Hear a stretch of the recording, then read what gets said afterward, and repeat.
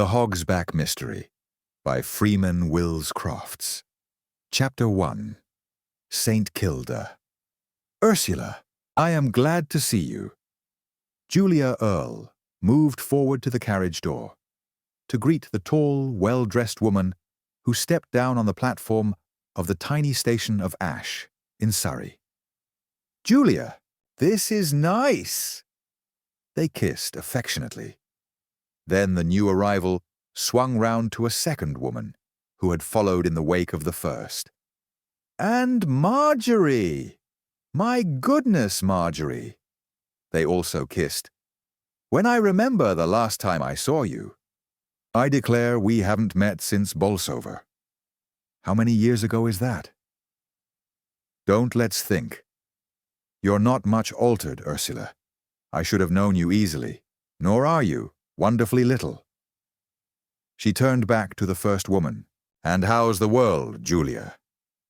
The interchange of reunion was interrupted in order to superintend the removal by a porter of Ursula Stone's 2 suitcases from the carriage and their conveyance by the same agency to a waiting car.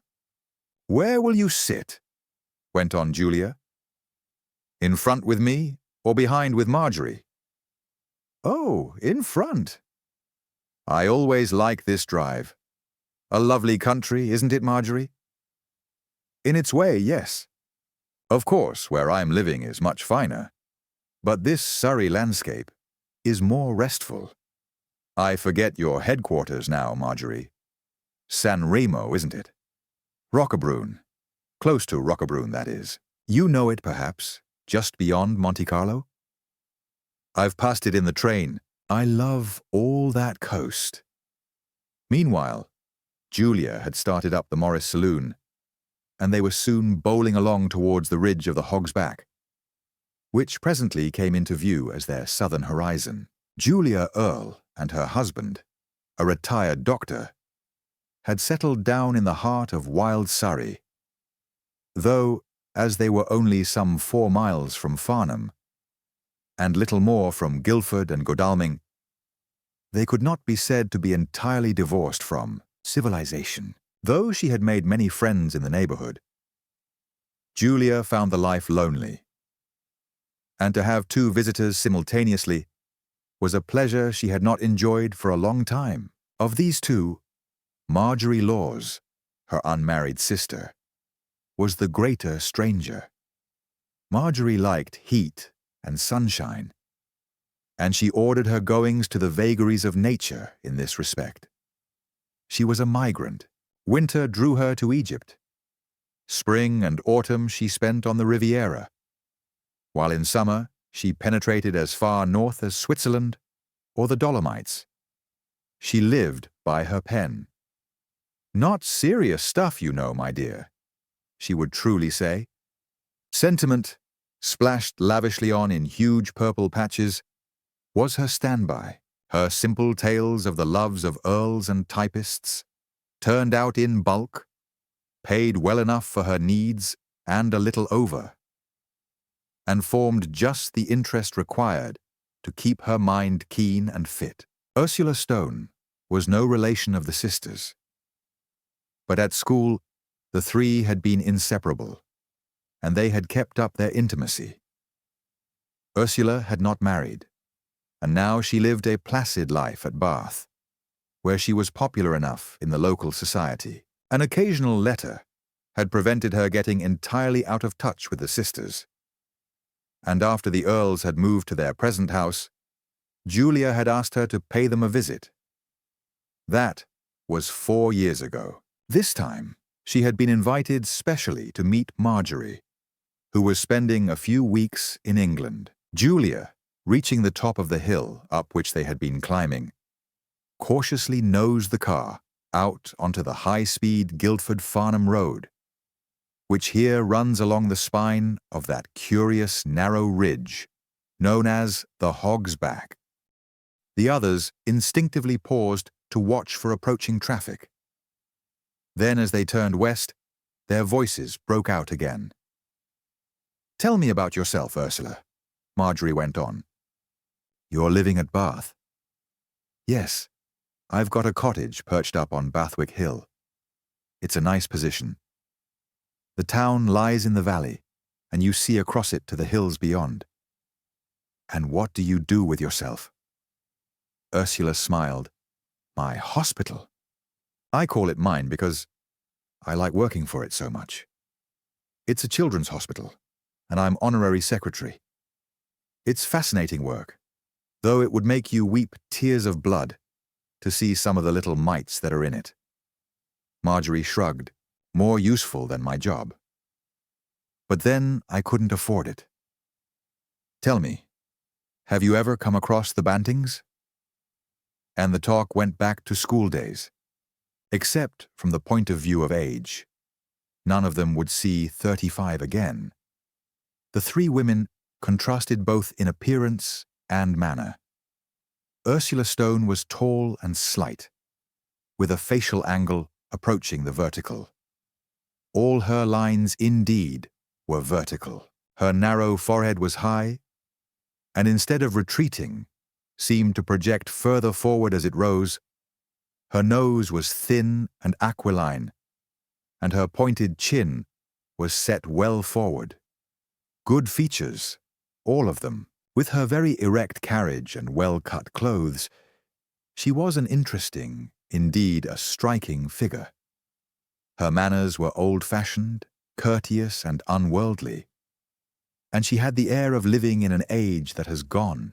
Julia Earle was also a handsome woman, tall, fair, with a commanding presence, and extremely well-dressed.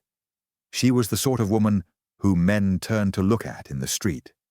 She did not look her age, not by a dozen years. A kind of competence radiated from her. One felt instinctively that she would hold her own in any company and deal efficiently with any situation that might arise. There was indeed too marked a hardness in her face, a hardness notably absent from Ursula's. Her sister, Marjorie Lawyers, while neither so good-looking nor so well-dressed, gave an impression of greater kindliness. Marjorie was smaller and thinner and had grown slightly wizened. Her skin was darkened from southern suns, showing up more prominently her graying hair. She was the only one of the three to wear glasses, through which gazed out upon the world a pair of extremely intelligent, greenish-grey eyes.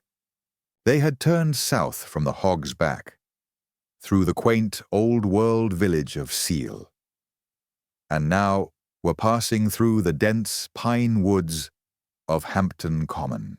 At a crossroads, they turned to the left through a still thicker wood of oak, beech, and ash, with plenty of birch and nut trees, an almost impenetrable thicket. Presently, Julia slowed down. "Here we are," she said, turning the car into a narrow gateway, which bore on a plate the name St. Kilda. A short, curving drive brought them to the house. A typical modern South of England cottage, with lower walls of purple brick, upper story and roof of antique red tiles and steel-framed casement windows. In front and at both sides, the trees had been cleared back to leave room for a small garden. All round was the wood. The place had struck Ursula on her one former visit as small but fascinating, and immediately she felt once again its restful charm. But what had most impressed her then, and now impressed her more than ever, was the isolation of the house. As far as appearances went, it might be the only dwelling in the world. "Oh no," Julia said when she commented on this. "Colonel Dagger lives just down the road, and the Foresters are close to him. There are plenty of houses about, but you don't see them because of the trees." Ursula was tired from her journey. It had been good up to Reading, where she had changed. But the local train through Farnborough took a leisurely interest in the surrounding country, stopping whenever possible and being in no hurry to restart.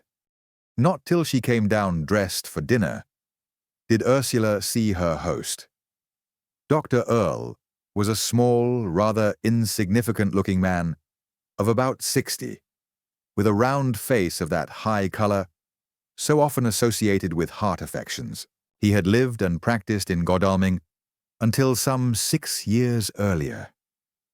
Then he had come into a little money, and hating general practice and loving research, he had obtained a partner, a doctor, Campion, to take over the heavy end of the work. He had bought St. Kilda for himself, intending to devote himself to writing a book on some abstruse theory he had formed on the culture of germs. Before, however, he had moved out. He had met with an accident and gone to Brighton to recuperate. There he had met and married Julia Laws. Now he greeted Ursula with a shy cordiality which somehow convinced her that he was really pleased that she had come. "So glad to see you again, Miss Stone," he said with a smile. "I hope you had a comfortable journey." Ursula reassured him, and they began to chat. On her previous visit, she had liked James Earle. She had found him unassuming and retiring, and anxious to do what he could to make her visit pleasant. Also, though surprisingly ignorant of books other than scientific treatises, he was fond of light reading, and she had enjoyed the appreciation he had shown when introduced to some of her favorites. "What have you been doing with yourself lately, Dr. Earle?" she asked. "Nothing very much, I'm afraid." The little man smiled. "A little golf, a little writing, some work in the garden. Still, unhappily, a few patients. I've tried to get rid of them without success. Some books, particularly some books. Have you read—" And they seemed quite naturally to slip into their relations of 4 years earlier. But it didn't last long. Julia and Marjorie soon came in, and they moved to the dining room. During dinner, Ursula realized, with some small feeling of regret, that what she had anticipated during her previous visit had come to pass. Then the Earles had not long settled down at St. Kilda. It was just a couple of years since their marriage. Though both were advanced in age, they had been very much Mr. and Mrs. Newlywed. Julia was evidently newfangled and amused with her unwanted position, and was fond in a maternal sort of way of her elderly boy. For James Earle was just a grown-up boy. As for him, he obviously doted on her. Now things were changed.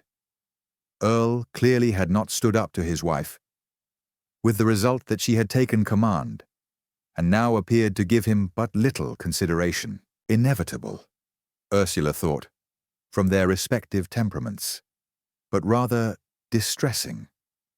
Not that Julia was at all unpleasant to her husband. Simply, she did not appear to consider him of any account in her scheme of things. But Earle didn't seem at all unhappy. It was just that Ursula thought they had missed a companionship which they might so easily have had. The evening passed uneventfully in bridge, and when Ursula went to bed, it was with feelings of satisfaction that she had come. She had enjoyed her previous visit to this charming country, and she believed she was going to enjoy the coming fortnight. Marjorie's presence was an added pleasure. Ursula had always liked Marjorie better than Julia. Julia she had found a little bit too conscious of the side on which her bread was buttered. But Marjorie would have shared her last crust with a stranger. The next day, the weather seemed to confirm Ursula's optimism. It was one of those charming autumn days which are not uncommon in southeastern England. The sun shone placidly, with a comfortable warmth, reflecting mellow lights from the rich coloring of the turning leaves and drawing delightful aromatic scents from the woods. The twittering of birds, cut sharp across the soft cooing of distant pigeons, stretched lazily on its side on the grass, lay the Earl's big black cat, the epitome of luxurious ease, yet with a wary eye on the birds, and an occasional thump of its tail on the ground, as a protest against their presence. No wonder Ursula felt optimistic. Yet, had she been able to foresee the future, she would have recoiled with horror, and without a moment's delay, would have fled from St. Kilda, and all connected with it. It was indeed on that very day that the first of those small incidents occurred, which were to lead up to the awful culmination which spelled tragedy for the party, and gave a thrill to the entire country. The occupants of St. Kilda had dispersed on their lawful occasions. Earle had gone to play golf, walking. The clubhouse was only some half-mile back along the road to the station. Marjorie had disappeared to her room to write, while Julia was busy with household chores. Ursula, finding a deck chair in the hall, had fixed it in a shady corner of the garden and opened a new novel. But she didn't read with diligence. The sun and air were soporific, and with closed eyes she lay in dreamy content. Presently, she became faintly conscious of a movement behind her. Julia, she supposed, and she prepared to congratulate her on the perfect setting of her home. But the movement ceased, and Ursula sleepily imagined she had been mistaken. Then suddenly, she felt a presence and opened her eyes. A startled-looking young man was bending over her. His face was nearly on a level with her own, and Ursula realized that he had been about to kiss her. In fact, that she had missed the salute by a fraction of a second. He was a tall young man, tall and thin and rabbit-faced, with protruding mouth and retreating forehead and chin. He was obviously very much perturbed. "Beg pardon, I'm sure," he muttered, drawing hastily back. "I thought it was—" He checked himself quickly, adding, "someone else." "Oh," said Ursula frigidly. "Yes," he went on, regaining confidence. "Only saw your feet, you know. Your face was hidden by the back of the chair. And that red dress—" Again, he broke off in confusion. "I mean, it was an accident. Sorry and all that." "There's nothing to be sorry about," Ursula said very distinctly. No, of course not," he agreed. Ursula could have boxed his ears, but I waked you up, you know. Shouldn't have done that. By the way, my name's Slade, Reggie Slade. Live next door, you know. He pointed vaguely to the trees ahead. "Do you happen to know if Mrs. Earle's about?" "I don't know where Mrs. Earle is," Ursula answered unhelpfully. He took out his cigarette case, selected a cigarette, and slowly lit it. "No?" he said. "I expect she's indoors. Have a message for her, you know." He paused, hung about undecidedly on one leg, then went on, "You're Miss Stone, I suppose. Heard you were coming. Mrs. Earle has been looking forward to your visit."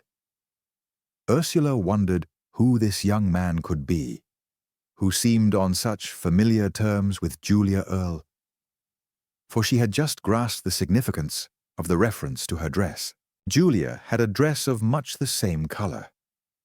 She had seen it in her wardrobe when in her room on the previous afternoon. Slade was certainly on very familiar terms. There was no doubt he had been going to kiss Julia. And what was more intriguing, Ursula was satisfied he would never have dared to do so, unless he knew Julia would be a consenting party. "I expect you'll find Mrs. Earle in the house," she said coldly, opening her book in a marked way. But the young man showed no signs of taking the hint. "Oh, come now, Miss Stone," he said, looking round as if for a seat. "Don't be mad with me for a mistake, especially when I've apologized. Couldn't have known it was you, you know. I'm not in the least annoyed. Kindly allow me to get on with my book." "That means you are annoyed," he grumbled. "It wasn't as if—" He broke off, and his face and tones grew suddenly eager as he added, "Here's Julia." Ursula felt a little shocked as she looked at him. There was no mistaking the expression in his eyes. They had the adoring, worshipping look of a dog which fawns on its master. Whoever or whatever Reggie Slade might be, one thing about him was certain. He was utterly, overwhelmingly in love with Julia Earle. Julia took no notice of him at first. She spoke cheerily to Ursula, asking her if she was cold and saying that if so, there were rugs in the hall. Then she glanced at her other visitor frowningly. "What on earth do you want?" she asked unpleasantly. "If it's my husband, he's gone out." The rabbit-faced young man looked so crestfallen that soft-hearted Ursula was sorry for him in spite of herself. "It was only," he stammered, "that I've, got the Bentley back. Just been into Farnham for her. She's, going better than ever. I wondered if, perhaps—" "Oh, you were going to take James to play golf?" Julia mocked. "Well, he's gone already." "Then there was that book," the young fellow pleaded desperately. "Oh, yes, the financial book for Colonel Dagger. Yes, I'll get it for you if you come in." "Sure you're all right, Ursula." "In heaven," Ursula declared dreamily, and the others disappeared. Ursula felt more than a little distressed at this development, though not wholly surprised. She was not taken in by Julia's manner. That Julia had encouraged and was encouraging the young man, she hadn't the least doubt. Probably, thought Ursula. Not at all cynically, but with the humorous toleration with which she had trained herself to look on life. Reggie Slade was bestowing that self-same kiss at the present moment. Probably also, he was receiving value for it. Julia had always been like that. Ever since Ursula knew her, she couldn't live without male admiration. Admittedly, wherever she went, she received it. And yet, until James Earle appeared, no one, so far as Ursula knew, had wished to marry her. Men were ready enough for a flirtation. But when things began to grow serious, a bar to matrimony invariably appeared. Sometimes it was an existing wife, but usually that they suddenly found they had no money, for all of them knew that a poor man's love was no good to Julia.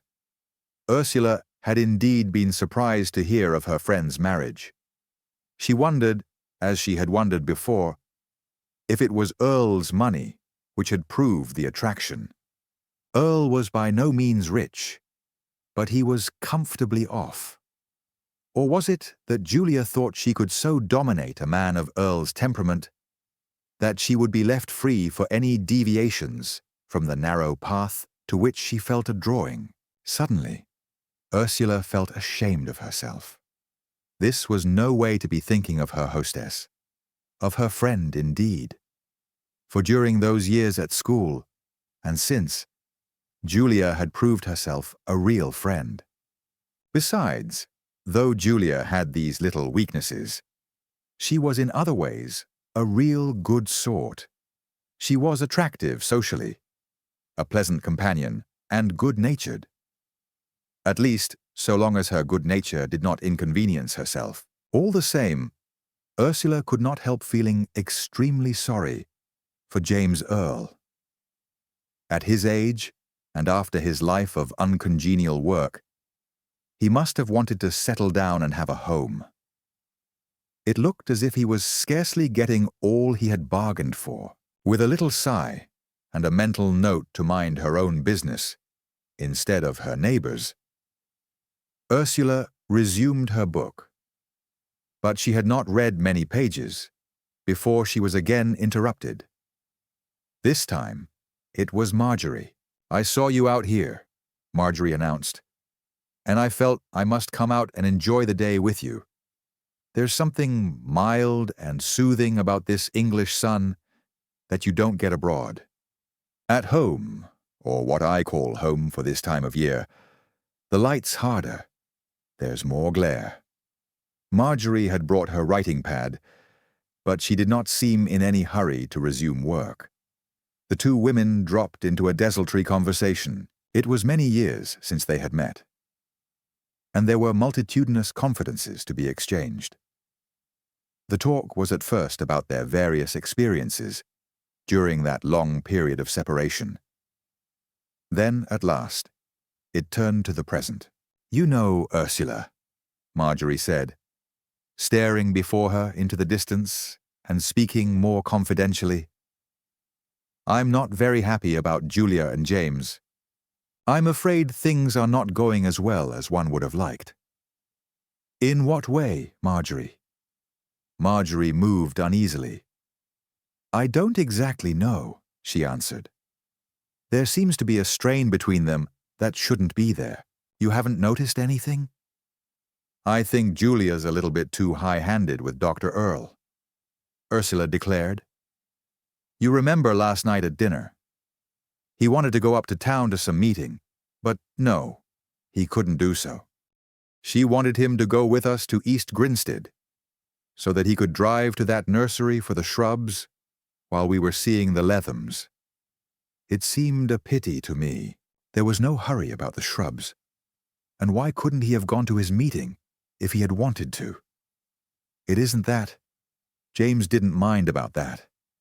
As a matter of fact, I happen to know he wasn't really particular whether he went to the meeting or not. Besides," she paused and glanced sideways at Ursula, "James is not so meek and mild as you think. He can be quite nasty to her if he wants to. I've heard him. Quite nasty? I was surprised." Ursula smiled.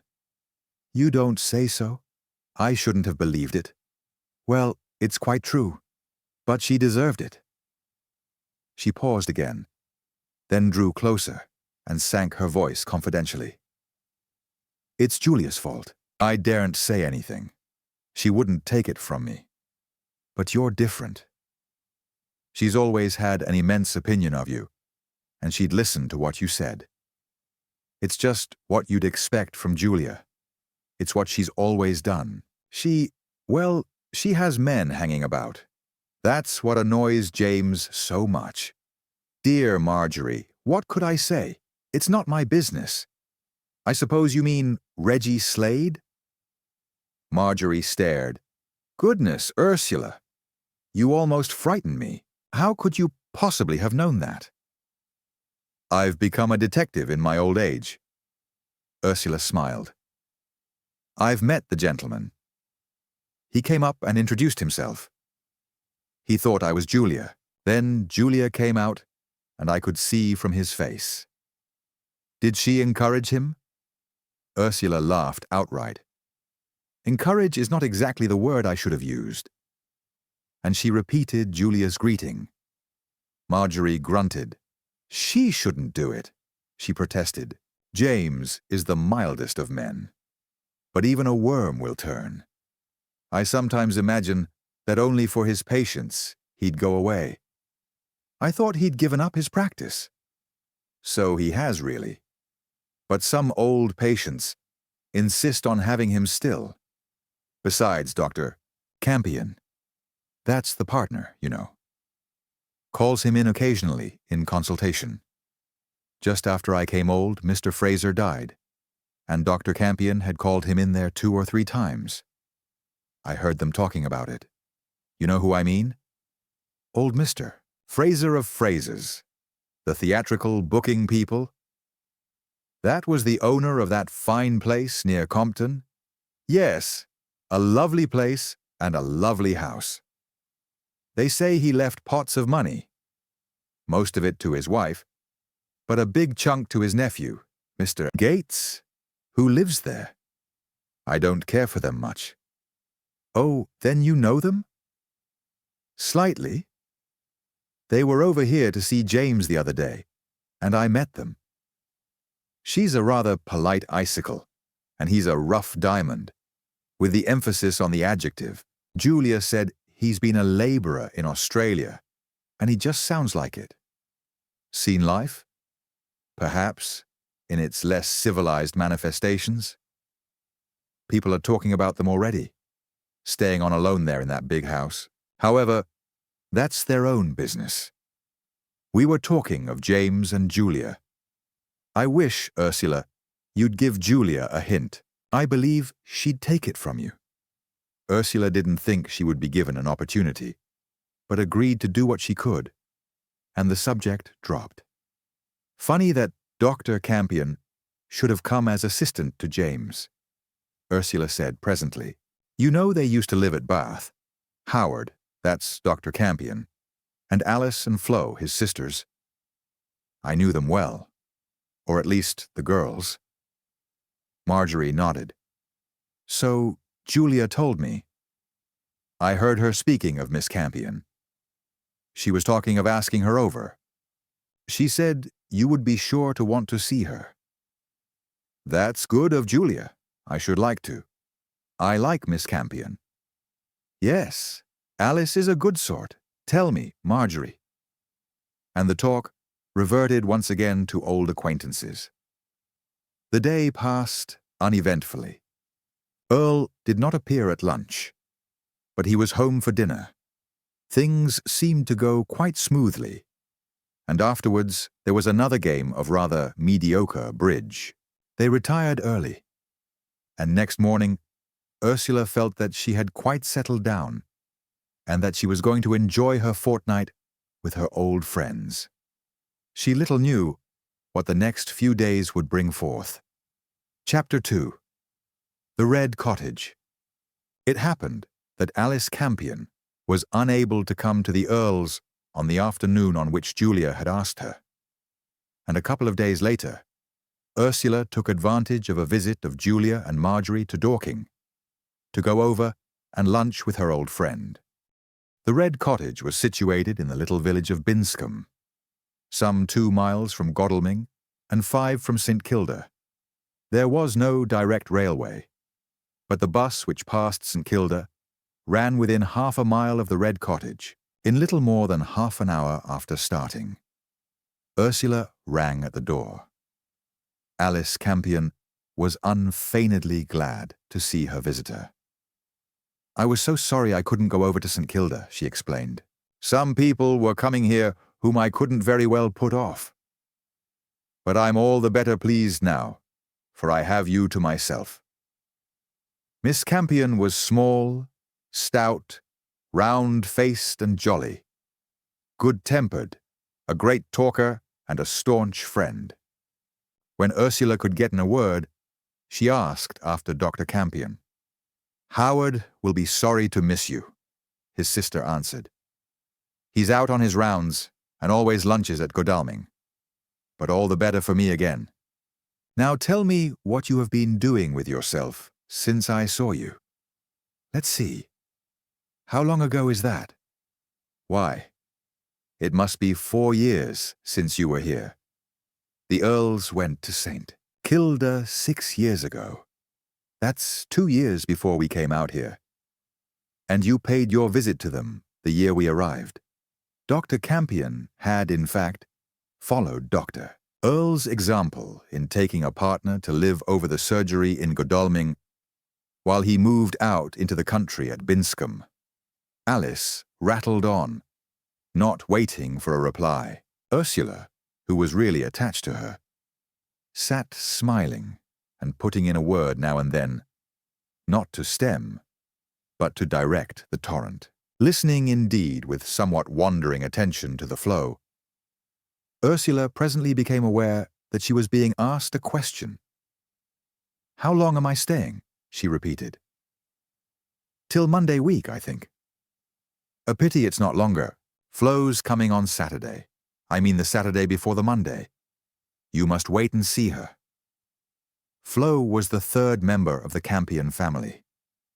She had lived with the others in Bath, and she and Ursula had been close friends. Flo! Is she really? Oh, I certainly must see her. I don't like to think how many years it is since we met. But I'm afraid I couldn't stay longer. I have to be home on Tuesday. Put it off, whatever it is, Alice urged. It can get on quite well without you. No, I really think I ought to go home. What about Sunday? Suppose I were to come over in the afternoon? Come and spend the day on Sunday. That would be better than nothing. Oh, I couldn't, Alice. I couldn't leave Julia for the whole of my last day. But I'll come in the afternoon. After some grumbling on the part of Alice Campion, it was arranged that Ursula should go over in time for tea and stay for the evening, when Dr. Campion would run her back to St. Kilda. You must see the house, Alice declared. I don't think we were settled in last time you were here. They went through all the rooms, of which Alice was evidently extremely proud. Ursula duly admired everything she saw, though to herself she admitted that the furniture was all very ordinary. Indeed, she was surprised that Alice had not shown better taste. However, she told herself that if it pleased Alice, it was efficiently serving its purpose. One new and elaborate piece of furniture formed an exception to the rule: an inlaid and beautifully carved radio gramophone. Really an ornament to any room, Ursula cried out with genuine delight when she saw it. Say that to Howard, Alice answered. He's just finished making it, and it's the apple of his eye at present. If you praise it, he'll take you to his heart at once. Making it? Ursula repeated in astonishment. You don't mean that he made that case? He made everything you see and fitted in all its works. And it has a very good tone, too. Listen. She turned a switch, and the room was filled with the sickly, pulsating throbs of a cinema organ. You must see his workshop, Alice went on. Only he'd like to show it to you himself. He really can do anything with his hands, but of course he's got good tools. I don't know what that place hasn't cost him. And she produced further samples of Campion's skill. Ursula was fond of anything mechanical, and she took a mental note to remember to see the workshop on her next visit.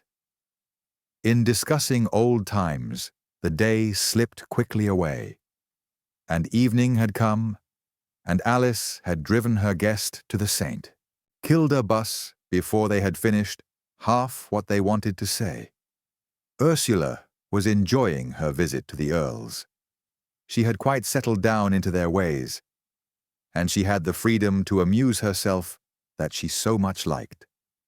In the forenoon, she lay about and read, while Marjorie added page after page to the latest tale of love and longing, and Julia busied herself about the house. In the afternoon, they usually went exploring, either in the car or on foot.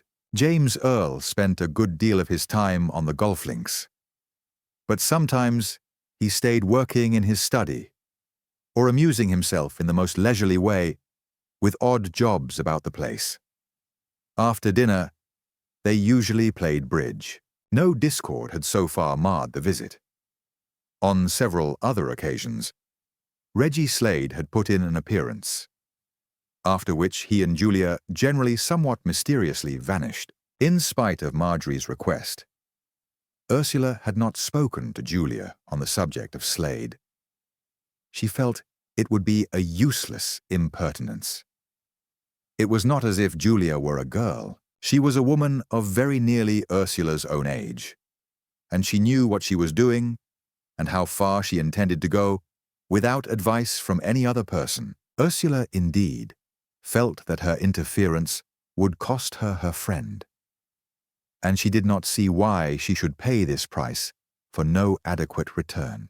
Then, one day, a trifling but unpleasant incident took place, which worried Ursula and made her fear that affairs at St. Kilda were in a more parlous state than she had supposed. It occurred towards the end of her visit, on a Thursday, and she was leaving the following Monday. That morning, Dr. Earle had said he was going to play on the Merrow Links, near Guildford, and that he would stay afterwards for bridge, returning only in time for dinner.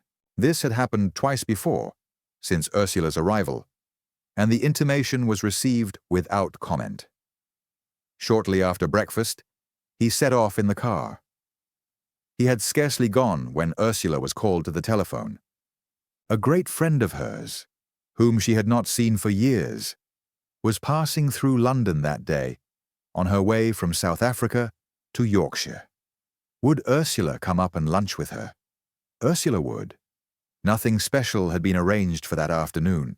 Julia, however, was overwhelmed with regrets. If only the message had come 10 minutes earlier, James could have taken her to Guildford.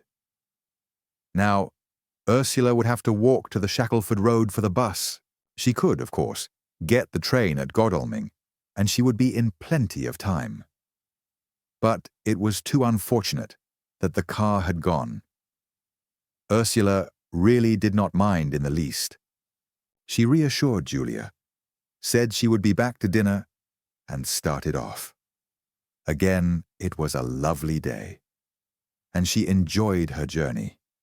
At Waterloo, her friend met her, and as it was early for lunch, they decided to carry out one or two small commissions first. One of these took them to Marylebone Station, and it was when they were returning to the Marble Arch that the incident happened.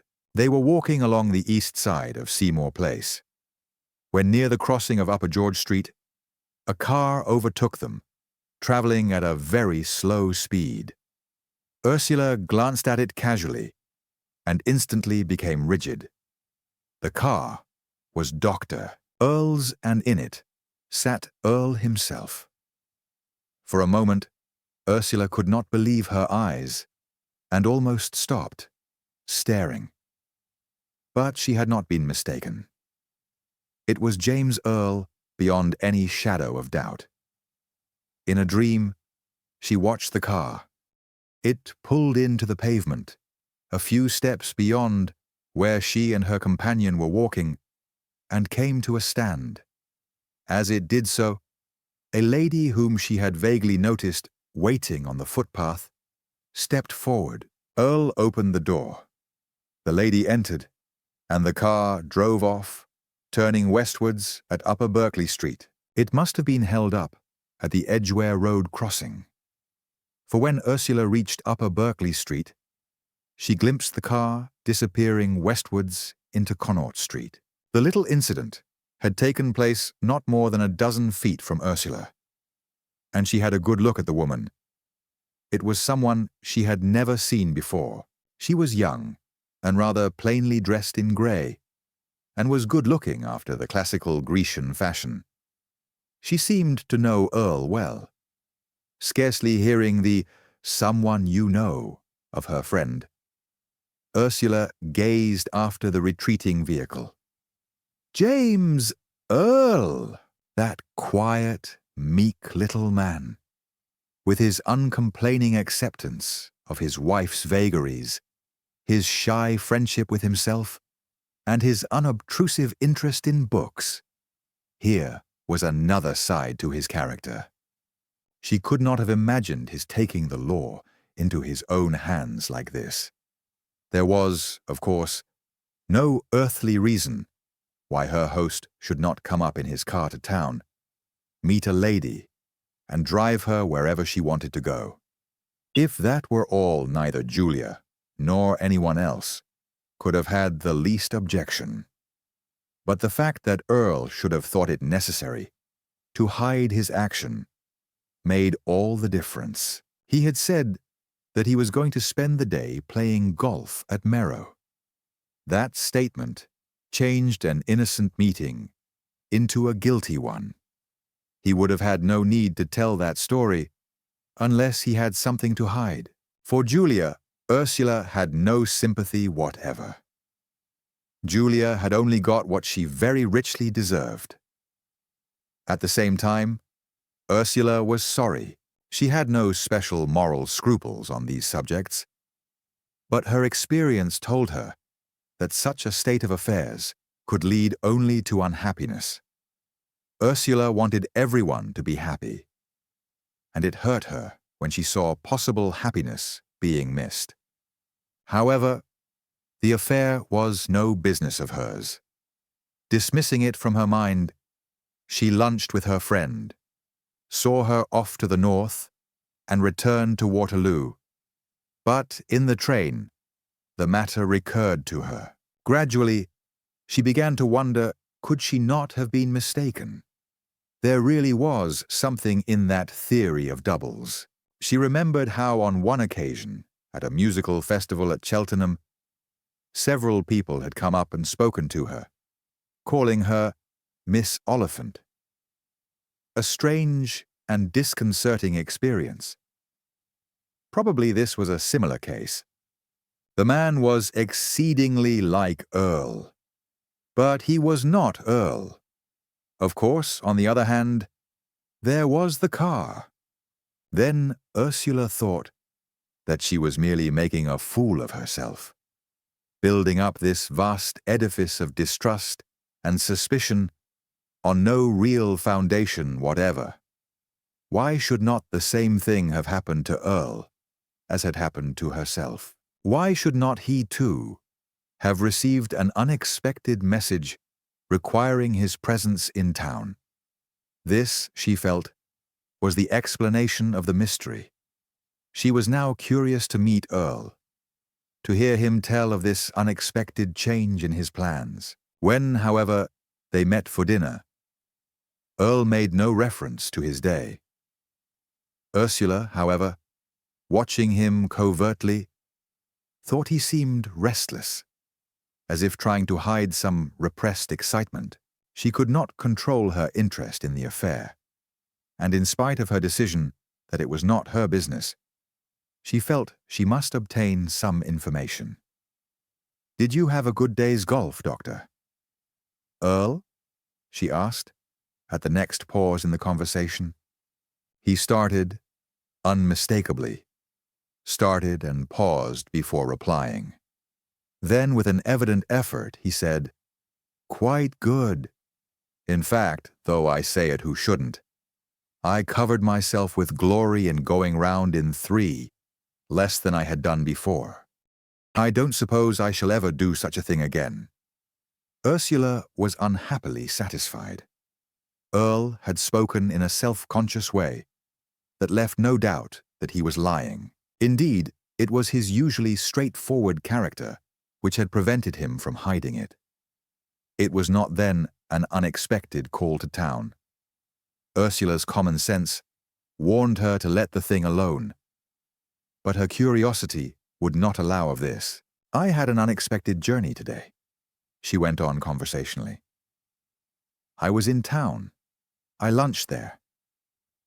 Earle was evidently suspicious, and though he achieved a creditable reply, it had no conviction. Disappointed, Ursula, with an effort, turned the conversation to the views visible from the train, and they began to discuss the country.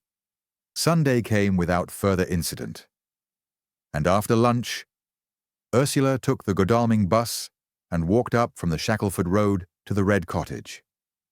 It was another splendid day, warm and summery as early September. Ursula was looking forward with a good deal of eagerness to seeing Flo Campion. Flo had been her special pal, and for a dozen years they had not met. Flo was companion to a wealthy old lady, a great traveler. With her, she had been twice round the world, and had spent months in China, Japan, the South Sea Islands, and other places out of the beaten tourist track. The meeting proved as satisfying as Ursula had anticipated. Flo Campion was but little changed. No reserve had grown up, which required to be thawed, and the two women were able to pick up their friendship at the point at which they had laid it down. Flo had seen much during her travels, and as she had the gift of putting her experiences in an interesting way, time passed quickly and pleasantly. Shortly before dinner, Howard Campion came in. He was a tall man, of rather slight build, though evidently healthy and muscular. His manners were quiet and direct, and though he was retiring rather than pushing, in his personality there seemed to Ursula latent force. She felt that he would be a good man in a tight place. When they had chatted for some time, Ursula turned the conversation to the radio gramophone. "Alice tells me you made it, Dr. Campion.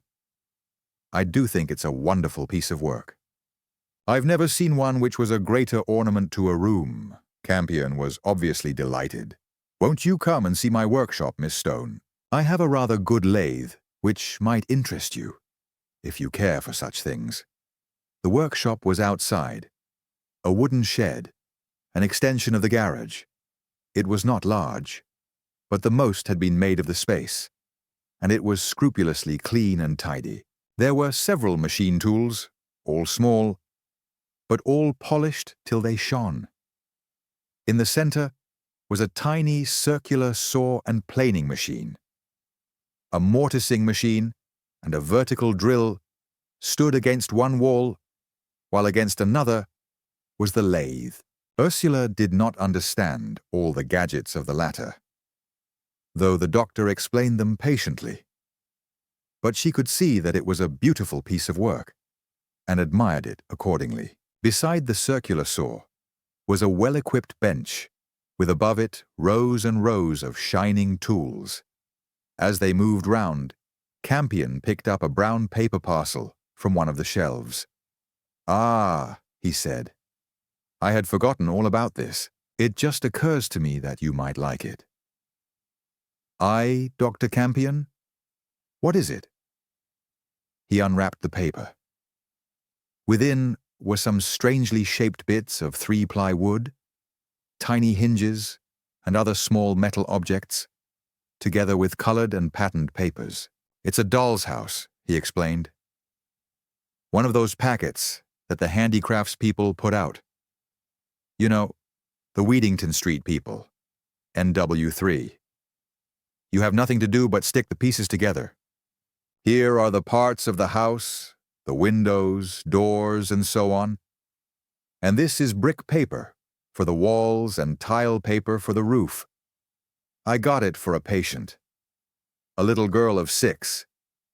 But before I could put it together, the poor little mite died. Now it occurs to me that you might like it for your hospital."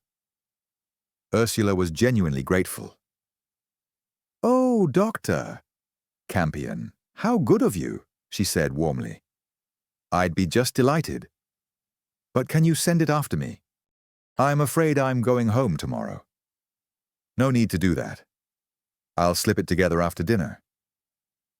"Can you really? In so short a time?" Campion smiled.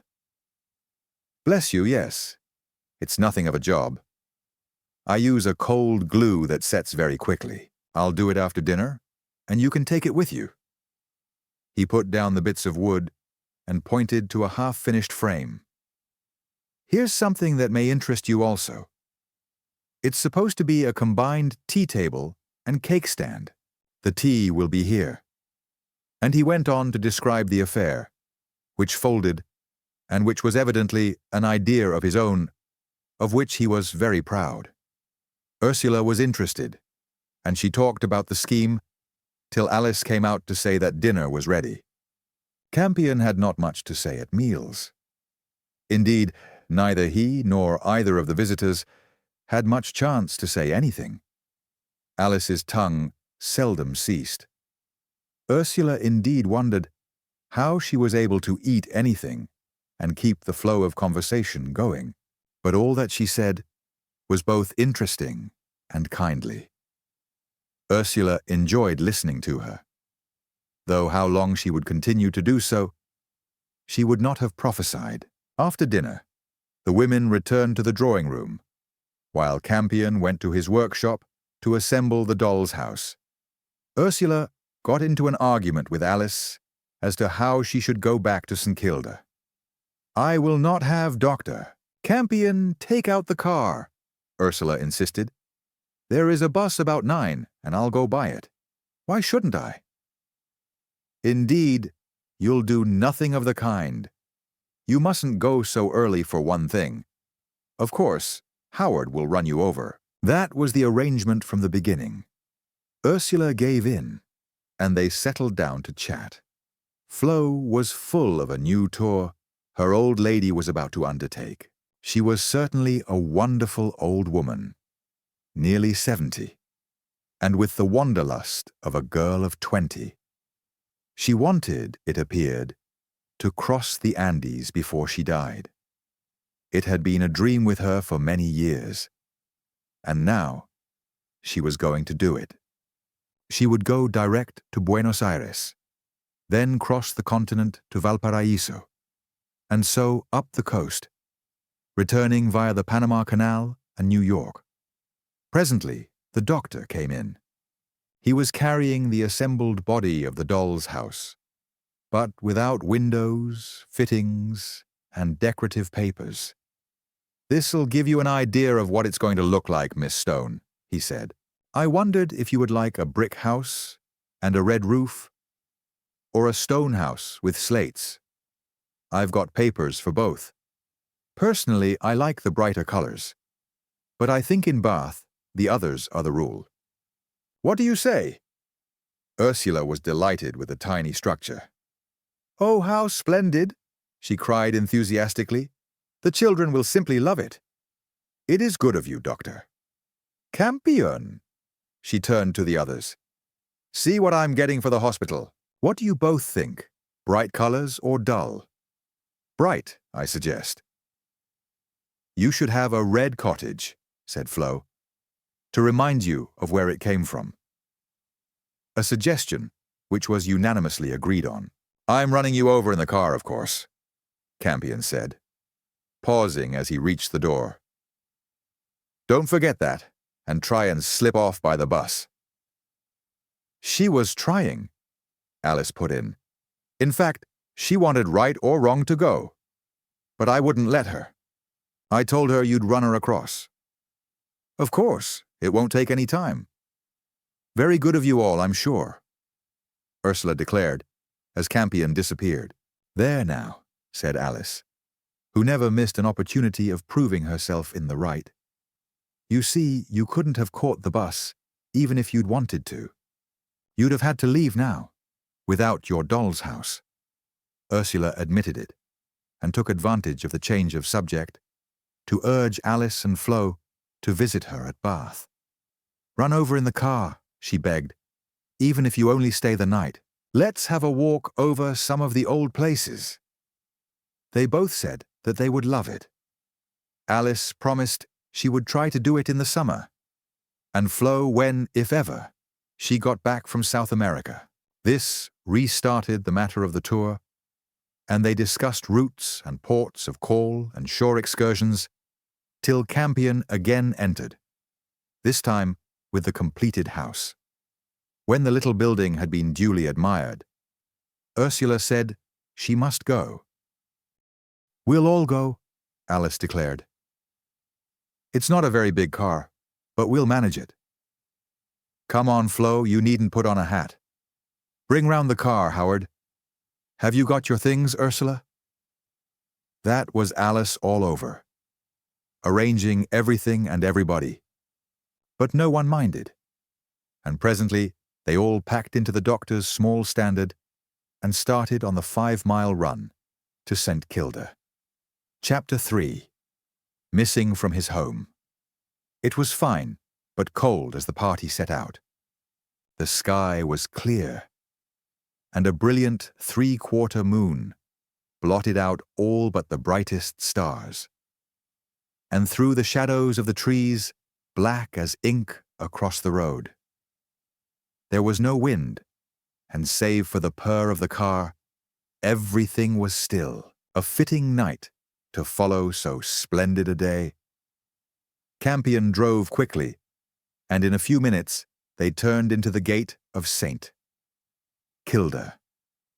Then, while Ursula slowly disentangled herself from her seat, Campion got out and rang the bell. Julia opened the door. "Oh, is it you, Doctor? Campion?"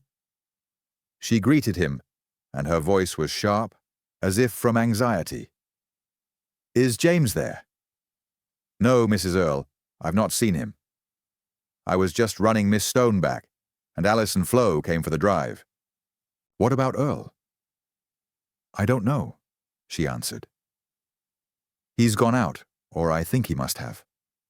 But he didn't say he was going out, and all his hats are in the hall." "Oh," Campion returned. "He's gone to see Dagger or the Foresters."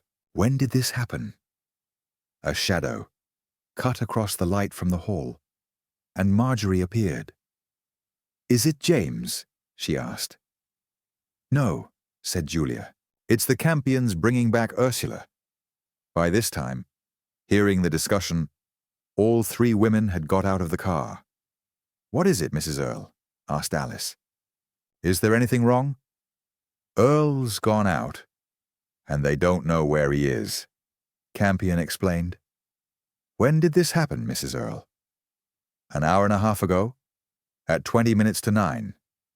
Marjorie and I were able to fix the exact time." "And what exactly happened?" "Tell us the details." Julia stepped back into the hall. "Won't you come in?" she invited. "Come into the sitting room, Miss Campion. Come in." She turned to Flo. "It's cold out here at the door." The party moved slowly in and stood grouped about Mrs. Earle. "He said nothing, just walked out?" the doctor questioned. "We didn't hear him go out," Julia went on. "I'll tell you. We were alone, he and Marjorie and I. On Sunday evening, Lucy goes out and I get supper. Well, we had supper as usual, and then Marjorie helped me to wash up. I never like to leave the dirty things for the maid. Supper was about 8, and I suppose was over about 8:30. "Just 8:30, Marjorie interposed. "Yes." "Then we washed up, and Marjorie went into the sitting room. Tell them, Marjorie." Marjorie took up the tale. "When we were finishing washing up, I remembered that I had seen one of the cups we had used at tea on the piano in here. The Bannisters came to tea, and someone had put this cup away, and it had been forgotten. So I came in for it. James was sitting in that chair before the fire, reading the Observer. I noticed particularly that he had his slippers on. He looked up as I entered and asked me had I read about a motor accident which had taken place the day before near Dorking. It's a regular death trap, that corner, he said. We were nearly sent to Kingdom Come ourselves at that very place. You can't see. And as we were trying to cross the road, a bus came charging down on us. I murmured something and took the cup out to the kitchen and washed it. I don't suppose I was 3 minutes out of the room. Certainly not more. As I came in again, I went on talking about the accident. I said, "Is that the corner near the school where we met Janie Holt?" There was no reply, and when I looked over, James was gone. His newspaper was there on the chair, but he was gone. She paused. "And what did you do?" Campion asked. "I didn't do anything. Why should I? I thought it funny just for a moment, you know, but I didn't really pay any attention to it. I supposed he had gone upstairs. But then, when he didn't come down again, Julia, when I came in 10 minutes later, Julia interrupted. I asked where he was. because once he sits down to read the paper, he usually doesn't move till he's finished it. After another half-hour, he hadn't turned up, and I said again, "Where can James be?" At first, we thought he had gone upstairs, but Marjorie said she had not heard him pass the kitchen door, and you could scarcely go upstairs without being heard. However, we supposed he must have done so. But as time still went by, and he did not come down, I got anxious and went up to look. He wasn't upstairs. I both called and looked. Then we thought he must have gone out, but I looked and found that all his walking shoes were upstairs, and all his hats in the hall. If he had gone out, it must have been without a hat and in his slippers. All the same, we went round the place, calling, but we could find no trace of him. He was not in the garage, nor the greenhouse, nor anywhere about. "Some patient," Campion suggested. "Are you sure the telephone didn't ring?" "Absolutely certain. We couldn't have helped hearing it. Besides, with slippers and no hat. He's gone into Dagger or the Foresters, as I said," the doctor remarked again. "Ring them up on the ground that he's wanted on the telephone." "Yes, do, Mrs. Earle," Alice exclaimed. "You'll find that's what happened. You see, it's such a lovely night that he might easily walk a short distance in slippers and without a coat or hat. You'll find he'll turn up directly." "I don't want to make a fuss about it," Julia declared, "because he'd be so annoyed. What you suggest is a good idea, Doctor. Campion, I'll ring up." "I don't like it," said Alice, in a low voice as Julia left the room. "I don't like it all. I never liked his color. You know, heart. That high, florid sort of color always means something wrong with the heart. He's gone out and fallen somewhere, and not been able to get up again. You'll have to search, Howard." The doctor made a gesture of impatience. "My dear Alice," he grumbled, "do for pity's sake control your imagination. Can't a man go in to pass the time of day with a neighbor without raising the entire country? He's all right. Don't make such an unholy fuss." "It's not making a fuss to take reasonable precautions." She turned from her brother. "Don't you see, Ursula? Don't you see, Flo? What I say is not making a fuss. It's most likely. No one goes off like that without a word. You wouldn't do it. I wouldn't do it. Even Howard wouldn't do it. Would you, Howard? Would you go—" "He's not at the Foresters," came Julia's voice from the hall. "I'll try Colonel Dagger."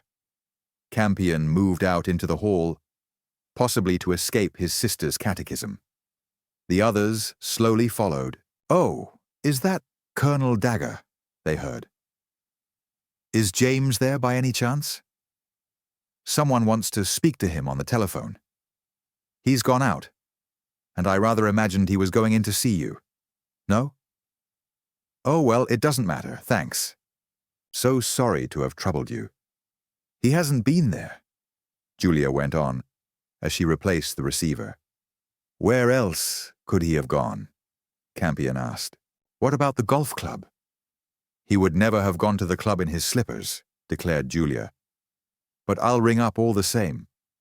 "No," she went on a few seconds later. "He's not been there. Is there no other place close by at which he might have called?" "I don't think so," Julia returned anxiously. "No, I don't understand it. What do you think about it yourself, Doctor?" "Campion? I don't think you need be in the least anxious, Mrs. Earle. He's gone out for a stroll, and the night's so fine it has tempted him further than he intended. At the same time, if it would be an ease to your mind, we might have another look round. Of course, it's just conceivable that he has tripped and fallen and perhaps not been able to walk home. If you would go through the house thoroughly again, I'd have a look outside. Hadn't we better divide and do the thing properly? Alice suggested. If you, Julia, and Ursula would do the house, the rest of us could help Howard outside. What do you think? This was agreed to, and the two little parties set to work. Julia was now looking very frightened, and even Ursula was beginning to fear some mishap. Alice's theory did not seem at all impossible to her, and she would not have been very surprised to come on Earle at any moment, unconscious or even dead. She herself had often thought how like a heart subject he was. Carefully, she and Julia went from room to room. When they had finished, no doubt remained. Earle definitely was not in the house. They put on wraps and went out and joined the other searchers. The out offices had been done without result. Garage, car, electric power hut, greenhouse, tool shed, and summer house. So had the lawn and garden. When we're here, the doctor said. Ursula could see that he was making light of it to Julia. When we're here, we might as well look into the wood a little way. Are there any paths through it that Earle was accustomed to use? There are paths, of course. The usual mere tracks that cover the heath, but none that James would have gone along at night. In fact, he didn't like being in the wood at night. I've often heard him say so. Few people do, Campion returned. All the same, the fine night might have tempted him. We'll just have a look. He divided the surrounding wood into areas and his party into twos, allocating an area to each party. He himself undertook the road. I think we'd better have the car, he said to Ursula, who chanced to be his partner. If I ran slowly, you could examine the near side of the road while I looked at the other. He might have gone for a walk and felt faint and be resting on the bank. They went for a couple of miles in each direction, returning to find that a search of the wood surrounding the house had yielded no better result. None of the party now made any pretense of being free from anxiety. There's 11:30, said Julia, and he disappeared at 9:20, nearly 3 hours ago. Something dreadful has happened. I'm frightened. What should we do? It was easy to ask the question. It was anything but easy to answer it. Everyone thought of the police. No one liked to suggest calling them in. Has he ever gone out like this before? Flo Campion asked, as if in an effort to postpone the inevitable suggestion. Never, Julia declared. James is good that way. He always says when he's going out and when I may expect him back. And if he can't come, he always telephones. I cannot help thinking he has gone into some house, Campion put in. Is there no one who could have called for him?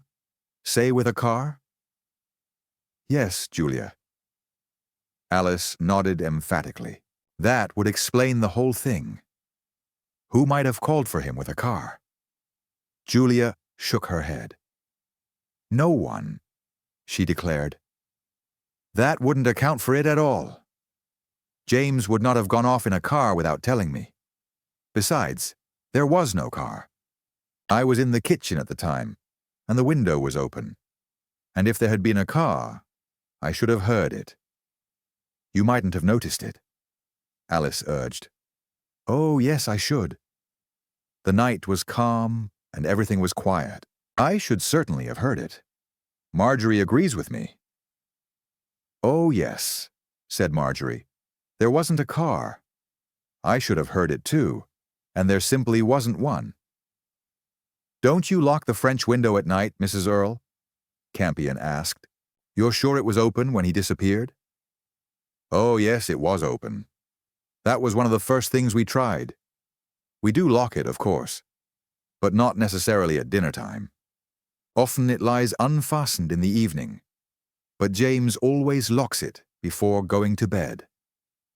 Campion cleared his throat nervously. I hardly like to suggest it, Mrs. Earle, he said. But I'm not sure that it mightn't be well if I were to run into Farnham and tell the police. We mustn't shut our eyes to the possibility of Earle's falling over something in the dark, and perhaps twisting his ankle and being unable to return. The police would help in making a search in case something of that kind had happened. What do you all think? I think he should go, Mrs. Earle, Alice said at once. I think we all felt that the police should be told, but none of us liked to say so. What do you think? Julia appeared unwilling to take so drastic a step. I'd simply hate having the police in, she declared. But if you all think it's the right thing, let's do it. You haven't said anything, Ursula. What do you think? For a moment, Ursula did not reply. An unpleasant suspicion had for some time been shaping itself in her mind. A suspicion founded on the knowledge she had so unexpectedly gained during her visit to London. Had Earle really left St. Kilda, but voluntarily? Had he slipped away according to some prearranged plan, to join the woman of the car?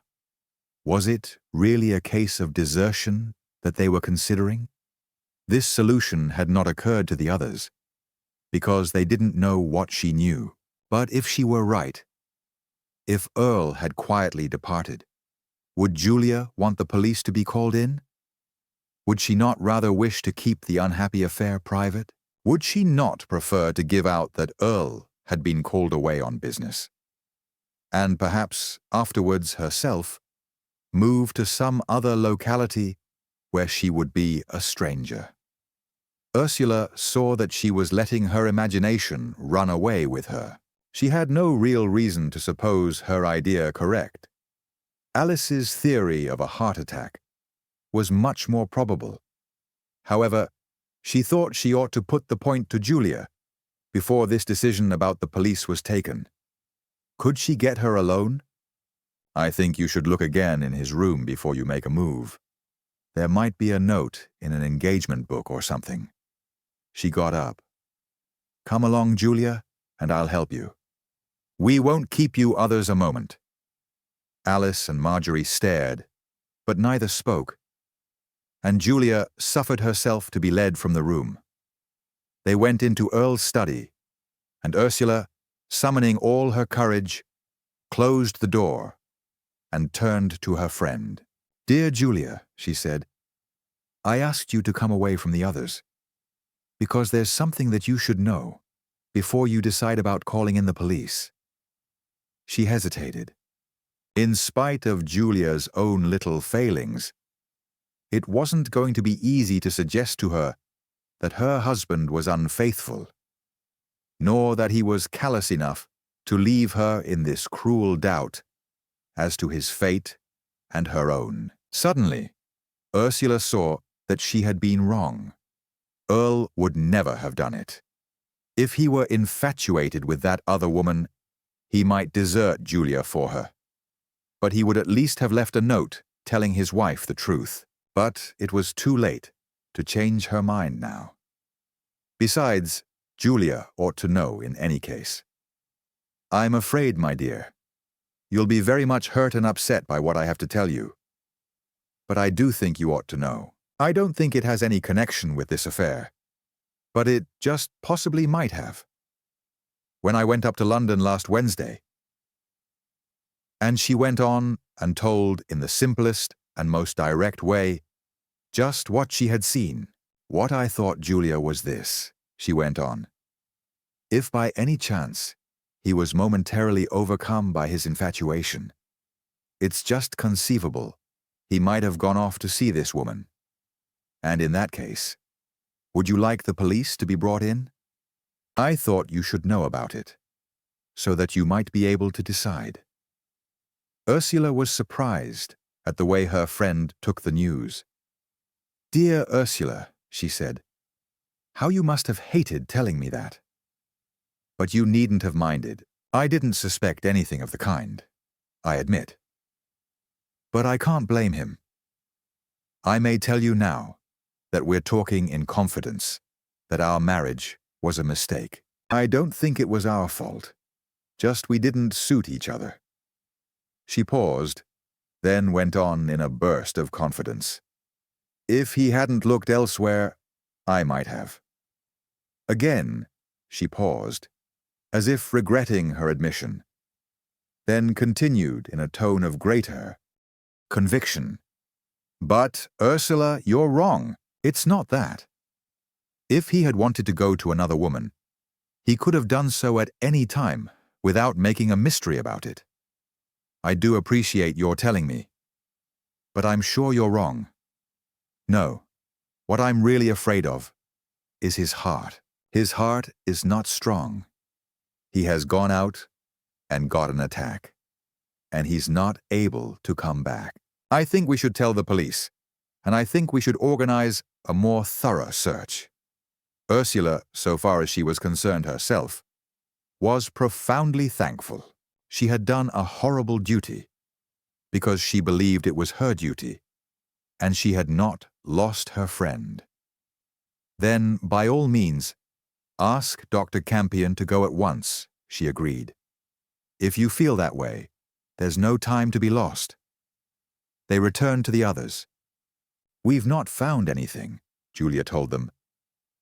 "And I think if you, Dr. Campion, would be so good, the police should be told.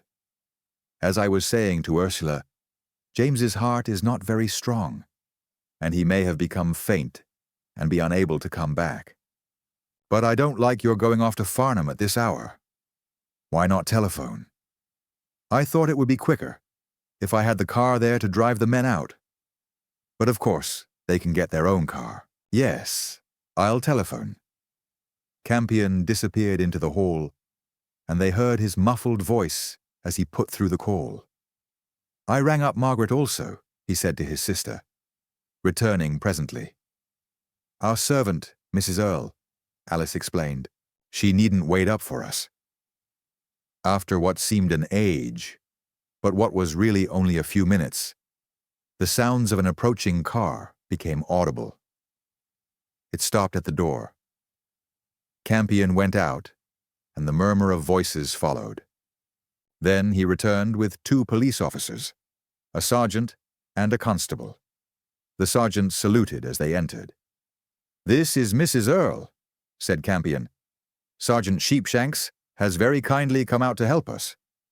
Doctor—" "Campion has told me what has taken place, madam," Sheepshanks began.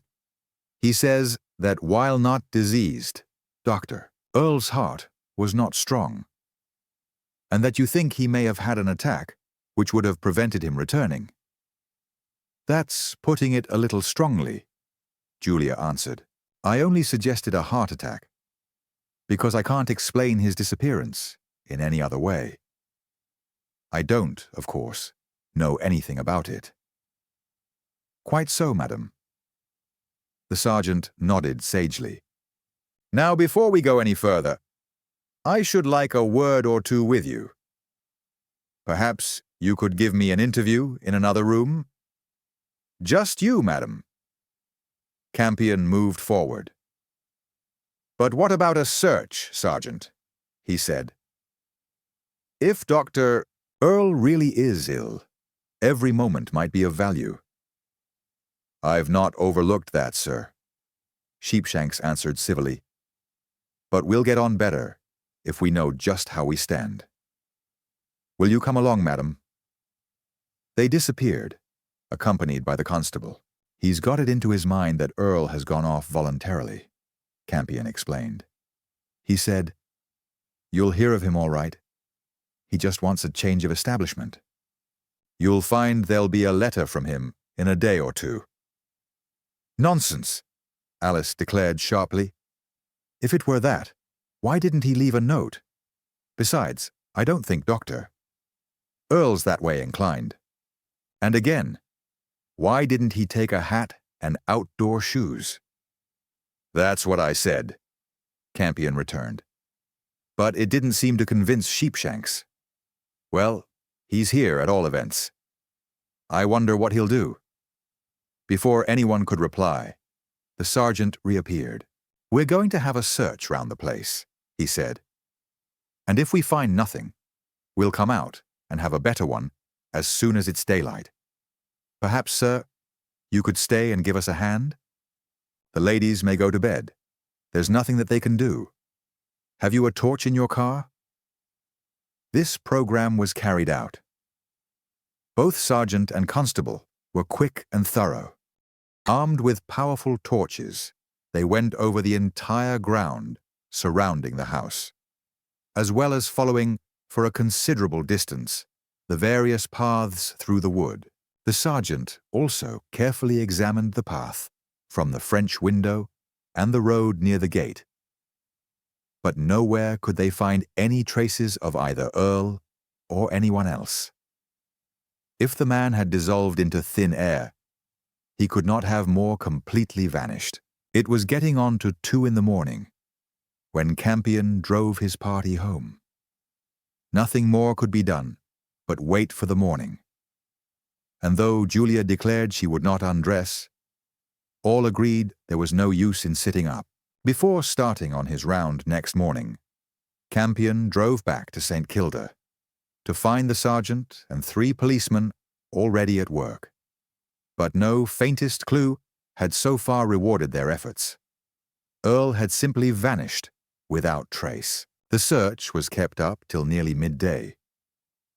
And then Sergeant Sheepshanks took formal statements from each member of the household, with Julia's permission looking through Earle's papers. One of the questions he asked Ursula was whether she had ever had any suspicion that Earle might have been attached to or had relations with any other woman. And in view of the direct question, she very unwillingly told him what she had seen in London. Somewhat to her relief, he didn't seem to think much of it, though he took details of the story. He left with a civil word of thanks for her information, but without any expression of his own opinion. Slowly, the hours of that day dragged away, without bringing to light the slightest information about the missing man. Earle had utterly and completely vanished. Vanished instantaneously. At one moment, seated in his chair, settled down for the evening, entirely normal, dressed for the house. 3 minutes later, gone, neither sight nor sound of his going. No trace left, no hint either of cause or method, no suggestion of motive, no explanation anywhere of any part of it. Spirited away. The old phrase seemed to take on a new meaning. It was like seeing the impossible happen before one's eyes. Nor did the sergeant's prognostication prove correct. There was no letter from Earle, neither that day nor the next. No intimation of any kind was received to prove that he was still alive. Julia, indeed, was convinced that he was dead. She said that whatever her husband might or might not do, he would never have left her in such a painful state of doubt. Marjorie held the same view, and even Ursula found herself forced to a similar conclusion. Ursula had cancelled her departure, deciding to stay on with Julia for a few days longer. What the police were doing, if anything, the ladies did not know. The sergeant had returned after lunch to Farnham, saying that he would keep them advised how things went on. But he had told them nothing. 2 days later, however, they found that the police had not been idle after all. A pleasant-looking, keen-eyed man, of slightly under medium height, called. He presented a card bearing the legend, Detective Inspector French, CID, New Scotland Yard, and said he wished to ask some questions relative to the disappearance of Dr. Earle. Instantly, to the inmates of the house, the mystery grew darker and more sinister. Chapter 4. Inspector French takes hold. About 10 o'clock on the morning of that same day, Inspector Joseph French had alighted from the train at Farnham Station and turned his steps towards police headquarters.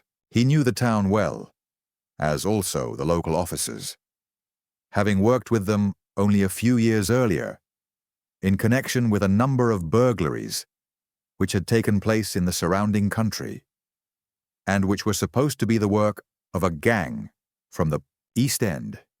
He had had a rather humdrum existence since, in the beginning of the year, he had investigated that nasty case on the witness widening. That case, in spite of its puzzles and anxieties, he had enjoyed. The railway atmosphere in which he had worked was to him a new and fascinating feature. He had become interested in the technical work of the widening and had liked watching the slow progress of the job. Moreover, in spite of his calling, he had found the people down there in Dorset pleasant and friendly, and the hotel had been particularly comfortable. The weeks spent on the case had formed a welcome relief from the somewhat drab routine of town. So much, indeed, had he liked the district, that when the blissful time of his summer holidays came round, he and Mrs. French had spent them at Redchurch. There he had renewed his acquaintanceship with Lowell and Brenda Vane, now Mrs. Lowell, with Bragg, Pole, Ash, Mayers, and the other people whose acquaintance he had made in the winter. Also, he had a walk over the widening, admiring what had been done since his previous visit, and now seeing the raison d'être of a good many things he had not then understood. Except for the break of the holiday, he had been engaged in London ever since the widening case, 4 seemingly endless months. He had spent on a case of forged 10-shilling notes, thousands of which were passed out before he and his fellow labourers succeeded in laying their hands upon the forgers. Then he had been on a murder in Whitechapel, a sordid affair without any features of interest, requiring for its clearing up dogged hard work, but neither skill nor intelligence. Lastly, he had just recovered £2,000 worth of jewels, stolen from a Mayfair flat. Now he welcomed the instructions, which seemed to promise a change of scene. On reaching the police station, he was smilingly saluted by the constable on duty and shown at once to the room of Superintendent Sheaf. "Hello, Inspector. Here you are," Sheaf greeted him, holding out a hand massive as an Epstein carving. "It's what I always say. No one who had ever been to Farnham can keep long away. Always glad, Super, to come and give you a lift when you're in trouble," French rejoined slyly. They had become good friends, these two, and liked and respected each other. "Oh," Sheaf returned. "So you think you're coming down to teach us our job, do you? Well, so that there'll be no mistake, I'd better tell you at once that you're not. You're coming to do a job for the Yard in London. We'll tell you what to do, and then you can go and do it." The superintendent held out a cigarette case. "Seriously, I think our trouble may lie in town. It's not, I may tell you, a very satisfactory case. There may be nothing wrong, but there are certain suspicious circumstances. And after consultation with the chief constable, we've decided it's worthwhile having the thing looked into. A disappearance, isn't it?" "Yes. Man called Earle. Lives, or rather lived, about 4 miles out in the country. Sergeant Sheepshanks was sent for in the night to help to look for him. There's mighty little evidence of any kind, but there is a certain amount of suspicion. We'll have Sheepshanks in, and he'll tell you about it." Superintendent Sheaf rang, and presently the sergeant made his appearance. He also smiled at sight of French and shook hands with some warmth. "Now, Sergeant," said Sheaf, "the inspector knows nothing of this case. Get ahead and tell him about it. Have a cigarette?" The sergeant deposited his huge bulk on a chair, took and lit a cigarette, and addressed himself to French. "About 12:15 on Monday morning last, sir. I was called out of bed by a phone from here. There was a message from Dr. Campion, who lives at Binscombe, a couple of miles from Godalming. It stated," and Sheepshanks repeated the story and described his visit to St. Kilda, his search there during the night, his return next day, and the further inquiries made. "There, sir," he handed over some typewritten sheets, "are the statements of those concerned, so far as I was able to get them." The man had spoken well, and French was able to visualize the happenings almost as if he had been present. "That's very clear, Sergeant," he said. "Were you able to check up these statements?" "In a general way, yes, sir. At least as far as I was able to go, I found no discrepancies." French nodded, and Sheaf struck in. "Better read the statements, French, and then we'll talk about it." French did so, while the local men conversed on other business. At last, French signified that he had finished. "Well," said Sheaf with a keen glance, "what does it look like to you?" This was the sort of question which on principle French never answered. He was certainly not going to give an opinion until he had had time to think over the facts and come to a reasoned conclusion. "I don't know," he said cautiously. "At first sight, I should say this Earle had gone off to his lady friend in town. But I see there are some objections to that theory. That is, assuming that all these statements are true. You're not going to commit yourself too irrevocably, are you? Still, speaking quite broadly, does nothing strike you about it?" "In what way, Super?" "Nothing does, you mean?" "Well now, look here. Is it likely? The whole story, I mean. Just think of it. Assume first that Earle intended to disappear. Would he go off in his house shoes and without a hat or coat? Would he go off without saying where he was going to? I mean, telling some plausible story? More important still, would he not have gone away openly, say for the night? Do you see what I'm getting at? You mean that he was making things unnecessarily difficult for himself?" "Quite. Much more difficult than they need have been. According to this story, he chose a method which would arouse suspicion and cause inquiry. At once, I mean. Why should he do that, when he could equally easily have got 12 or 24 hours start, or even a week? He would know enough to understand that the hotter the trail, the more likelihood of its being followed up." French crushed out the stub of his cigarette and produced his own case. "It's a point, certainly," he admitted, as the others helped themselves. "If you or I had been Earle and had wanted to make another start, what would we have done? I fancy both of us would have said to Mrs. Earle, 'I'm going to play golf today,' or 'I'm going up to town, and I won't be back till dinner.' That would have given him another 12 hours. See the difference? Acting in that way, he could have been across the channel without a question being raised. Whereas, if he did what these statements suggest, he would have been spotted at the boats from the details we sent early on Monday."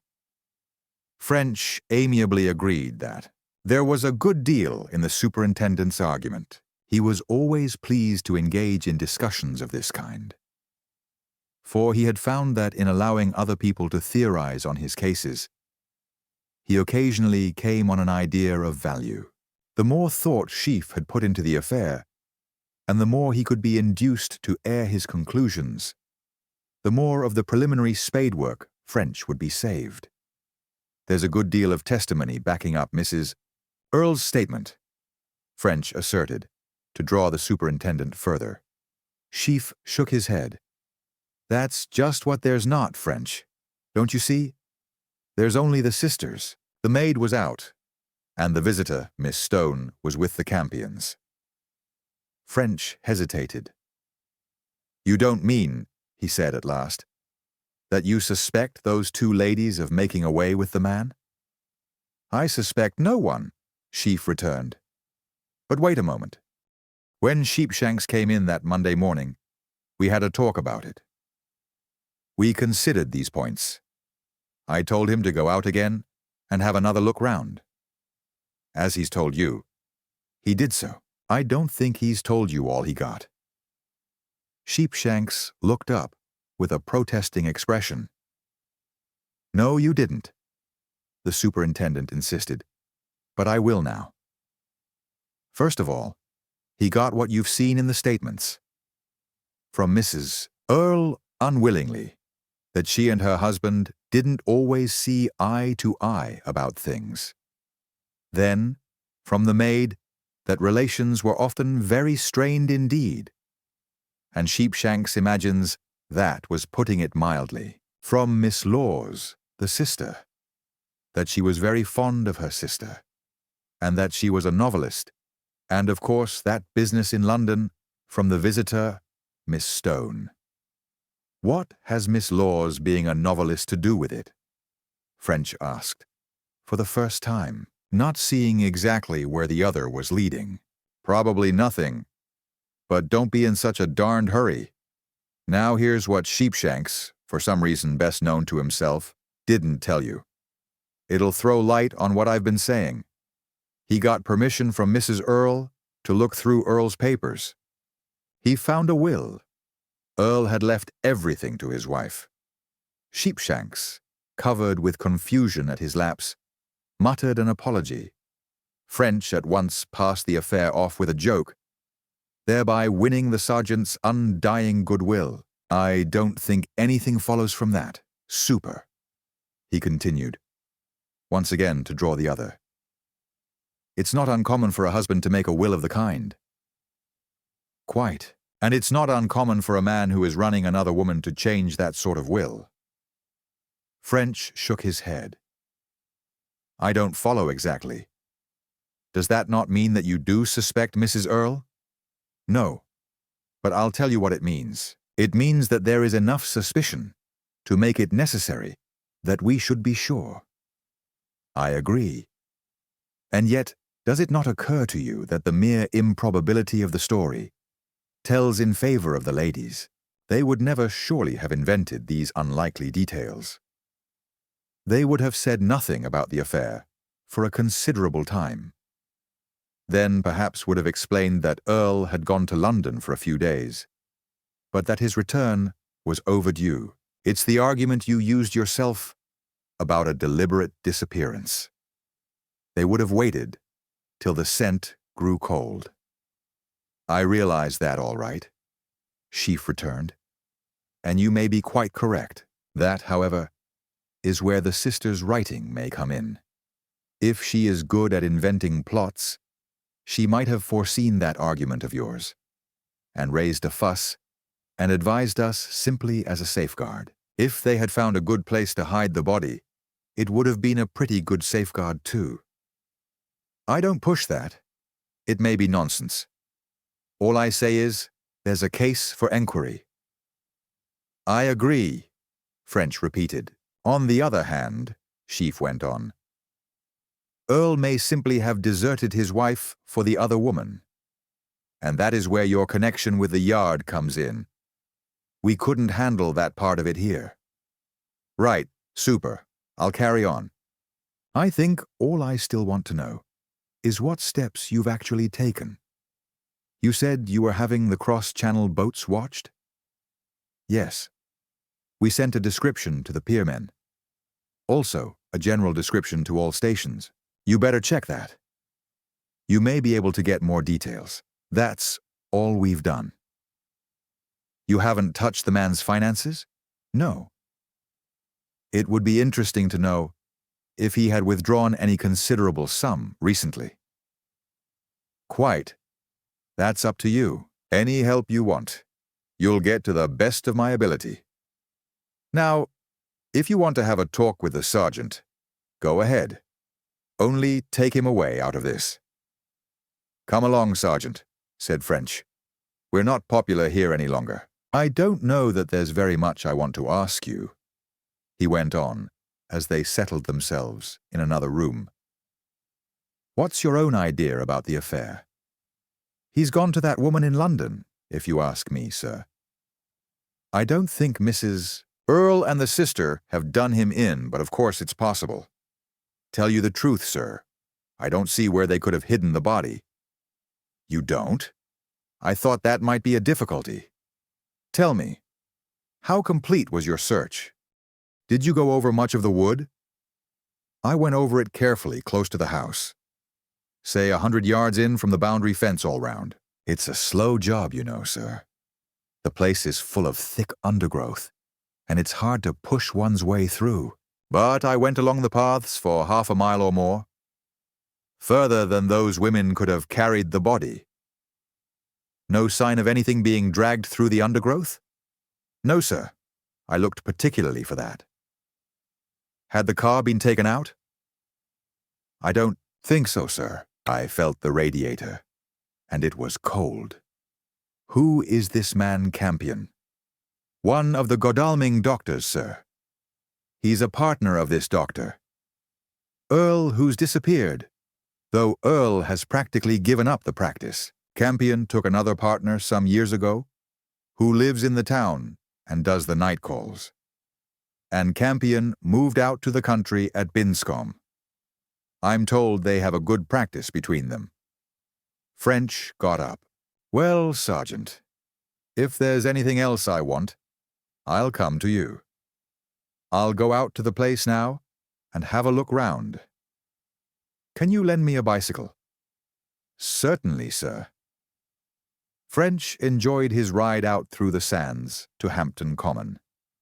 He was fairly familiar with the district, not only because of his previous visit to Farnham, but because these Surrey uplands from Leith Hill to Haslemere had formed the venue of many of his Sunday excursions with Mrs. French. The more he had explored the country, the more it had appealed to him. He loved the tree-edged outlines of its successive ridges, showing up solid one behind the other, like drop scenes in a theatre. He loved its quaint villages, with their old red-roofed half-timbered buildings and their still older churches. He liked following the narrow, twisting, deep-cut lanes, but most of all, he delighted in the heaths, wild and uncultivated. Areas of sand and heather and birches and pines, over which one could wander as entirely cut off from sight or sound of human habitation, as if one was exploring a desert island. On reaching St. Kilda, French began work by making himself familiar with the house and grounds. The house was set back some 70 or 80 feet from the road, from which it was screened by a thick belt of shrubs. It faced towards Farnham, that is, parallel to the road.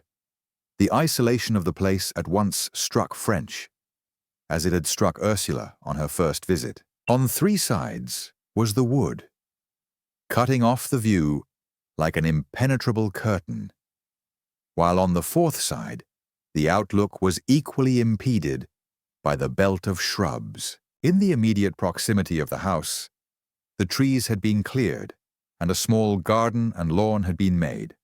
The house was small and compactly planned. On the ground floor were 4 main rooms. The sitting room from which Earle was alleged to have vanished was in the angle between front and side. It was a good-sized room with a square bow, giving onto the drive in front, and a French window facing the road. Across the hall, opposite to it, was the dining room, behind which was a small study or den, used solely by Earle. The kitchen was in the remaining corner of the house, behind the sitting room. French began actual work in the sitting room. First, he turned his attention to the French window. It was unlocked, as it had been on the Sunday evening, and he found he could open and close it silently. Earle could therefore have passed out without being heard by the ladies. "Were the curtains drawn?" he asked. "Were they, Julia?" Marjorie repeated. "Yes, they were," she went on. "I remember. The curtains of the French window were drawn, but not those of the bow." "That's correct," Julia confirmed. "We usually pulled the long ones, because you can see in a little bit from the road through the bushes. But no one can see in from the front, and we seldom covered up the bow." French nodded. If then someone had called secretly for Earle, he could have seen that no one else was in the room before attracting the man's attention. "And your kitchen?" French went on. "Were the curtains pulled there?" "No. It looks out at the back towards the wood." "Were this room and the kitchen the only two lighted up?" "And the hall, yes." "I'm afraid I shall have to have a look over the house.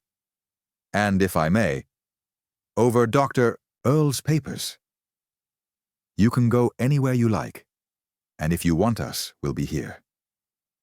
After a hasty lunch of sandwiches, French began a detailed search of the house. He was soon convinced that Earle's body could not have been hidden there on the Sunday night.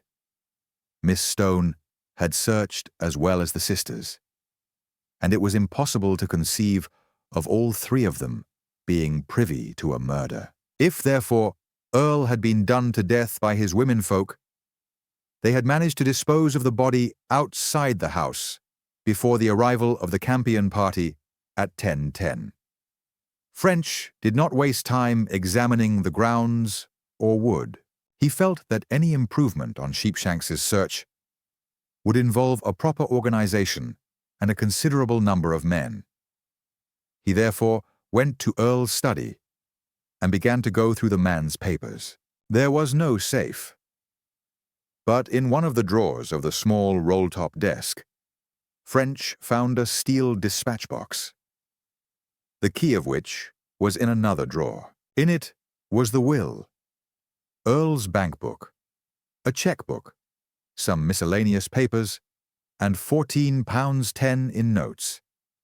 Having checked Sheepshanks's statement as to the contents of the will, French turned to the bank book. It had been made up to a fortnight previously, and French put it in his pocket, intending to get the entries brought up to date.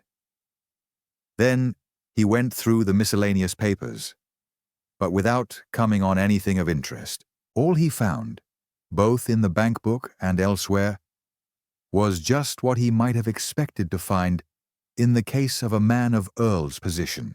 Seating himself at the study desk, he then called in each member of the household and formally took their statements. This unavoidably overlapped what Sheepshanks had already done, but French preferred to have the whole of his information at first hand from the start. Having satisfied himself that Sheepshanks's notes were correct, he proceeded to try to get some further information on his own account. He began with Julia. "Now, madam, in this case, I must consider various possibilities. And first there is the question of voluntary disappearance. I am sorry to suggest this, but it can't be overlooked. Do you consider, Doctor, Earle left here deliberately?" "I am sure he did not," Julia said decisively. "Surely, if he had intended to do that, he would have put on shoes and a hat. Besides, he had settled down for the evening." "Quite so. But if for some reason he had wished to leave secretly, might he not have done these things as a blind?" "I don't think so. It would have been most unlike Dr. Earle, who was not at all secretive. Besides, why should he have wished to do such a thing?" "Well, that's what I was going to ask you," said French. Can you suggest no motive? None whatever. Probably you're right, madam, French said smoothly. Now tell me, did you recently notice anything abnormal in Dr. Earle's manner? Julia hesitated. I think I did, she answered, without the decision of her former replies. I scarcely like to say so, because I'm really not very sure. But it was my impression that for some days he had something on his mind. He seemed worried? Yes, worried. When did you first notice the change? I don't know. 4 or 5 days? Ago, I should think. Was it more pronounced on the Sunday than previously? No, I don't think so. You noticed no difference? None. French nodded. Now, he went on, I'm sorry to have to refer to another unpleasant subject, but unfortunately it's my duty. You know that, Doctor. Earle met a lady in town on Thursday last? Julia's face grew harder. Well, and why shouldn't he? She asked aggressively. Did he tell you he had done so? Why should he? He's not a child. Neither of us are children. Why should we tell each other every little trifle? Did he tell you he had played golf that day? Julia hesitated. I really didn't ask him, she said at last. Possibly not, madam, French said gravely. But did he tell you? I don't see what that has to do with his disappearance, or that it's any business of yours. In that case, madam, I'll explain it to you. French's manner was firm, but kindly. It has been suggested, with what truth I do not know, that Dr. Earle was tired of his life here, and that he wished to give it up and start another establishment elsewhere. I must test this suggestion. I must know whether he told you he had been playing golf at the time at which he really was meeting the lady, as this may throw a light on his motives. Julia was very unwilling to speak, but at last she resentfully admitted that she knew nothing whatever about the lady, and that Earle had stated directly on that Thursday morning that he was going to play golf, and in the evening that he had done so. French intended his questions to be a little more subtle than they actually appeared. Not only was he anxious for the direct answers, but he wanted to see their effect on Julia. If she were party to her husband's murder, she might naturally be expected to make the most of any circumstance which would suggest his voluntary disappearance. But Julia made no such attempt. She took the line that if her husband wished to meet a lady in London, he had a perfect right to do so without consulting her, but that in any case it was no business of French's. Was there, or had there been recently, any disagreement or unpleasantness between your husband and yourself? Went on French. Nothing of the kind. Julia answered sharply. If you think Dr. Earle left home because he wasn't happy here, you may put the idea out of your mind. You'll only be wasting your own and everyone else's time. That's really what I wanted to be sure of. French returned soothingly. Very well. That's one point dealt with. Now another. What about money? Was there any financial trouble which might have been weighing on Dr. Earle's mind? I don't think so. Not that I know of at all events. But I can't answer you there because Dr. Earle looked after his business himself. Why don't you go to his bank? They'll tell you. I'm going to ask you, madam, for an authorization to the manager to give me this information. Yes, I don't mind letting you have that. Thank you. Now, I should like to know what letters or other messages Dr. Earle received during the last day or two before his disappearance. Can you help me there? I don't think so. I didn't notice his receiving any unusual letters, nor did he tell me of such. You can look in his desk. I have done so, madam, without success. Then I'm afraid I can't help you. You don't know if he received a telegram or telephone message? Not to my knowledge. Then callers, madam. Can you let me have a list of everyone who came to the house, say on Friday, Saturday, and Sunday? To see him? To see anyone, if you please. No one came to see him. I don't see how my callers affect the matter. I don't expect they do, madam. But it's a routine I am bound to go through. If this information was not given in my report, my superiors would want to know why. Oh, very well. On Friday, there was no one. I don't suppose even you want details of the calls of the milkman and the various errand boys?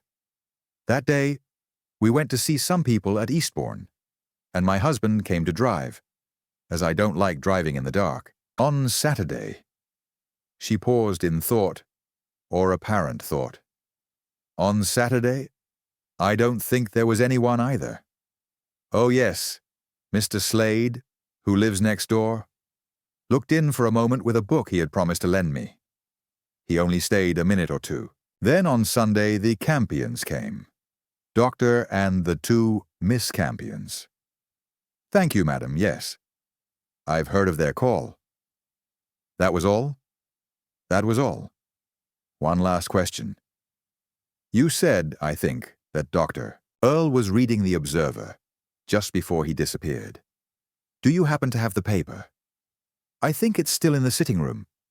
Julia answered. Nothing has been disturbed in any of the rooms, in deference to the request of the sergeant.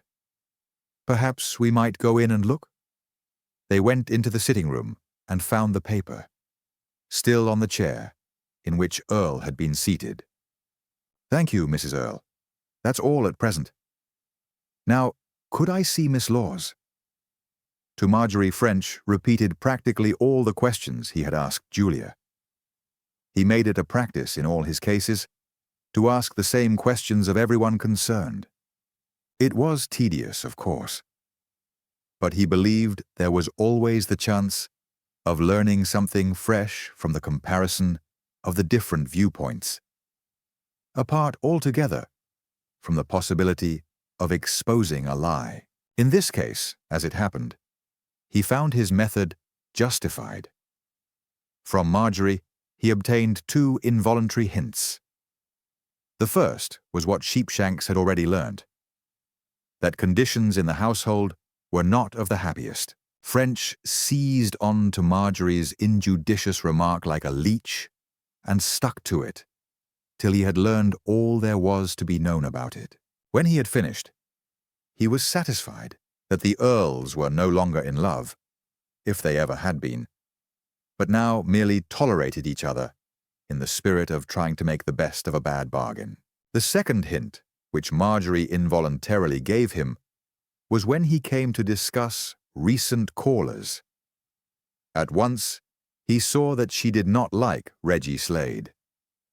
With an almost automatic reaction, French seized on this point also. Who was Mr. Slade? Had she seen much of him? Oh, as much as that? Then how often had he called, say, in the last fortnight? 7 times? To see Mrs. Earle? He liked Mrs. Earle. Yes. And she liked him? But surely if she didn't like him, she wouldn't have seen him so often. Oh, if it was business, what had he called about? Something about his car on one occasion? Oh, his car. Quite so. Had Miss Laws ever known Mrs. Earle to go out in Mr. Slade's car? Certainly. There was no reason on earth why she shouldn't. French was merely asking the question. She had? Yes, and when? Oh, on last Thursday. The day Dr. Earle was in town? And on different other occasions also? Yes, quite so. When at last French knocked off and returned to Farnham, he felt satisfied with his progress. It looked as if at least the motive for the affair would present no difficulty. There was unhappiness at home. There was the matter of the lady in London. And it might well be that this Reggie Slade would prove a further factor in the case. But was Earle the prime mover, or the victim in the affair? Up to the present, French had obtained no light on this fundamental question. As he went up to bed in the local hotel, he fully realized that he was in point of fact only at the beginning of his troubles. Chapter 5. The Problem. Next morning, French rode out again to St. Kilda to resume his interrogations. This time, Ursula was the sufferer. As before, he began by repeating the questions he had already asked. But from Ursula, he obtained no fresh information. "Have you met a Mr. Reggie Slade?" he went on. "Once I met him, yes." "Only once? Where was that, Miss Stone?" "In the garden here." "Was Mrs. Earle present?" "Not at first, but she came up afterwards." French had this elaborated, then continued, "You know, I suppose, that Mrs. Earle and Mr. Slade are very close friends?" Ursula didn't know anything about that. French raised his eyebrows. "This is a serious matter. Please remember, Miss Stone," he said gravely. "You may have to swear in court to everything you are now saying. Do you really mean to tell me that you had no idea that those two were, to put it mildly, particularly interested in each other?" Ursula was no match for him, and the whole scene in the garden came out. The look she had surprised on Slade's face, Julia's treatment of him, even Marjorie's remarks later on. French noted everything systematically, then went on to Ursula's visit to town and her seeing Earle driving with the lady. "You will see, Miss Stone," he explained when he had obtained her statement, "that we shall have to find this lady. She may be able to throw some light on Dr. Earle's disappearance. Will you please describe her as best you can?" She was rather ordinary-looking, if the truth be told. Youngish, 30, I dare say, or perhaps less. As far as I could see, she looked both pleasant and clever. Her nose was good, fairly long and straight, with a high bridge, Grecian, in fact. Her chin was rounded. That's in profile. I didn't see her full face. I'm afraid that's all I noticed. What you've told me is quite helpful. How was she dressed? She had a round grey hat, with a red brooch in front. Rather more of a toque shape than is worn now. Her coat was of grey cloth, and she had grey shoes and stockings. Wealthy looking? By no means. Quite the reverse. French was pleased. This description was better than he could have hoped for. That Grecian nose would be a help. It was something distinctive. Not like the usual medium height, with dark hair and eyes, which covered about a third of the women in the country. And a lucky thing that she had been seen by a woman. A man might have vaguely noticed the grey clothes, but he would never have assimilated the semi-toque with the red brooch. "That's excellent, Miss Stone," French approved. "Now, can you tell me how Dr. Earle was dressed?" "As he left that morning, a sports hat and yellowish-brown overcoat." From the servant Lucy Parr, whom French next interrogated, he obtained little except some further confirmation that relations between the master and the mistress were often a good deal strained. Her sympathies, French was interested to notice, were entirely with Earle and against Julia. According to Lucy, Earle was kindly and unassuming, and always ready to smooth troubled waters, even to the extent of giving up his rights. Julia, on the other hand, was dictatorial and overbearing and very exacting. Evidently, Lucy thought Earle had a pretty thin time with his wife. She also believed that he knew all about the Slade affair, and was very much worried by it. This completed the preliminary taking of statements. But before turning to the next business, French made sure that he had all the usual routine information. A detailed description of Earle and the other members of the household, with photographs, samples of Earle's handwriting. Lists, so far as these could be compiled, of his friends and acquaintances. A note of how he spent his time and the places he was in the habit of visiting. In fact, all those commonplace sort of details, which might at some future part of the inquiry become important. Earle's bank and his solicitor French already knew, from the bank book and the will, respectively. The day was slipping quickly away, but there was still a good deal that French wished to do at St. Kilda, and he hurried on with his work. Going to Earle's bedroom, he made a rapid search, but without result. When, however, he continued this process with the overcoats hanging in the hall, he found a scrap of paper which he thought might be useful. It was in the right side pocket of a yellowish-brown overcoat.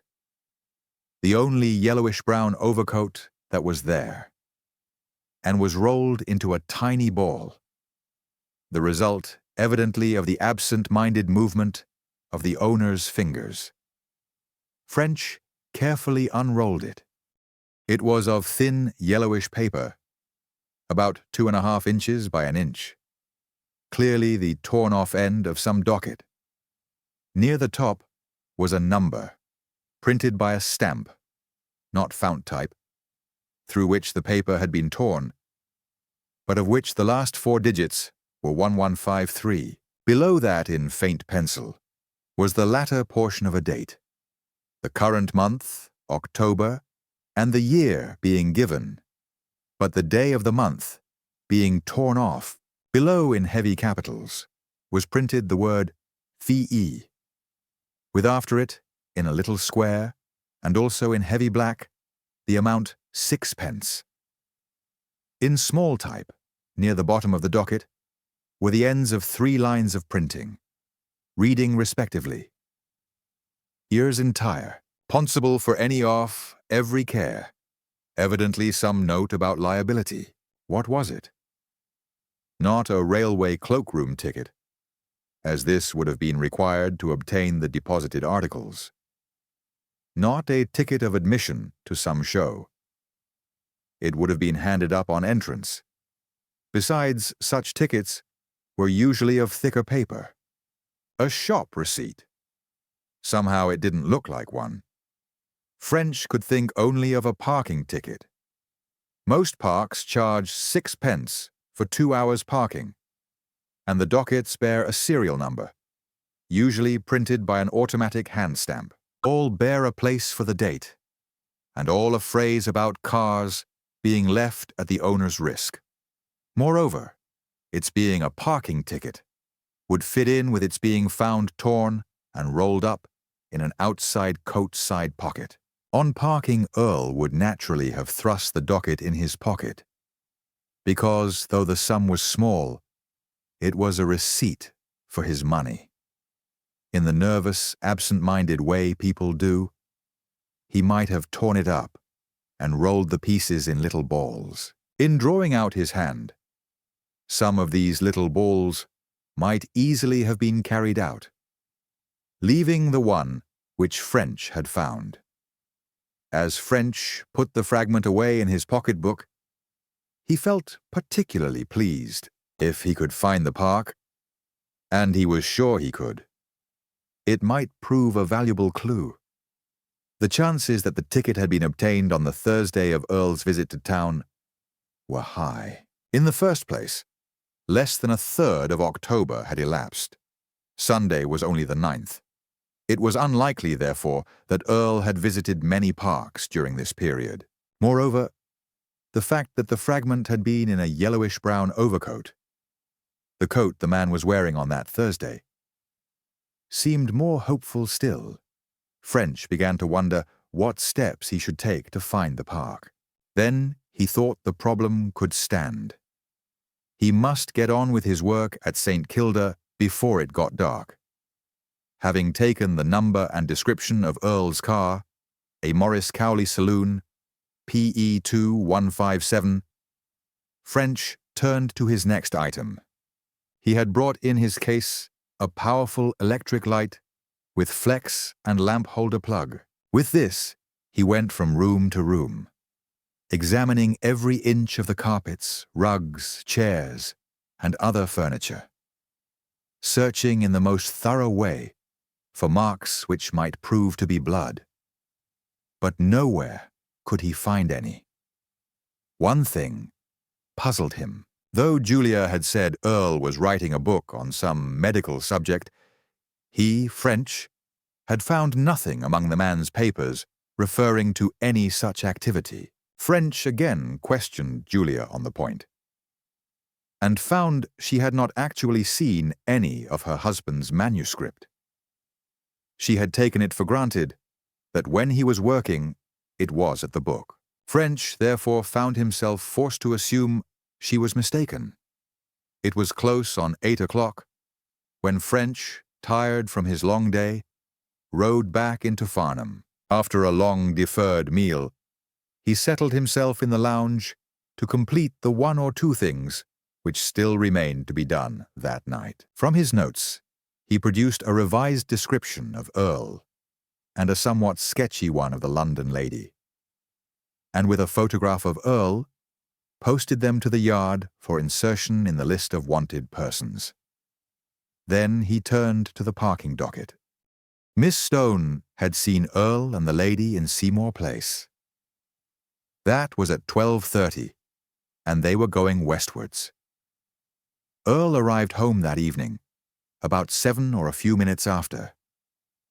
Was there anything to suggest where he could have gone to in the meantime? French ruminated, puffing slowly at his pipe. The only points he had were these hours and the fact that the car was heading west. Not much to go on, certainly. However, let him see what he could do. In the first place, had the pair left town at all? French thought so. First, because of the general balance of probabilities, and second, because the parking ticket was paper. He remembered that the tickets of most London parks were printed on thin card. Neither of these arguments was conclusive, but both indicated a preliminary search outside London, falling back then on the question of time. From 12:30 to 7 was 6.5 hours. What had to be fitted into that period? Well, he thought it was not too much to assume that Earle had brought the lady back to town before he left for home. Now, Earle's return journey from London to St. Kilda would take him about 1.5 hours. Deduct that from the 6.5 hours, and it left 5 hours from London to London. Then, what about meals? During this 5 hours, it was pretty certain that the travellers had had lunch and tea. How long would these take? Not less than an hour for lunch and half an hour for tea, and probably longer for both. However, say 1.5 hours for meals. That from 5 hours would leave 3.5 hours. French smoked slowly on, and then another point occurred to him. It seemed reasonable to suppose these meals had been taken in an hotel or restaurant. Earle might, of course, have bought luncheon and tea baskets, but most elderly men consider these a nuisance and prefer properly served meals indoors. On the whole, French thought an hotel more likely. But if they had gone to an hotel, why had Earle paid for parking? Hotels and restaurants park free of charge the cars of customers. Therefore, did it not look as if the travellers had, after lunching, driven on to some other place at which they carried out their business? For some time, French thought over this. It did not seem to be leading anywhere. Then he dropped it and considered another point. It was unlikely that Earle would pay for parking for a shorter time than, say, an hour. This was, of course, guesswork. Still, see where it led. An hour off the 3.5 left would reduce it to 2.5. If then French were correct, 2.5 hours only were left for the journey to and from London. Or say, roughly, a little over an hour each way. This meant that the parking place must lie within about an hour's run from London. An hour's run in the crowded traffic of the suburbs would not mean much more than 30 miles. To the west, this would include Windsor or Maidenhead, or at the outside Marlow or Henley, or places correspondingly situated more north or south. French decided to try these districts first. If a search of them failed, a more extended area could be embraced. Finally, he wrote another letter to the Yard, asking that a copy of the ticket fragment be sent to all the police stations within a radius of 30 miles of London, to the northwest, west, and southwest. The police were to try to find the park from which it had been issued, and if they succeeded, were to check their work by seeing if the car number, PE 2157, appeared on any of the carbon blocks for the date in question. Feeling he had done a good day's work, French went out to post his letter. Then, after a look at the evening paper, he turned in. Next morning, he was early at it again. The most urgent thing now was to try and get some light on Earle's finances. And as soon as the banks opened, French presented himself at Floyd's in Farnham and asked for the manager. The letter which Julia Earle had given transformed Mr. Clayton into a valuable ally. He made no difficulty about telling French all he knew. Unfortunately, this did not amount to a great deal, and yet it had its value. Everything Mr. Clayton had to say was negative. Earle got most of his money from investments, though the small remains of his practice still produced a little. Dividends and warrants had been coming in regularly, ever since Earle had transferred his account from Godalming some 6 years earlier. Beyond the drop in values universal during the slump, there had been no recent change in his income. The man's outgo had also remained normal. In fact, from the financial point of view, there was nothing to indicate that Earle had contemplated any drastic or unusual action. His current account stood at some £100, and there was £700 odd on deposit receipt. In the ordinary course, a fair sum was shortly due. Certainly no large sum had recently been withdrawn, as would have been likely had Earle intended to disappear. Of course, this did not prove that Earle had not realized his capital. But French had come across records of a number of dealings with a stockbroker while going through the man's desk, and none of these suggested anything of the kind. This, of course, wasn't conclusive either. Earle might have secretly consulted some other broker, but French did not see why he should. If the doctor had realized his capital, there was nothing to be gained by employing one man of business rather than another. Systematically, French turned to his next inquiry. Taking a bus to Guildford and thence to Merrow, he found the secretary of the golf club, and showing his credentials, asked for a little confidential information. Could he tell him whether Dr. James Earle of St. Kilda, Hampton Common, Farnham, had been on the links on the previous Thursday? The secretary knew Earle. He was not a member, but had played as a visitor on different occasions. The secretary did not, however, know whether he had been there on the day in question, but he would find out. He vanished, returned presently, and said that no one had seen Earle. It was impossible, he added, that the doctor could have been on the links unknown to his staff. Up to the present, the actions taken by French had either been dictated by routine or were such as were obviously required by the circumstances. But now he had reached the end of these inquiries. He felt, therefore, that the time had come to take a preliminary survey of the case, so that he might decide the most productive lines on which to continue working. Accordingly, he returned to his hotel, lit the fire in his room, and settled down to take stock of his position. So far as he could see, there were three possible solutions to the mystery. Earle had either disappeared voluntarily, or he had met with an accident, or he had been kidnapped or murdered.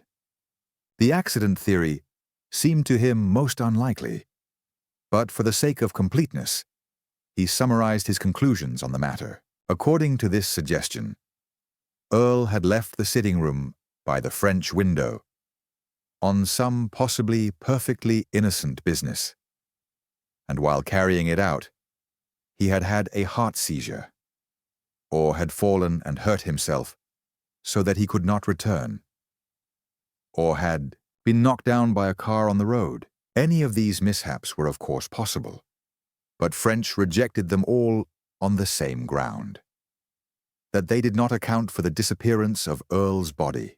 The only exception was that if the man had been knocked down by a car, he might have been taken to hospital. But this was an exception in name rather than reality. If a motorist had stopped to run his victim to a hospital, he would have reported the accident to the police. The only doubtful point under this heading was whether Sergeant Sheepshanks's search had embraced a sufficient area of the wood. French noted to go into the matter with the sergeant, and if necessary to organize a further search. Included under the heading of accidents was the possibility that Earle was suffering from loss of memory. This, however, seemed out of the question, as there had been nothing to suggest such a thing in the man's previous state of health. French did not really believe in the accident theory, and he passed on rapidly to what he considered was the real crux of the affair. Had Earle disappeared voluntarily, or had he been murdered? When Schaeff had been discussing this point, the arguments in favor of kidnapping or murder had seemed to French stronger than those for a voluntary disappearance. He therefore took murder first and began with the details of the actual happening. In the first place, Earle had made no apparent preparations for a voluntary disappearance. It was a cold night, but he hadn't taken either a coat or a hat. Still more remarkable, he was wearing thin slippers. These were not evening shoes. The Earles did not dress when alone, and never for supper on Sunday night. They were heelless slippers of soft brown leather, quite unsuitable for walking on anything but a carpet or boarded floor. It was inconceivable that Earle could have intended to go any distance in that get-up. This argument was strongly reinforced by French's researches into the man's finances. A voluntary disappearance meant starting life all over again in some new place. For such a start, Earle would require money, a substantial and regular income. But all the evidence French had yet obtained indicated that Earle had made no such provision. Then there was the argument which Superintendent Schaeff had used, that if Earle had intended to disappear, he would have gone off openly, saying that he would be back at a given time. The man must have known that the longer he could postpone inquiry, the safer he would be. He could have reached the continent, or even America, before his disappearance was reported. Why, then, should he have adopted a plan which would have raised an immediate hue and cry? French simply did not believe that he would have done so. Lastly, There was the question of Earle's manner. If he had intended to take such a revolutionary step as to disappear, surely some excitement would have shown in his manner. All concerned had noticed that he had been depressed or worried for some days beforehand, but all agreed that this was not more marked on the Sunday than formerly. Could Earle have so completely hidden the fact that on that evening he was about to undertake something of tremendous importance? Here again, French did not believe he could have done it. Provisionally assuming then that Earle had been kidnapped or murdered, could French think of anyone who might have had a motive? In this, at least, there was no difficulty. His wife, Julia Earle, had a double motive, if not indeed a triple motive. First, if she was really carrying on a serious flirtation with this man Slade, she would want Earle out of her way. Secondly, and this was even more convincing, if she knew that Earle was in love with a lady in London, and wives do know these things, she would be afraid that he might alter his will in this stranger's favor. Thirdly, Julia might have been utterly fed up with Earle and have hated the very sight of him. This, of course, was mere guesswork, and French gave it no real weight. And if Julia had motive, she most certainly had opportunity. She was alone with her sister in the house. The servant was out. The visitor had gone over to these people Campion. What easier than to give her husband poison or a narcotic in his food at dinner? And when he should be helpless, to carry him out into the wood, and there, where no marks would be left on carpets or chairs, kill him with some heavy tool and hide his body. Julia Earle was a strongly built woman, and her husband small and of poor physique.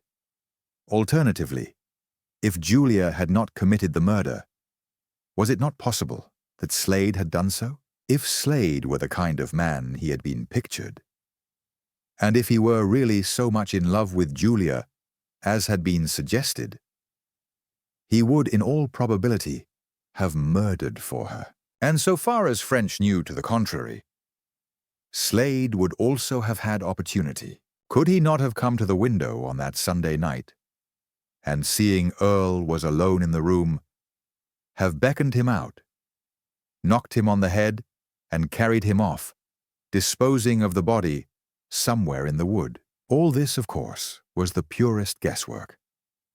But it represented a necessary line of research, and that was all French wanted at the moment. He noted that he must find out a lot more about Slade and check up his movements on the Sunday evening. So much for the possibilities of murder. French turned next to consider the question of a voluntary disappearance. As he did so, he was surprised to find that most of the arguments which he had used to prove murder could be interpreted equally in support of a voluntary disappearance. He went over them in order. If Earle intended to disappear, he might well have tried to disguise the fact by creating the impression that he had been murdered. He might have left in slippers and without a coat or hat, just for this reason. Walking shoes and a coat and hat, specially bought for the occasion, could easily have been hidden close by, and could have been assumed on leaving the house. French still thought that Earle would never have gone off voluntarily without having made sure of a proper income. But he now saw that this did not necessarily depend on Floyd's bank in Farnham. Earle might easily have had another account in some other bank, possibly under an assumed name. Here, at all events, was another line of investigation. Sheaf's argument about the reporting of the affair also cut both ways. If Earle had been murdered, the murderer or murderers would never have called in the police on the night of the crime. Julia, if guilty, would have waited for 10 or 12 days and then, when the trail was old, would have come forward with a story of how Earle had gone for a week to town. With regard then to Earle's manner, did the fact that the man had obviously had something on his mind for several days not mean that he was contemplating a disappearance? It was at least more likely than that he was contemplating his approaching murder. And might the alleged lack of increase of excitement on the Sunday not simply be due to want of observation on the part of the other members of the household? Lastly, there was the question of motive. Here, at all events, there was no difficulty. Earle was unhappy in his home. His wife was disagreeable and overbearing, and had ceased to love him, if indeed she had ever done so. Moreover, she was in love with, or at least carrying on a flirtation with, another man. He himself had found elsewhere the comfort and the sympathy his wife had failed to give him. Why should he not go where he would get this sympathy, and so give both his wife and himself another bid for happiness? To the murder theory, moreover, French now saw two objections. The first was Marjorie Lawes. If Julia were guilty, or if Julia and Slade together were guilty, what about Marjorie? Was it conceivable that she would be a party to the murder? French could scarcely bring himself to believe it. The other difficulty was the hiding of the body.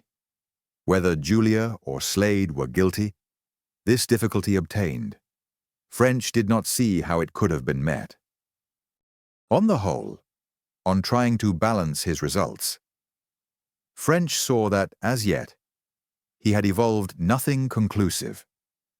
His cogitations had brought him to the same conclusion as had Sheaf's, that either murder or voluntary disappearance was possible. His time, however, had not been lost. Not only had he now got the problem he was up against clear in his own mind, but he had compiled a valuable list of the inquiries still to be made. He spent another half-hour getting these in order of importance. Then, with a yawn, he went up to bed. Chapter 6. Inquiries. Up till now, French had not had an opportunity of examining the Observer, which Earle had been reading immediately, prior to his disappearance, though he had brought it away with him for that purpose. Though unlikely, it was conceivable that the man had seen something in the paper, about which he had wished to consult one of his neighbors, and had there and then gone off to deal with it. After breakfast next morning, French therefore took half an hour to go over the 2 pages which had been exposed. However, a careful search revealed nothing interesting.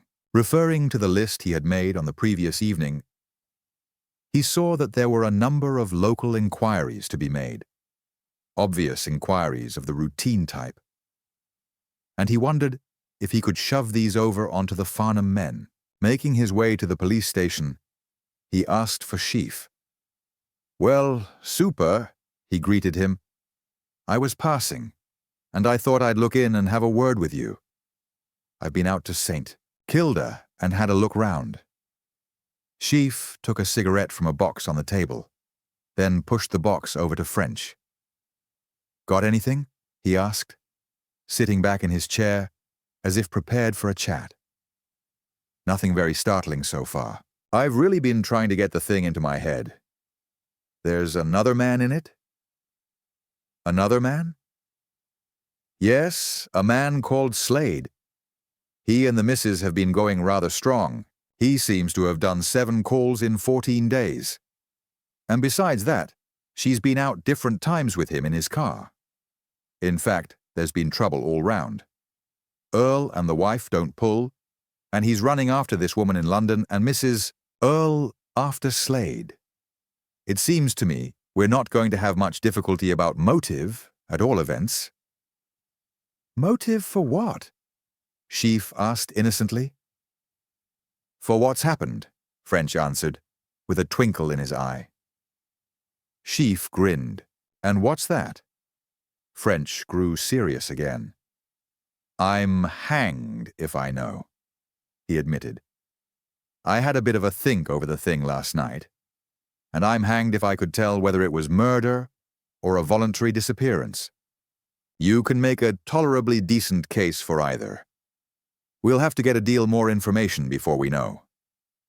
"I thought so myself." "What are the special points that struck you?" "There are a lot of points which cut both ways," French answered, leaning his arms on Sheaf's desk. "That one of yours, for instance, about not arranging for a fortnight's grace before reporting the disappearance, and others of the same kind. But the two most important point opposite ways. Earle does not seem to have made financial provision for a new life, and if he didn't, he never disappeared voluntarily. On the other hand, if he was murdered, where's the body?" Sheaf nodded without replying. "If Mrs. Earle and her sister and Slade were all in it," French went on, "the thing might be possible. The women might have drugged Earle and handed the body over to Slade to get rid of. Otherwise, I don't see just how it could have been done." "That means a deal of inquiry," said Sheaf. "It does, and that's really what I called in about. Some of these inquiries are purely local and could be best done by men who know the district. Others I could do better, such as the finding of the woman Earle met in London. What I want to know is, can you take on any of the purely local ones?" "I thought there was something behind all this palaver," Sheaf declared darkly. "There's always something behind everything," French somewhat enigmatically explained. "Yes, but what's the good of getting a dog and then barking yourself?" "You needn't bark," French pointed out, "though I'm sure no one could do it better. All I want is one or two other little things. An inquiry or two along the roads and so on." Sheaf made a hopeless gesture. "Let's hear the worst," he invited. French opened his notebook. "I took it that the first point we had to settle was, did Earle leave the neighborhood that Sunday night?" "I jotted down a few inquiries that I thought we might make between us." "Go on." "First of all, there's the question of whether he was seen along any of the roads. Your people would know who might have been out on Sunday evening. Your own patrols, doctors, domestic servants, perhaps members going to or from the golf club house. Will you do the local inquiries and I'll fix up a broadcast?" "Right," said Sheaf, making a note. "Then," French went on, "was he picked up by a road vehicle? I thought we might see the conductors of buses running in the neighborhood, and perhaps owner-drivers and chauffeurs of private cars." Sheaf made another note. "Then there are the railway stations. That's a big job. There are the deuce of a lot of them. You see, we'll have to cover a radius of the longest distance the man could have walked. Of course, only the larger stations are likely. I should say Guildford was the most likely of all. Earle, I suppose, might be known at Farnham Station? He might not. I understand he generally traveled in his car. Well, we'll do our best." "Good," French approved. "There is next a bicycle. Did Earle own or hire or borrow a bicycle? Can you see to that?" "I suppose so." "The question of his finances I'll undertake, and also the broadcast. The watch at the docks and the general search through the country you arranged. But I have sent a more complete description than was available at first, as well as photographs. Then the next point is Slade. Can you tell me anything about him? Is this what you call a division of labor?" French looked up anxiously. "Do you think I'm taking more than my share?" "I haven't discovered what your share is yet." "The London lady," French said, with an air of a man who effectively uses a small trump.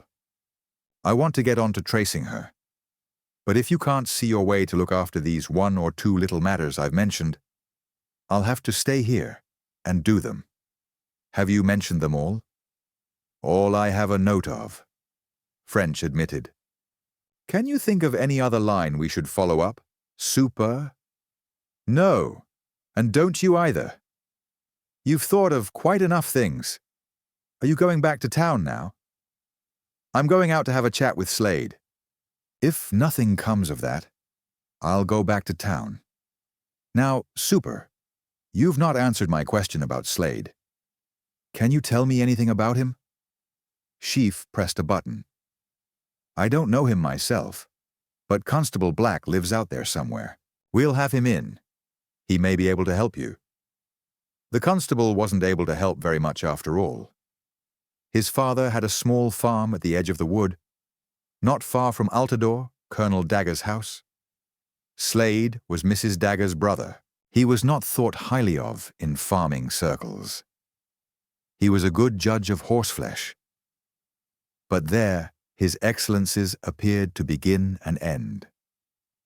He attended every race meeting in the country and was supposed to lose huge sums of money.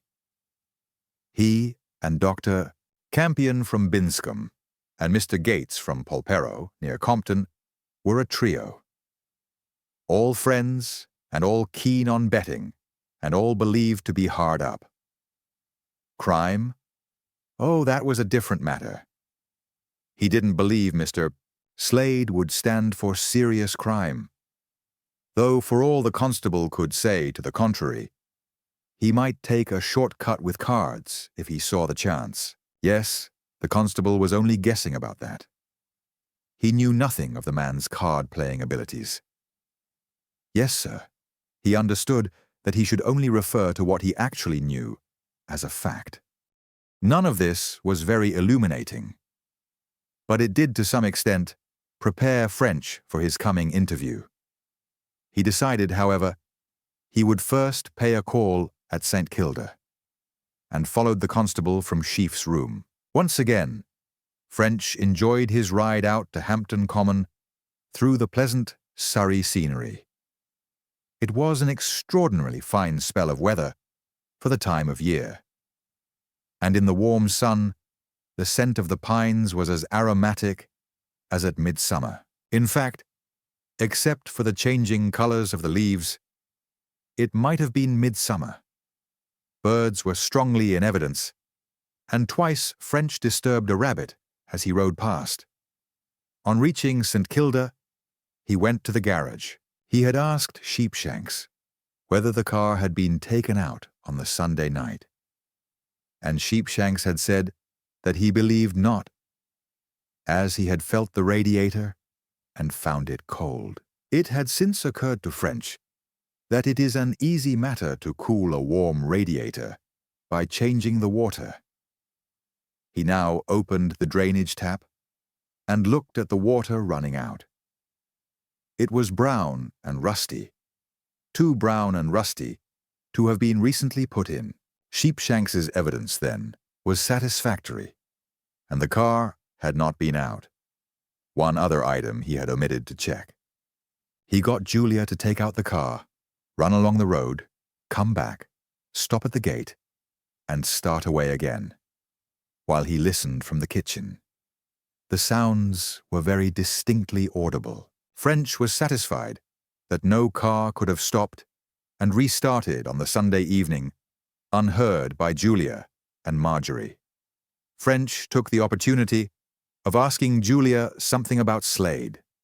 She was not communicative, and French did not learn a great deal. Can you tell me the last time you saw him before the disappearance? He went on presently. Yes, on Saturday after lunch. Where, madam? Where? Where, madam? I don't see what it has to do with the case, or what business it is of yours. But if you must know, it was here in the drawing room. Thank you. Was anyone else present?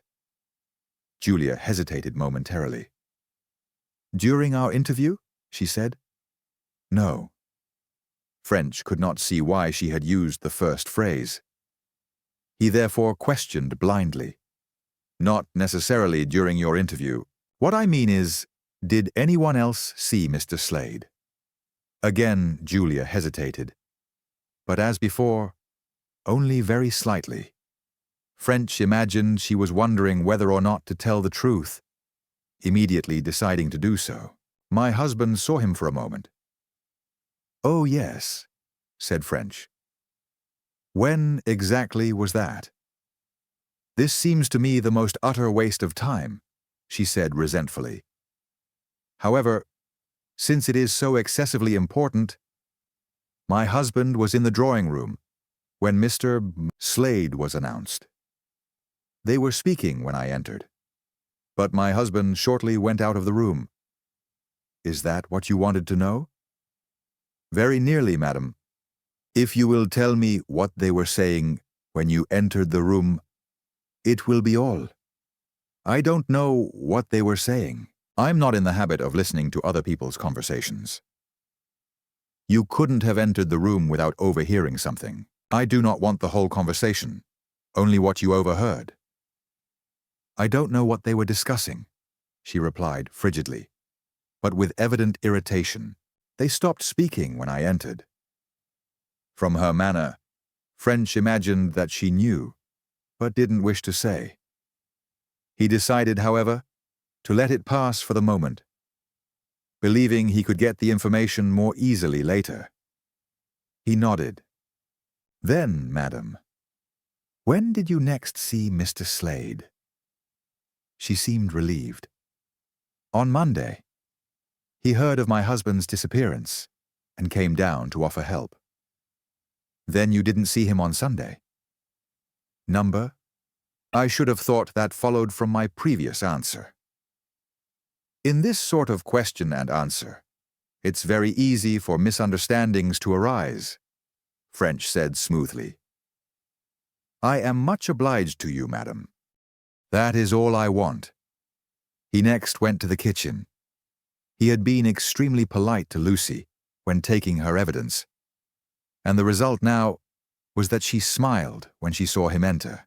Well, Lucy, he said, with an equally satisfactory smile. Here I am, to bother you again. Do you think you could give me a glass of water? It's a thirsty day. I can get you a bottle of beer, she answered, if you wait half a sec. No, no thanks. Don't mind the beer. A glass of water's all I want. Very good of you all the same. She let the tap run for some seconds to get, as she explained, the water cold. While she was doing so, French continued chatting.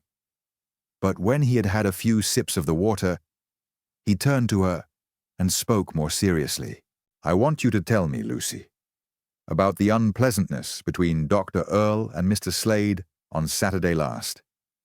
It was a barefaced bluff, and yet, he thought, a legitimate enough deduction from Julia's manner. But bluff or no bluff, it worked. Lucy stared. How did you know? She asked, with something like awe in her manner. Oh, said French, I know all about it. But you may be asked about it in court, and I want to be sure of what you're going to say. Start at the beginning and repeat your lesson like a good girl. Then you won't be bothered about it again. You showed Mr. Slade into the drawing room where Dr. Earle was alone? Isn't that what happened? He completed her discomfiture by producing his notebook and writing at the top of a fresh page in large characters. Unpleasantness between Dr. Earle and Mr. Slade on 8th October. Miss Lucy Parr's evidence. Now, Lucy, if you please, he encouraged her. Her story didn't amount to a great deal after all. Slade, it appeared, had asked for Julia, and Lucy had shown him into the drawing room, in ignorance that Earle was there. She knew that Earle disapproved of Slade's visits, and she always endeavored to keep them from meeting. When she opened the drawing room door, she did not see Earle. Then she was horrified to hear his voice asking, in very unpleasant tones, Well, what do you want? Slade had seemed taken aback and had not replied at first. But before she closed the door, Lucy heard him stammering something about returning a book that Mrs. Earle had lent. She could not bring herself to return instantly to the kitchen, and she therefore heard Earle's reply in an equally unpleasant but somewhat louder voice. "Well, you can put it on the table there and then get out." By this time, Slade had evidently lost his temper, for she heard him replying angrily. Lucy was thrilled and listened eagerly for more. But at that moment, she had heard Julia's step on the stairs and fled to the kitchen. From the kitchen, she could not hear what was said. But for some time, the voices continued loud. And then the door opened and Earle went upstairs. By dinner time, the bad feelings seemed to have died down, for both Julia and Earle appeared quite normal. Slade had stayed about half an hour altogether, though French could not help smiling internally at the fact that Slade had found himself greeted on different occasions by both husband and wife with the same welcoming phrase, "Well, what do you want?" He could not but recognize the importance of this news. A row between Earle and Slade might well have been the last straw which precipitated the calamity. He asked a few more questions, and then, with thanks for her help, took his departure. A short distance down the road, in the direction of Farnham, was the Dagger's place, Altador, as the plate on the gate indicated. It was a larger house than St. Kilda, and evidently much older. The grounds were tastefully laid out and well kept. Here, even the grass was good, which, as French had by this time learned, was something of a triumph on this sandy soil. Like St. Kilda, the place was surrounded on 3 sides by the wood, and on the 4th was screened from the road by shrubs. French was interested to see that the boundary between the 2 places was merely a fence of rough posts set far apart, and bearing only 2 wires. This ran through the wood, and of course presented no barrier to persons, even if carrying heavy weights.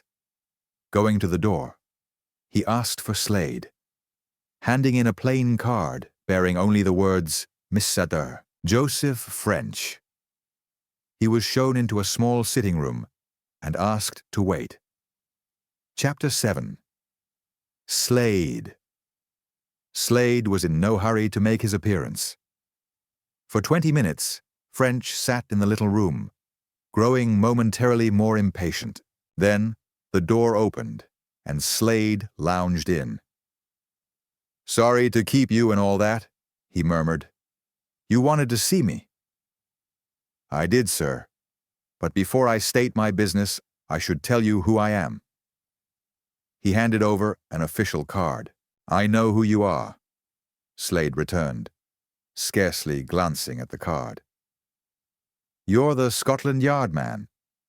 I heard about you next door." "Then," said French, "you know my business." "I'm investigating the disappearance of Dr. Earle, and I called to ask you to kindly give me any information you may have which might help me." "Not easy, when I haven't any." "You may unwittingly have some, sir, and it is that I want to get hold of." "Well, you better ask what you want to know." This being good advice, French took it, systematically working through the points on which he desired enlightenment. The house, Slade said, was owned by Slade's brother-in-law, Colonel Dagger, a retired officer who was a figurehead director on a number of small companies. There were no children, and Slade lived with them. Slade did not exactly say it, but French gathered that the Daggers were not too well off, and were glad of the addition Slade's residence made to their income. Slade had some money of his own, and was not engaged in any business, but he was interested in horses and attended the principal races, as well as belonging to some hunts. He had known the Earles since the Daggers moved into the house, some 2 years previously.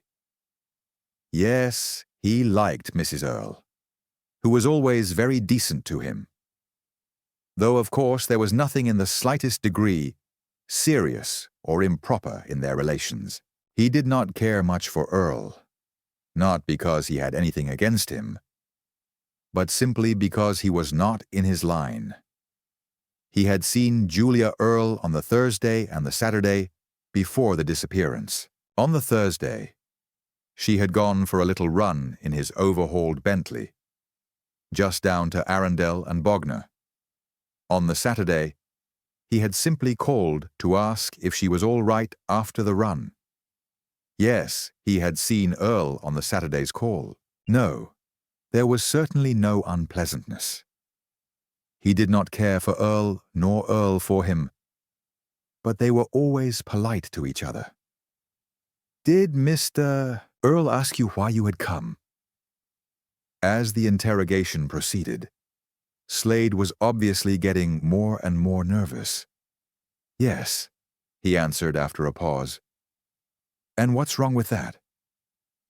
"Nothing," said French. "Did he invite you to go?" Slade was evidently most unwilling to reply. "I don't know what you're getting at," he complained. "Are you accusing me of kidnapping the man?" "Don't be silly, Mr. Slade," French returned. "You might know I'm accusing you of nothing. If I were doing so, I should have cautioned you. But you've got to tell me what you can, or else come round to the station and see the superintendent. You can't make me answer you if I don't want to. Not if you're under suspicion, I agree. But if in a possible murder case you hold back information, you'll find out we're not so helpless as you seem to think. Now please, don't let us waste any more time. Did Mr. Earle invite you to go?" Though loath to admit it, Slade was evidently impressed. He sulkily admitted Earle had told him to get out, and that he had replied that he would do so when Julia asked him. Julia had then come into the room, had wanted to know what the trouble was, and had asked Earle if he was aware that this was her visitor. Earle had said in a nasty tone, "Your visitor, is he? Well, I hope you're proud of him," and had gone out of the room. Julia had then told Slade not to mind what Earle had said, that he got fits of bad temper, but would be all right presently. French turned then to the Sunday evening. Where was Slade from 8:45 that evening until the next morning? For the first time, it seemed to dawn on Slade that these questions might be more significant than he had realized. His sulkiness disappeared suddenly and was replaced by an evident anxiety to please. "Where was I?" he repeated. "I was in bed the whole time." "In bed at 8:40 in the evening?" "I was in bed at 8:30. "I wasn't well. I had a chill or something." "Did you have dinner that evening?" "Yes, I did. At least I turned up at dinner, but didn't eat anything." "Were you all right next day?" "No, I didn't get up next day till lunchtime." "Did anyone go up to see you after you had gone to bed?" "Not that night. When I didn't go down for breakfast next morning, Elmina, that's my sister, Mrs. Dagger, came up to see how I was." "Then," said French, "from 8:30 on Sunday evening till breakfast on Monday morning, you were alone. You tell me that you were in your room. But can you prove it?" Slade was obviously growing more alarmed. But now, either because he thought it a wise attitude, or because his self-respect demanded it, he simulated indignation. "Why should I try to prove it?" he asked truculently. "I resent your tone extremely. If you're accusing me of some crime you've already said yourself, I needn't answer your questions." If you're not, I object to the questions. Now, Mr. Slade, French answered quietly. There's not the slightest use in your taking up that line. This may be a case of murder. And in a murder case, everyone in any way concerned is asked to account for his or her movements at the time of the crime. You have told me you were in bed. Very good. I'm not disputing it. But I want proof. If you think for a moment, you'll see that for yourself. Well, I can't give it to you. In his painstaking way, French went into the matter, seeing Slade's bedroom and the lie of the house, and interviewing the servants and Mrs. Dagger. The servants could tell him nothing. But Mrs. Dagger substantiated a good deal of Slade's story. She said that on the Sunday, her brother Reggie was seedy all day. He ate scarcely any lunch and spent the afternoon in a chair before the fire. At dinner, he had nothing whatever. And immediately after dinner, he went to bed. Next morning, when he did not come down to breakfast, Mrs. Dagger went up to his room and found him rather feverish. He got up for lunch, however, and gradually got all right, though for 3 or 4 days he was not up to the mark. This was all very well, but it missed the point at issue. As a result of his inquiries, French felt satisfied that Slade could have secretly left and re-entered the house at any time after 8:30. At the same time, there was not the slightest evidence that he had done so. Suppose, French thought, he had left the house. Suppose he had committed the murder, either alone or in cooperation with Julia. What, in either of these cases, would have been his particular and most important part? The hiding of the body, undoubtedly. How could this have been done? French saw that the answer to this question hinged largely on whether Slade could or could not have taken out his car. If he had been able to do so, the body might have been disposed of anywhere within a radius of 100 miles. On the other hand, if the car were not available, the body must have been hidden close by. French wondered if he could get any light along these lines. Leaving the house, he walked round to the yard. It evidently dated from the days of horses, and there were ranges of stables, coach houses, and haylofts. The coach houses had, however, been turned into garages, and the lofts over them into a dwelling house for the chauffeur and his wife. There were 3 cars in the garage: a large Daimler, a Morris Minor, and Slade's sports Bentley. Bates, the chauffeur, was engaged in polishing up the last. A well-preserved but very old car. French bade him good morning. "I've been admiring the condition you've got those cars in," he went on. "I wonder if you'd tell me what stuff you use for them." This was one of French's favorite gambits. Long experience had taught him that with certain types, a word of judicious flattery was invaluable in the extraction of information. The ice thus tactfully broken, they discussed car polishes, till French really began to know something about the subject. Then he turned to business, explaining who he was. He went on to say that he was asking everyone in the neighborhood if they could give him any help. He didn't suppose Mr. Bates could tell him anything, but he was asking just on spec. Mr. Bates could tell him nothing. "No," said French. "I didn't expect you could. At the same time, you may be able to do more for me than you think. I am trying to find out if Dr. Earle was seen on Sunday evening. Now, while you may not have seen him yourself, you may have seen someone else who saw him. You follow me?" Bates cautiously agreed. "Good," said French. "Then you won't mind telling me how you spent Sunday evening, say from 8:30 on?" Bates didn't in the least mind. He had spent it in his home, above the garage, with his wife and little son. French expressed disappointment, though he was inwardly delighted. "I suppose," he went on, "you don't usually have much to do on a Sunday evening. Cars are not often wanted out at that time?" The man agreed again. "Were any of the cars out last Sunday evening?"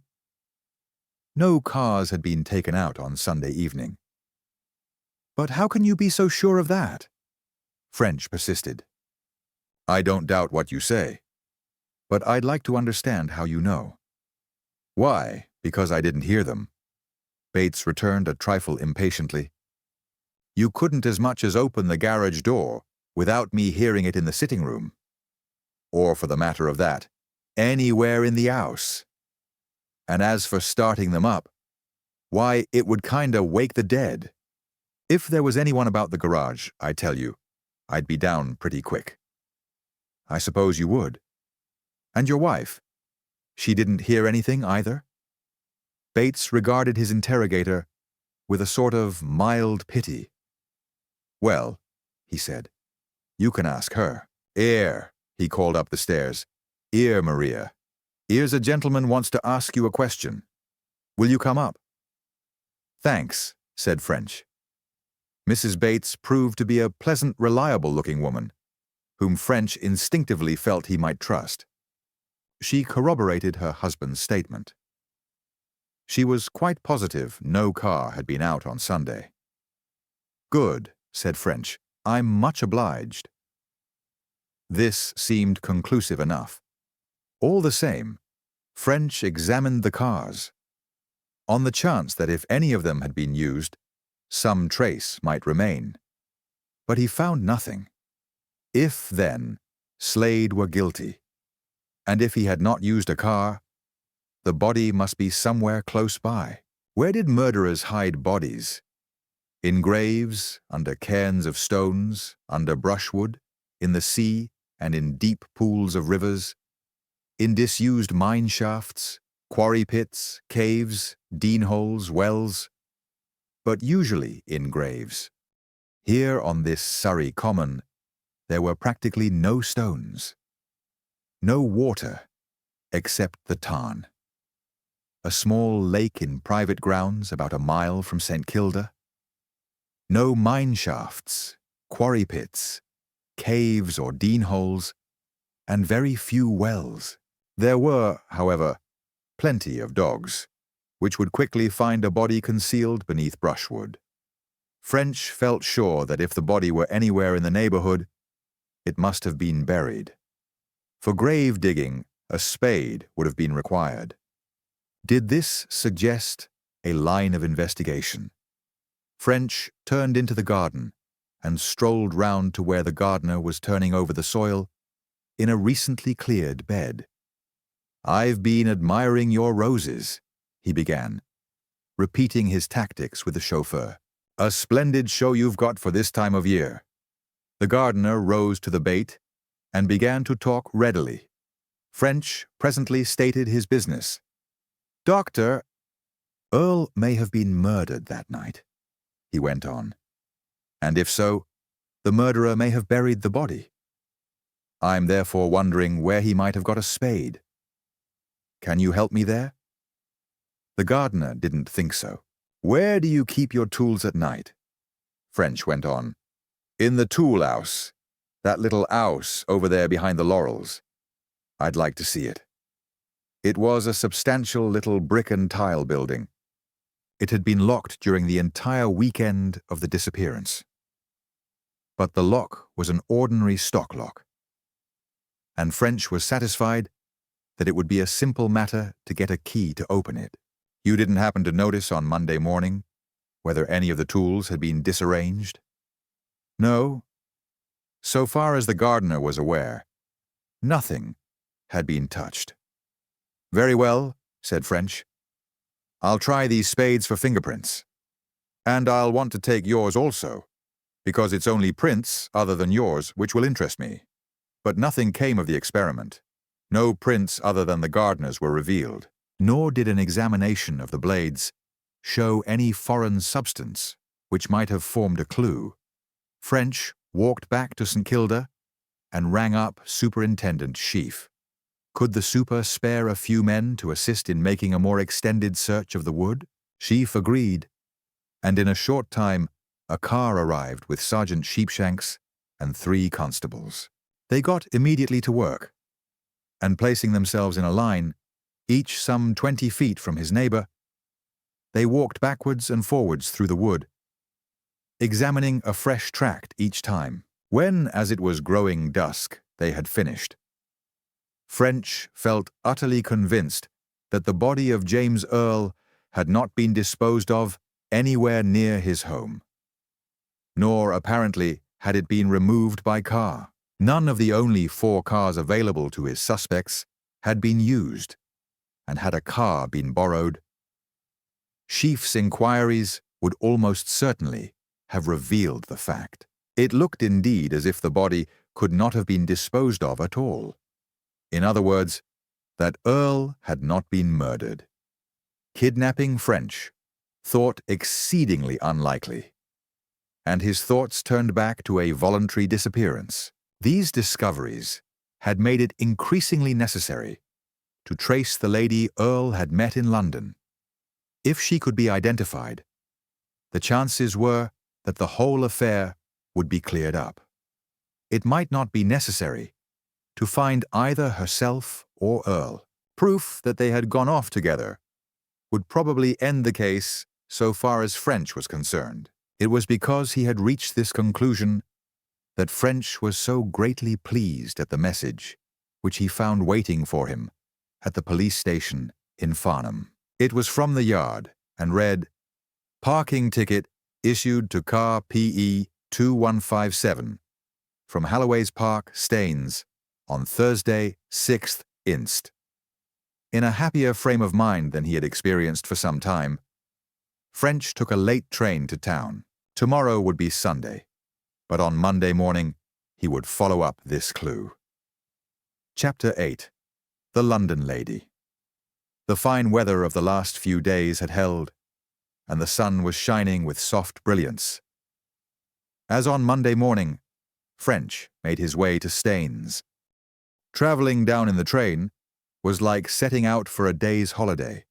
French, thinking of his recent job at Whitechapel, congratulated himself on his good fortune. It was worth something to exchange the dreadful, sordid streets of London's slums for this idyllic country. As the train ambled gently forward, he went over in his mind what he already knew of this phase of the inquiry. It did not amount to much. Earle had left St. Kilda in his car on Thursday, October 6th, at about 10 a.m. At 12:30 p.m., he was seen by Ursula Stone, picking up a lady in Seymour Place, and then driving westwards across Edgware Road. About 7, he arrived home. That was all.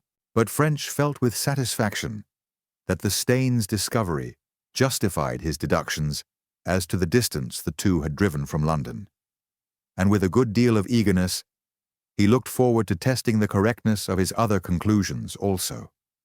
On reaching the historic little town, he called at the police station, partly to express his appreciation of the work the local men had done for him, and partly to learn where Halloway's Park was. 5 minutes later, he reached the park itself. "Good morning," he greeted the attendant. "I'm a police officer from Scotland Yard. Was it from you the local police got some information about the parking of a car on last Thursday week?" "Yes, sir." "Good," said French, taking from his pocketbook the scrap of paper he had found in Earle's coat pocket. "Is that a bit of one of your dockets?" "Yes, sir," the man repeated, producing his book for French's inspection.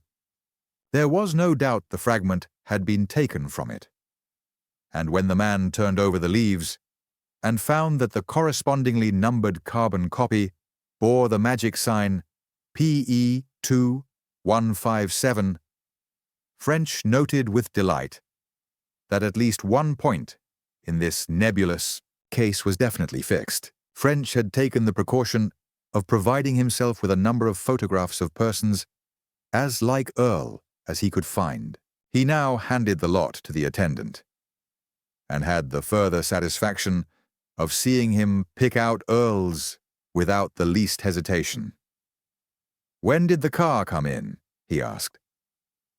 "You'll see that, sir, from the docket block," the man replied. 1:15. Was the man alone? No, sir. There was a lady with him. Can you describe her? The attendant hesitated. "I don't know that I can, sir," he said slowly. "You see, I wasn't speaking to her, but to the gentleman only. She got out while I was filling up the docket, and I didn't even get a good look at her." "Never mind," said French. "They got out, and I presume the man paid for his car. Then what happened?" "Nothing more, sir. They just walked away." "They asked you no questions, nor made any remarks?" "No, sir." "Which direction did they go off in?" "That way, sir, along the street." "And where does that lead to?" "Well, just the town, the railway stations, the hotels." "Quite. Now tell me, supposing they wanted lunch, where would people of that type go?" "To the Queen, sir, I should think. Or perhaps to the Romney. Those are the two best hotels." "Good," said French again. "Then when did they come back?" "The gentleman came back by himself, sir. I didn't see the lady again. He came back about 5:45, I should think. I'm not just sure." "From what direction?" "The same that he had gone in." "I see. Well, I'm much obliged to you. You'd better give me your address in case any other point arises. By the way, what kind of mood did they seem in? Quite normal?" "Quite, sir." The time of arrival at the park worked in admirably with that at which Ursula Stone had seen the car in London. Earle and his companion must have run straight down to Staines, but French was puzzled by a point which had occurred to him when making his analysis. Why had they parked in a town park? They must surely have had lunch somewhere, and it would have been natural for them to park where they lunched. However, there might be some reason for it that as yet he couldn't see. That they must have lunched, however, was pretty certain. French turned back into the town to try the hotels. At his very first call, he was successful. The head waiter, shown Earle's photograph, remembered his having been in for lunch and tea somewhere about the date in question. Earle had been accompanied by a lady and had engaged a private room. The head called the waiter who had served them. This man also recognized Earle's photograph. More than this, he had noticed the lady and was able to give a reasonably complete description of her. She was an attractive-looking woman, about 30, he imagined. "Did you hear their names?" "What did they call each other?" French asked. The waiter hadn't heard. "Did you hear anything they said?" The man shook his head. "They were talking together, earnestly, as you might say. But I didn't hear what it was about. They didn't speak when I was near." One interesting and suggestive point was that the parties had appeared anxious to avoid being seen together. Earle had entered alone, shortly before 1:30, and while he was making the arrangements for lunch, the lady had followed. She had waited in the lounge till the business was complete, and had then allowed him to precede her at some little distance to the private room. They had left in the same way, separately. Earle slightly before the woman. About 5, they had returned. Gone back again, singly to the private room, had tea, and left in the same way about 5:30. From this, it was clear to French why they had used the public park. Evidently, It was this fear of being seen together. The chances of being recognized were, of course, much greater in the case of an hotel than of a town park.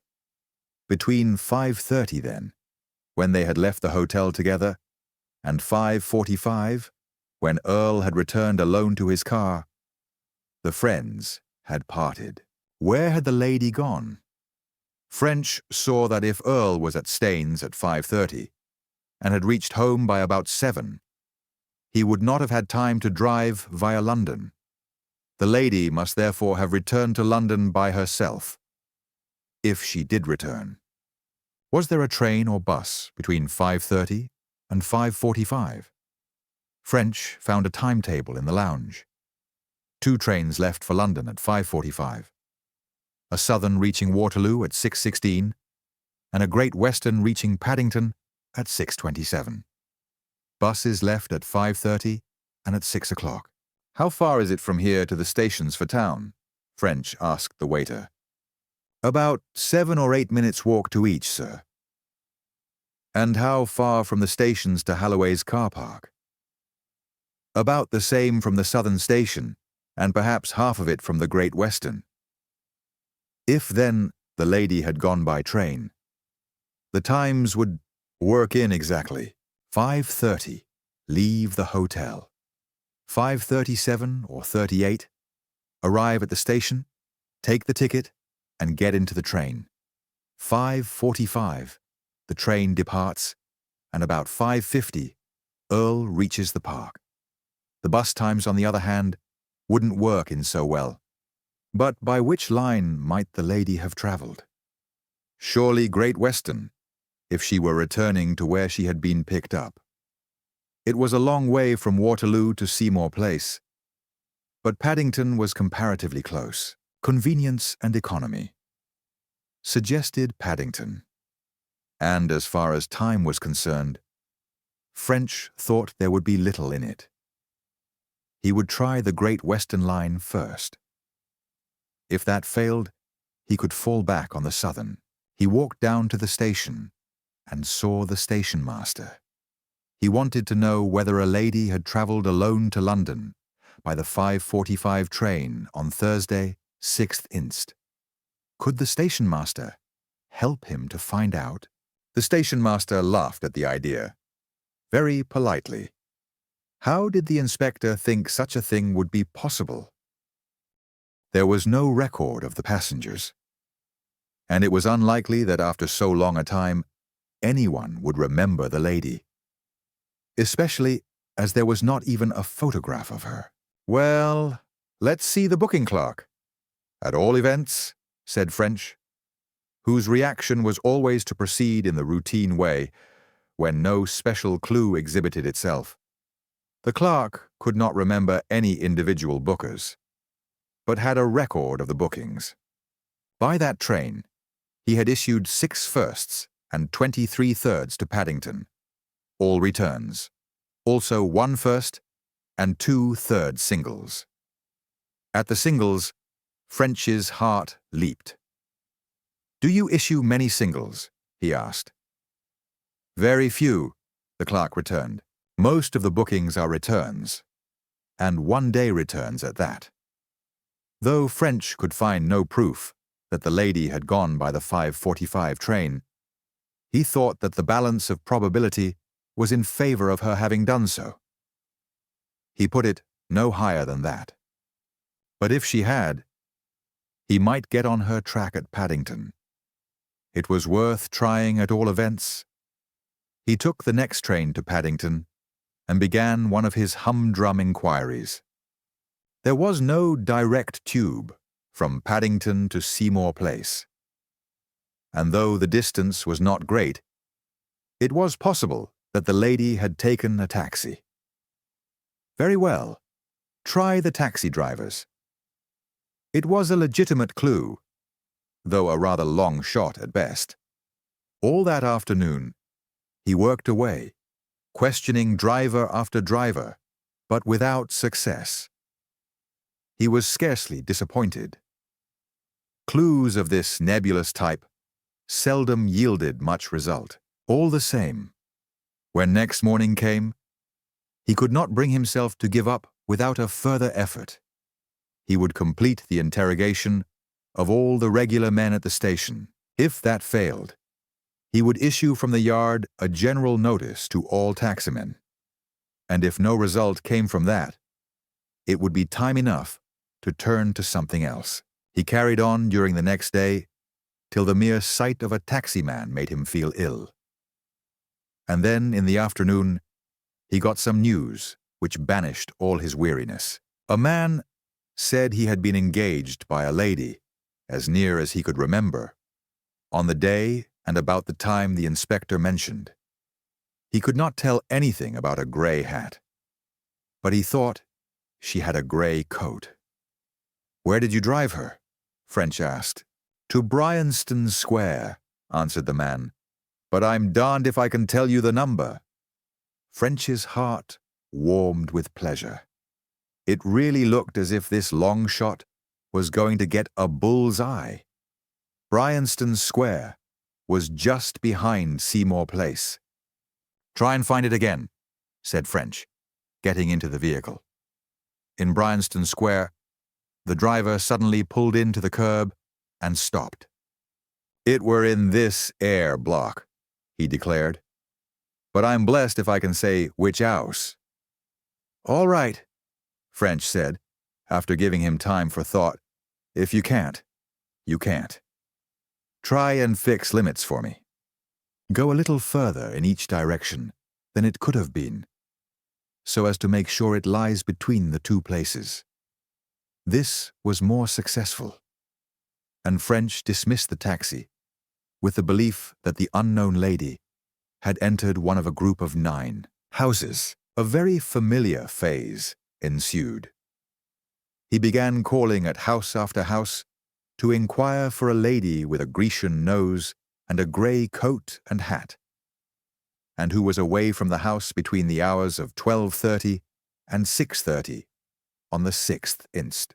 At the 5th or middle house, number 129B, he struck oil, showing what an extraordinarily good guess the taximan had made. Here, the door was opened by an inquiring maid. "I'm a police officer from Scotland Yard," said French, entering upon his little saga. "I wish to make some inquiries about a lady." The girl stared. "What's that?" she interrupted. "Surely not another." "Why, the other man got everything." It was now French's turn to stare. "I don't follow," he said. "What other man?" "Why, the other officer," she declared. "Inspector Tanner his name was. He came and got all the particulars." Here was something unexpected. His good old friend Tanner on the same job. Or was it the same? French concealed his surprise. "I see that something has happened of which I am not aware," he explained. "Will you tell me what it is? Has anything gone wrong here?" The girl tossed her head. "I thought you would have known, seeing you come from the same place," she said pertly. And then, as French did not reply, went on. "It was the nurse, Nurse Nankivel. She's gone." "A nurse? Gone? I didn't know of it." "I'm evidently on another case." "What do you mean by gone? Left her employment?" "I mean gone," the girl returned. "Left her employment, if you like. She's just gone, and nobody knows where she's gone to." "Oh," said French, with a sudden thrill. "You mean disappeared?" "Anything you like. I called it gone, and I calls it gone still." "You surprise me very much," said French with truth. "What was she like, this Nurse Nankivel?" The girl looked at him pityingly. "Why, she were an ornery-looking woman enough," she answered. "I suppose some people would have called her good-looking, but I never thought much of that kind. Too much of a dresser, if you ask me. If you're a nurse, You should wear a nurse's uniform, so I say. But she would never go out without dressing herself up as a fine lady. Fine lady indeed. Jealousy peeped out of her close-set eyes. As a matter of fact, French declared confidentially, I quite agree with you. Just how did she dress when she went out? Mostly in gray, as you said. Gray coat, gray hat, red brooch in hat, gray shoes and stockings, gray bag, oh, bitterly, all very complete and like a nurse. It sounds like a nurse, said French to humor her. Now, can you tell me if she was out on the afternoon of Thursday the 6th? That's Thursday week. The girl nodded. You've got it in one, she returned. Between what hours? The most of the day. From 12:30 to 6:30. As I'm a sinner. She wasn't here long before she was wanting time off. Different to other people who have to do their work steady and not go gadding about as if they weren't being paid for their time. Well, said French consolingly, it might have been better for her if she had stayed at home. When did she come here? Saturday, 3 weeks, the girl returned after thought. The general was took ill on the Friday, and on Saturday they sent for a nurse. And how is he? Pretty bad, but they think he'll pull through now. By the way, what's his name? Hazard. Brigadier General Sir Ormsby Hazard. CMG, DSO, no less? Ah, of course, said French, though he had never heard the name before. Now tell me, when did Nurse Nankerville disappear? Sunday week. French felt a further little thrill of interest.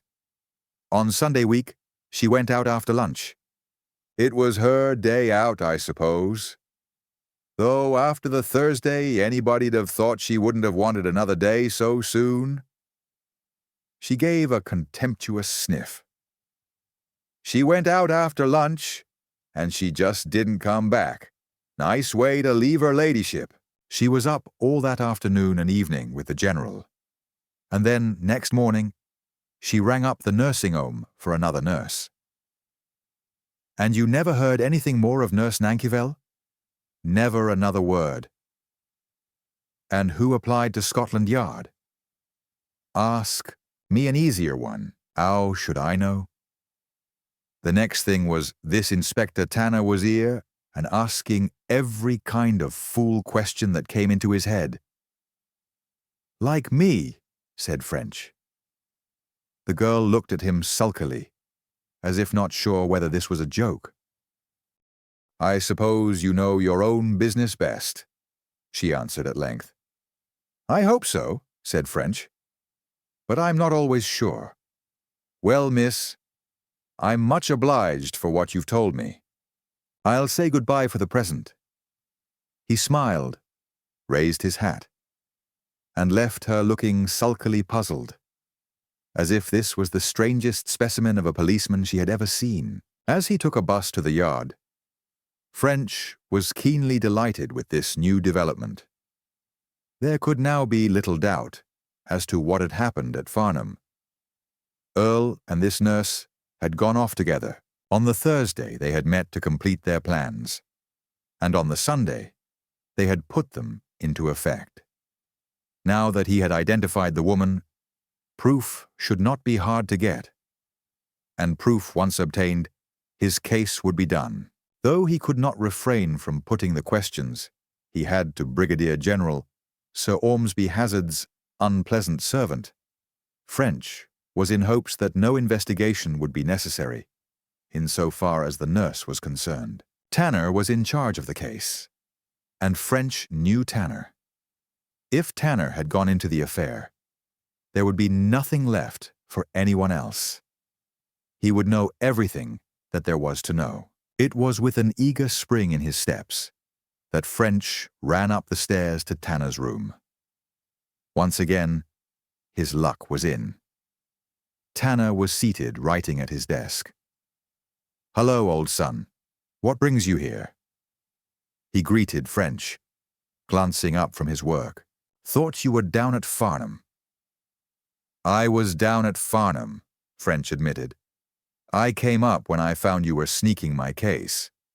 I like that, said Tanner, sitting back and putting down his pen. I wouldn't touch your childish little case with a barge pole. What's bitten you? Ever heard the name of Nankivel?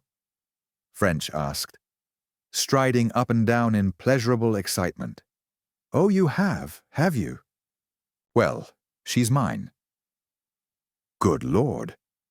Tanner looked shocked. And what about Mrs. French? On Sunday evening, the 9th instant, French went on, ignoring this question. Dr. James Earle of St. Kilda, Hampton Common, near Farnham, disappeared. On Sunday evening, the 9th instant. Nurse Nankivel, employed at 129B Bryanston Square, disappeared. On Thursday, the 6th instant, 3 days earlier, Dr. James Earle and Nurse Nankivel had a long and more or less secret interview at Staines. Now, do you know what's bitten me? Good Lord, said Tanner again. I say French. That's very interesting. Of course it's interesting. Isn't it my story? Tanner took a cigarette case from his pocket and held it out. Tell me, he invited, the very words I was going to use to you. French produced a lighter, operated it without result, cursed, and struck a match.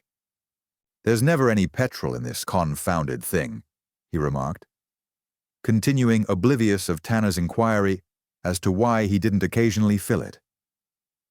It's you who must tell the story, Tanner. I've finished mine. It's about the nurse we want to know. What happened about her? I don't think this interest in the nurse is seemly for a married man, Tanner said severely. However, I'll tell you all I know. It isn't much. He turned and took a loose-leaf cover from a shelf, turning to page 1. Her name, he went on, is Helen Nankivel, and she comes from Cornwall, some little village near Redruth. She is aged 30 and trained in the usual way. Details herein. 2 years ago, she went on the staff of Sister Austin's nursing home at 23 St. George's Terrace, Red Hill Road, Chelsea. She's a good nurse, competent at her job, no fool, liked by her patients and the staff. There was no trouble with her, no undesirable acquaintances, to give Miss Austen's phrase. A nurse with a future, if you understand me. The last nurse in the world to go and make a break with an elderly doctor. She nursed in the home at times, but was generally out on jobs. Miss Austen, in fact, looked upon her as one of her best nurses, and she was sent to important cases. French chuckled. This was Tanner. He had known that if Tanner was in charge, the spade work would all be done. On Tuesday morning, a week ago today, resumed Tanner, a phone came through from the nursing home to say that one of their nurses had disappeared, and they would like a man. I wasn't doing more than 6 or 8 jobs at the time, so was sent. I saw Miss Austen, who seems a good enough sort of woman, and she told me that on Saturday, the 24th of last month, Saturday 3 weeks, a phone had come in from Dr. Clark, address and qualifications herein, saying that General Hazard, of 129B Bryanston Square, was ill, and to send a nurse at once. It happened that the Nankivel had just returned from a case, and she was sent. They had the usual reports, and everything seemed to be going swimmingly.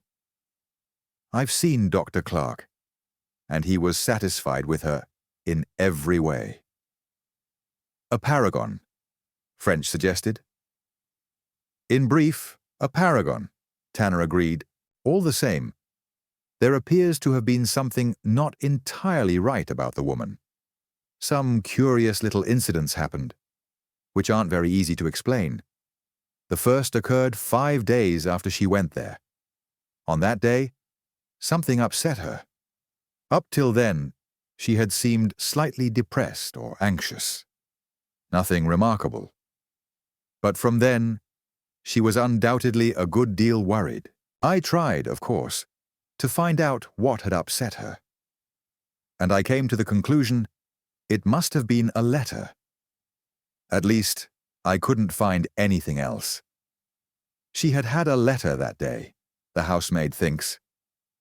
Unfortunately, the girl's not sure. I had a look for the letter, but couldn't find it. Did that depression continue till she disappeared? No, said Tanner, it didn't. On Thursday week, 6th instant, she obtained leave of absence to attend to urgent private business. She left the house about 12:30 and returned about 6:30. I didn't know where she had gone, but you tell me it was to meet Dr. Earle at Staines. That meeting cured her, or partially cured her at all events. Lady Hazard told me she noticed that after it, a great deal of the depression and worry seemed to have gone. But instead, the Nankivel was excited. She seemed to be on edge, expecting something to happen. Of course, Lady Hazard may have been talking through her hat. But that's how it seemed to her. This state of excitement continued till the nurse left after lunch on Sunday week. That is, left for the last time. French took another cigarette. It doesn't seem so hard to account for that, he suggested. She and Earle are in love. On that first day, she gets a letter from him, suggesting a mutual disappearance to a more salubrious clime. She hasn't made up her mind, and it worries her. On the Thursday, she meets him at Staines, and they fix it up. Her main anxiety is therefore gone, though there still remains the excitement of the affair to look forward to. Tanner nodded. You may be right, he admitted. I didn't think of that. But of course, I didn't know about this Dr. Earle. Another small point. On the Wednesday afternoon, about 6, the parlourmaid thought the nurse was called to the phone. It was a man's voice, so the parlourmaid said. A quite poisonous woman, by the way. She evidently tried to listen, but all she heard was the Nankivel saying, "Well, I'll arrange it somehow. 12:30. Obviously the appointment for next day. No doubt you could now trace if the caller was Earle." No doubt. A couple more points, Tanner went on. One day earlier in the week before she disappeared, the maid couldn't remember which day, but thought it was Tuesday. The nurse received an official-looking business letter. The maid didn't know what was in it, but she thinks it must have been something of importance, as nurse seemed very eager to get it. Of course, that may be only the girl's talk. Then, on the Saturday evening, just before dinner, a telegram came for her. You might get a trace of that, particularly if it was from Earle about Sunday. I might, agreed French. You haven't gone into any of these things?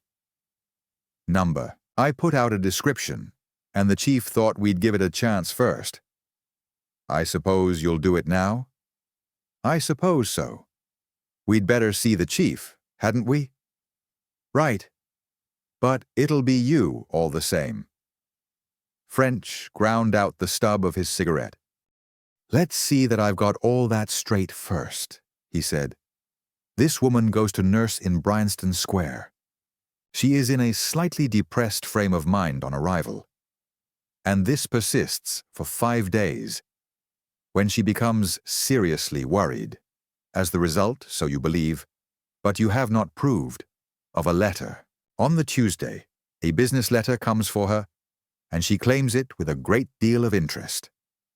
On the Wednesday evening, she receives a telephone message, presumably from Dr. Earle, to which she replies, 12:30. I'll arrange it somehow. On the Thursday, She spends the afternoon with Earle at Staines. On the Saturday evening, she gets a telegram. And on the Sunday, both she and Earle disappear. That right? That seems to be the sequence of events, Tanner admitted. And what do you make of it? What you make of it, I think. I imagine we're investigating the completion of plans for a departure in company, for another and more congenial sphere. French nodded. There's motive for it, so far as he was concerned. Unhappy at home. Wife uncongenial and running after another man and all that. Come along and let's see the chief, and I'll get started. 10 minutes later, Tanner was officially relieved of further participation in the case, and his folio was handed over to French. Chapter 9. Farnham again. French was tired, as, after a call at the yard to see if anything had come in, he made his way home.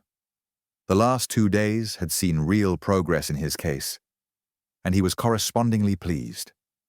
Though he did not fail to note that his results were chiefly due to his own skill and pertinacity, he had also to admit to a certain element of luck.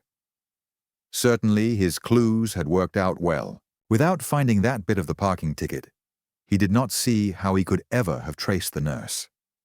Again, had she not taken a taxi from Paddington, he might have lost the trail. Had he known that she was a nurse, he could no doubt have got on her track. But he had not known this important fact. French indeed felt very well satisfied as to the ways things were going. There could be little doubt, he thought, that Earle and this woman had decided to throw in their lot together and start life anew in fresh surroundings. The doctor's decision to do so he could readily understand. His professional career was over, and what he probably most desired was peace and a congenial companion, neither of which he appeared to have at his home. The woman's motives also were fairly obvious. She would doubtless want security. A nurse's life is both hard and precarious. If she were to fall ill, she would have nothing to look forward to. The settlement of a reasonable sum on her by Earle, an almost certain condition of any agreement between them, would mean security, or as much security as is obtainable in this life. And in the nature of things, she was unlikely to lose very many years of her freedom. At the longest, Earle could scarcely survive her own middle age. She had, in fact, much to gain and little to lose by the arrangement. But likely as this theory was, it had not been proved. And until either it or some other had been placed beyond question, the case was not over for French. However, a very few more inquiries, and he believed it would be complete.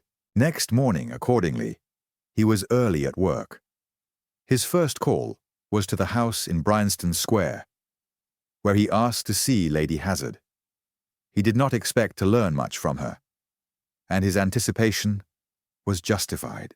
In fact, she told him practically nothing. She had liked Nurse Nankyville, finding her efficient as a nurse, pleasant to speak to, and but little trouble in the house. Her husband, the General, had also liked her. When the nurse had failed to turn up on the Sunday evening, they supposed she had missed a train. Lady Hazard sat with her husband till the night nurse came on duty. They fully expected that next morning the truant would return. When she did not do so, they telephoned to the home, and another nurse was immediately sent. They understood that the matron had reported the affair to the police. All the information Tanner had obtained had apparently come from Gladys, the maid, who had evidently hated the nurse and jealously watched her every movement. French had a long interview with Gladys, but without adding to what he had already learned. He also had a look at the room which Miss Nankyville had occupied. But, as Tanner had already searched it, he did not give it much time. From Bryanston Square, French betook himself to the nursing home in Chelsea. Here, Sister Austen, the head of the home, saw him at once.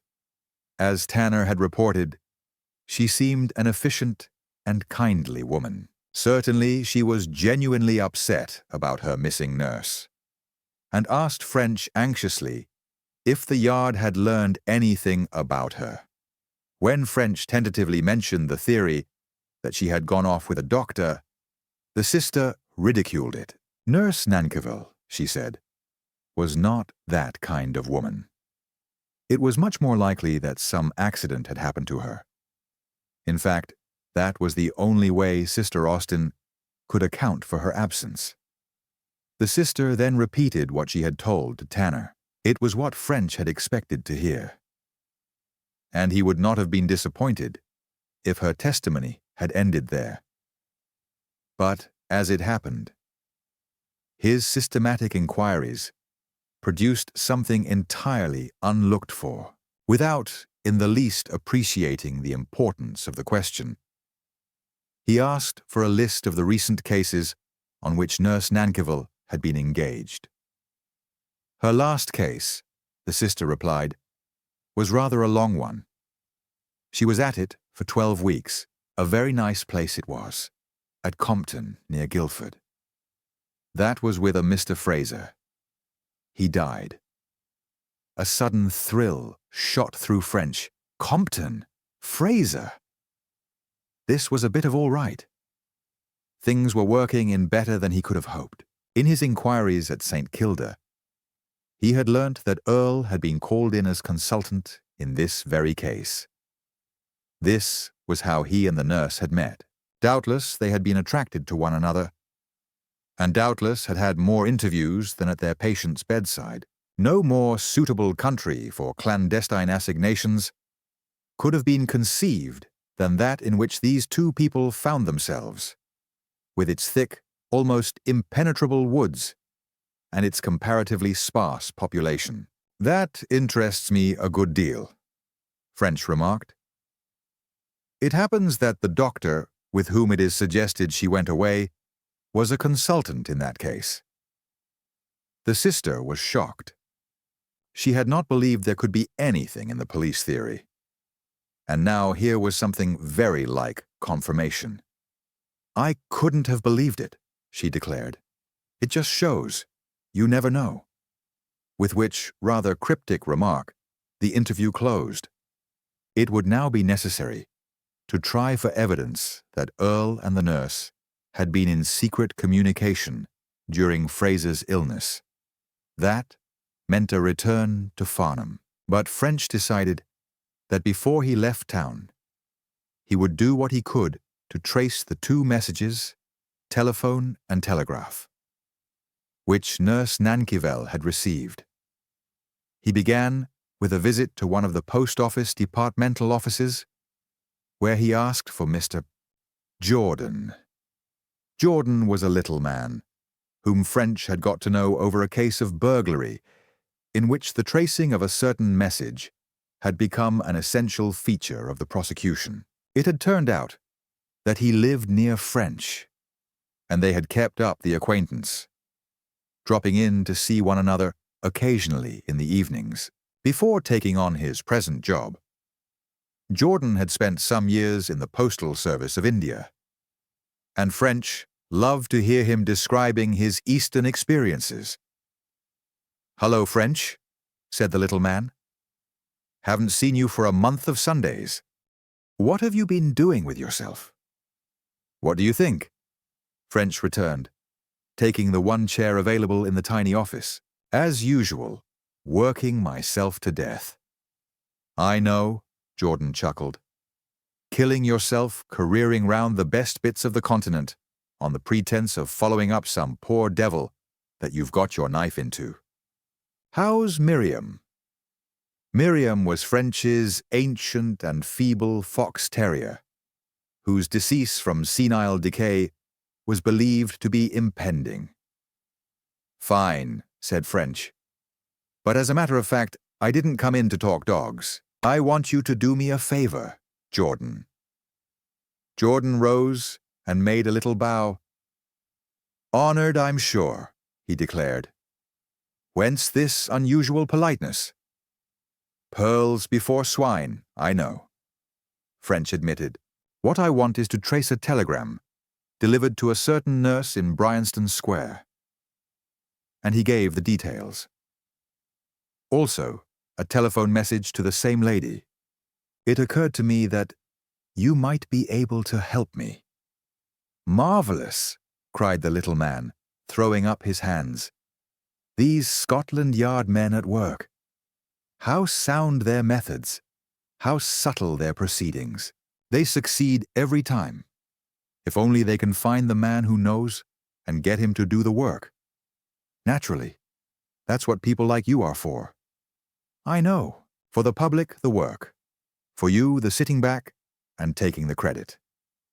The little man continued making jibing remarks as he ran rapidly through a book of reference.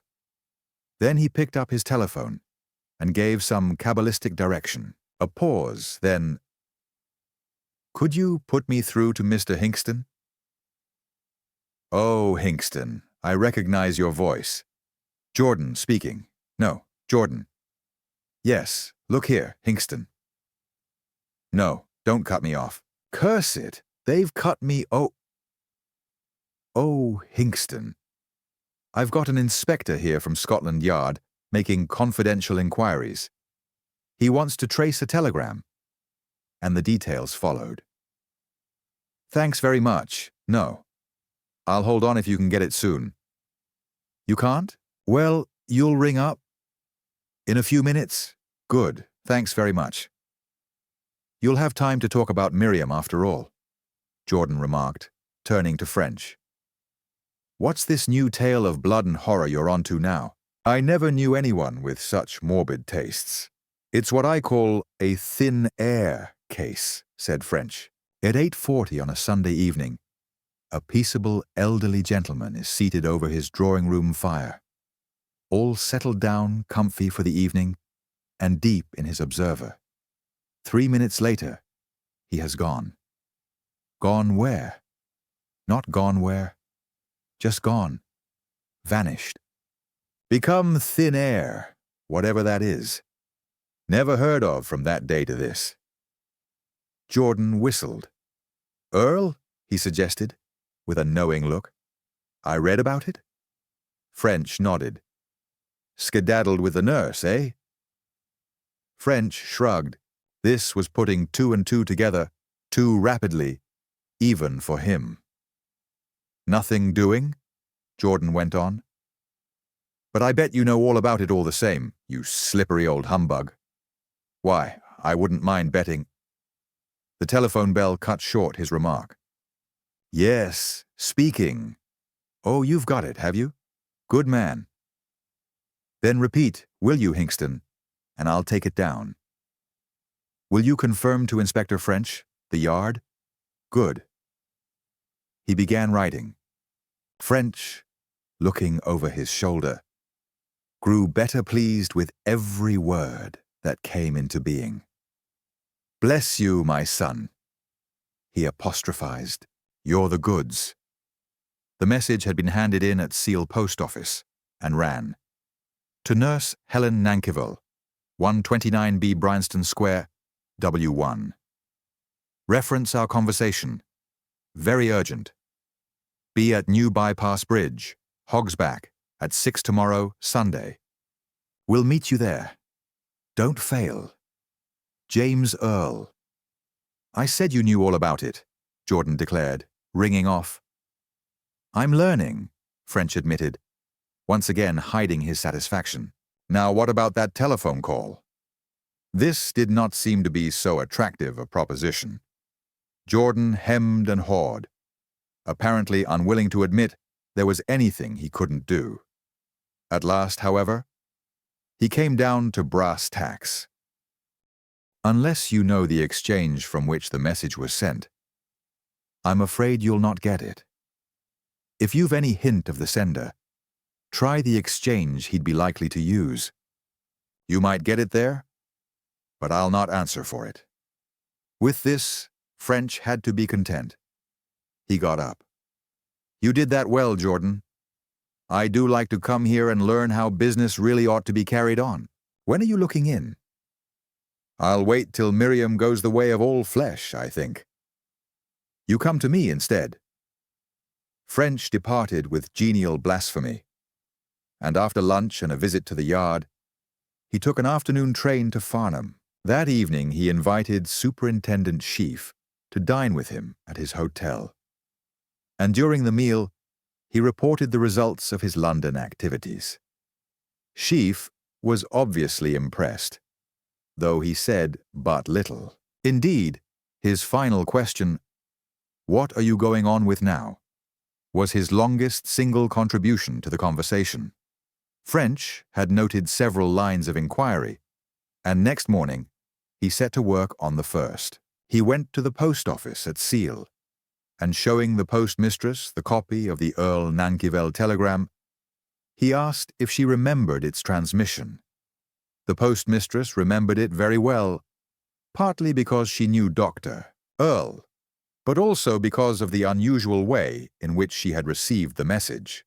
It had not, she explained, been handed in over the counter in the customary manner.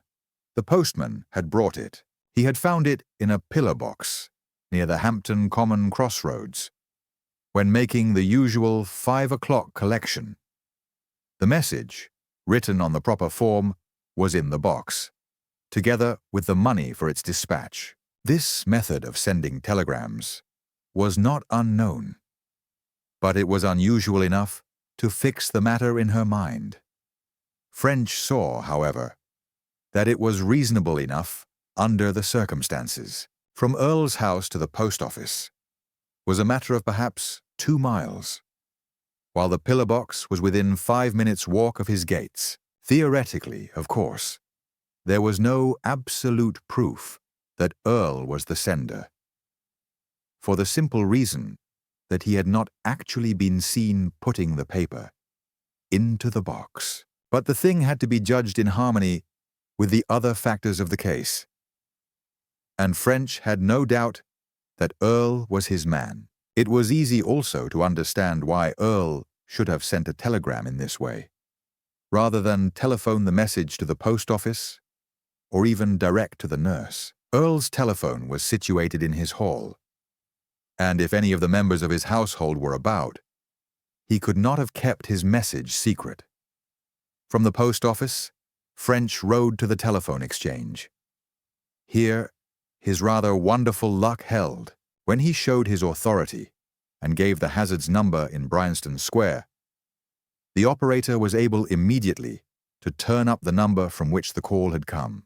A note of the trunk call had been kept for revenue purposes, and the bill on which it would eventually find a place would be sent to St. Kilda. The operator, moreover, had recognized Earle's voice, he having attended her during a long illness. Here, then, was the desired proof that the message had come from Earle. The discovery conveyed no fresh information. French had not doubted the call was Earle's, but its proof was a step further in the case he was so satisfactorily building up. French looked at his watch. 11:15. Campion's was the next name on his list, and he wondered whether he would find the doctor if he were to ride over to the Red Cottage. He put through a call from the exchange, and the answer being that Campion was out but was expected home for lunch, he once again mounted the sergeant's bicycle. He enjoyed the ride. It took him through Shackleford and almost into Farncombe, a suburb of Godalming, or indeed an adjoining town. Then, turning back in the Compton direction, he reached the village of Binscombe. Here he slackened down, examining the names on the various gates. Presently, he found the Red Cottage. It stood on one of the few plots of quite level ground in that undulating country. This was a much less characteristic district than that in which Earle had lived. Here the land was agricultural, and there were many more houses to the square mile. Campion's looked as if it had been built about the end of the last century. Its great feature was its gables, which jutted out in all directions from the main roof. The garden and grounds were tidy but commonplace. French turned back into Godalming and had his own lunch. Then, when he thought Campion would have finished his, he rode out again. Campion was in his workshop. "Come in," the doctor called in answer to his knock. "Oh, it's the inspector." "Good afternoon, Inspector. You want to see me?" "If you please, sir," French answered, looking round with admiration at the beautifully appointed little shop. "You have a wonderful place here." "Yes, it's not so bad. Can't get time to work in it, though. Would you like to come into the consulting room? Or will this place do?" "This will do, sir. Perfectly, so far as I'm concerned. It's just a few questions arising out of this matter of Dr. Earle's disappearance. I won't keep you long." "It's all right. I'm not in any special hurry. What is it you want to know?" "It's a rather delicate matter, sir," French went on. "It's about a nurse named Nankerville. I understand she was nursing a patient of yours?" Campion seemed to stiffen slightly. French noticed it with some misgivings. He hoped professional etiquette was not going to come in to make his task more difficult. The man, however, did not hesitate. He nodded, answering, "Yes, she nursed the late Mr. Fraser." "So I had heard. Would you tell me, Doctor, what you thought of her?" "As a nurse? In every way, please." Campion shrugged slightly. "That's a largish order," he answered. "As a nurse, I thought highly of her. She was careful and attentive, and got on well with her patient. I had certainly no fault to find with her. As to other information, I don't know that I can tell you much. She seemed a quite ordinary, nice sort of woman, but I saw nothing of her otherwise than professionally." "Why do you ask?" French bent forward. "You didn't know, sir, that she has disappeared?" Campion stared. "Good Lord," he exclaimed. "You don't say so?" "Disappeared. When did that happen?" "On Sunday." French lowered his voice and spoke more impressively. "I'll tell you what I know, but please regard it as confidential." Campion nodded impatiently. "On Saturday evening, Nurse Nankerville got a telegram from Dr. Earle, asking her to meet him on Sunday on the Hog's Back. Whether she did so or not, I don't know. But after lunch, she left the house in Bryanston Square, where she was employed and has never been heard of since." Campion swore. He stood looking at French with amazement in his eyes, which rapidly turned to a question. "I can tell you, Inspector, that's a surprise," he said at last. "Earle, you're not suggesting, I suppose?" He hesitated. "I'm not suggesting anything, Doctor. What I want to know, and what I'm going to ask, if you can tell me, is whether Dr. Earle and this lady were acquainted down here." Campion whistled beneath his breath. "They were acquainted, of course," he answered. "If you mean by acquainted twice seeing each other while professionally engaged in the sick man's room. If you mean socially acquainted, I don't know. I never suspected or imagined such a thing. But of course, I can't say definitely." "You never observed anything between them, of which at the time you thought nothing, but which now, in the light of what I have said, appears to you significant?" "Absolutely nothing." "I understand, Doctor. Tell me, during what hours was this lady free?" "She was on day duty. She had a couple of hours in the afternoon. We had a second nurse for the night." "The name of the other nurse, please, Doctor."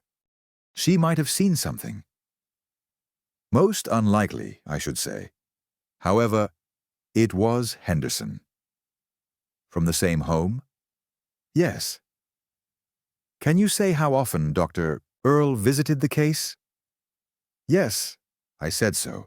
Twice. And perhaps you'd tell me the circumstances which led to his being called in?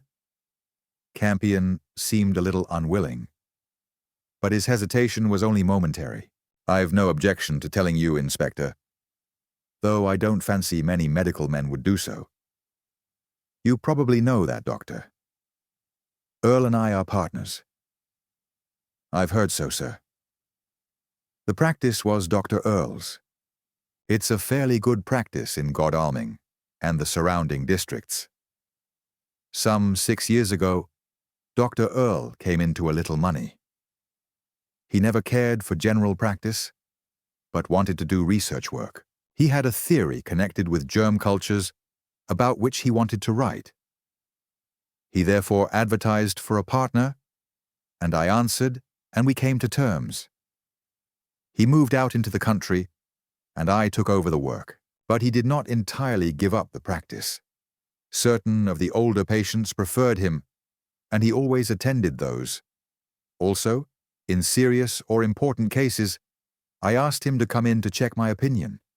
This case of Mr. Fraser was a serious case. The man, as a matter of fact, was dying, and I asked him to come in. Not that I had the slightest doubt as to the treatment, but simply as a satisfaction to the members of the family. Thank you, Doctor. That's all very clear. It doesn't affect my case exactly, but out of curiosity, would you tell me what the old gentleman died of? Well, he had gastroenteritis, but it was really old age and a weak heart that finished him off. He was 69. French made a move to go, then stopped. By the way, he said, you told me that Dr. Earle had intended to write a book on his germ theory. You don't know if he ever did so? He had begun it. In fact, he had written a considerable part of it. I've seen his manuscript, and we've talked it over. It's a funny thing that, when I was looking over his things, I never came across any papers connected with it. Where did he keep them? Do you know? Campion shook his head. I've no idea. When I saw the manuscript, it was on the table in his study. But where he put it, I don't know. This book and this theory of his meant a good deal to him, I suppose. They did, Campion answered. He was very keen. Then his face changed, and he favored his visitor with a swift, questioning look. French saw that the doctor had divined his own thought. If at the time of Earle's disappearance, this beloved manuscript had vanished also, was it not the final proof that that disappearance had been voluntary? The more French thought of this, the stronger the argument appeared. If the man had been so keen on his theory and his book, he would never have left the manuscript behind. On the other hand, if he had been murdered, the manuscript should be at St. Kilda. The fact that it had gone undoubtedly settled this extremely knotty point. This, then, was all that was required from Campion. French slowly made a move to go. Then, suddenly, he started as an entirely new idea flashed into his mind. Did this matter of the manuscript not mean something very different? Chapter 10. Polperro. The idea which, like a whirlwind, had upset all French's previous assumptions was very simple. Was it possible that Earle's theory and Earle's book were really valuable? So valuable that they would make the name of their author? Was it possible that Campion should have known this and stolen the manuscript? And to enable him to get the benefit of his theft, could he have killed Earle?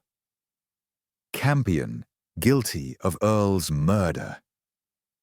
Here was something to think about. Surely, the idea was too far-fetched. Campion was a reasonably successful man, comfortably off now, and with an assured, if not a very brilliant, future. He had surely too much to lose to run the terrible risks of committing murder simply to gain professional fame? French was not so sure. The man might be vain, and vanity is one of the most potent springs of human action. To have his name handed down reverentially, like Harvey's or Pasteur's, he might risk a great deal. French rapidly considered. While to cloak his concentration, he took out and laboriously consulted his notebook. To make sure he had asked everything, and would not have to come back and trouble the doctor again, he saw at once that this theory raised again the old problem of the nurse. If Campion had murdered Earle, what had happened to Miss Nankerville? It was absurd to suppose that Campion could have murdered her too, in 3 seconds. French decided that he could leave this problem over for the present. There was probably nothing in his new idea, but he mustn't miss this opportunity of finding out more about it. "Well, Doctor, Campion," he said, "I'm very much obliged for what you've told me. That's everything except just for one technical point, which I require in order to complete my report. In a murder case, as I'm sure you know, it is the duty of the investigating officer to ask everyone concerned where he or she was at the time of the crime. We don't know that this is a murder, but it conceivably might be so. And if in your case you will give me that information, it'll probably save my troubling you again." Campion looked keenly at his visitor, then smiled wryly. "I've heard you did that," he replied, "but I don't quite see how I am one of those concerned. Only, sir, in the sense that you were a person, how shall I describe it? In Dr. Earle's environment, you were his partner. The thing is a matter of form. If I went to London without such information, I should be sent back to get it." "It's all right," Campion said resignedly. "I don't mind telling you. Where do you want me to begin?" When he was about it, French might as well cover 6 o'clock, when the nurse was supposed to reach the Hog's Back. "Oh, I don't know," he answered, as if to make light of the question. "Say from lunchtime. What time did you have lunch?" "The usual time, I believe." 1:30. "Very well," French agreed. "That gives us a start. What happened after lunch?" "I'm sure I don't know what you want this for, seeing Doctor. Earle was alive and well for another 6 or 8 hours.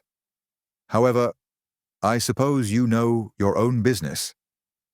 He took a small engagement book from his pocket and turned over the pages. "After lunch, I'm really not sure. I think I sat and read for a time. But I may have come out here. I had to pay some calls, and I went out. I'm not sure. After 3, I think. I paid 1, 2, 4 calls in all, and then came back here. Miss Stone was spending the afternoon here, and I went into the drawing room at once. Then, about what time did you get back here? Can you remember?" Campion paused in thought. "I can't," he said at length. "Somewhere about 6:30, I should think, but I'm not sure. Where did you have tea, sir? That might bring the time to your mind." "With the Slaters near Putnam. That was the last call I paid. They were going to tea as I was leaving, and they asked me to join them. I did so, and sat for half an hour chatting." "So that you drove home somewhere between 5:30 and 6:30? "Yes, so far as I remember." "Very good, sir. Then you came back here, and went to the drawing room. What happened then?" "I can tell you that," Campion declared. "I remember it all very clearly. Miss Stone was spending the evening with us, as I said. Well, Just before supper, she asked me if I would show her my workshop. My sister had been bumming about the cost and the splendor of my tools. I agreed, of course. Now, while I like Miss Stone personally, I abominate hen parties, and I looked round for some excuse to keep out of the drawing room after supper. I noticed a packet of parts for a doll's house, which I had intended to make up for a small patient who had died, and I offered to make them up for Miss Stone. You know, I suppose, that she's connected with a children's hospital in Bath. She was pleased with the idea. So after supper, I assembled the thing. When it was finished, I went to the drawing room, and almost at once we started off for St. Kilda, the whole party of us. They're very good, those doll's house packets. Which one did you choose? The Handicraft People's Romeo Special. A beautiful model, French commented. Now can you tell me, Doctor, about what time you came to the workshop and returned to the drawing room? I came here immediately after supper. I suppose that would be about 8. I reached the drawing room at... Let's see now. I don't know that I can tell you that.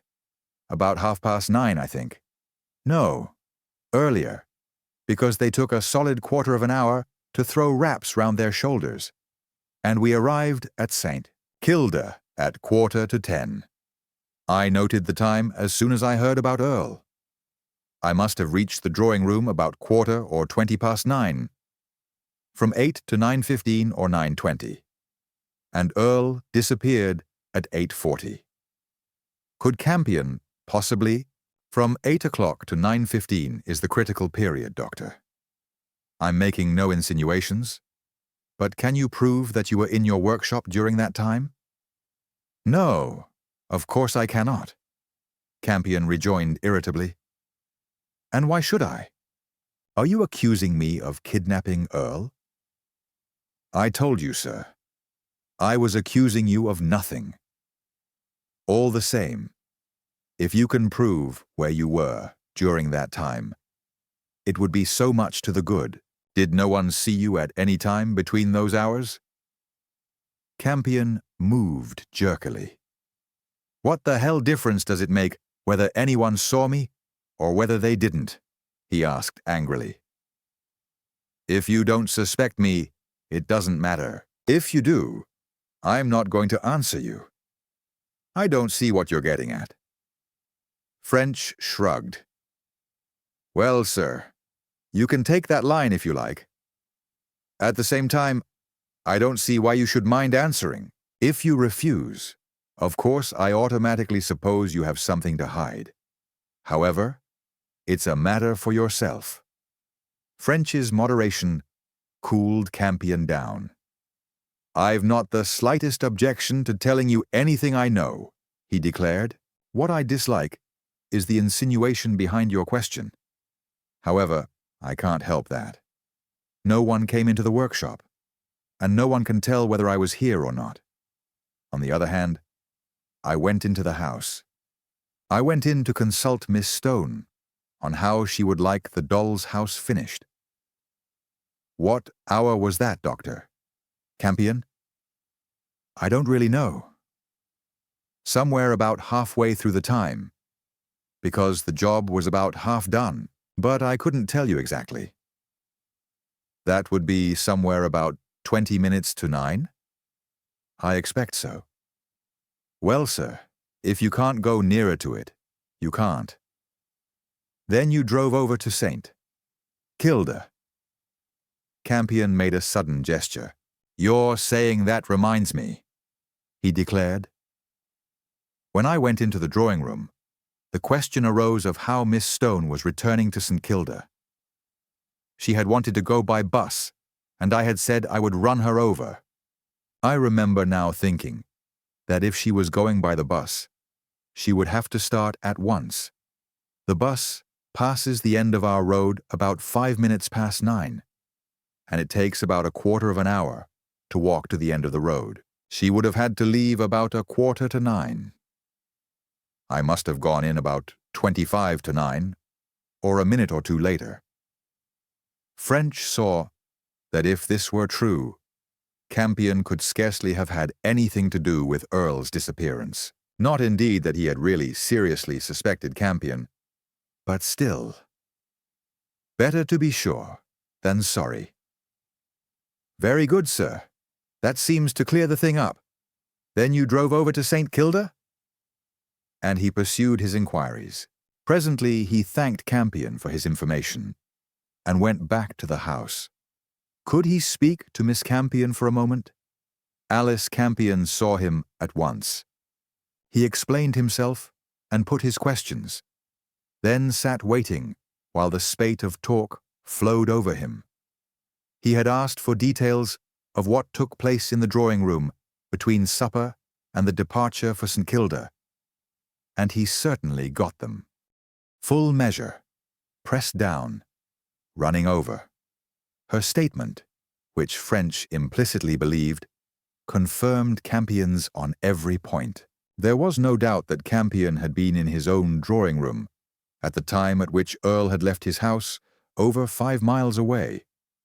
And Flo Campion, whom French next questioned, told the same story with equal conviction. This testimony satisfied French. However, to make assurance doubly sure, he stopped at the first call office he came to and rang up Handicrafts Limited to know how long it should take a skillful carpenter to assemble their Romeo Special Dolls house set. When he was told about an hour and a half, the last doubt vanished. Without a pang, he abandoned his theory that Campion had killed Earle for the manuscript. Indeed, he now saw that he had never really believed in it.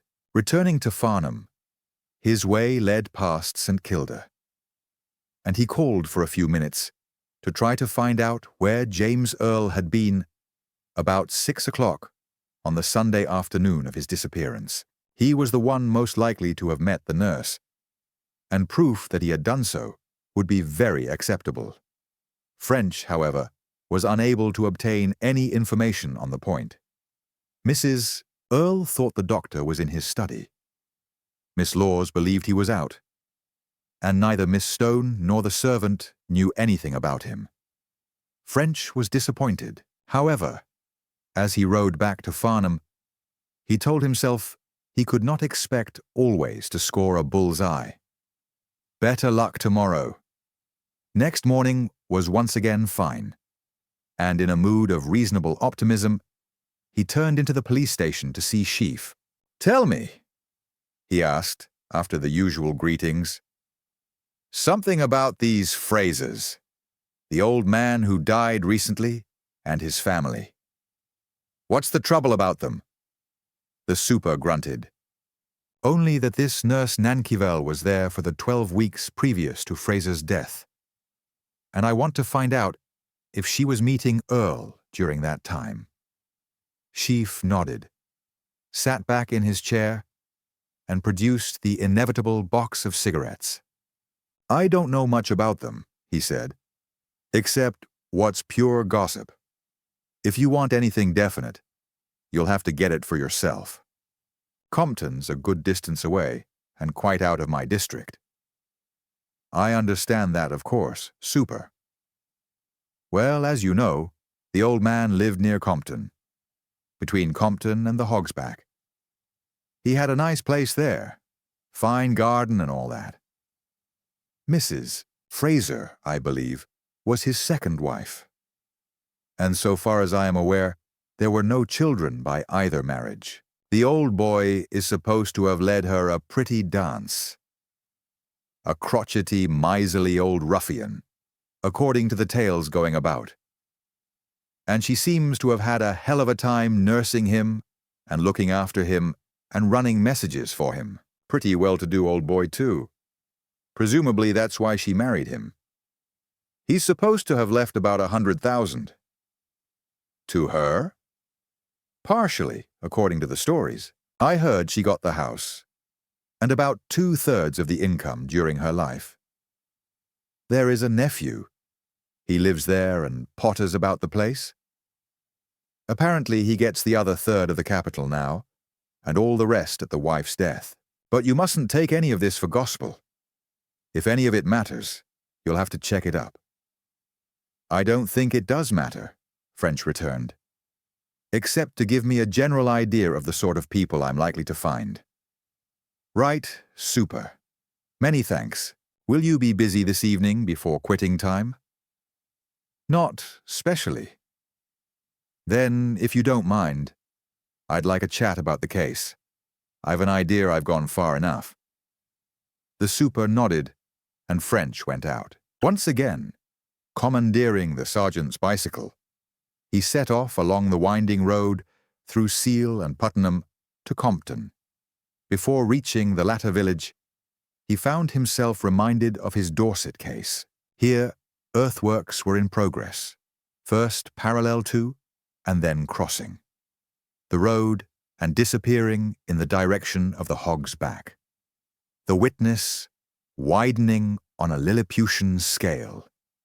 The new bypass road, this must be. This work which he was looking at must continue to the new bridge under the Hog's Back, a bridge he had noticed many times. The bridge at which Earle and Nurse Nankerville were to meet on the Sunday of their disappearance. French was a good deal more interested in the bypass than he would have been before his Dorset visit.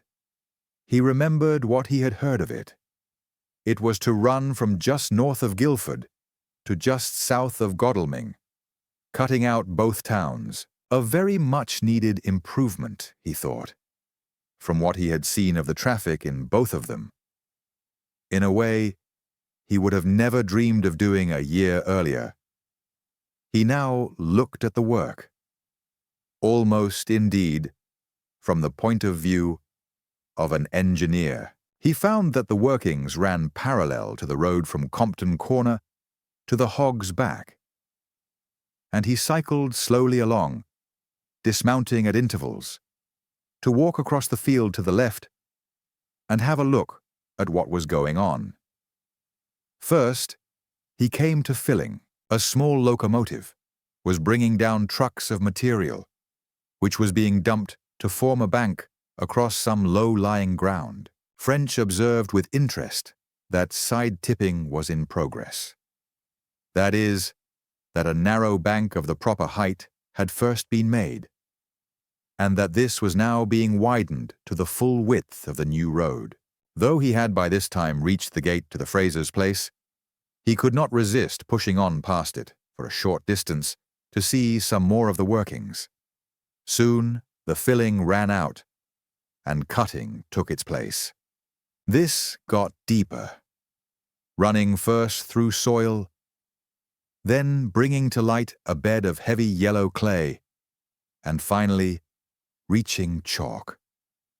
For a few moments, French stood watching a steam shovel taking out great bites of the clay, each bite filling a wagon. This clay was going down to widen the bank he had first seen. With a half sigh, French had an Irishman's love of doing other people's jobs. He turned back, and passing through an ornate gateway, bearing on each pillar the name Polperro, he rode up the Frasers' Drive. Sheaf had certainly not exaggerated the beauty of the place. Its great glory was its trees. There were elms fringing the drive at either side, and oaks standing at intervals in the green sward, which looked as if they might have been growing there in the days of Elizabeth. Probably they were. The place gave that impression of peace and security which so many of these old English estates bear, the suggestion that time and shocks were powerless to alter its placid and unhurried existence. The house, when it came into view, was unexpectedly small and unexpectedly old. French was not an expert in such matters, but he had seen through some of the more famous of the old Kent and Surrey houses and guessed it 15th century. It had a tower in the façade, nearly, but not quite, in the centre, with a gateway which would have taken, if not a carriage and pair, at least 2 horsemen riding abreast. Two wings stretched out on either side of the tower, of different heights, different window spacings, and different lengths. The walls below were of old rubble masonry, with half-timbering above of black and twisted oak, leading up to a high-pitched roof of mellow brown tiles. It looked to French like the front portion of a square, surrounding a courtyard. And he found afterwards that it had been so, but that the other three sides had been destroyed by fire in the reign of the second Charles. In front, replacing the old moat, was a sunk garden. And to the right of the building, French could see a large range of glass houses. Ringing at the door, he sent in his official card, asking if Mrs. Fraser could see him. He was shown into a room panelled and ceiling joisted in old black oak, with whitewashed rubble between the two. Only the windows and the electric light pendants seemed modern, the former having been evidently enlarged at some comparatively recent time. The fireplace was like a small anteroom, and an electric fire shone like a beacon beneath the huge stone chimney opening. French had not more than time to observe these details when the lady of the house entered. Mrs. Fraser was tall and fair and good-looking. 40, if she's a day, thought French, and knows her own mind. She invited him to sit down and shortly asked his business. "I'm engaged on this case of the disappearance of Dr. Earle," he answered. "And in the course of my investigations, I have discovered that a nurse who was with you here during the illness of the late Mr. Fraser has also disappeared. Nankerville, her name was." Mrs. Fraser registered mild surprise, but not much interest and no feeling. "Very remarkable and unfortunate," she commented. "Yes?" "I wished, madam, to make some inquiries about Nurse Nankerville. I am, of course, now trying to trace her as well as Dr. Earle. Naturally, but I'm afraid I cannot give you much help. I met the nurse frequently while she was here, but that was invariably in her professional capacity. I know nothing of her in her private life." "Quite, madam. You also knew Dr. Earle?" "I have met him, but only in the same way." "Then you cannot, I suppose, tell me whether these two met otherwise than professionally during the nurse's stay here?" "No," said Mrs. Fraser, coldly and finally. "The nurse gave satisfaction while she was here." "Oh, yes. I had no fault to find with her." French expressed his thanks, adding that he was afraid he would have to ask similar questions to her staff. She agreed with the same cold lack of interest, and ringing, told the butler to answer anything French might ask him, and to see that the other servants did the same. Then, with a slight bow, she left the room. The butler, Marks, lost the rigidity of an automaton, which he had assumed in his mistress's presence, indicating that he did not consider French had any pretensions to social position. He answered all his questions with readiness, but without conveying much information. Most of what he did tell was about the family, and practically nothing about Nurse Nankerville. It seemed that he for one was sorry about the old man's death. Fraser had evidently been a crotchety and fault-finding employer. But Marks clearly believed Mrs. Fraser would be worse. Obviously, he actively disliked her. Nor did he seem to care much for the nephew, Gates. Gates had a small suite on the first floor, and since his return from Australia, some 4 years earlier, had lived at Polperro. He acted as a sort of secretary agent for his deceased uncle, who liked him and was believed to have paid him a considerable salary. The work he did, however, was a mere bagatelle. His real interest in life, so the butler indicated with knowing winks, was horseflesh. He and his friend, Mr. Slade, attended all the races in the country and betted heavily on them all. Indeed. The butler lowered his voice and became extraordinarily confidential. Mr. Gates was believed to be in low water. He had been, so Mark said, touching his uncle for every penny he could get out of him. They had had some pretty serious disagreements, if not actual quarrels, on the subject. Marsden, the chauffeur, had heard one of these quarrels when passing outside the library window, and Fraser had then threatened to disinherit the nephew if he did not pull himself together. But they had apparently patched the affair up, for Gates was left a handsome slice of the old man's money, besides being residuary legatee. Mrs. Fraser was left the interest on £60,000, and the house for her lifetime, Gates getting the rest, some £30,000.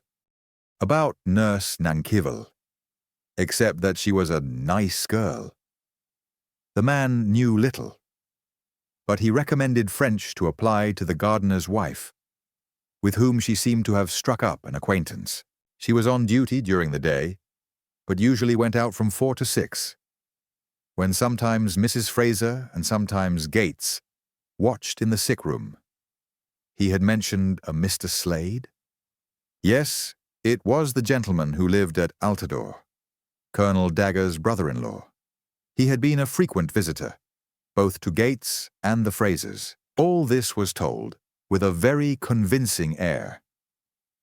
But when French asked Marks how he knew it, it lost a great deal of its force. Apparently, most of it was gossip, founded on the not necessarily sound deductions of the staff. French, however, knew how well up servants usually are in the affairs of their employers, and he imagined that a considerable substratum of truth underlay the statements. In his painstaking way, he went on interviewing member after member of the staff, till he had questioned them all. He did not, however, learn much more.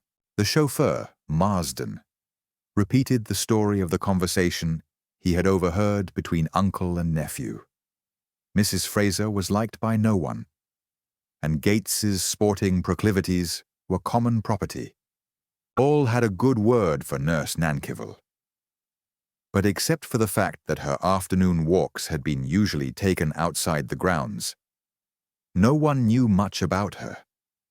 With one exception, when in the course of his investigations he interviewed the head gardener's wife, she told him a little more.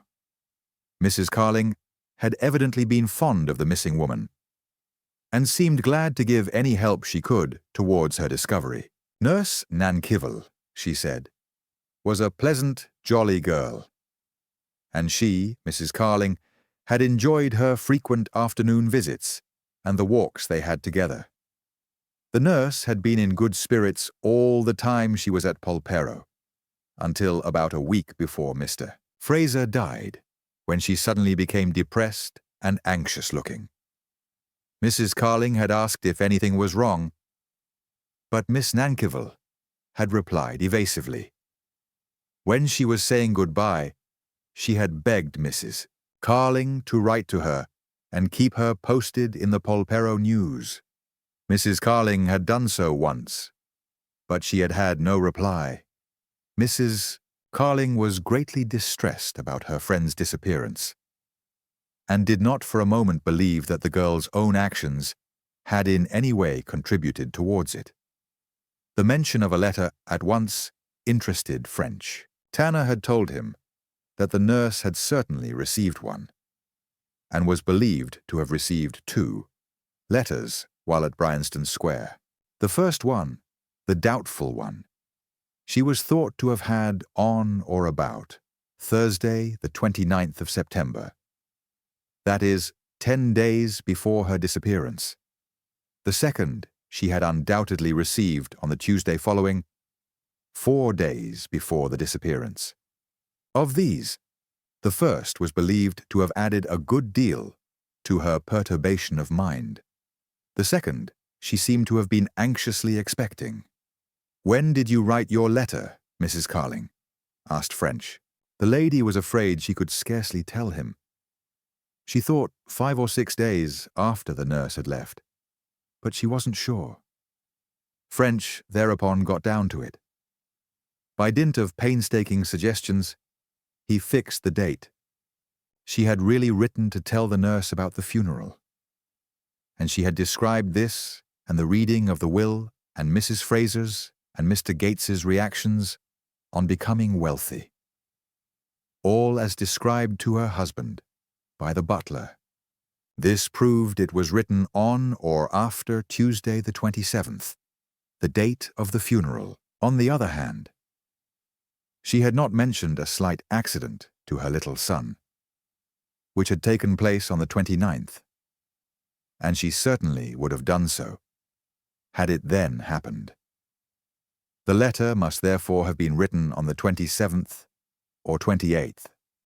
This certainly looked as if it might have been the letter believed to have been received by the nurse on the 29th, and which had so much increased her anxiety. On the other hand, try as French would, he was unable to discover anything in Mrs. Carling's letter which could have so upset her. Taking leave of Mrs. Carling, French went back to the main house and asked to see Gates. He was laid up with bronchitis, it appeared, and in bed. French, however, sent up his card, thinking that as the man was probably bored, he might see him. Whatever the reason, French's action was justified, for he was asked to go up to the bedroom. As he entered, Dr. Campion was leaving. "Hello, Inspector. Still at it?" he called, as French stood aside to let him pass. "Got any further?" "Getting on, Doctor," French returned. "Slow, you know, sir, but terribly sure." Campion laughed. "I always back the snails and tortoises myself," he declared as he went downstairs. Gates, who was sitting up in an armchair at the fire, was a big man, about the same height as Campion, but of a heavier build. His fiery red hair and long mustache were graying, and his eyes were blue and dancing with intelligence. His rough-hewn features and massive chin suggested strength, and his manner gave French the impression of a man who would not be easily turned from his purpose.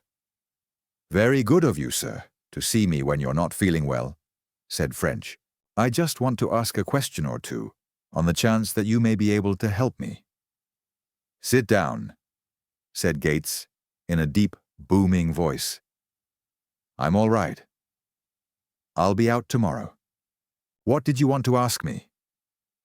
French explained about Nurse Nankerville, and said he was trying to find someone who had seen her on her daily walks, or at other times when off duty. "I want to find out if she had made any local acquaintances," he went on. "And it occurred to me that you might possibly have seen her talking to someone." Gates hadn't. He knew nothing about her. He had seen her, of course, as he had frequently gone into the sick room to sit with his uncle. The nurse had been there, though she usually left them alone together. She seemed all right, but he had never taken much notice of her. French did not take to the man. He spoke in a loud, blustering way, and French was sure that if he was crossed, he would be nasty. After the subject of the nurse had been exhausted, French stayed for a moment, chatting. "You must have seen life in Australia, sir," he suggested. And Gates, rising to this, told a few of his experiences. He had, it appeared, worked at most things out there. He had farmed sheep. He had dug for gold. He had knocked about on the waterfront of Sydney, apparently at one time being next thing to down and out. French would have liked to hear his story, but as his curiosity was only idle, he could not well ask for it. With a polite word of thanks, he therefore took his leave. His inquiries at Polperro had not been particularly productive. In fact, he could scarcely have learned less than he had.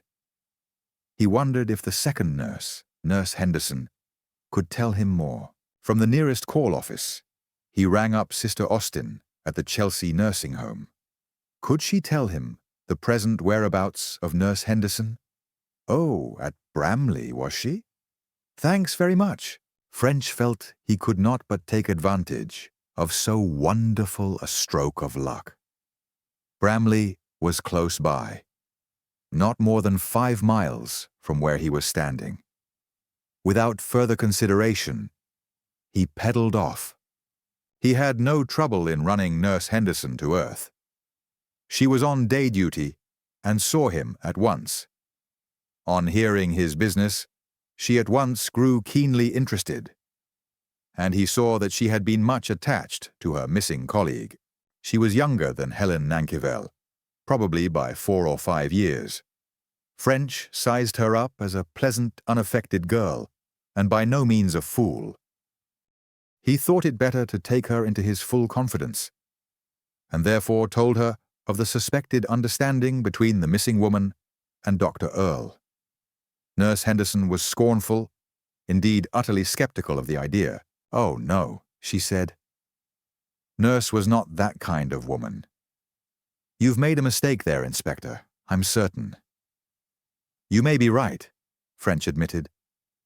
"I'm only trying to get information to build a theory on. Tell me, have you got any theory as to what might have happened?" Nurse Henderson had none. To her, the disappearance was a tragedy. Terribly upset, as at a personal loss, she admitted her dread that her friend must be dead. "Oh," said French, "don't say that. We have no information so far to warrant such a conclusion." "You have her disappearance," the young woman returned. "How else can you explain it?" French did not repeat his explanation. He busied himself without much success in trying to get further information about the missing woman. According to Nurse Henderson, Helen Nankerville was happy and contented in her job. She had a little money, not enough to live on, but enough to make her reasonably comfortable when added to her nurse's salary. She had no worries, or none of any magnitude. Her health was good. She was not unhappy through any affair of the heart. In fact, she had no reason to take any drastic action with a view to changing her lot. French was slightly puzzled as he rode back to Farnham to have his talk with Sheaf. No one who had known Nurse Nankerville accepted his theory of her having gone off with Dr. Earle, but none of these people gave any reason for their belief other than that they did not think she was that kind of woman. Moreover, while he had expected to have been able to trace communications between the two missing persons, he had so far failed to do so. On the other hand, no theory other than his own had been put forward, nor could he himself think of an alternative. Having fortified himself with a cup of tea, it was just 5 o'clock, French reached the police station and went in to see Sheaf. Chapter 11. What Sheaf thought. The superintendent was expecting him. "Well, French," he greeted him, "you want to have a talk about the case?" "Yes," said French, sitting down and producing a new box of cigarettes, which he absent-mindedly opened as he spoke. "I'm not sure that I haven't gone far enough with the thing, and I wanted to discuss the point with you. I admit the affair is not properly finished, but it seems to me so clear what has happened that I question if it's worth spending any more time and money on it." Sheaf took and lit a cigarette, nodding heavily as he did so. "Go ahead," he said briefly. Slowly and with extreme care, French in his turn selected a cigarette, while he marshaled his facts in his mind. Then he began to speak. He briefly recounted everything that he had done and learnt since he took over, but without commenting on the facts. "Now, super," he went on.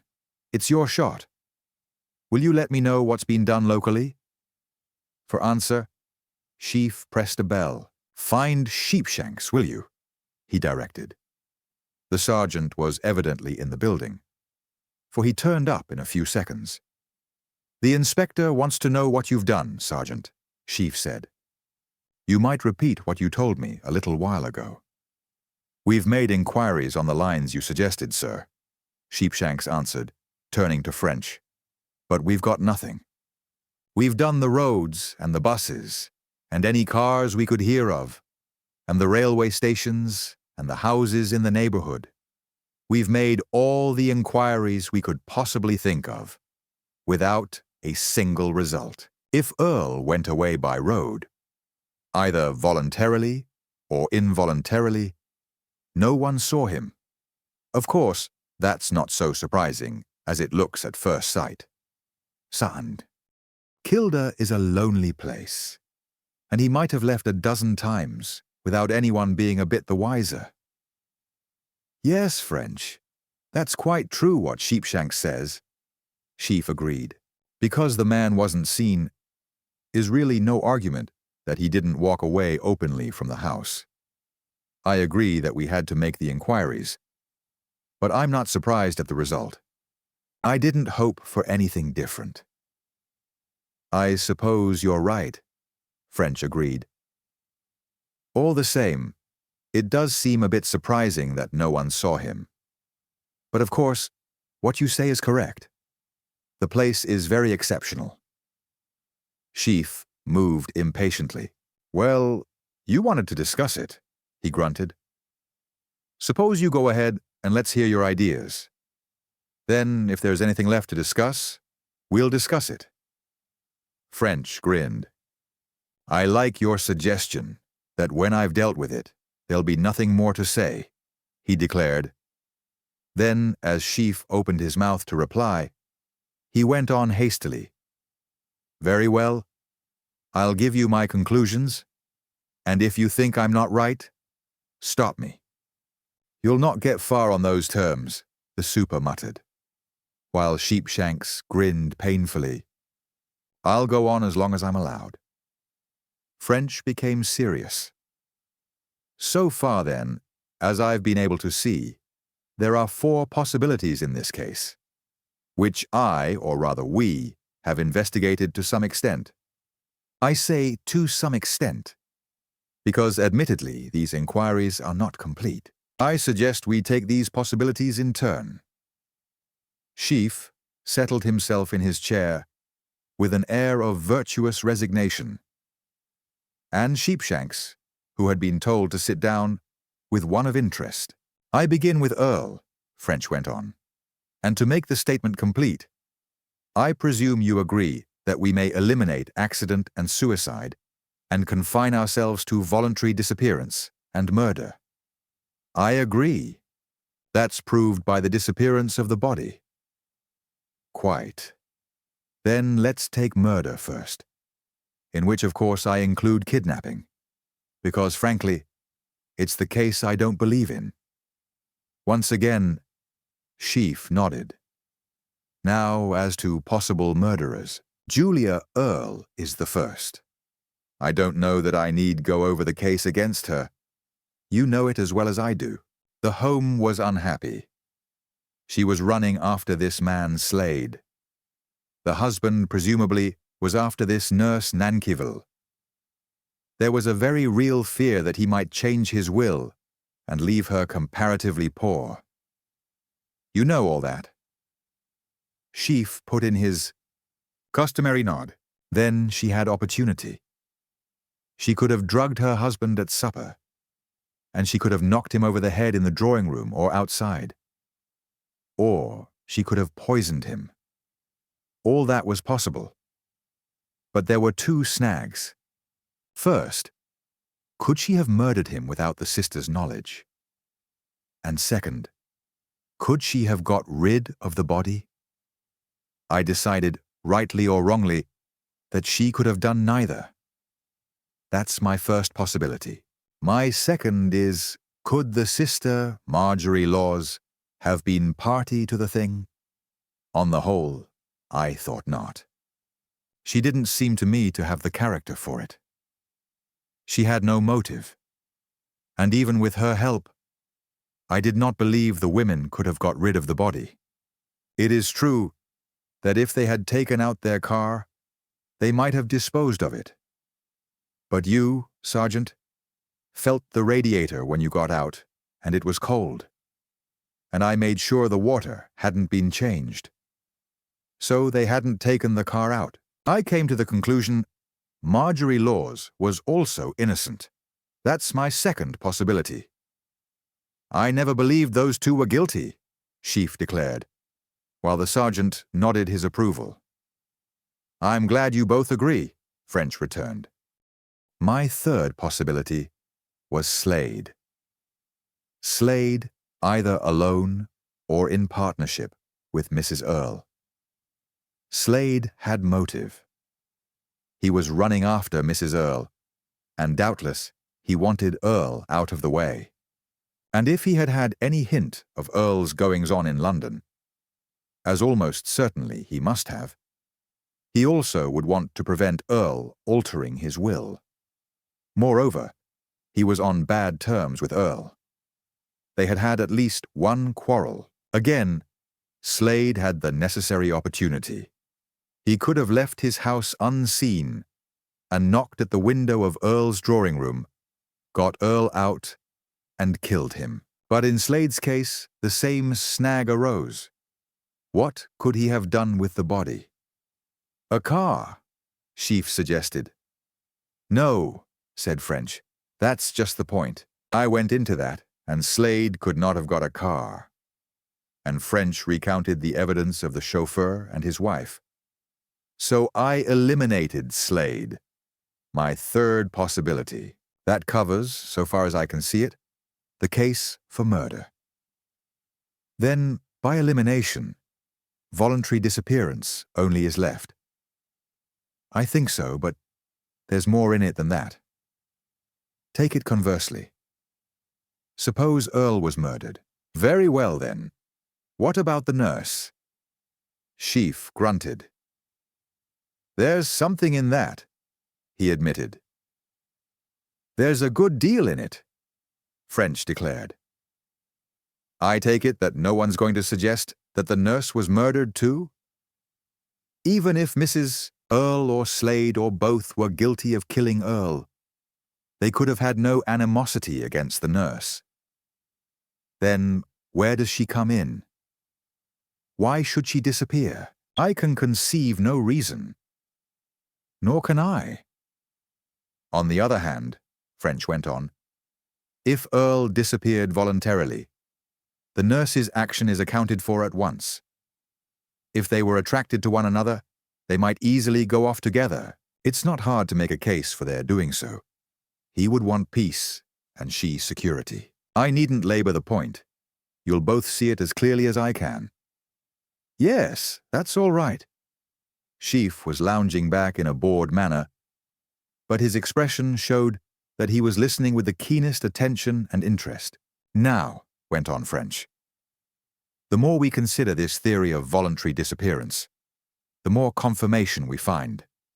First, take the question of the absence of shoes and hat and coat, and the failure to secure an uninterrupted period before the hue and cry is raised. From one point of view, these may be eliminated, because they remain unchanged on any theory. I mean, whether the affair was murder or voluntary disappearance, these difficulties have to be met. At the same time, their most likely solution is that Earle previously hid shoes and a hat and coat outside his house and put them on as soon as he left. He would only have had to carry the house slippers, which he could easily have put into his pocket. Knowing the district, he could have made his way unseen, say, to Guildford Station, where he was unknown, and where, by mixing with the crowd, he could have reached the London train unnoticed. And of course, he might have taken these precautions to make it seem unlikely that he had gone off with a woman. Same with the raising of the hue and cry? Same with the raising of the hue and cry. That's all obvious, Sheaf agreed. If the man had wanted to get away on the quiet, he could have done it. What do you say, Sergeant? Sheepshanks, delighted to be asked, emphatically agreed with his chief. Then there's another strong point for voluntary disappearance. Earle's book. Apparently, this was an important work, about which he was extremely keen. I told you the manuscript had vanished. Now, if Earle were murdered, should the manuscript not be there? On the other hand, if Earle went off secretly, would he not have taken it with him? I suppose, sir, Sheepshanks said diffidently. It's out of the question that the doctor could have been murdered for the manuscript? This was evidently a new idea to Sheaf. He nodded approvingly. Yes. What about that, French? I thought of it, French returned. As a matter of fact, I wondered if Campion could have killed him for it. But Campion was in the drawing room with his sisters and Miss Stone at the time of Earle's disappearance. I couldn't think of anyone else who might have done it. Besides, Sheaf added, there remains the nurse. For the moment, I forgot her. That's right, super. To say that either Campion or anyone else murdered Earle doesn't explain what happened to the nurse. Very well, then, as I said, if we eliminate murder, only voluntary disappearance is left? That's my view, French agreed. So far, I think the thing may be summarized by saying that there's no direct evidence for murder, and that the murder theory creates certain, rather grave difficulties, while there is evidence for voluntary disappearance. And this theory fits all the facts and meets these difficulties. Do you agree so far, Super? I do. But there are difficulties in the disappearance theory too, Sheaf pointed out. I know there are. I'm coming to them. There are no less than 5, as I see it. But only 2 of them are serious. Let's have 'em anyway. Well, the first is financial. I've not been able to trace that Earle got any money to go away with. There's nothing surer than that. If he went off with the nurse, he had money to do it. Not merely a lump sum, but a steady income arranged somehow. As I think you know, I put out a circular with a photograph of Earle to all banks, in the hope of tracing a second account in some other name, but without any success. I feel sure that if Earle had had such an account, I should have heard of it. Then I made inquiries from the companies in which Earle had his money. His holdings had not been sold out. Moreover, the man was not known to have had other resources. You're right about that being a difficulty, Sheaf declared, grinding out the stub of his cigarette and lighting another. If you ask me, it's a pretty hefty snag, and the nurse had no money either. No, not so far as I can learn. Sheaf nodded again. Right, go ahead. The second difficulty is that neither of these 2 sent any message to their respective friends. To me, Super, this is an even greater difficulty than the first. It doesn't seem to me in the character of either of them. Mrs. Earle was convinced that if her husband could have let her know his movements, he would have done so. And that sister at the nursing home said exactly the same about the nurse. One can understand that they mightn't say anything about it beforehand. But when the thing had actually been done, there could be no reason against, and many for, relieving their friends' anxieties. Curse it, said Sheaf. You're right about that. I hadn't thought of it. Well, never mind. Go on. The other difficulties are of less importance. But still, I think they must be taken into account. The third is that no one who knew the nurse will believe that she would have acted as we are supposing. They all say She was not that kind of woman. Incidentally, the same applies to some extent to Earle also. These general opinions may not perhaps be very convincing, but they should have some weight. Not a great deal, Sheaf declared.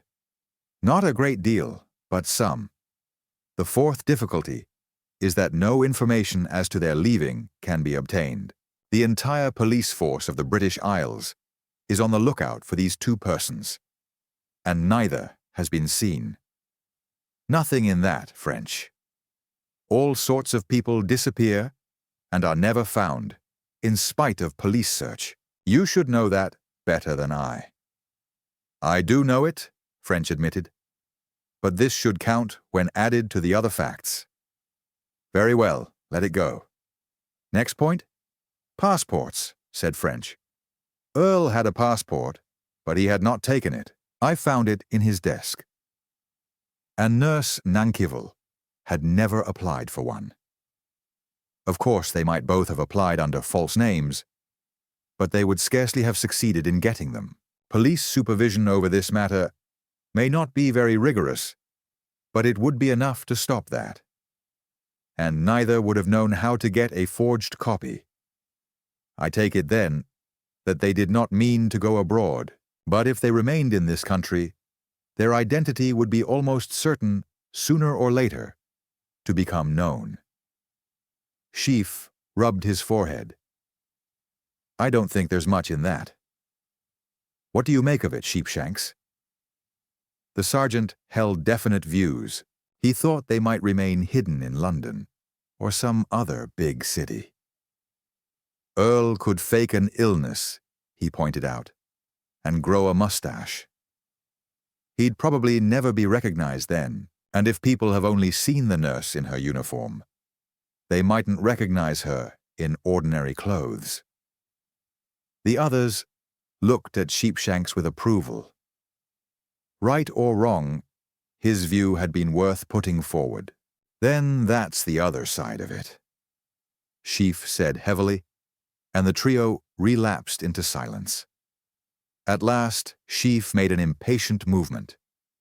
I will admit, French, he declared, that for a man who was proving this was a disappearance, you've been fair to the opposition. French shrugged. Take care of the cons, and the pros will take care of themselves, he retorted. You know that as well as I do, Super. I've been as clear as I could about these difficulties, because the disappearance theory depends on them. If they can't be met, the theory's false, that's all. The superintendent grunted. Can they be met? He asked. What do you say, Sergeant? This time, Sheepshanks was not certain. It did not seem to him a clear case.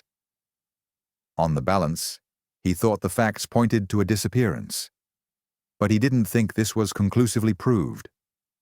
I declare, French, I agree with Sheepshanks, the superintendent said at last.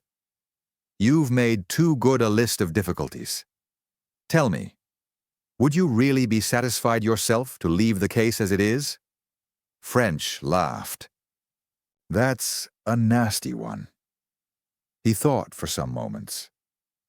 I don't mind confessing, he went on, that I'd rather have the thing cut and dry, and all these ends that seem to be over-tidied away.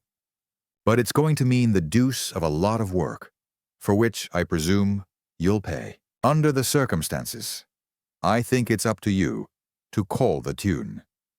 Sheaf appreciated that, but he didn't want anything afterwards to come out, which would indicate that the Farnham police and their superintendent had been caught napping. I would suggest, French, if you're agreeable, that you stick it a little while longer. Let's see, this is Friday night. That's less than a fortnight since the thing happened. What about trying for another week? And then, if nothing fresh has turned up, we can have another talk about it? French agreed readily. Indeed, almost with enthusiasm. It was exactly what he wished himself. There was nothing he hated more than to leave a case incomplete. Right then, he finished up.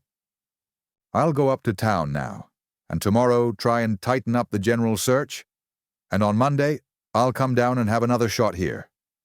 Before Sheaf could reply, his telephone bell rang out. Yes, he grunted into the instrument. Speaking. Oh, it's you, Super. Yes? Oh, you have? Good. Well, Inspector French is here now, and I'll tell him. Hold on a sec. He turned to French. Guildford Super speaking. He has news of your nurse. He wants you to go over in the morning. Not tonight? Not tonight, Super? Then again to French. No, he thinks nothing would be gained. Fact is, he doesn't think what he's got will be much help to you. Right, said French. I'll go in the morning on my way to town. He'll be with you first thing in the morning, Super, Sheaf repeated, and rang off. He didn't say who saw her, went on French. No details. The tracing of the nurse's possible arrival at the Hog's Back being a local inquiry, French had asked Sheaf to put it in hand. And Sheaf, on the grounds that the area in question was outside his district, had passed the matter on to the Guildford authorities. Next morning, French took an early bus to Guildford, and in 10 minutes had heard the superintendent's news. It appeared that the nurse had kept her appointment for that Sunday afternoon. Careful inquiries had led to the discovery of 2 persons who had seen her. The first was the conductor of a bus running from Guildford to Farnham. He said that a lady answering the given description, and whom he recognized from the accompanying photograph, had boarded his bus, the 5:50 p.m. from Guildford, at the Technical Institute in Guildford, the regular stopping place. She had travelled with him up onto the Hog's Back, to where the road to Compton branched off. There she had got out. It was dusk at the time, and he had not seen in which direction she had gone. She had seemed perfectly normal in every way, and not at all excited, though, as his bus was well filled, he had not observed her with any special care. The superintendent had not been content with this result, and had continued to press his inquiries. These at last had resulted in the discovery that a Mr. Kenworthy of Guildford had also been at the place just before 6 o'clock, and had also seen the nurse. Mr.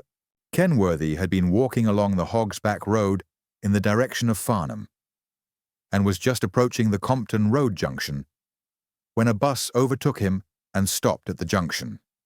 A lady got out, and he was just near enough to see that she was dressed in some lightish colour, such as grey. The bus passed on towards Farnham, and she walked in the same direction. Mr. Kenworthy following some distance behind. At the Farnham side of the bypass underbridge, some 100 yards farther on, a car was standing. As the lady reached it, a man got out and spoke to her. Then she got in, and the car moved off towards Guildford. Mr.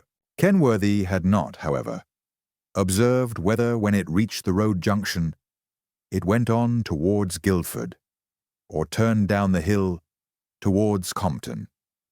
Presumably, however, it had gone towards Compton, as the nurse would scarcely have been taken back to the place from which she had just come. Fine. Super, French said warmly, when he had assimilated these details. That's bound to be a help to us. This man, Kenworthy, wasn't able to describe the car? No, but I didn't push him very hard. I thought you would probably like to see him yourself. As a matter of fact, he was with me here last night when I rang Sheaf up, and I told him you'd be over this morning and asked him to keep in touch. He said he'd be at his house all day, and the super gave the address. The house was up on the hill at the back of the old High Street. A delightful position, French thought it, as 15 minutes later he knocked at the door. Mr. Kenworthy was elderly, evidently a retired businessman, but he could not tell French more than he had already told the superintendent. There is a footpath over the bypass bridge on the right side, facing Farnham. And he, Kenworthy, was walking along this. When the lady got out of the bus on the far side of the road, she crossed and walked along the footpath a few yards in front of him. The car was standing at the same side of the road, facing towards them as they came up. The lady had got into the car, and the car had just started as Kenworthy came up. As to the man who had got out and spoken to the lady, Mr. Kenworthy could give no particulars. It was dusk, nearly dark, in fact, and he had only seen him as a smudge. No, he couldn't be certain that it was not a lady. Someone got out, and that was really all he knew. Nor could he tell anything about the car, except that it was a saloon. He had not observed the make or the size. In fact, it had not attracted his attention in any way.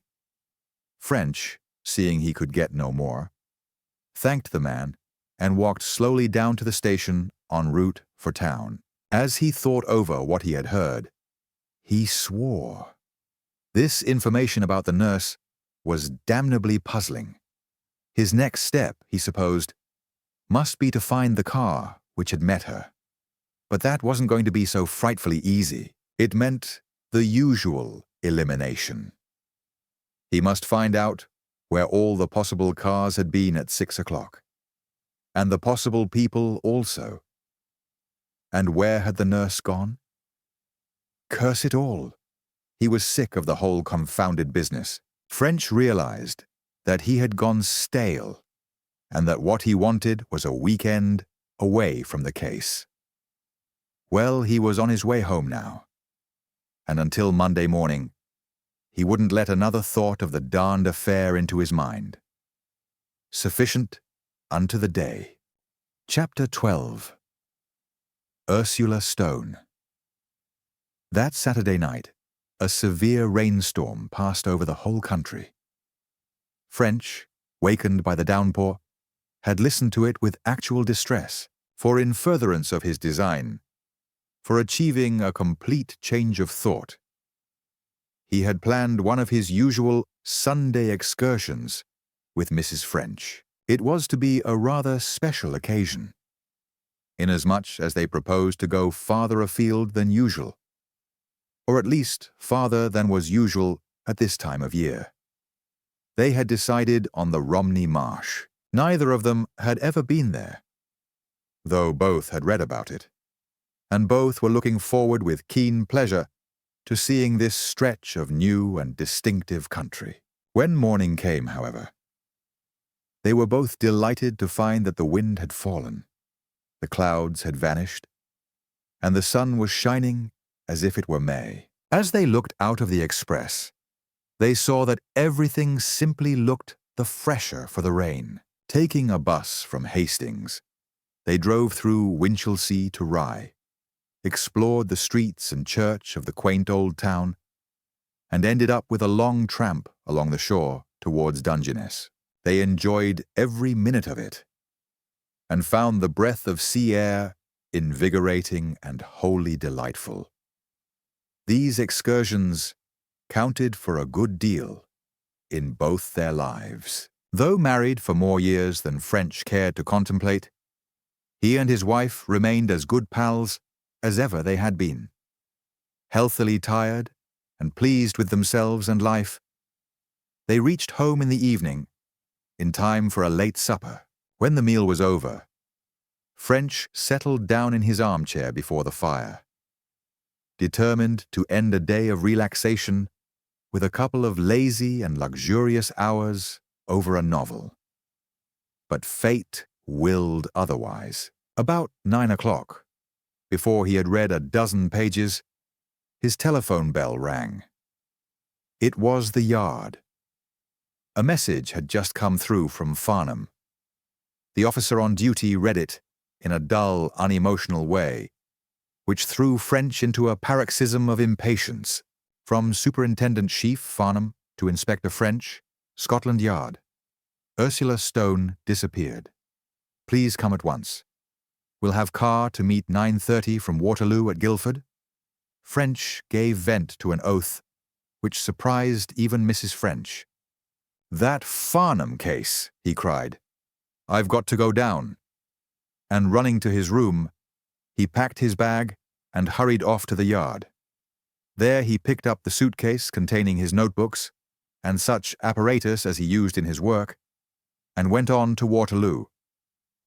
51 minutes later, he left the train at Guildford. What's gone wrong now? He asked the constable, who was driving the waiting car. I don't know, sir, except that there was a phone through from St. Kilda about 9 o'clock, saying that Miss Stone had disappeared.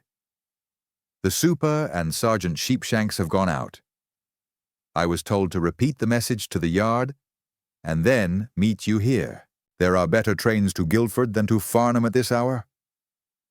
French felt as if the bottom had been knocked out of his world.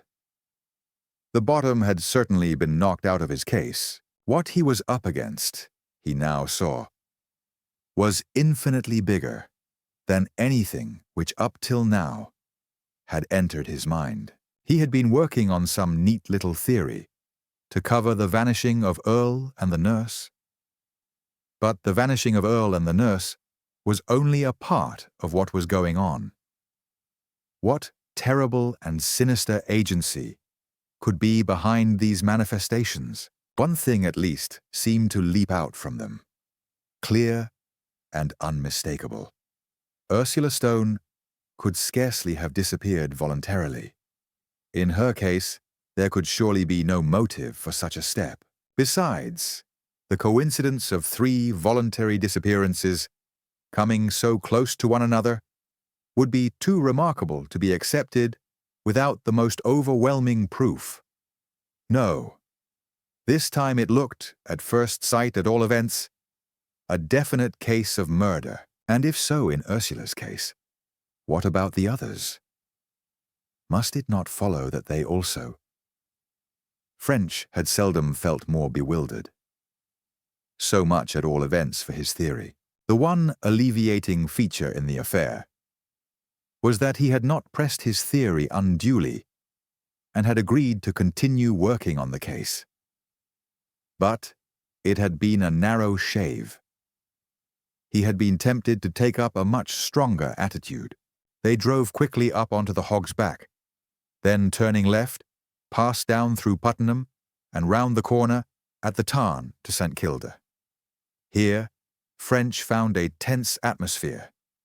Sheaf was very obviously in command, and round him, pale-faced and trembling, were Julia Earle, Marjorie Laws, and Alice and Flo Campion, while Lucy, the maid, hovered in the background. A little distance away, Dr. Campion was discussing something with Sergeant Sheepshanks. A constable stood at the door.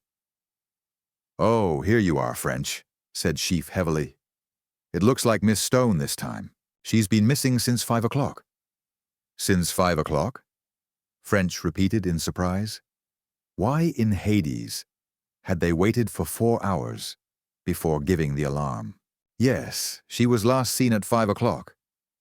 But it wasn't till nearly 8 that it was suspected she was missing. Mrs. Earle will tell you. Will you take over from now? I've done nothing except to have the woods and road searched. Very well, French returned. He crossed the room and drew Sheepshanks into a corner. Have you felt the car radiator? He whispered. Directly I got here, sir. It was quite cold. French addressed the company. First of all, ladies and gentlemen, I'd like to hear just what has happened. Perhaps, Mrs. Earle? He turned to Julia. I might begin with you. Would you mind coming into the dining room and sitting down and telling me about it? Julia was pitiably shaken and nervous. Her face was drawn and livid. Her teeth chattered, and she kept jerking restlessly about. French did not at all like her appearance. "You've had a nasty shock," he said kindly.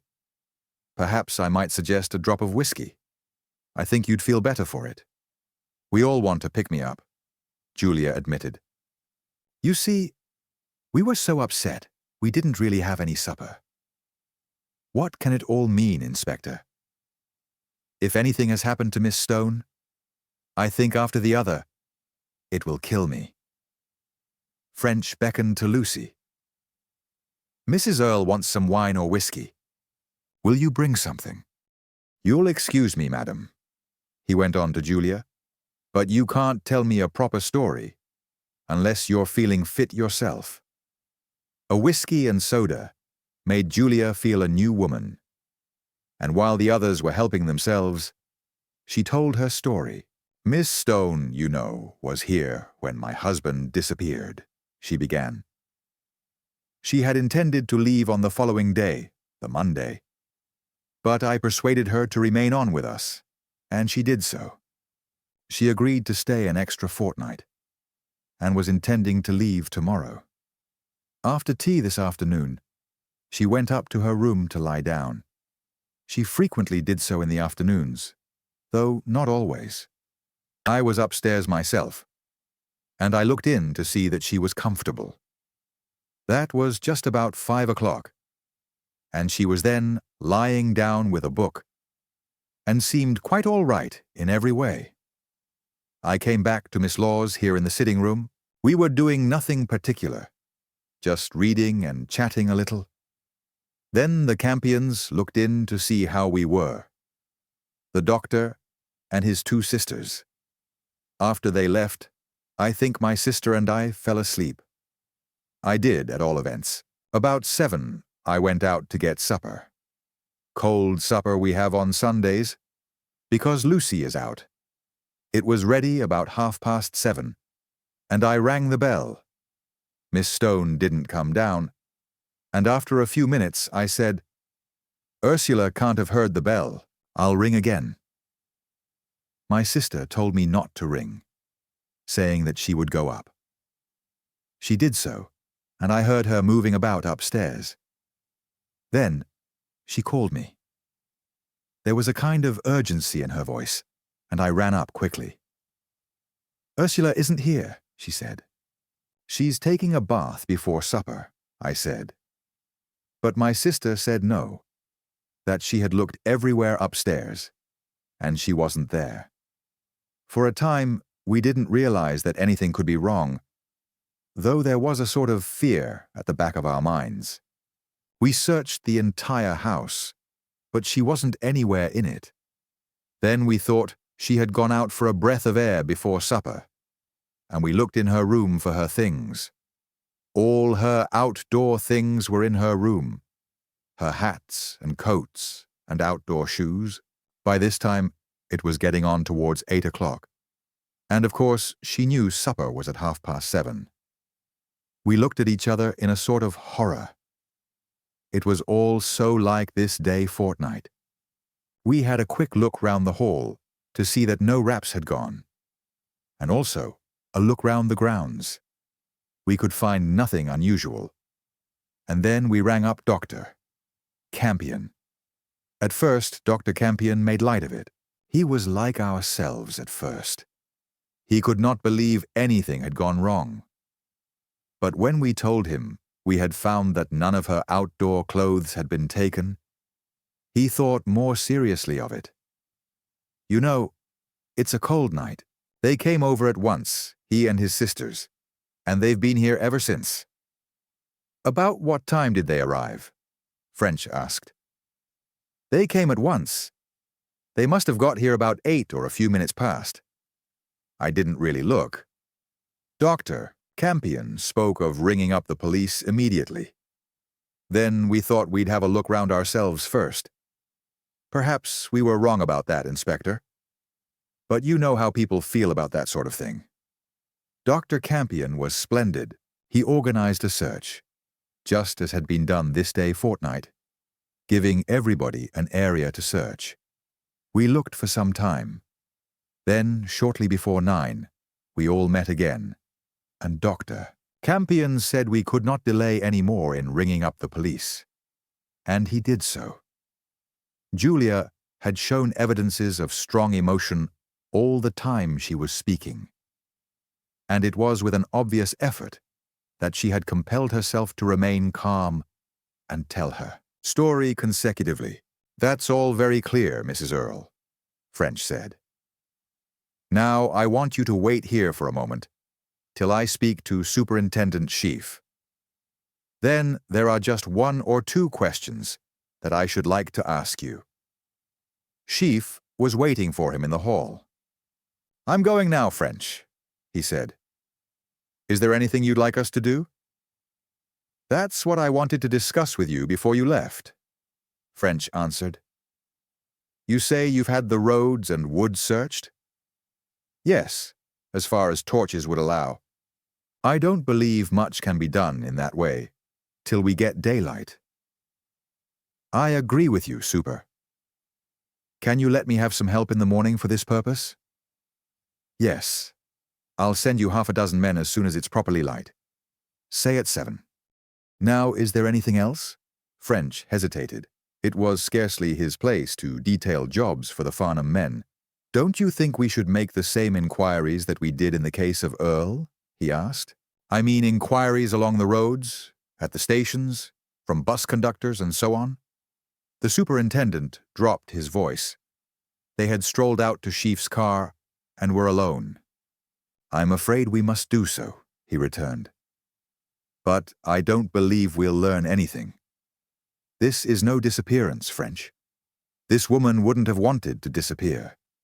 This is murder. All these inquiries were based on the possibility of Earle's having disappeared voluntarily." French nodded. "That's what I thought coming down in the train," he agreed. "But we might come on some trace of the murderer. Not a chance, I should say. The man that's done this thing knows his way round too well to be caught napping. All the same, I agree we daren't omit these local lines, and I'll take them on, same as I did in Earle's case. That'll leave you free to follow up anything special you get onto. How's that?" "First rate, Super. Nothing could be better. Just let's get out a description of Miss Stone. And perhaps you would phone it up to the yard for circulation. Then I'll stay here all night and give those fellows a hand to make their search in the morning." The description complete, Sheaf drove off with his men, while French returned to the dining room. It seemed to him that nothing could be done out of doors till the morning, and that he could best spend his time in getting the fullest details possible from the members of the household. "Now, Mrs. Earle," he said, "just 2 or 3 questions, if you please. I'll not keep you long, but I want to know everything you can tell me in as great detail as possible. And first, about Miss Stone herself. Did you notice anything unusual in her manner recently?" "Absolutely nothing whatever." "You think she didn't foresee that anything, out of the common was about to take place?" "I'm positive of it." "No signs of excitement?" "None." French nodded. "Did she get any message today which might have led her to go out this afternoon?" "Not as far as I know. In fact, I may say definitely that she didn't. There's no post on Sunday, and I've been about all day and would have heard the telephone." "No caller?" "No." "Nor note delivered by hand?" "No." "Were there no other callers today except the Campions?" "Only Mr. Slade." "When was that, Mrs. Earle?" "About 3. He only stayed a few minutes." "Any special subject under discussion at tea?" "No," Julia answered again. "So much so that now, half a dozen hours afterwards, I couldn't tell you what we talked of." French paused. That seemed to cover all he could hope to get about Ursula Stone. He thought for a moment, then went on. It was about 5 o'clock, you say, when Miss Stone went to lie down, and you saw her in her room. When did the Campions arrive? About quarter of an hour later, say 5:15. Did Miss Stone know they were here? If she were awake, she must have heard them, Julia replied. Her room is in the front of the house, and she would have heard the car, and then their voices. Would she not have come down, if she had heard them? Not necessarily, I think. It's true she was a friend of the Campion sisters. But after all, it was to me that they were paying the visit. I couldn't say. She might reasonably have come down, or not come down. She had intended to leave tomorrow? Yes. Then would she not have come down to say goodbye? She might. I couldn't tell. Again, French paused, whistling tunelessly below his breath. Nothing occurred, I suppose, during the Campion's call. Was anything special talked about? I don't think so. The only thing I remember indeed was admiring the furniture for Miss Stone's doll's house. Furniture? Yes. Dr. Campion had made furniture for the house, and he brought it over with him. Indeed, he nearly forgot to give it to us. We were in the drawing room when he suddenly said, "Oh, I've brought something for Miss Stone. It's in my coat pocket." He disappeared for a moment into the hall, then came back with the most lovely little tables and chairs and bedsteads. You never saw anything so wonderfully done. I'll show them to you. They're beautiful. We handed them round and admired them. I wanted to call Miss Stone down, but he wouldn't hear of her being disturbed. "I follow," said French. "I'm afraid that doesn't help us very much. What I was really trying to get at was whether anything was discussed which Miss Stone might have heard as she was coming down to join you, and which might have caused her to change her mind." Julia shook her head. "Oh, no. Nothing of the kind. We just chatted about nothing in particular." "And how long did you say the Campions stayed?" "They left about 6, I think. About 3/4 of an hour. I think Miss Campion would have stayed longer, but Dr. Campion was anxious to be off, as he said he wanted to call at the golf club to see someone about going to town tomorrow. In the end, he went out and started up the car. When she heard that, she made a move. Once again, French paused. None of this was very productive. But he didn't think anything more was to be learnt from Julia. "Now let me see that I've got these times right," he went on. "The Campions left about 6. Then you and Miss Laws remained sitting in the drawing room and had a little sleep. About 7, you went to get supper, and about 7:30, you rang for Miss Stone. It was then you discovered she was missing." "Yes, that's correct." "You looked about until nearly 8, and then rang up Dr. Campion. He and his sisters came at once, arriving a few minutes past 8, and then you carried out your search?" "Yes," said Julia again. "Tell me about your search. Where exactly did you look?" "We divided up between us what was to be done. My sister and I again searched the house, the outbuildings, and the grounds. The Campion sisters took their car and drove over the roads, while Dr. Campion went through the wood. It was really repeating what had been done before." "I understand. And how long did your search last?" "Till nearly 9. I suppose we were 40 minutes or 3/4 of an hour looking. My sister and I were done soonest. Then the ladies came in with the car, and then Dr. Campion. The wood took longest, as the doctor searched among the trees, as well as along the paths." "Quite," French agreed. "That's all, I suppose, you can tell me?" Julia's manner suggested that it was a great deal more than she would have volunteered. French then thanked her for her clear statement and asked to see Miss Laws. One after another, he interviewed the others: Marjorie Laws, Lucy, and the 3 Campions. But practically the only fresh information he obtained was from Lucy. She said she had seen Ursula Stone in the hall as she was going out that afternoon. It was then just 3:30. She was sure of the time because she had caught the bus which passed the house at 3:35. "I think, Mrs. Earle," French said when he had finished, "that nothing more can be done tonight. I should like to have a look at Miss Stone's room, and then, with your permission, I shall have a sleep here on this drawing-room couch. I suggest that, at your convenience, everyone may go to bed." This was arranged. The Campions drove off, and Julia and Marjorie retired to their rooms. French made a provisional search of Ursula's room, though without finding anything bearing on the mystery. Then he went down to the drawing-room, turned off the light, and lay down on the sofa. He was tired, but he could not sleep.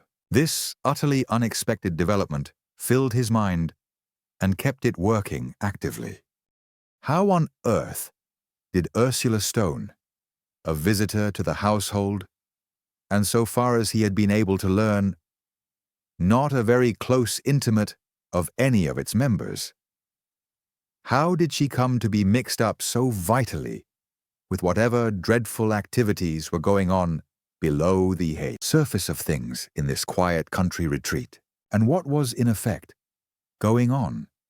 Why had first Earle and the nurse, and now Ursula Stone, been spirited away in this uncanny fashion? What was at the bottom of it? The only thing in the whole case of which French felt sure was that his conclusions on the previous disappearances were false. These 3 cases were so much alike that a common origin was irresistibly suggested. It was absurd to suppose that Ursula had disappeared voluntarily. The question reiterated itself, therefore. Did it not follow that all 3, she and Earle and the nurse, had been abducted or murdered, or both? French turned to details. If Ursula had been murdered, how could she have been induced to go out? In the case of Earle, it was possible to conceive of someone coming to the drawing-room window and beckoning him. But this could not have happened in Ursula's case. She was upstairs. Her room was over the dining room, and it had 2 bow windows, one looking out in front and the other at the side away from the road. That is, the side on which the study gave. But from neither could she see anyone beckoning, unless she was actually in the window. Lying on her bed, it would have been out of the question. Moreover, it didn't seem possible that anyone could have called her unheard by those below stairs. Apart from this, the similarity of this case with that of Earle struck French more and more forcibly the longer he considered them. Both the missing persons had settled down, for what would normally have been a considerable time. Earle with his paper, Ursula with her book. It was probable indeed that both would have dozed before they moved. Both had vanished without making a sound or leaving a trace, and without the slightest suggestion of a reason. Both had worn house shoes with thin soles, unsuitable for walking even a little way outside. Though on each occasion the weather was cold, neither had taken any wrap or hat. Neither had left any note or message explaining their absence. French swore mentally as he thought of it. In such circumstances, one would have thought that only a perfunctory inquiry would have been needed to clear up the affair. And yet, as he thought of what he and Sheaf had done in Earle's case, he realized grimly that nothing could be farther from the truth. The solution was very far indeed from being obvious. On the contrary, it was as hard to reach as any he had ever yet come up against. His thoughts turned back to the witnesses he had just questioned. Both Julia and Marjorie were looking extremely shaken and upset. He began to wonder, had the fate reserved for the husband been meted out also to the guest? Could it possibly be that these two women were responsible for what had taken place? In considering this idea, French began slowly to grow sleepy. Gradually, his thoughts became nightmarish. Dark pictures invaded his mind of dreadful ways of disposing of bodies. The thrilling tale of the lodger recurred to him, but here was no stove like that in the kitchen of that awful house. What, however, might not be found beneath the concrete of the cellar floor? He had read of a body being built into a pillar of a house or an entrance gate. He couldn't remember which. That pillar would never dry out. There was a well-known cave where the fish ate anything thrown in. Quicklime had been used. Who could say what ghastly things lurked in quarry holes or the shafts of disused mines? Had not the remains of what had once been bodies been found?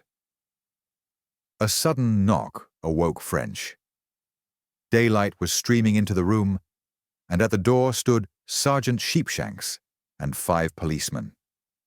Chapter 13. The Two Depressions. A few minutes sufficed to settle a program for the search, which would cover all the ground. As soon as each man was allotted his area, he started off, and soon work was in full swing. It was a fine morning, but cold and slightly cloudy. A good morning for their task. There was plenty of light to see anything that was to be seen, but no bright sunshine to throw dark shadows in which small objects might be missed. French took the area immediately surrounding the house. He had measured Ursula's shoes on the previous night, and now he began hunting for, among other things, footprints which these might fit. For some time, the monotonous work went on. Then a constable called to French. "I'd like you to have a look here, sir," he said. "There are some traces which might interest you." He led the way through the wood behind the Saint, Kilda grounds, till in a few yards he struck one of the many paths or tracks leading through the trees. 50 yards along this path, he stopped and pointed into the undergrowth. "Something's been in that clump, sir. If you go round that way, so as not to disturb these bushes, you'll see." French followed the advice. Making his way round the clump, as the constable directed, he saw that at one point the rough grass was beaten down, as if by a weight. He approached still closer, and stood looking down at the marks. Yes, there was no doubt. A weight had lain there. A long, narrow weight. Perhaps 5 feet by a foot, or 15 inches.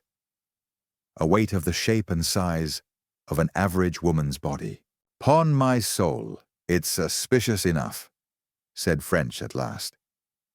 "You'll notice also, sir," the constable went on, "that someone has passed from the thicket to the path. That's why I asked you to go round and not straight across." "Good man," French approved. As he examined the place, he realized that the officer was right. There was a general appearance of grass and leaves, having been dragged lengthwise by the passage of feet. When very close, this was not visible. But by going back and stooping, he could see the slightly lighter color of the grass, due to its lying at a flatter angle than the rest. It certainly looked as if someone had carried a weight along the path, something which he wished temporarily to hide. Seeing this thicket, He had doubtless turned aside and hidden his weight behind the shrubs. Then, at a later time, he or some other person had come back and removed the object. What was the weight which had been carried? French went down on his knees and began a meticulous search among the leaves and grass. If a body had lain here, some little object might have dropped out of one of its pockets, or out of the pockets of the bearer, or a fragment of cloth might be sticking to a twig. French decided that if there was anything of the kind, he wouldn't miss it. For some time, he worked away. Then, as he moved some leaves at one end of the depression, he felt his pulses quicken. "See this," he grimly invited the constable. "You've got on to something right enough." Beneath the leaves were traces of blood. Slight traces, not more than 3 or 4 drops. But as far as French was concerned, they were as significant as a lake. That Ursula Stone had been murdered, and that her body had lain here, seemed now to be beyond possibility of doubt. Though French was only too well accustomed to murder and sudden death, he nevertheless could not repress a feeling of horror as he contemplated these sinister tokens. Ursula Stone was more to him than a mere name, the peg on which an investigation was hung. He had interviewed her on more than one occasion, and in a mild way, he had admired her. She had come up to his ideal of a lady. Straight, generous, dignified, kindly. In fact, in his own word, which covered all the virtues, decent. The last person, he would have said, to have been associated with murderers, or to have incurred enmity so bitter that it could only be appeased by murder. If this gentle, harmless lady had indeed been done to death, it meant that something was in progress, evil beyond anything he had up to the present imagined. But an inspector of Scotland Yard engaged on a case cannot allow his feelings to cloud his judgment. Soon the tragic side of the affair gave place to the professional. He nodded to the constable. "You've done well," he said. "I'll not forget it. Now carry on and finish your area. Then come back to me. I'll be between this and the house." The constable, delighted at the unwanted praise, saluted and withdrew, and French turned once more to his examination of the ground. Because he had found 4 drops of blood, it did not follow that there was nothing else there. Having marked the place of the bloodstains with a peg, he put the stained leaves in a tin box and dropped the box into his pocket. If the case came to court, it would be well to be sure that this was human blood, and not merely a record of the death of some animal. He continued his researches out to the path in the same patient and thorough way, passing neither shrub nor tuft of grass, till he was certain it bore no traces of quarry or victim. Just before he reached the path, his care was rewarded again. On the ground was another drop of blood. Well pleased, he worked on towards the house. 20 yards farther, he found still another drop. It certainly looked as if the body had been carried from the house. The path was approaching the saint. Kilda grounds at an angle of 45 degrees. It did not actually reach the grounds, but passed round the corner behind the house and so to the road. There was, however, a very faint track from it to the grounds. A track made probably by Earle himself. This track reached the grounds at a point nearly opposite the study window. The boundary fence was merely 2 strands of fencing wire, and served only to mark position, being practically no obstruction to passage. When French reached the faint track, he turned along it towards the house.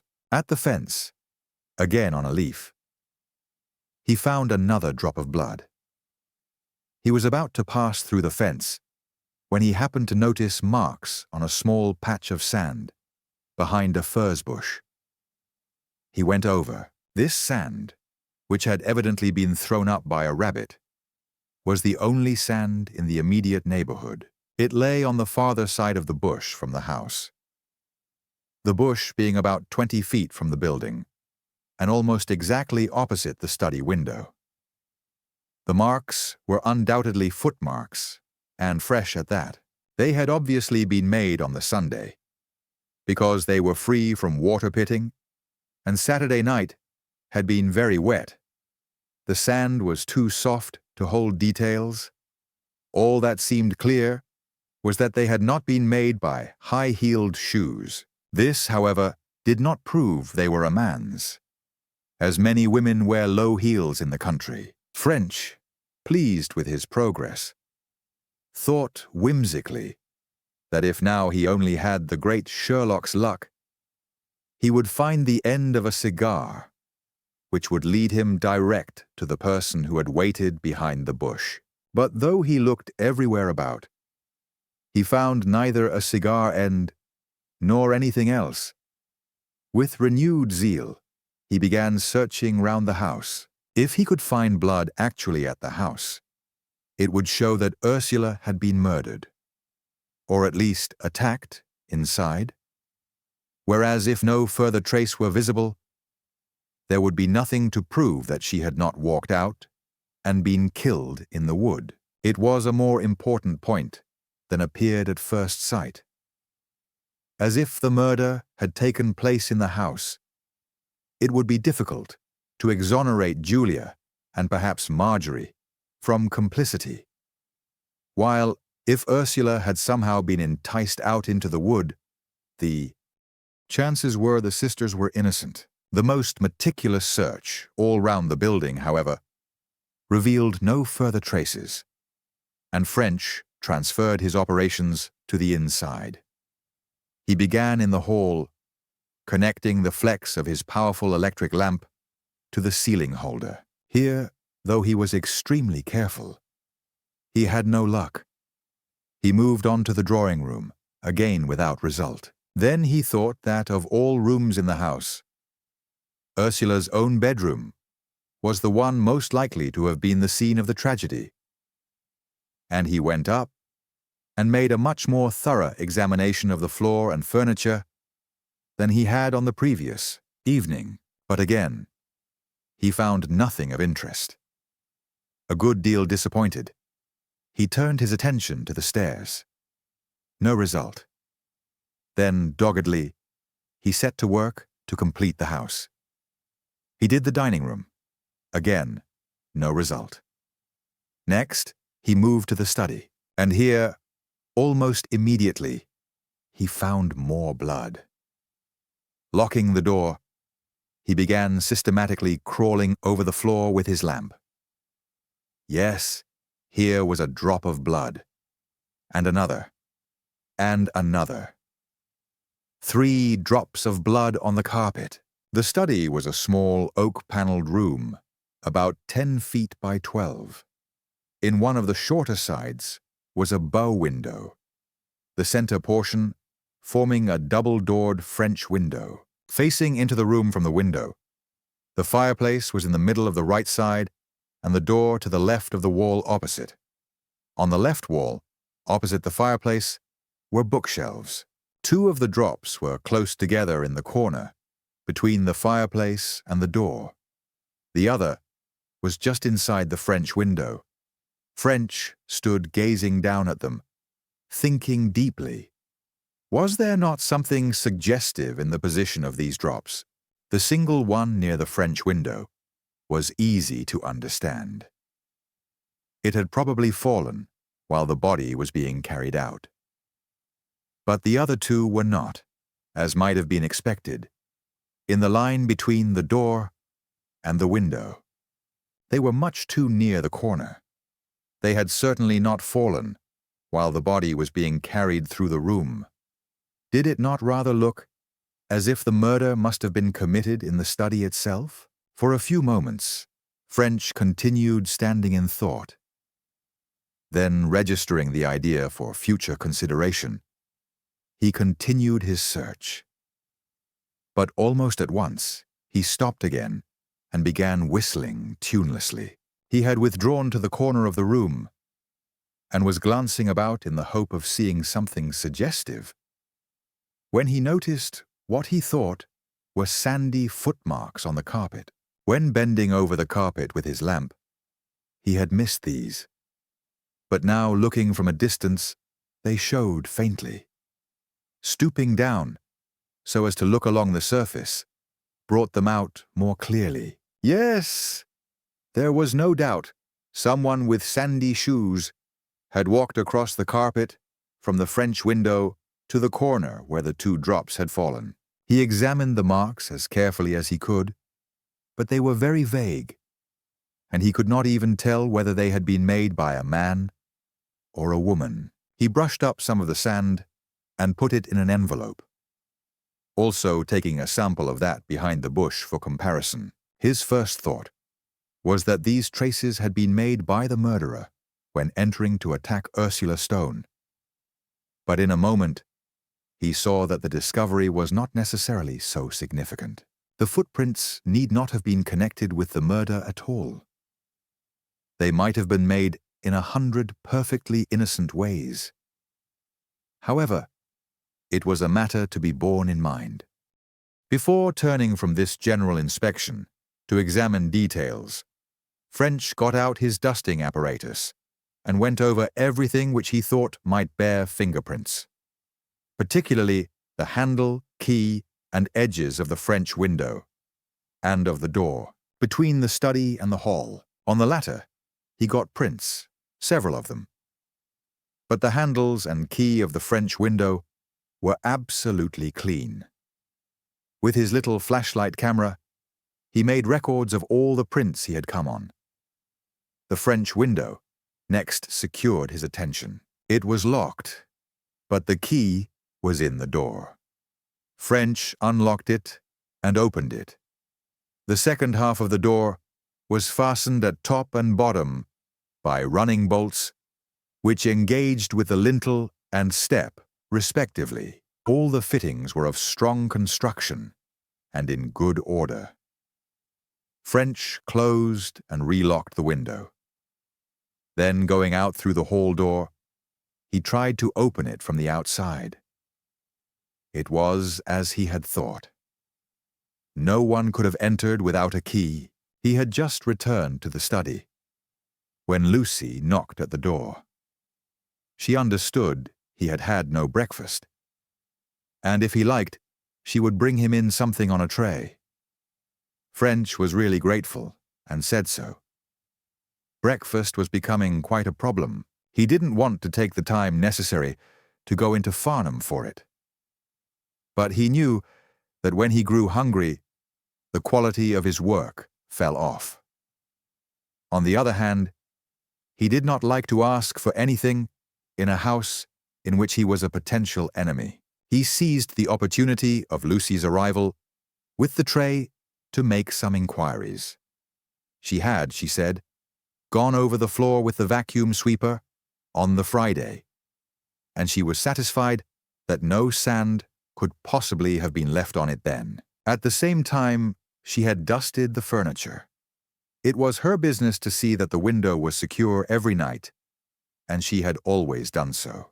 The study was now but little used, and so far as she was aware, the French window had not been unlocked for a week. Yes, she had looked at the window on Saturday night, and it was then locked. She had not actually touched it. It was not necessary. You could, as she pointed out, see the bolt of the lock between the 2 doors. No, she had no objection to French taking her fingerprints to see whether they were the same as those on the door to the hall. His meal finished, French interviewed the other members of the house. At once, he obtained important information. Julia told him that she had both opened and closed the French window on the previous day, the Sunday of the disappearance. She had gone into the study during the morning. She could not say the exact time, but she thought about 12, and it had seemed to her stuffy and unaired. She had therefore opened both halves of the window. She had gone in again just before lunch, and she had then closed and locked both halves. She had not actually passed out through the window. She had merely opened and closed it. French then inquired if any other member of the household had passed in or out through the window since the floor had been swept on the Friday. No one appeared to have done so, except possibly unhappy Ursula Stone herself. This, however, was considered unlikely by everyone. French agreed with them, for the simple reason that all Ursula's shoes bore fairly high heels, and it was therefore improbable that she was the person who had left the sandy traces. All this, if true, and French had no reason to doubt it, was significant. If Julia had opened and closed the window about lunchtime on the Sunday, her fingerprints should still be on it. As they were not, it followed that someone afterwards had opened and closed it, and moreover, that this person had either worn gloves or had taken the precaution to wipe the handles after use. French, rapidly thinking over his next step, decided that he should spend no more time in the house.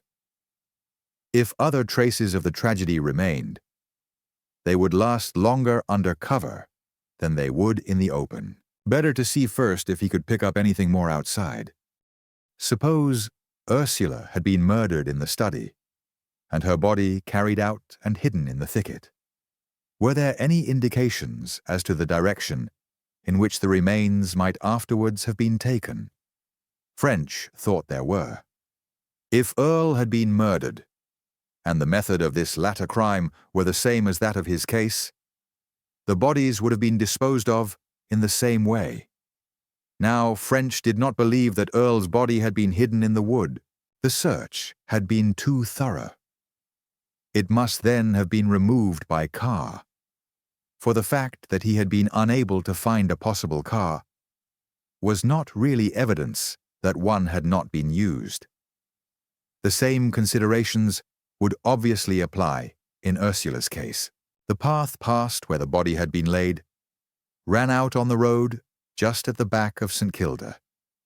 Here the starting of a car would be clearly heard by anyone within. It was unlikely, therefore, that that end of the path had been used, nor did French think the other end would have been employed, as this debouched on a road more than a mile away, too far to have carried the body, but French remembered that another path crossed this one at right angles a little farther into the wood, and came out on the St. Kilda road 400 or 500 yards nearer Farnham. This was surely the most suitable place. These were the only paths near the house. French decided to try the end of this cross-path before going farther afield. He therefore retraced his steps to opposite, where the depression in the grass had been found, and continued along the path in the direction of Farnham. Though he did not examine the ground so meticulously as before, he kept a sharp lookout for bloodstains or other marks. But without result, he saw no signs of blood. And though there were plenty of footprints in the patches where the grass had given place to sand, these were so poorly defined as to be useless. He reached the cross path, and turning to the right, continued till he came within a few yards of the road. Then, once again, he began his thorough inspection of every inch of the ground. His search was soon rewarded. Behind a clump of bushes, in a place hidden both from road and path, was another depression in the grass, similar to that found by the constable. French was delighted. This was the kind of achievement which always filled him with satisfaction. He had thought what might have occurred. He had tested his idea. And now his investigations had proved that his guess was correct. That was the way to use one's imagination. And that, he told himself, was where most of his confrères came short. The body then had been carried here from its first resting place, and here it had lain till its removal by car had been made possible. So far, French felt no doubt as to the sequence of events. He spent a solid hour searching the ground about this second depression, but without result. There were no further traces of blood, and no one concerned seemed to have dropped anything. The absence of blood he could understand. The body, immediately after the murder, had been carried to the first thicket. But it had lain there for some time, during which all bleeding would have ceased. He was about to give up and return to Saint. Kilda, when he made a further discovery. On a branch of firs at the side of the road, he found a tiny strand of light green wool. Light green wool! He remembered that in the description of Ursula sent to the yard, one of the items was dressed in light green woolen jumper, an important find. This discovery practically proved his assumption that the body had been removed in a car. French began searching for wheel marks. Yes, there they were. A car had pulled in towards the edge of the road, where the path debouched. But unfortunately, the marks were too blurred to be of any use in identifying the vehicle. Well satisfied with his progress, French returned to Saint Kilda to find that Sheepshanks and his helpers had completed their work and were waiting to see him before taking their departure. They had found nothing of interest. "Well, I've got something," said French.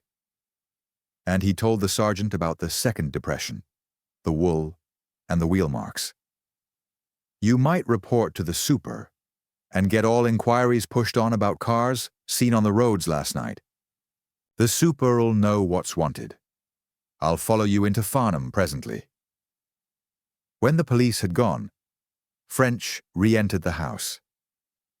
One or two small points still remained to be seen to.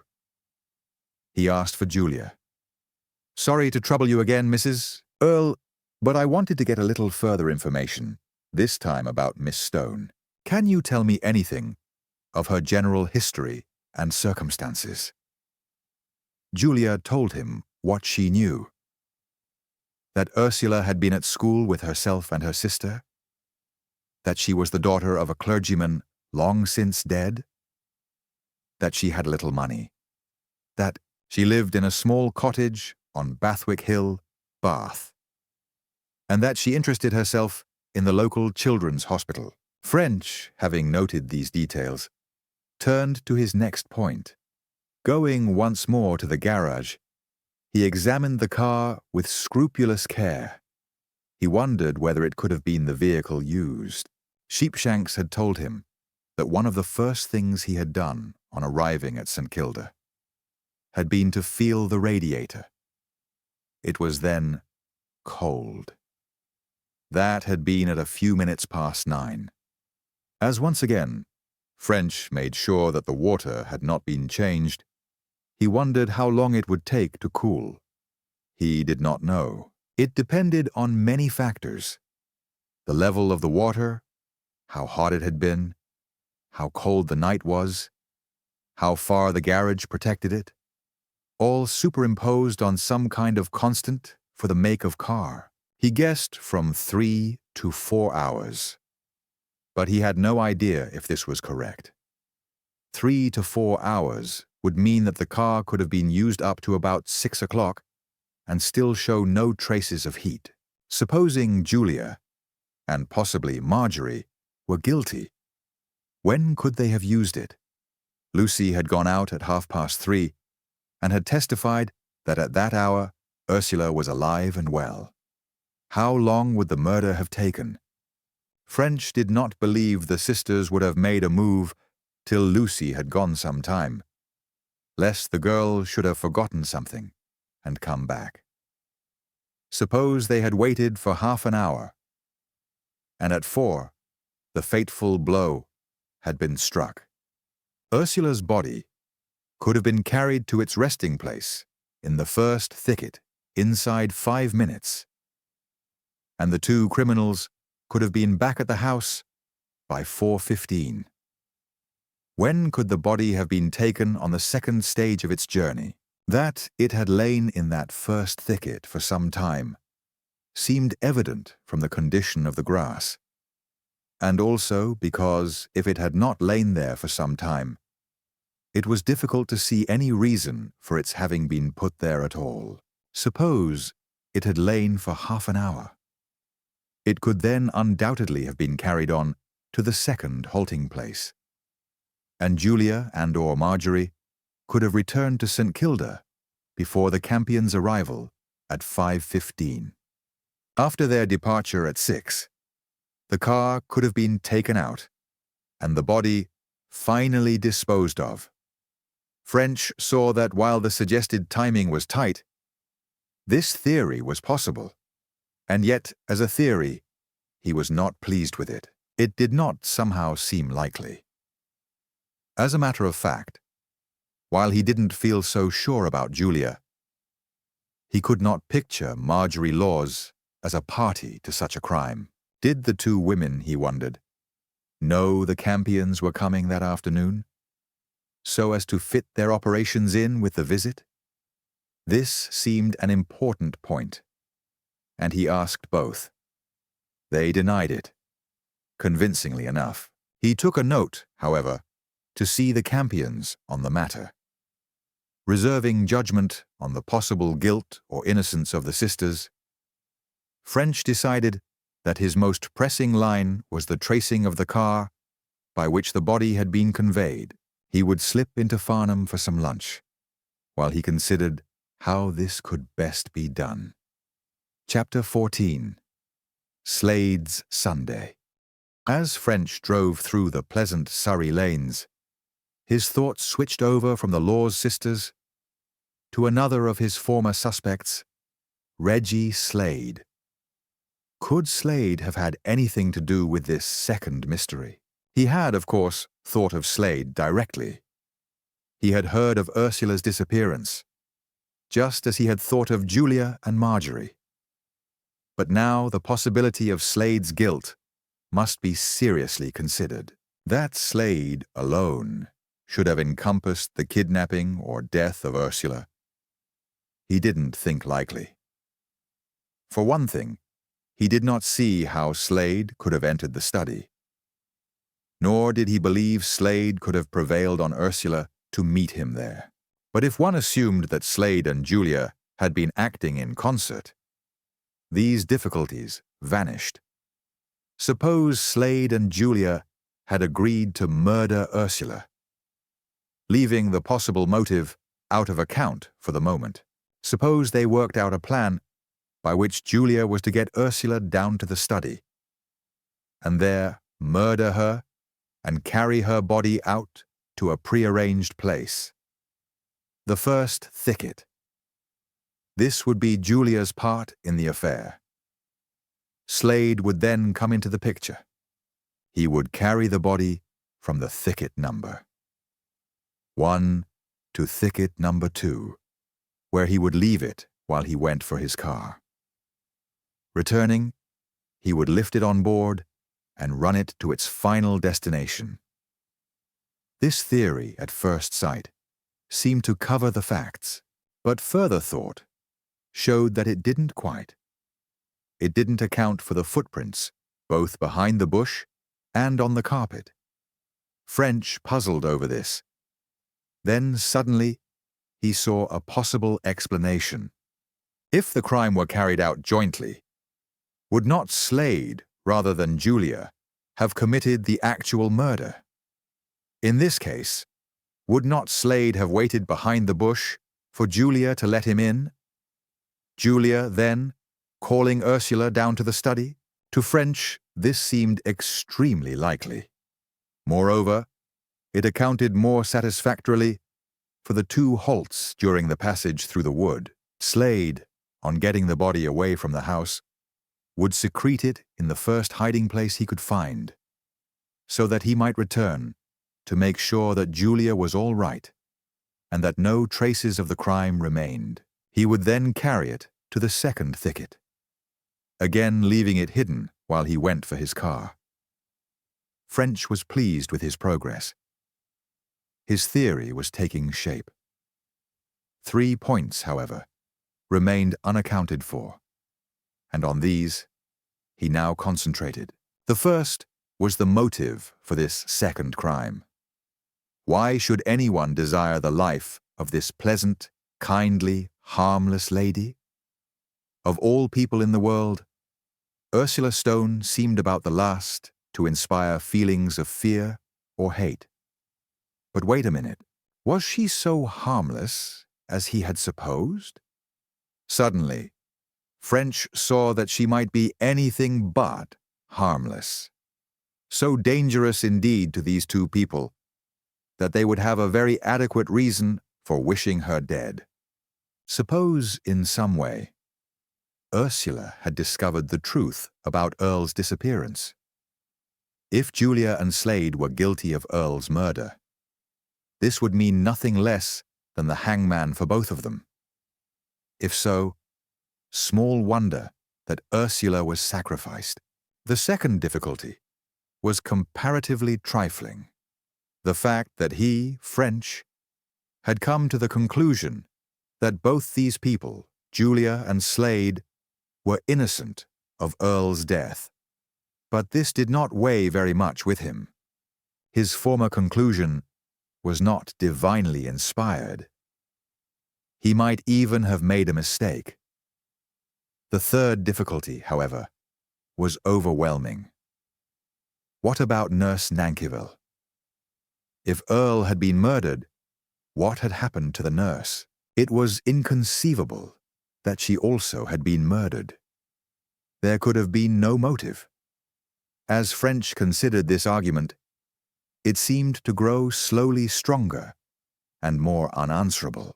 Did it not mean that Earle had not been murdered at all, but that he and the nurse had gone off together, as French had originally concluded? Why, he asked himself, had he changed his mind on this point? Simply because of the possibility that Ursula Stone had been murdered. Was this really convincing? On second thoughts, he believed not. Ursula's death, if she had died, might not have been connected in any way with Earle or his disappearance. Her murderer, again if she had been murdered, might purposely have made the crime look like a voluntary disappearance, with the very object of its being erroneously connected with Earle's. Then French saw further that if Earle had not been murdered, it invalidated the only motive he had been able to think of for Ursula's death. Therefore, had Earle been murdered after all? French swore. The thing was a regular dilemma. If Earle had not been murdered, there was no motive for Ursula's death. If he had, there was no explaining the nurse's fate. French turned into the hotel for lunch. As he sat over his roast beef and greens, it occurred to him that it might be wise to broadcast for news of Ursula. It was evident that the murderer had not intended suspicion of murder to arise, and it might be no harm to let him think his ruse had been successful. Accordingly, having sent the necessary application for the broadcast to Scotland Yard, he once again returned to the seat of war. Calling at Altadore, he asked for Slade. The young man was at home, and this time did not keep French waiting. He appeared at once, wishing French good morning in an almost obsequious manner. "Sorry to trouble you again, Mr. Slade, but it's the same business over again. This affair of Miss Stone is so like that of Mr. Earle that we have to go on the same lines in each case. I hope you'll help me all you can." Slade nodded. "I understand, Inspector. I'll help you all I can and all that. But I expect it won't be much. Don't know anything about the affair. you know. I don't suppose you know anything directly, French returned smoothly. But you may be able to help me indirectly. You were at St. Kilda in the afternoon, quite possibly only a short time before Miss Stone disappeared. Though you may not have seen her, you may have seen someone else who did, and from whom I might get my information. Didn't see a soul. I'd tell you at once if I had. But I met no one. Just what time were you at St. Kilda? About 3. Don't know exactly. Not within a few minutes, you know. But about 3. Quite. And what did you do after you left? Went to Petersfield. I'll tell you. Slade was speaking almost eagerly. Dagger and my sister went over to spend the day with some people at Arundel, so I was by myself for lunch. It was pretty ghastly all alone. And after lunch, I took out the Bentley and went over to St. Kilda to try and get Mrs. Earle to come out for a run. That was why I went over, you know. He paused expectantly, but French not replying, went on. But she wouldn't come. So I was at a loose end again. I thought I'd go over to Petersfield and see some people. So I did.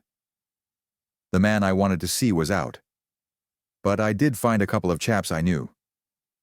We had some drinks and so on. I soon got fed up with it, so I came back here. I had a wash-up and a change, and then I went back to the golf club. It wasn't so bad there. I found some chaps, and we had a spot of bridge. We dined together and played on till the place closed at 11. Then I came home and went to bed. That all you want? Very nearly, French returned.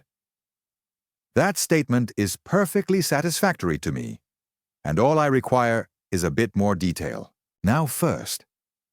And he began in his painstaking way to dissect the evidence. Amplified, the statement amounted to the following. Slade had reached St. Kilda about 3 p.m. and left about 3:15. He had seen Lucy, who had opened the door, and Julia, Marjorie, and Ursula, who were in the drawing room. He had driven to Petersfield, reaching his friends about 4. He had stayed about an hour, leaving about 5. The drive back took another 3/4 of an hour, and he was about a 1/4 of an hour changing. That brought it about 6. As soon as he had changed, he went to the club. Only, of course, 2 or 3 minutes in the car. He parked his car at the club and drove home about 11. Then followed a list of persons who might witness on his behalf. French was a good deal impressed by the statement. So much of it could apparently be vouched for that he scarcely saw how it could be false. All these people could not be accomplices. And if the statement were true, it looked as if Slade must be innocent. What had French to check? First, the time of Slade's arrival in Petersfield. French had an idea of the distance, and he felt sure the run could not have been made in less time than Slade had said. If Slade, therefore, had arrived about 4, he couldn't possibly have committed the murder before his trip. Again, if he had filled in his time, even approximately as he had said, he would not have had time to dispose of the body between his return from Petersfield and his departure for the golf club, and he would scarcely have attempted it after 11, when he would expect the search to be in progress. It would be necessary, of course, to get these key hours checked, and French decided that he would take this on next. Accordingly, next morning, he went out again to Altadore and asked to see the servants. As on the day of Earle's disappearance, only the cook had been on duty on this Sunday. When he had previously interrogated her, French had been impressed with her straightforwardness. Now, as he talked to her again, he received the same impression. When therefore she told him that Slade had been out all Sunday afternoon, and had returned at 6:15, leaving again in some 15 minutes. French believed her. All the same, he asked how she remembered the hour so clearly. She explained, supposed Mr. Slade would be in for dinner, and at 6 o'clock she would have begun preparations for the meal. She was therefore watching the time, and noted exactly when the young man had arrived. When she had heard him go out, it had occurred to her that it was just the time she would have been starting work. Had he not done so? The cook also stated that during the 15 minutes Slade was changing, she had seen the Bentley standing at the door. French then went on and saw his friends, the chauffeur and his wife. The chauffeur could not entirely answer his questions, as he had been at Arundel with Colonel and Mrs. Dagger on the Sunday.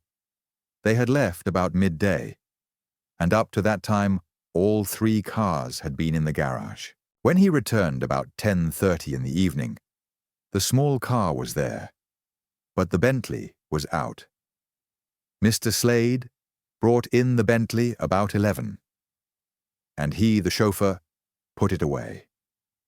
The chauffeur's wife, however, was able to give further information. She had been about the premises during the entire day, and stated positively that no cars could have been taken out or left in unknown to her. Mr. Slade had come to the yard about 3 and had taken out the Bentley. The small car had not been taken out at all, and the Bentley had not been brought back till the time her husband stated, namely 11.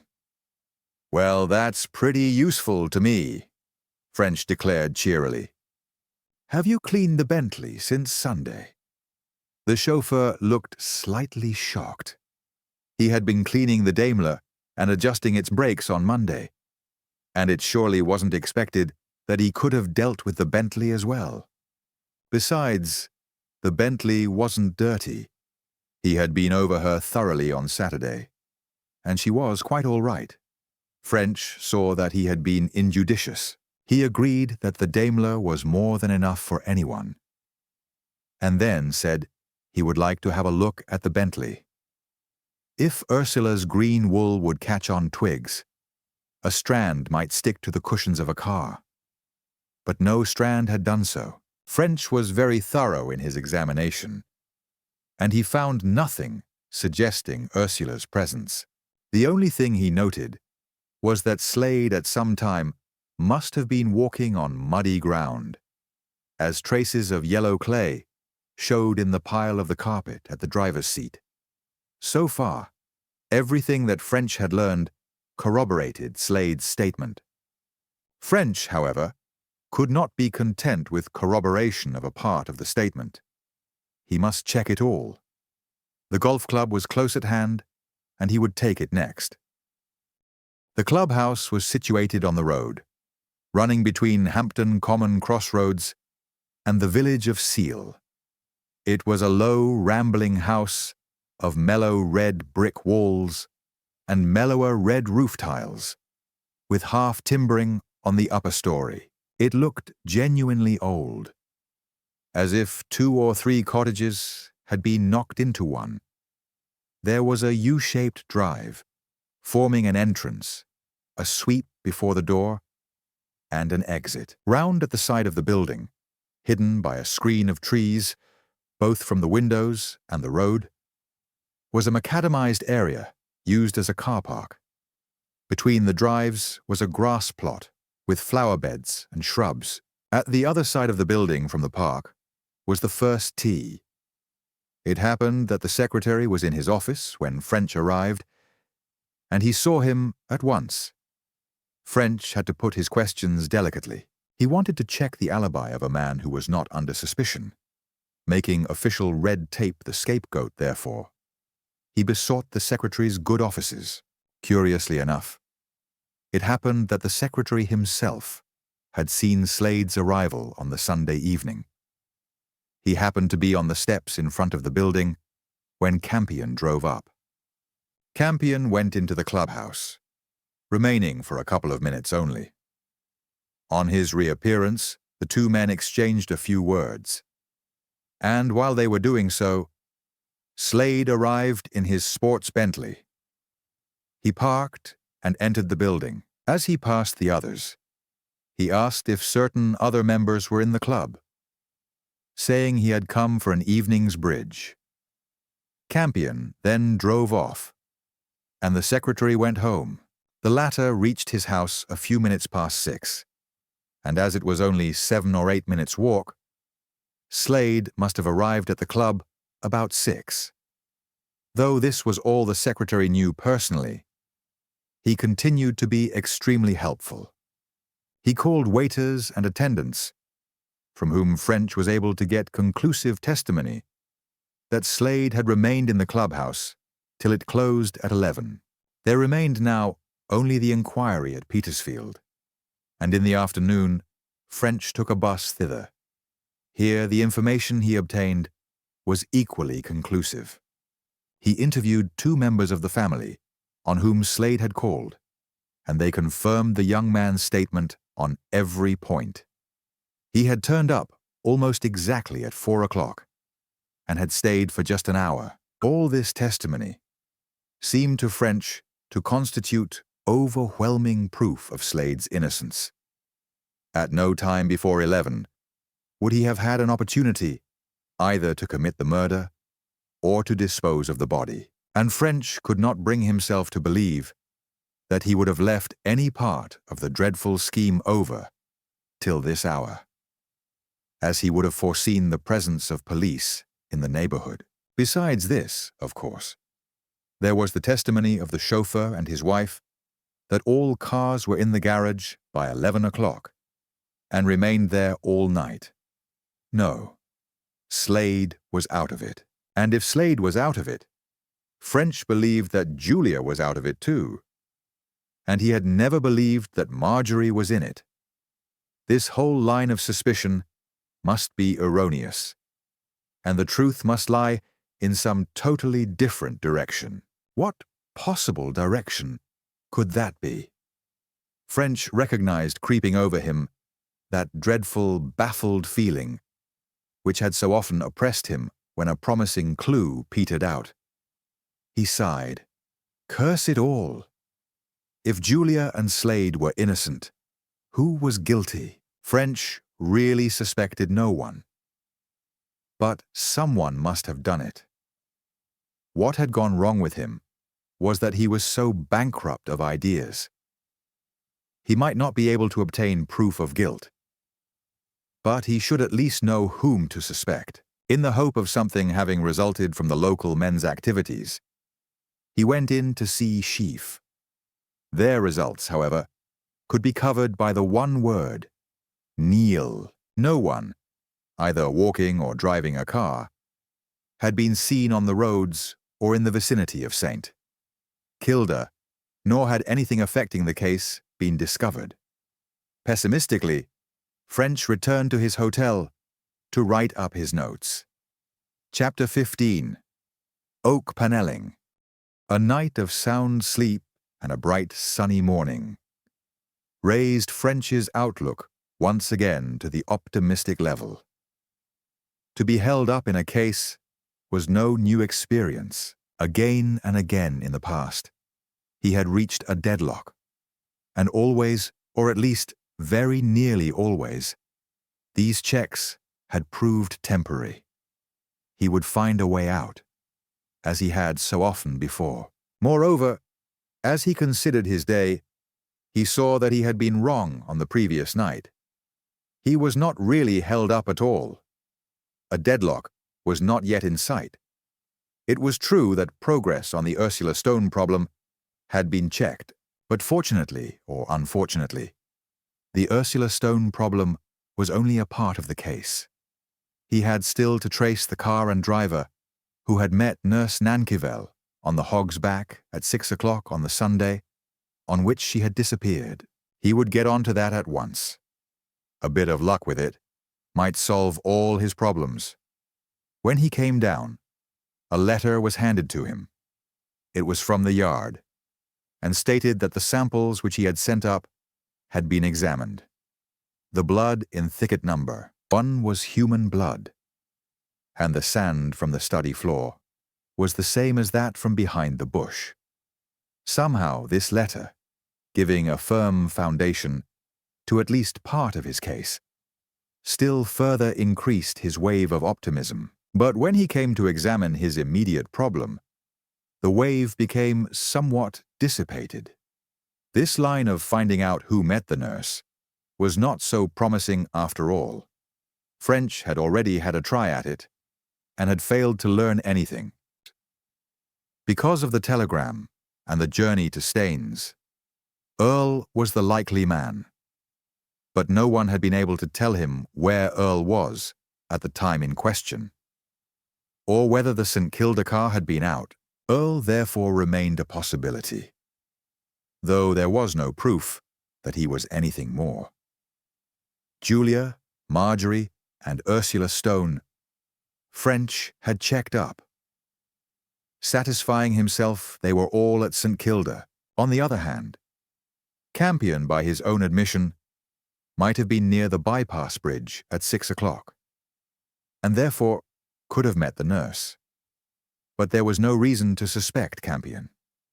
Nor did French believe there was any reason to suspect Slade. He had not, however, inquired into Slade's whereabouts at this time, and he decided to do so at once. Once again he rode out to Altadore and looked up his friend, the chauffeur. Would the man carry his memory back to Sunday fortnight, when Dr. Earle disappeared? The chauffeur and his wife both carried their memories back. Their effort, however, didn't help French. Both were positive that at 6 o'clock on that Sunday afternoon, all 3 cars were in the garage. This was only what French had expected. He had never been able to see why Slade should have desired the nurse's death. As he rode out of Altadore Gate, on his way back to Farnham, he saw Miss Campion. She was strolling slowly along the road, and signed to him to stop. "I've just been at St. Kilda," she said, "and I'm waiting for the bus. I wondered how you were getting on. I don't know whether I should ask or not, but I feel this dreadful affair so much that I'd like to know." "I can understand, madam." French returned sympathetically. "It must have been a blow to you. The poor lady was your friend, was she not?" "A lifelong friend. I knew her as a child at Bath, where we were both brought up. It does seem to me the most terrible affair. If ever there was a kindly and innocent and harmless individual in the world, it was Miss Stone.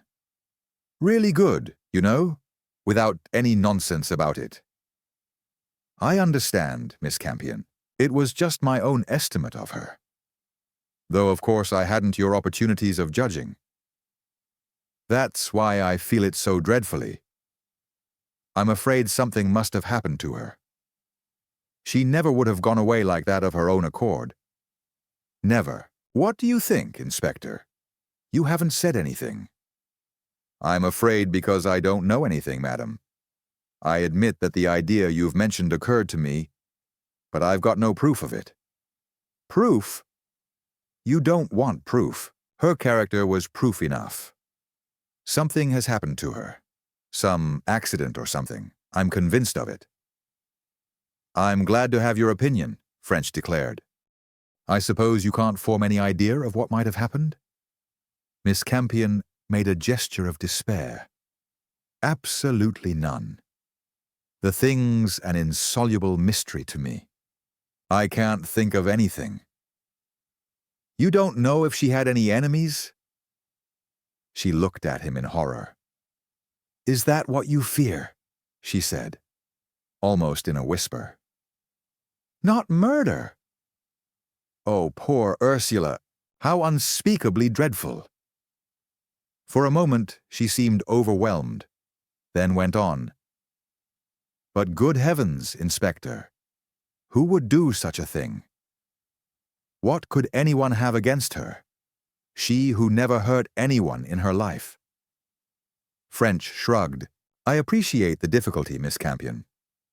But there seemed to me only the two ways out of it. Either she disappeared voluntarily, or she didn't. Which is the more likely? Alice Campion was obviously deeply shocked and grieved. I couldn't have believed that either could have happened, she declared. Oh, if someone is to blame for this, if someone… She boggled over the word, then forced it out.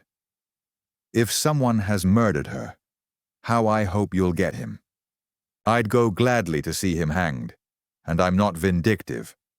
But there, I don't believe anyone could have done it. For a moment, they walked on in silence. Then Miss Campion spoke again. Do you think this affair is connected with the other? I mean, Dr. Earle's disappearance? French moved uneasily. To be strictly truthful, he said at last, I don't know. What do you think, madam? I don't see how it could be. And yet it's strange that the two cases should be so alike. My brother was talking about it. I said they were so alike that they must be connected. But he said it didn't follow, that the second case might have been intentionally copied from the first. French nodded. I agree with Dr. Campion. It's possible they were connected. Or it's possible that the perpetrator of the second was simply trying to make it look like his predecessor's work. I'm obliged to you, Miss Campion, for talking like this. Your ideas may be a help to me. And there's another thing that might help me. Perhaps, while we're talking, you'd tell me in as full detail as you can what you know about last Sunday. The statement you gave me that night was necessarily short, if you wouldn't mind repeating it with plenty of details. Some chance phrase might give me an idea. I don't think I know anything which could help you, she returned. However, there's nothing I wouldn't do to get the thing cleared up. We spent that afternoon very quietly. From lunch till tea, the three of us, my brother and sister and I, sat reading and chatting in the drawing room. Then, after tea, my brother got out the car, and we went over to St. Kilda. There was nothing abnormal there. I can assure you of that, Inspector. Mrs. Earle and Miss Laws were just as usual. I asked where Miss Stone was, and Mrs. Earle said she was lying down. She offered to call her, but I wouldn't hear of it. Well, nothing happened during the visit. Absolutely nothing out of the common. We stayed 3/4 of an hour or so, and then drove back. Or no, I'm wrong there. We didn't drive directly home. We went round to the golf club, where my brother wanted to see one of the members. But that only took a minute or two. Then we drove home. I prepared supper, and my brother and sister sat and read in the drawing room. It was while we were at supper that Mrs. Earle rang up. You went over at once. We went over at once. Mrs. Earle told us what had happened. She seemed very much upset. And of course, I didn't wonder. Howard, my brother, suggested ringing up the superintendent at once. Then he agreed with us we might have a look round ourselves first. I think we all see now that we were wrong. But you can understand, I don't mean any discourtesy, that application to the police is distasteful and is usually made as a last resource. It's natural, madam, French said smoothly. We organized a search, or rather my brother did. But when we met without having made any discoveries, we agreed that an application to the police could no longer be delayed. We rang up Farnham, and I think you know the rest. I think so, French agreed. Well, madam, I'm glad we met here, and much obliged for your ideas. The bus turned up presently, and French saw the lady into it. She had not really told him anything he had not known before. And yet it was interesting to find her so convinced that only foul play could account for Ursula Stone's disappearance. French had by this time completed all those obvious and local inquiries which the tragedy of Ursula Stone had suggested. He was worried by the question of whether or not he should run down to Bath and have a look over the missing woman's house. He did not think there was the slightest chance of learning anything useful from such a visit. And yet, he doubted the propriety of omitting it. Finally, he decided to go, and after sending a wire to the Bath police, he set off to Reading to get the afternoon express. A thorough search revealed just what he had expected. Nothing whatever. And with only the consciousness of work well done, he returned to Farnham on the following evening. During dinner that night, and afterwards, as he sat smoking in the lounge, he brooded somberly over the case. What he particularly wanted was to have his program for the next day settled. But for the life of him, he could not see on what line to concentrate. Every direction in which he turned seemed to lead to a deadlock. At last, wearied and disgusted, he picked up a novel which he had brought down to finish, but with which up to now he had made but little progress. He found, however, that he could not concentrate on the story. Again and again, his thoughts strayed back to the case, and presently he threw the book down and gave himself up to a renewed mental search for other lines of attack. It was while he was thus desultorily reviewing the evidence that he found himself trying to picture just what must have taken place in the study at St. Kilda at the time of Ursula Stone's murder. There were one or two points about that study business which were not altogether clear. Why the study in the first place? Why had the murder taken place there, if it had? Was it simply because that from the study there was a convenient exit to the wood? On the other hand, was the choice accidental? If so, how had Ursula been induced to come down there from her bedroom? And most puzzling of all, if neither Julia, Marjorie, nor Slade had been concerned in the murder, who on the face of the earth had been? As French sat smoking and pondering these conundrums, he began to wonder if there was not in this selection of the study some deeper and more fundamental motive than he had as yet contemplated. Could there be here something that he had missed? Or was he just wasting his time in fanciful nonsense? The line of sandy footsteps recurred to him. Whose were these?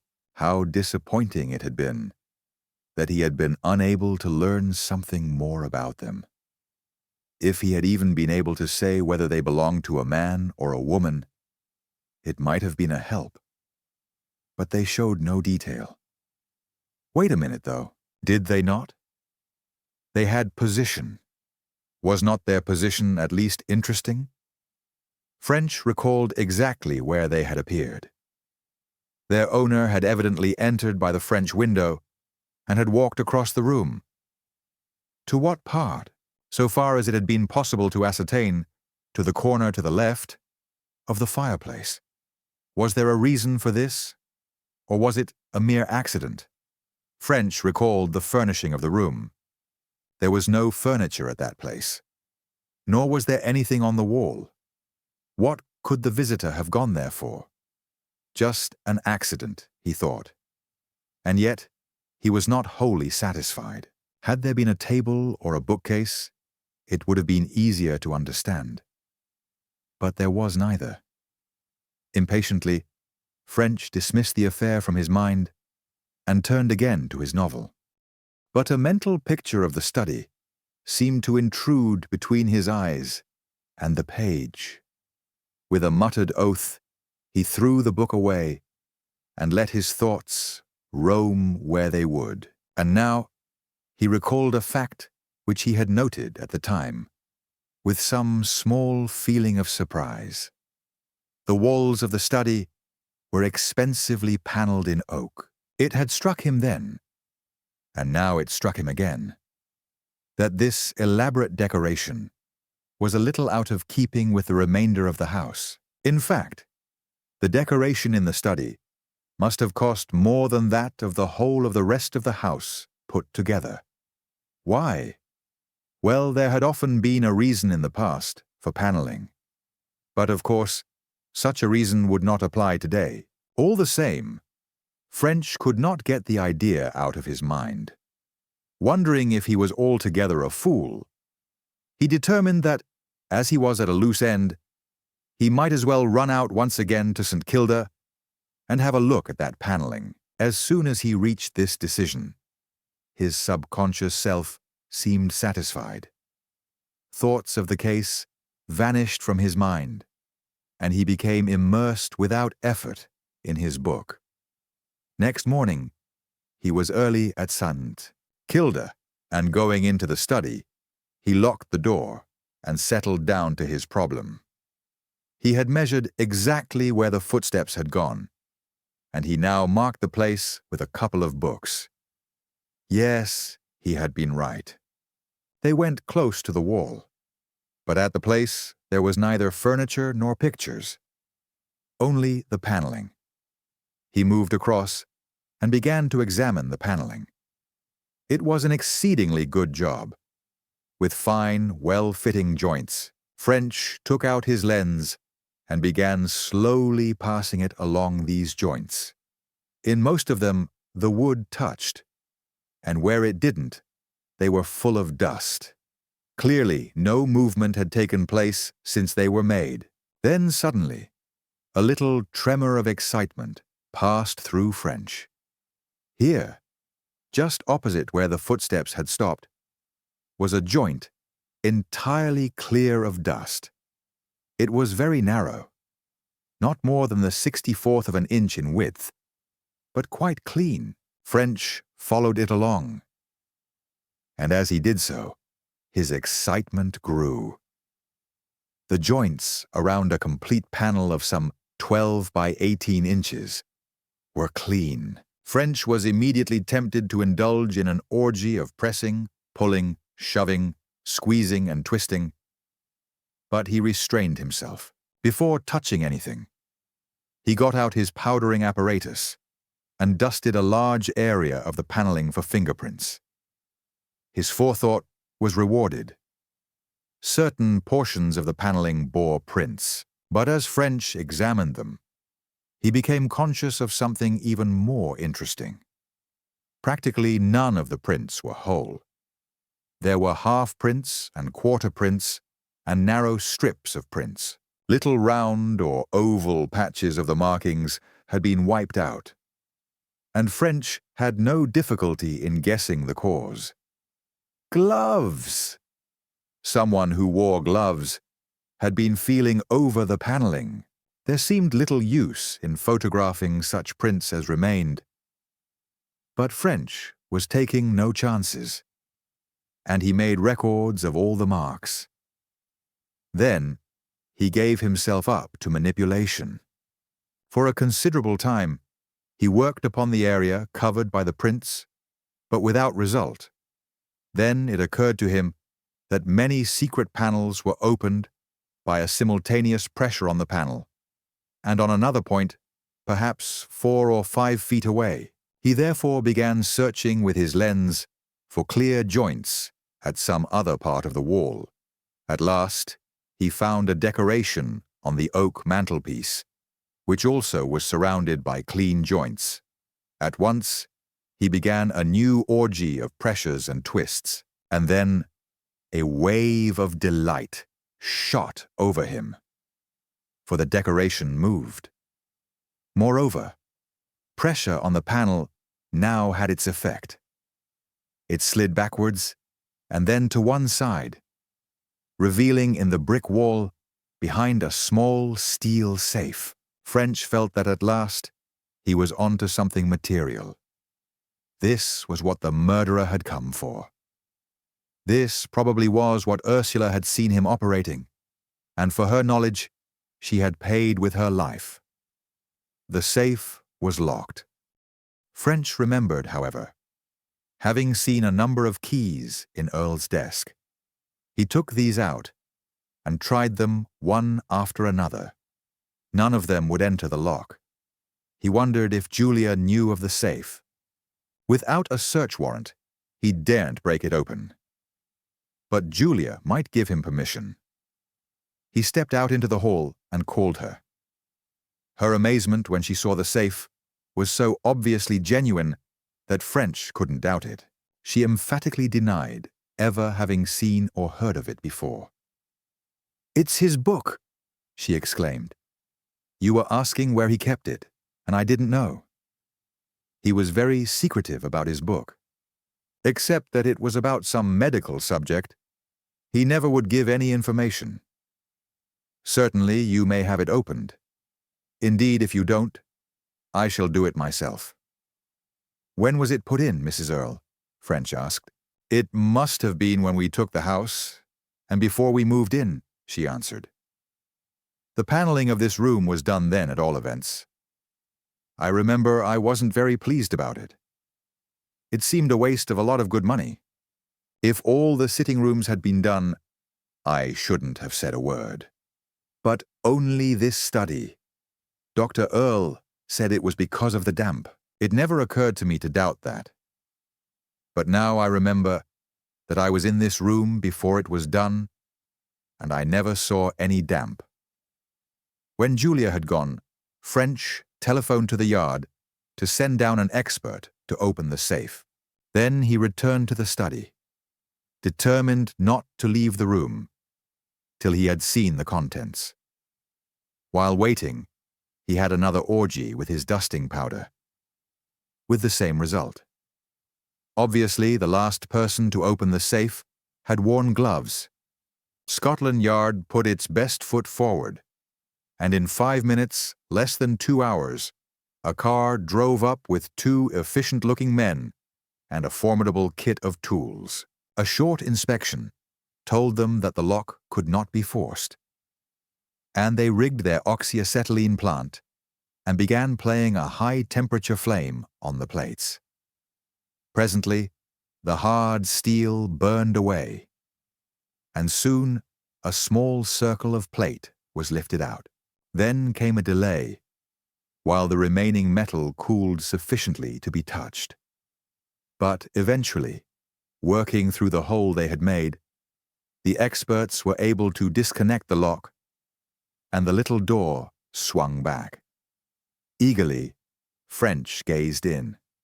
Julia Earle was right. Here was the book. There were scores, probably hundreds, of quarto sheets covered with Earle's rather untidy handwriting. These sheets, and nothing else. French turned them over. Yes, they were about medical subjects. So far as he could see in a rapid glance, the production of disease from cultivations of bacilli. He swore bitterly. Seldom had he had so great a disappointment. This discovery of the safe, reached by a process of reasoning and investigation, which he felt did him immense credit, should surely have led to something really helpful. And what had he gained from it? Nothing. Less than nothing. It had removed from the possibilities one theory of the crime, and one criminal. French had never very seriously suspected Campion of stealing the book, but now here was proof that the doctor had done nothing of the kind. So much time wasted. Automatically, French worked on, testing the inside of the safe for fingerprints. Again, with the same result. Gloves had been at work within as well as without. Then he sat down at Earle's desk and gave himself up to thought. There was in this whole matter something which he was quite unable to understand. A secret safe was a very unusual thing. What was it for? It could not have been put in because of anything which had recently happened. Obviously, the paneling had been undertaken as a mask for its installation 6 years ago, before the Earles moved into the house. Had Earle's disappearance, then, to do with some long-standing secret, or was the safe simply to hold the manuscript of the book? French did not think so. An ordinary safe would have held it all right. It was not as if there had been any secret about the book itself. Everyone knew Earle was writing it. Was there something more in Earle's life than he had yet suspected? Things were beginning to look very like it. French, having obtained Julia's permission, parceled up the manuscript to send to a doctor who sometimes did police work for the Yard, and who had become rather a friend of his own. He did not think it was important, but it would be well to be sure it could have had no bearing on the affair. Apart from its raison d'être, the existence of the safe did certainly clear up some of the detail of Ursula's murder. It seemed obvious that she had in some way become suspicious and come down and discovered the thief in the act of burglary. In self-defense, he had killed her. Defense, that is, from the legal consequences of his act. But if so, why had he not removed the book? Then French saw that he was being stupid. Why limit the contents of the safe to the book? The book didn't fill it. Had there not been something else more vital to the thief? At once, French's previous idea recurred to him. Was it something which, if found, would prove that the thief had murdered Earle? It might well be. Even it might prove that he had murdered Nurse Nankivel also. French was puzzled, and for the moment he didn't see how he was to settle the point. The whole affair was confoundedly exasperating. Then, still another idea flashed into his mind. What if the space in the safe had been filled, not with proof of the murder of Earle, but with money? What if here had been what he had so long sought, under the guise of a second banking account? What if Earle had not been murdered at all, as he, French, had just been supposing? What if, taking from this safe a large sum of money or negotiable securities, Earle had after all gone away with Helen Nankivel? Was there any evidence for his death? There was not. French had assumed it, partly because Ursula had been murdered, but principally because he had taken no money with him. Suppose he had taken money with him. How would the question then stand? Again, was there any evidence of Helen Nankivel's death? There was not. Was there any motive for it? None. Why had he ever thought of such a thing? Simply because he had been driven to assume Earle's death. Now, was that assumption not invalid? French swore. Instead of clearing up the case, this discovery of the safe was making it 100 times worse confounded. Its foundations were cracking.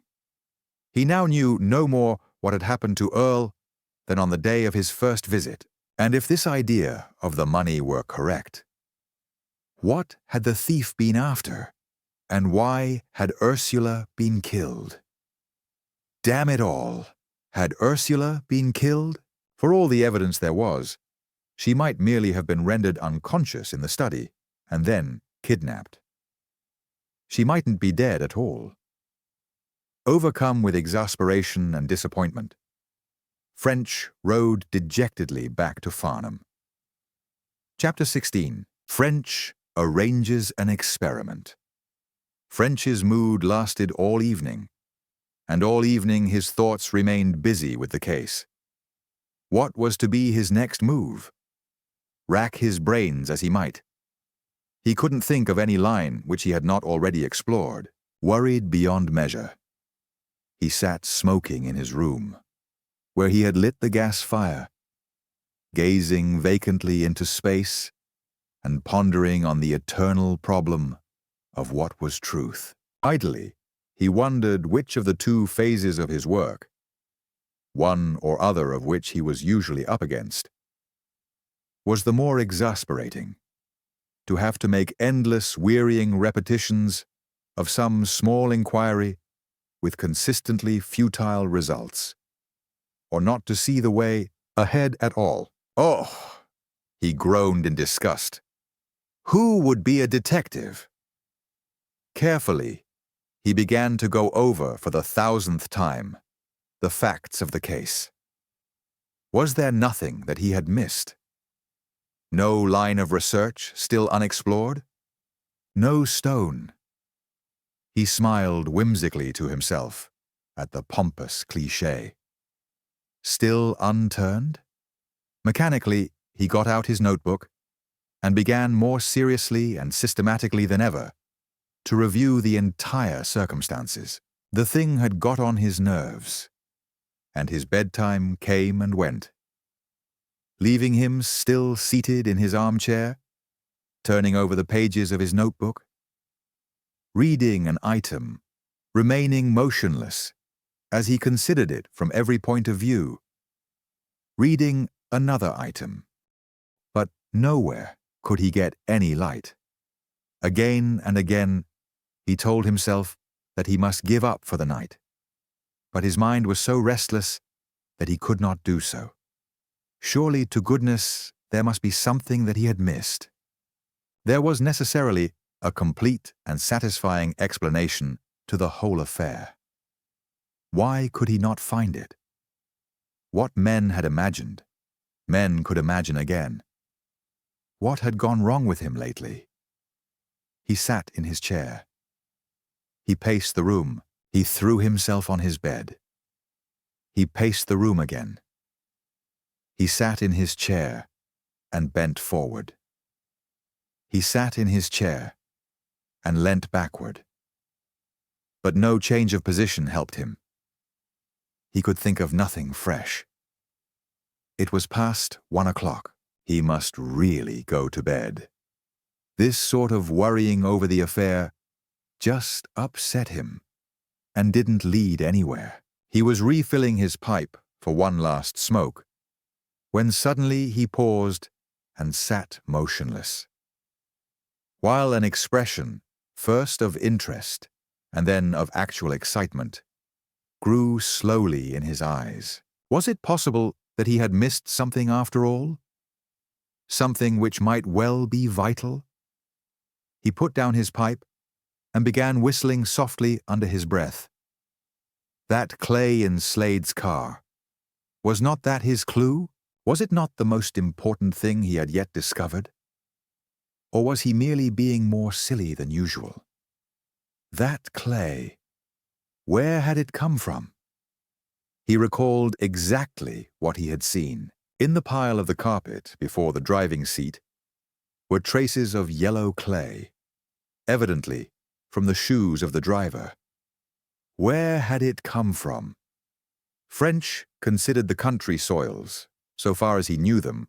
There were large areas of sand, black sand, white sand, yellow sand. There was on the Hogsback Ridge chalk, white and greasy. There was a light brown loam. There was a kind of peat. But yellow clay? There was only one place in which French had seen it. And it was the memory of this which had given him so furiously to think. On the bypass, when he had walked up towards the Hogsback along the Compton Road on his visit to Polperro, he had had a look at what was going on, and he had seen yellow clay passing in the contractor's little trucks. Yellow clay on the bypass, yellow clay in Slade's car. Was there any connection? For a time, French was filled with excitement. Then came the natural reaction. The thing must, of course, have some quite natural explanation. Perhaps Slade knew the engineers, or was merely having a walk over the workings to satisfy his curiosity. It might be so. And yet, French didn't imagine that dull and humdrum engineering of the cut and fill type would have appealed to Slade. While determined not to be disappointed if nothing came of it, French decided that unless he thought of something better in the meantime, he would have another look at that clay on the bypass. If it did no good, it could at least do no harm. Next morning, his enthusiasm had waned still further. Waned indeed, till nothing was left of it. However, he took a bus along the Hog's Back, and alighting at the bypass bridge, set off to walk towards Compton. As before, he penetrated to the right at frequent intervals, examining the workings. There, at all events, was where the yellow clay was coming from. Beneath the summit of the Hog's Back, the cutting had been through chalk. But here, on the south side of the ridge, the chalk ran out and was succeeded, a dozen feet or more below ground level, by yellow clay. This clay was being loaded by a steam shovel into wagons and run along a narrow gauge line to be dumped lower down. Full of interest, French walked along the side of the cut. He wanted to see again where that clay was being unloaded. And presently, he came to the place not so far away. As he had noted before, the work was being carried out very similarly to that of the Witness widening. A bank was being formed across some low-lying ground. A bank some 15 feet high. In some way which was not now obvious, a narrow strip of banking of the proper height had first been made along the center line of the new road, and this was now being widened by side tipping. Yes, there was where the yellow clay was going to all right. French walked up and down the bank, first on one side and then on the other. On the right side, facing towards the Hog's Back, the bypass kept fairly close to the road, though it was screened from it by shrubs. On the left side, the bank ran through a field in which were straggling clumps of bushes and small trees. Across the field, and at some distance, were isolated houses. For an hour, French continued to move about, citing the directions of the various houses and clumps of bushes. Finally, he walked up to the foreman of one of the gangs of workers and asked for the address of the chief engineer. "He's to be down here on Monday morning," the man replied. "You be here about 10 and you'll see him." This suited French admirably. It was now Saturday, and the fact that an appointment for Monday morning had been made would secure him a free weekend. He walked up again onto the Hog's Back and took the first bus back to Farnham. There he saw Sheaf, explained his ideas, obtained the necessary local backing for his plan, lunched, and took the next train to town. His weekend passed all too quickly, and at 10 o'clock on Monday, he was once more with the foreman. "There he is," said the man when he saw French, pointing to a little group at some distance along the workings. The big man in the grey coat and hat. With the engineer were 3 men, one obviously the foreman of a squad, the others young fellows in waterproofs and big boots, and with plans under their arms. French waited till they had finished discussing their business and were turning away. Then he went forward. "I should like to have a word with you, sir," he said, handing over his official card. The engineer smiled when he read it.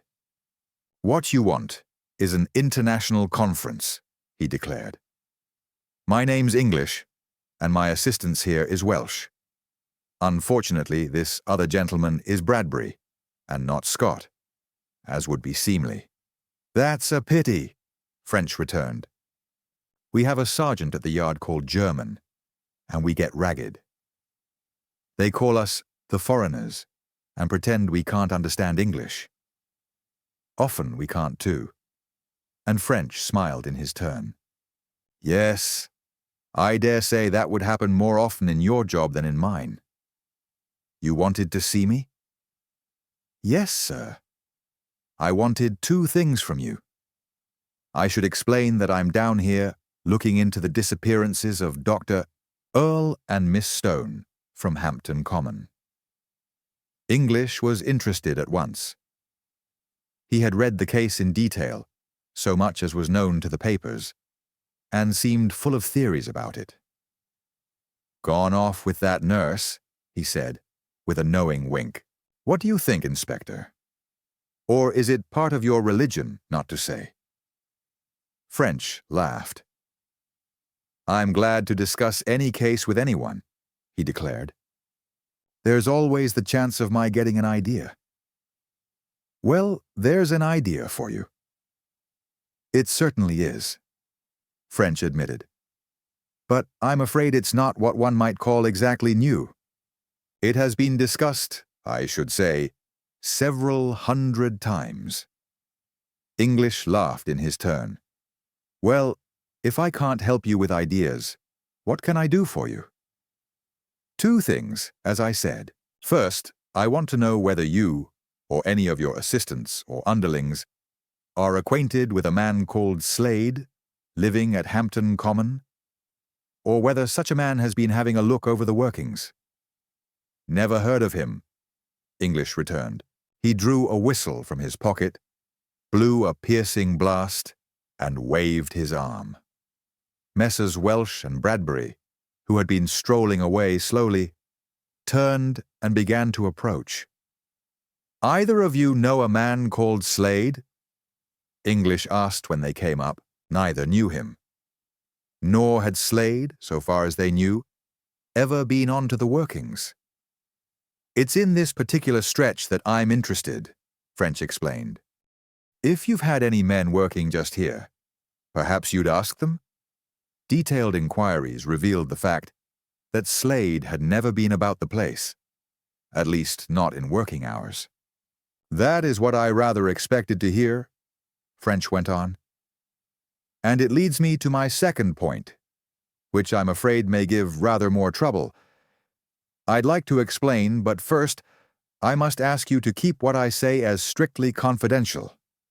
If my suspicions were to leak out, it might be a very serious matter. This beginning was not calculated to damp the engineer's interest, and all three gave the required undertaking.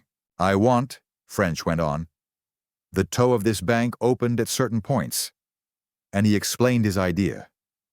"It may cost a bit of money, but I'm authorized to say that the Surrey police will stand for that." The three men showed an interest, almost approaching excitement. "I'm sorry," said English, "that I can't be here personally to see it done. But Bradbury will do all you want. Better let's have some further details."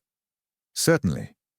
If you gentlemen will come down to the toe of this bank, I'll show you what I mean." Rain had fallen during the night, and the heavy clay was greasy from the water. As with some difficulty, they climbed down the rough slope of the dump to the toe or bottom edge. French went on explaining. "You understand, of course, that at best this whole affair is only a guess. My entire idea may be a washout, but there's a chance of its coming off, and I daren't neglect the chance." The engineers grinned. They fully appreciated French's point. Indeed, their looks of admiration indicated something more than mere appreciation. Having reached the surface of the field on the side remote from the road, French led the way to the place he had already selected. "Here," he said, "is the only part of this entire piece of banking which is out of sight of houses. As you see, it stretches for about 100 feet. Its being hidden is due to those clumps of bushes, and of course, from the road, it's screened by the bank itself." "Yes, that's right enough," English admitted. "Then it's here you want the toe opened?" "Yes, sir. But not the toe of the bank as it is now. I want it where the toe was on Sunday week." "Naturally, I follow that. Well, we'll do our best. Let's see now." English turned to his assistants. "You measured this up for the certificate, didn't you, Bradbury?" "When was that?" "We both measured it," Bradbury answered. "I took the levels and Welsh the measurements. That was last Friday week." "That should give it to us, Inspector," English declared. Cross-sections were taken on the previous Friday, and there would be little change between Friday and Sunday. He turned back to his assistants. "I want you to peg off where the toe was on Friday week. It'll be as near Sunday's position as doesn't matter. Understand?" They understood and would get at it at once. Then cut back to it. The stuff can simply be thrown forward into the field. You have to widen a good deal here, haven't you? About 20 feet. Exactly. Anything you do will be covered. Then carry on as the inspector wants, not forgetting to charge him. He's paying for it, so it doesn't matter how long it takes. That right, Inspector?" "That's right, sir. But I'm afraid it may have to be opened for the whole 100 feet. Doesn't matter so long as we can charge you the damage. But you'll have to get me a chit about it before we start." "Not that I doubt your word. It's just a matter of business. That is, Bradbury, if I'm not here, you mustn't begin any work till you get an official letter promising to pay. And if there's a maximum sum mentioned, you must see that no more than that sum is spent. Warn the ganger to keep the time separate." "Well, we must be getting along if we're to see Bridge 15 before I go back." "That everything, Inspector?" "Yes, thank you, sir." "Where can I find you, Mr. Bradbury?" "I have an office about half a mile farther on. A note they'll find me if I'm out." French, having obtained from Sheaf the necessary undertaking to bear the cost of the experiment, returned to the workings and sought the engineer's hut. The visit brought back once again his experiences on the witness widening. These engineers' huts were all alike, except in the matter of size and fittings. As the witness widening was an enormously bigger job than this bypass road, so the huts of Bragg and Carey and Lowell were bigger than this one of Bradbury and Welsh, but they had the same atmosphere, and these two young men were of the same type as Ash and Pole. Bradbury was in the hut when French arrived. "The chit Mr. English wanted," said French, handing over his letter. Bradbury glanced over it. "Righto, Inspector. When would you like us to start? We can do it any time." French did not answer directly. "Tell me," he said, putting his head on one side. "Do you think there'd be any chance of doing this job secretly? If there's nothing in my idea, it doesn't matter. But if there is, I'd rather no one knew about it. You can understand, Mr. Bradbury, that it would be wiser not to put anyone on his guard." Bradbury was obviously thrilled. It was a new experience, to be taken into the confidence of an officer of the yard engaged on a murder case. And the young man reacted suitably. He was out, he said, to help the inspector, and he would do the work as unostentatiously as he could. "I don't think, you know, that we can keep the thing quiet if your man is about, and watching developments," he declared. "If he's there, he'll see it. But I believe we can prevent our men smelling a rat. I'll tell 'em a roll of essential plans were forgotten here and got covered, and we have to find them. But, of course, if we get what you're looking for, the fat'll be in the fire." "That's just what I'm considering, Mr. Bradbury," French said slowly. "I'm inclined to think it would be better to do the work with policemen and at night." Bradbury looked disappointed. "Could they do it?" he asked doubtfully. "Shoveling this heavy clay is no joke if you're not accustomed to it." "That's the very thing that's bothering me," French admitted. "I want your men to do the work, but I don't want them to find anything. Look here, couldn't you clear it back to where it was on Sunday, and let us do the rest? Again, the young man showed disappointment. French saw what was wrong. Of course, he added. If you yourself could see your way to come out and give our men the benefit of your advice, I'd take it kindly. But I'd like to keep anything we might find absolutely to ourselves. Bradbury was radiant. All he had wanted was to be in on the affair. He agreed at once to cast forward the recently tipped clay, leaving the slope as it had been on the previous Sunday week. He would then have a number of small lamps filled and set aside for the night work, and would meet French and do anything he could to help. Very good of you, I'm sure, French declared. When do you think we can get to work? Tonight, I should think. I'll put some men into it now. You'd like to stay and see us start? Then see here. Entering with zest into the experiment, he turned to the corner of the hut and pointed to a filthy old waterproof, stained with clay and oil. Put that on and those leggings and stick that plan under your arm, and they'll mistake you for an engineer. That's better. Except for the glory of your hat. You look fine. They went out of the hut and along the workings, tramping heavily through the sticky mud, just as French had tramped with Clifford Parry down at Witness, just as Parry would have done. Bradbury called a ganger and gave his instructions. I say, Bates, I want you to bring your men down to peg 188 and shift a bit of stuff. We've lost some plans, and we've got to find them if we dig up the whole of Surrey. They were put down on the slope, and the tip's gone over them. Start in here and clear it back. The men, obviously unsuspicious, began to work along the 100-foot stretch, quickly throwing the clay forward into the field and roughly trimming the slope, as Bradbury directed, that is, as it had been on the Sunday in question.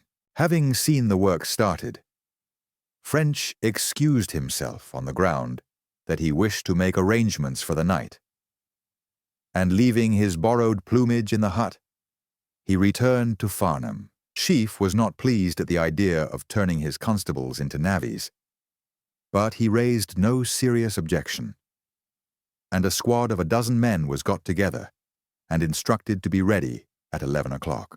Having arranged the necessary commissariat and transport, French returned to his hotel for dinner and a rest. Chapter 17. And carries it out. That night, 3 cars left the police station at Farnham and took the road leading to the Hog's Back. In the leading one sat French, with beside him Sergeant Sheepshanks. The remaining seats were filled with constables. Short intervals separated the cars. French was more nervous than he would have cared to admit.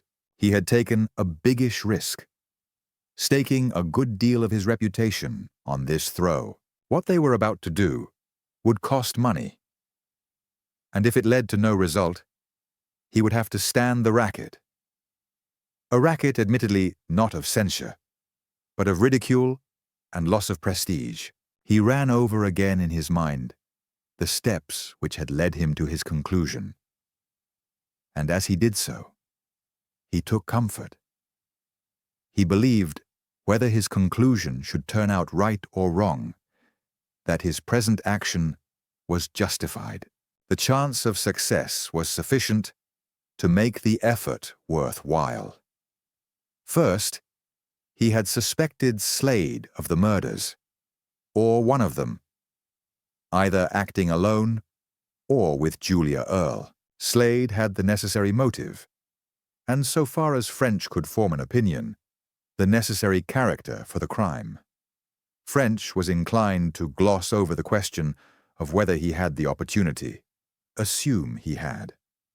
Now it was practically certain that Ursula Stone had been murdered on Sunday afternoon, and her body removed in a car. The great difficulty, however, was where could it have been removed to? Where could it have been hidden? An exhaustive search had failed to find it. Then, suddenly, French had thought of the most perfect hiding place conceivable. If the body could be buried in the freshly tipped earth on this bypass road, it would be hidden for good. In the first place, the surface of the tip was so rough and uneven that the disturbance of making the grave would never be seen. Then, on the very next day, the grave would be covered by fresh deposits of clay, and by the time the bypass was finished, the body would be buried under some 15 or 20 feet of clay. This perfect hiding place was not only the only one known in the entire district, but it was close, within 5 miles of Earle's house, and was secret, away from the track of people and screened from the sight of houses. So much was theory, and, French felt, good theory at that, but the case was not confined to theory. On the floor of Slade's car were traces of clay, this same yellow clay which was tipped at the perfect hiding place. It was, so far as was known, the only yellow clay in the entire district. Moreover, Slade wasn't known to have been at the bypass on any legitimate business. All this seemed entirely convincing, but French could not forget Slade's alibi. He had undoubtedly tested it pretty thoroughly and had found it watertight. Alibis, however, were notoriously unreliable.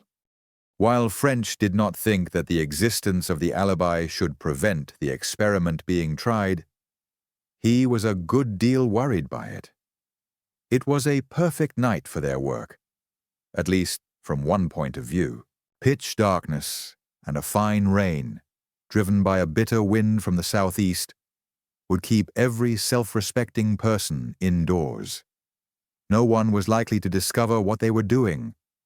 On the other hand, it wouldn't be very pleasant. Everything would be wet, and the clay specially sticky and hard to work. Having discharged their passengers at the nearest point, the cars were driven a mile or so along the road, so that their appearance should not lead the curious to inopportune explorations. Not wishing to show lights on the Compton side of the embankment, French led his little band out in the darkness onto the uncharted wastes of the field. They reached the bank. With many a slip and stumble managed to climb it, splashed across the top, and slid down the other side. In the field at its base was Bradbury, and with him a dozen hurricane lamps. French found that a perceptible portion of the bank had been trimmed back, the clay removed being thrown forward into the field. On the ground was a little pile of shovels and picks. "You're ready for us, Mr. Bradbury," he greeted his friend of the morning. "Fine." He turned to Sheepshanks. "Now, Sergeant, get the men to work, will you? The sooner we begin, the sooner we'll be through." "I could have got you a couple of acetylene flares," Bradbury explained when the men had started. "But they're very bright. They would have lit up the whole country. And I thought you'd rather be private, even if it meant going a bit slower." "That's right," French agreed, going on to point out that he considered the young man's arrangements perfect. Bradbury took out a pipe and pouch, and bending forward with his back to the rain, began to fill the bowl. "I suppose this is a bit out of your line, Inspector," he went on. "About as much as if I set to work to find the taximan who had picked up a certain fare." French also began to make preparations for smoking. "Not so much as you might think. Curiously enough, my last big job was on works like this. Bigger than this." Bradbury looked as if he was slightly doubtful as to whether any works could have been bigger than his. "Where was that?" he grunted. "Red Church Witness. a railway widening. Oh, gee, yes, I know about that. Do you mean to say you were on that case? Ever come across a chap named Pole? Dozens of times. I knew Mr. Pole quite well. We were at college together. Good chap, Pole. They were a very good crowd of men altogether, French declared. Well, perhaps, except. There are exceptions to every rule, Mr. Bradbury. I suppose there are. I'd like to see the work down there. Tell me something about it. French did his best. His descriptions of things did not seem quite right to himself. But this keen young man seemed to understand them all right. It's really a very interesting job, he went on. You should go down and get Mr. Pole to take you over it. You'd enjoy it. They chatted on, till presently Bradbury made a move. I'm cold, he declared. I'm going to have a whack at this job. He seized a pick and began thrusting it vigorously into the soft clay. French, somewhat gingerly, took a shovel and began shifting stuff. It was harder work than he had bargained for. The clay was just in its most unpleasant and obstructive state. To get the shovel into it wasn't easy to start with, and then it wouldn't cast. It stuck to the shovel and had to be carried to where it was to be placed and scraped off, and all the time it was slippery and abominable to walk on. The men were doing their best, but progress was slow, and once or twice French found himself regretting that he had not used the bypass laborers instead of police. Very little work was enough for French. He soon resigned his place to a burly constable and stood back to regain his breath. The scene was slightly weird, the faintly illuminated strip of earthy bank showing up out of the black darkness surrounding. The moving figures of the men taking up all sorts of distorted and unnatural positions in the dim radiance. The grotesque shadows dancing drunkenly, the driving rain, the melancholy sough of the wind. It recalled an episode in French's life, when several years earlier in Thursby, in Yorkshire, he had stood by a reopened grave and watched the coffin of Markham Giles being uncovered and raised to the surface. That was in that horrible case at Starville Hollow. Then his deduction had been justified. Would it be justified on this occasion? French paced up and down, lost in thought. A cut of more than 2 feet had now been made along the whole 100-foot stretch, and no signs of anything unusual had been come on. However, a couple of feet wasn't a great deal. It was indeed too soon to hope for anything. He looked at his watch. It was just 2:30. The men had been working for 3 hours. It was time for a rest and a snack. Half an hour later, work was resumed.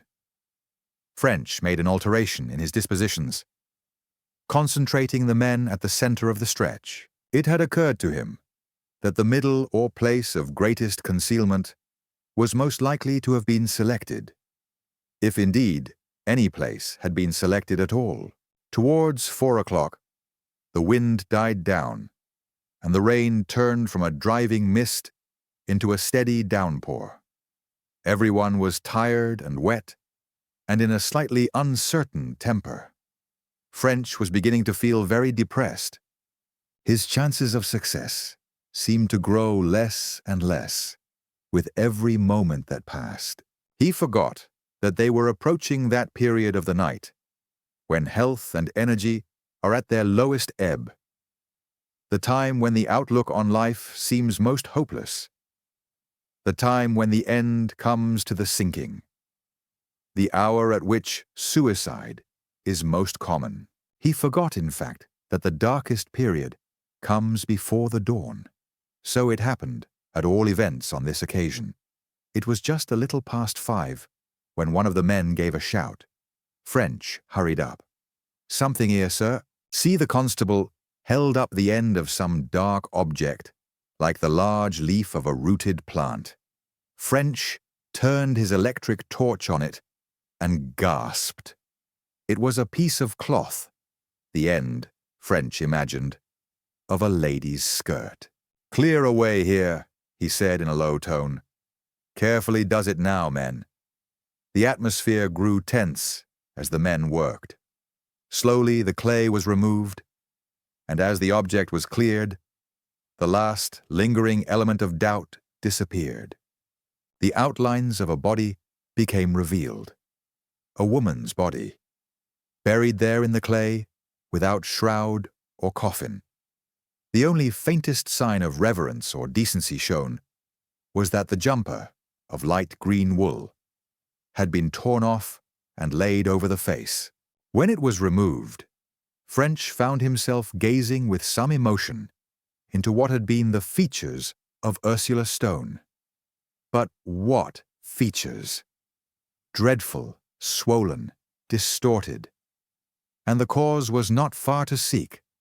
Round the neck there was a crease. And when French examined it, he found it was caused by a string. Ursula had been strangled. Poor, kindly, harmless Ursula. French was accustomed to murder and its awful results. But when he looked down on that face and thought of how it had been brought into that state, his anger grew hot against the criminal. There would now, he told himself, be something personal in his efforts to track down the author of so fiendish a deed. It was as if this outrage had destroyed one of his own friends. If the murderer were not caught, and if the murderer were not hanged, it would not be French's fault. But moralizing over the remains, however natural, would not produce this result. French pulled himself together and became official once more. "Some kind of a stretcher?" he asked Bradbury. "Over here," the young man pointed. "There are planks and rope. We'll tie a couple of planks to a couple of fence posts. They'll make a hurdle. Rough, but good enough. Here, officer," he explained. "I suppose there's not a disused hut that we could leave the body in?" went on French. It seemed that there was. A hut had been used as a powder store during the blasting through the chalk ridge of the Hog's Back. This work was now finished, and the hut was empty. It was close by, within a few hundred yards. "That'll do," French agreed. "Come on, men, as soon as you're ready with that hurdle." The remains, cleared now of clay, were with rough reverence lifted onto the improvised stretcher and borne along the bypass formation to the hut. There they were laid, a policeman being left in charge. Another policeman was stationed at the place where they had been found, with orders to let no one approach. French wanted in daylight to turn the clay over again, in the hope of finding some trace of the criminal. "You'll stop work at this particular point for a day or two, won't you, Mr. Bradbury?" French asked. "I fancy I'm not through yet with all I want." The young man raised his eyes and nodded significantly. "Of course, Inspector. And if you want to dig farther in, we can do it for you at any time." "That's what I shall want," French agreed. "Well, sir, much obliged for your invaluable help. I'll push off now, but I'll be back later. We needn't hope to keep this matter secret now, but the less of it gets out, the better." "That's all right, Inspector. Trust me."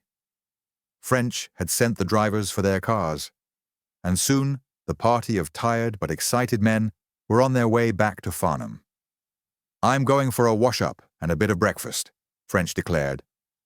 "And all of you men do the same. If you're a bit late turning up, I'll stand for it with the super."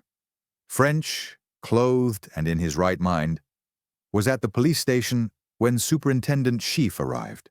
"Well, I hear you've pulled it off," Sheaf greeted him, with slightly less pessimism than usual. Sheepshanks looked in on his way home. "That should be a help." "I hope so, Super.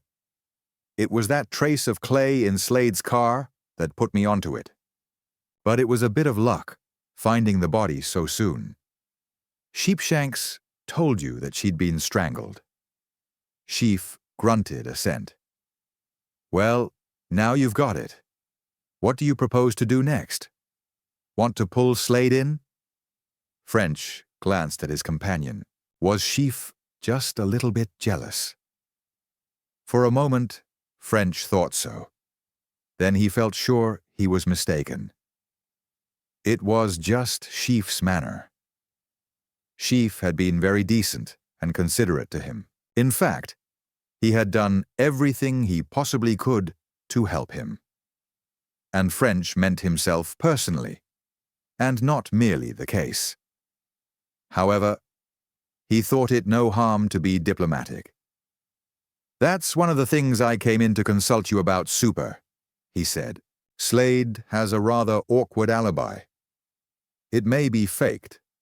Probably is. But so long as it stands, I'm not sure that we shouldn't hold our hand. Personally, I'd rather be a bit surer of my ground before I burned my boats, so to speak," French added, feeling his metaphor was slightly strained. "I'd stand for keeping him under observation, but I don't think I'd favor an arrest." Sheaf nodded. "I agree. Do you want me to do the shadowing?" "If you will, Super. I'll put a couple of men onto it." "What about the body?" "I would suggest that we have it brought in to the mortuary here," French answered. "We can't leave it in that hut." "I agree. You want the ambulance?" "Yes, please. Then I'll have that clay turned over again. Might find something useful." Sheaf nodded again. "Also, I want to go back farther into the bank," continued French. Sheaf looked at him keenly. "Yes," he rejoined slowly. "I should have thought you probably would." He paused. "Well," he went on presently, "that should be easy. But now that the thing's going to be known, I don't see why those bypass men shouldn't do the work. What's the point of our doing it ourselves?" "None, Super. That, I'm afraid, was a mistake on my part. I wanted to keep private anything we might find. I think we need scarcely worry about that now." "That's all right. You were justified. Will these engineer people do what you want?" "Oh, yes. They've got quite a good young man in charge there, and he's keen to help." "Something amusing for him," Sheaf grunted. "Very good, Inspector. That seems all right. When will you have the body in?" "As soon as you can let me have the ambulance." "Right. I'll arrange it now. And I'll have the doctor at the mortuary in an hour." French nodded. "One other thing, Super. I'd like a relief to put on the bank. I don't want anyone messing round till I've had a further search." "One man?" "One man? Super!" Sheaf pressed a bell. "Tell Black to go out with Inspector French and to act under his directions all day."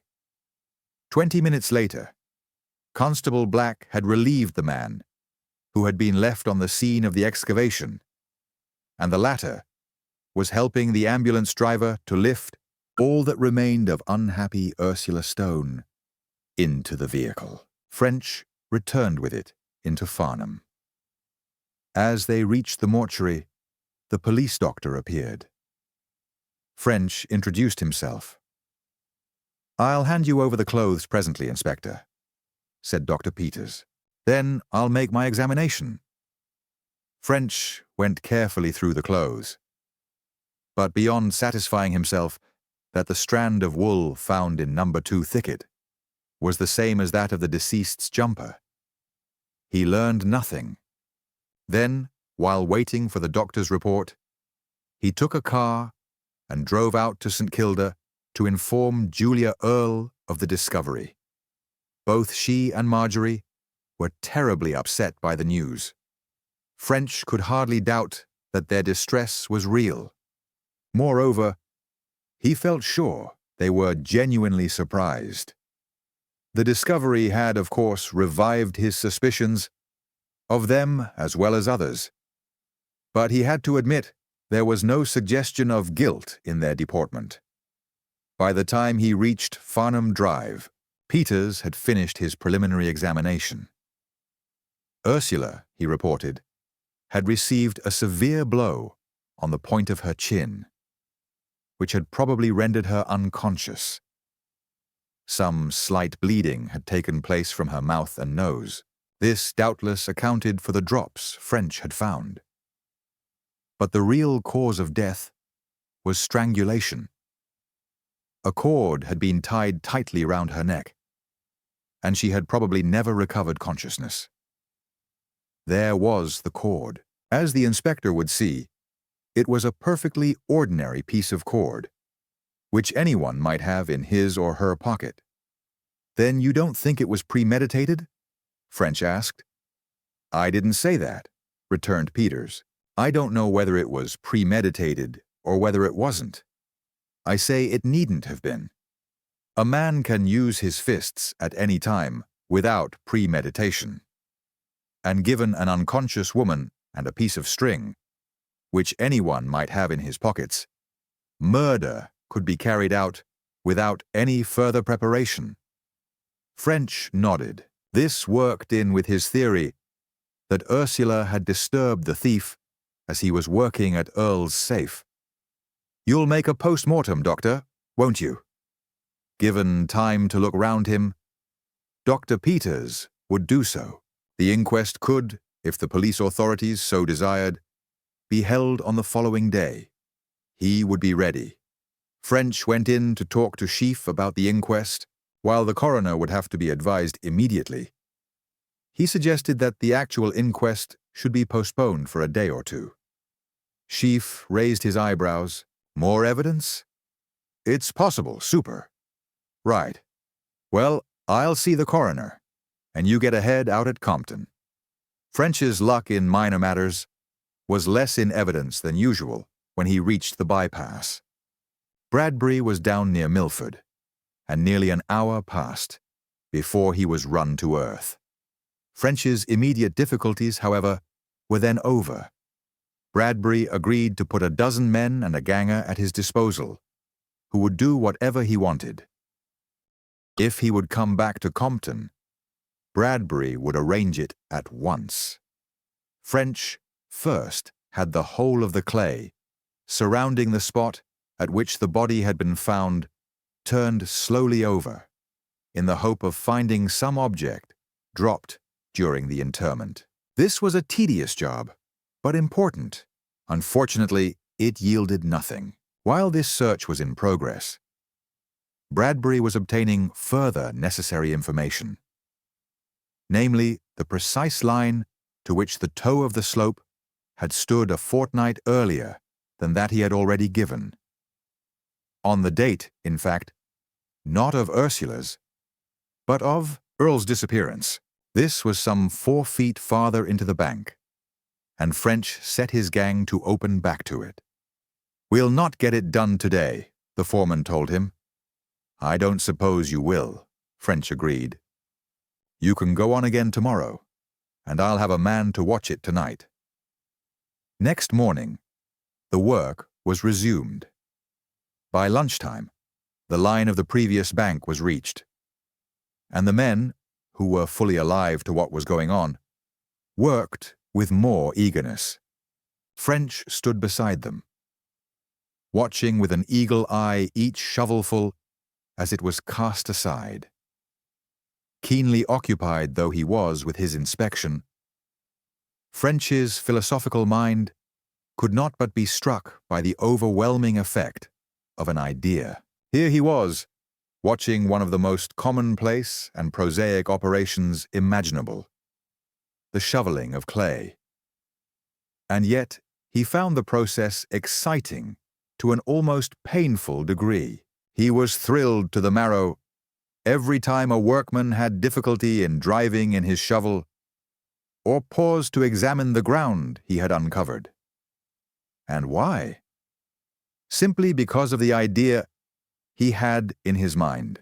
He had concentrated operations on a stretch of a few feet on either side of where Ursula Stone's body had been found, and the men were placed as close together as they could work. Progress was consequently as rapid as was possible with such sticky clay. Fortunately, the rain had ceased on the previous day, and there had since been over 24 hours of dry weather. The clay was therefore in a slightly more workable condition than when the Farnham police had tried navvying. The bank had now, half an hour before quitting time, been cut some 2 feet in beyond the line of the slope on that eventful Sunday, when Earle had so mysteriously vanished. French was much too excited to stand still. He kept impatiently walking up and down, dancing on one foot at a time, jerkily lighting and throwing away cigarettes. It must be, he thought, now or never. He wondered if the men would work a little late, and if the necessary lights could be obtained. There were the lamps they had had on the previous night. If these had been filled, he decided to send a man to ask Bradbury. But before he could do so, history suddenly repeated itself. One of the men gave a cry, and when French hurried over, it was to find that the shovel had struck some cloth-covered object. French stooped and scraped away the clay. The cloth was stained and muddy, but as he lifted a fold, he saw the other side. It was grey.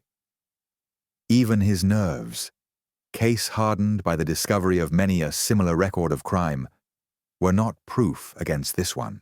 A shock of physical horror ran through him.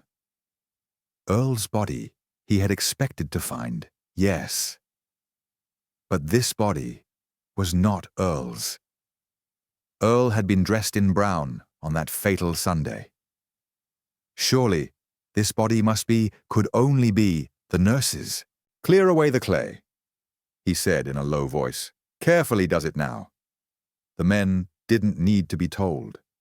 With the utmost care, even reverence, they dug away the surrounding material.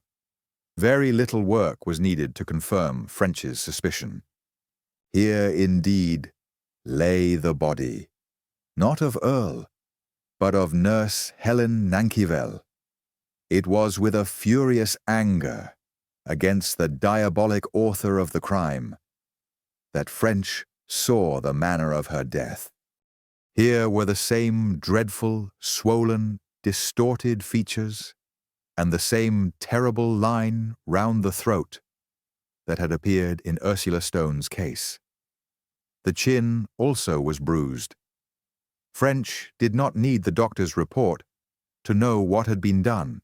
Once again, French registered a vow that he would not rest till the devil who was guilty of this ghastly crime had paid for it on the scaffold. That this light-hearted, cheerful, kindly young woman, who had spent her short life trying to ease human suffering, and who had the reputation of having never willingly injured anyone, that she should have been done to death in this revolting way, demanded the heaviest penalty that the law allowed. French swore to himself that that penalty should be paid to the uttermost. In a subdued voice, he gave orders. This time, he had brought a stretcher, and the remains were lifted upon it and borne to the same hut where those of the other unhappy victim had rested.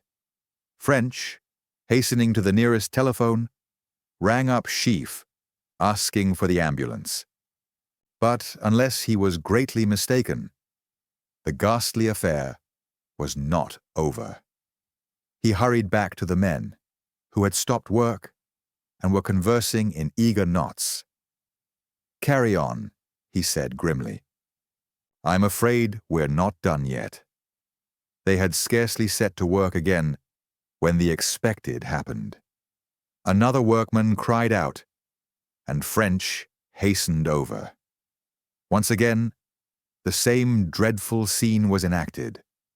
Just beside where the body of the nurse had lain cloth was again found, brown cloth this time. The clay was removed. A human form was uncovered. Earle's. There, murdered in the same awful way as the two women, was all that remained of the missing doctor. French found his horror grow as he contemplated the magnitude of the crime. 3 murders, 3 persons done to death to gratify someone's greed or lust or hate or fear, and no clue to the perpetrator, except a little patch of clay on the floor of a car. Well, that could wait. For the 3rd time, the ghastly ritual was gone through. Earle's body was taken to the hut, and when the ambulance arrived, the remains of both victims were carried off together. French went with the vehicle into Farnham and saw Sheaf. Dr. Peters was advised. Then French rode out once more to St. Kilda and carried out the terribly distressing duty of telling the news to Julia and Marjorie. Next day, the inquests on the 3 bodies were opened. Formal evidence of identification was taken, and in each case, the proceedings were adjourned to enable the police to make further inquiries. Till this had been done, French was too busy to sit down and think over the position with the necessary detachment. But as soon as the immediate requirements were over, he set himself to consider what still remained to be done.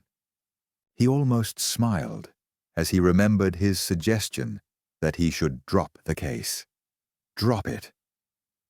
No matter what time and labor were involved, he must not now rest till he had found the criminal, until justice had been satisfied.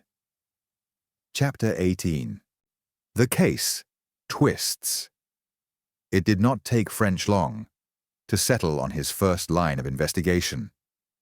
This dreadful discovery of the 3 bodies had been brought about in a very simple way, by his observation of the clay in Slade's car. Obviously, the first question to be gone into was, how had the clay got there? He wondered if Slade could account for it. If he could, there was no case against him, but if not, the inference was damning. After a deal of thought, French came to the conclusion that he must ask Slade the question. This would have the unfortunate result of putting Slade on his guard were he guilty. But French did not see how he could help that. He could not risk wasting a lot of time on what Slade might be able to clear up in a sentence. He looked at his watch. It was still early in the afternoon. No time like the present. In half an hour, he was knocking at the door of Altador. Once again, he was lucky in finding Slade at home, and once again, the young man's manner was obsequious. "It's just one more question, Mr. Slade," French began. "You will understand that points keep arising in a case like this, and it is not always possible at a single interview to cover all you want to know." "That's all right, Inspector. What is it?" "I'll tell you, sir. I understand you did not take your car out on Saturday week at all. Is that correct?" "Saturday week? Day before, Miss Stone was killed?" He paused, apparently in thought, and evidently anxious. "That's right enough. I stayed in both the morning and the evening, and had a round of golf in the afternoon. Walked to the club, you know." "Quite so, sir. On the Sunday you had it out from about midday till about 11 at night?" "Yes." "That was the only time on the Sunday you had it out?" "Yes, the only time." "Now on the Sunday did you happen to give anyone a lift?" "No, I did not." Slade declared. "This is rather important, Mr. Slade. Important to you as well as to me. Excuse me, therefore, for stressing it. You're quite sure you had no one in the car, either when it was in motion or stationary, at any time on Saturday or Sunday?" Slade was obviously growing more and more uneasy. "Absolutely. Perfectly certain. No one entered the car but myself." French nodded. "All I wanted, sir, was to be sure you understood what I was asking," he explained. "Now another question, please. On that Sunday, did you walk in any dirty clay soil?" Slade stared while the expression of his eyes changed. "No," he said, shaking his head. "You're quite sure?" French persisted. Slade moved uneasily in his chair. "Absolutely," he repeated earnestly. "Wasn't off the road anywhere."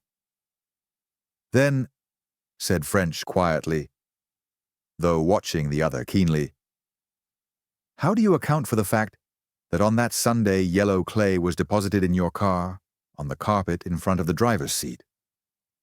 Slade did not reply. He sat staring vacantly at French, while the blood slowly drained from his face, leaving it a horrible mottled grey.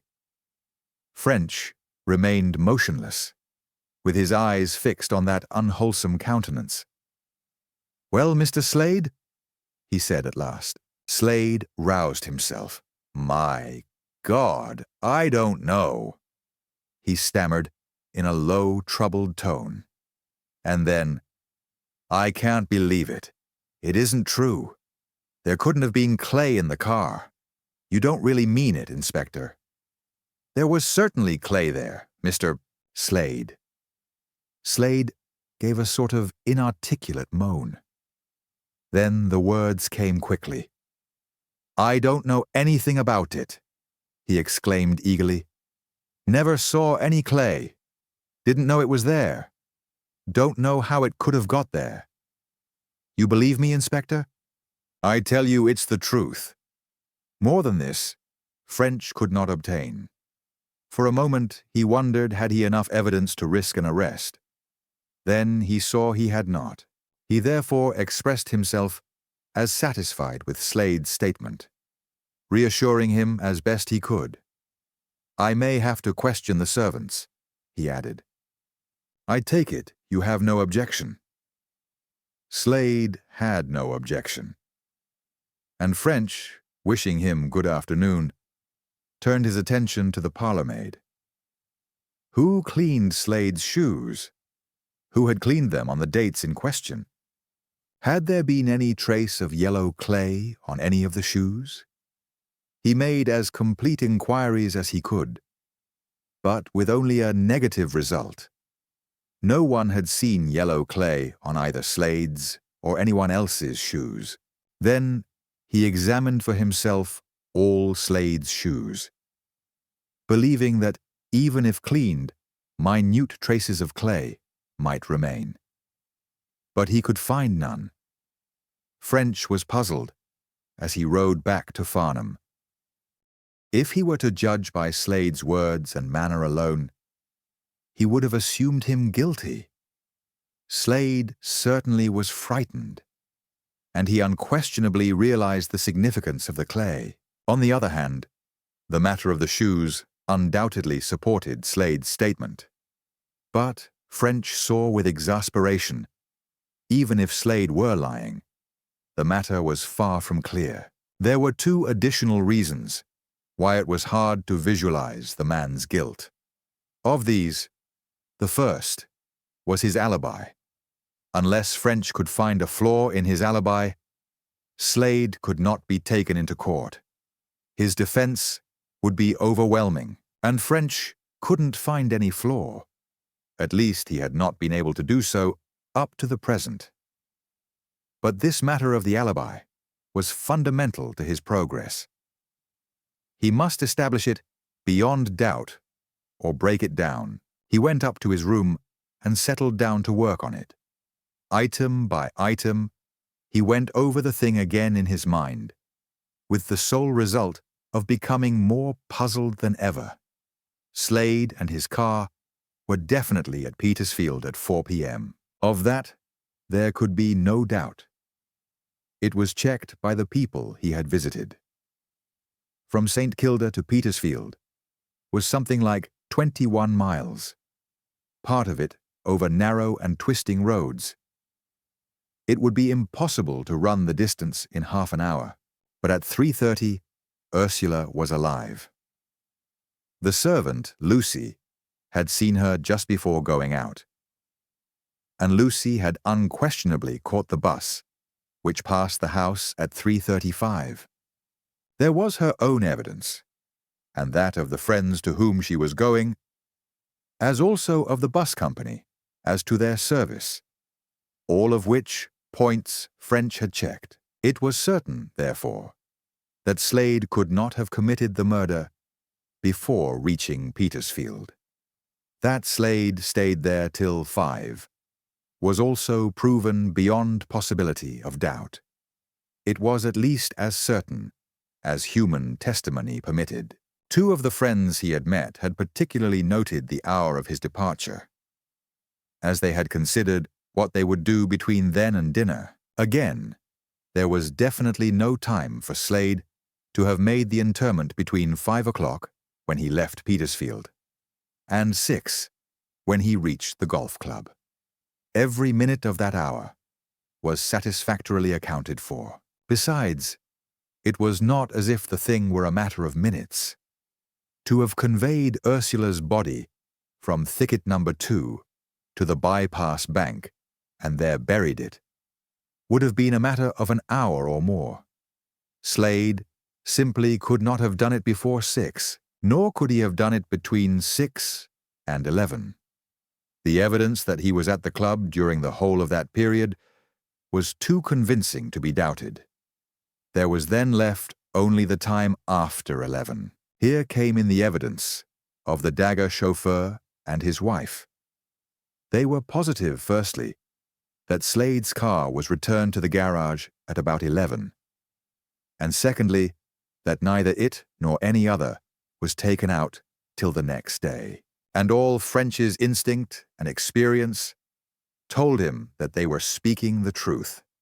Besides, after 11, St. Kilda and its surroundings were in the hands of the police. It did not, of course, follow that Slade would have been seen had he then attempted to dispose of the body. But French did not believe he would have attempted it. He would have known that both the paths in the wood and the roads were being searched, and the chances of his being seen would be considerable.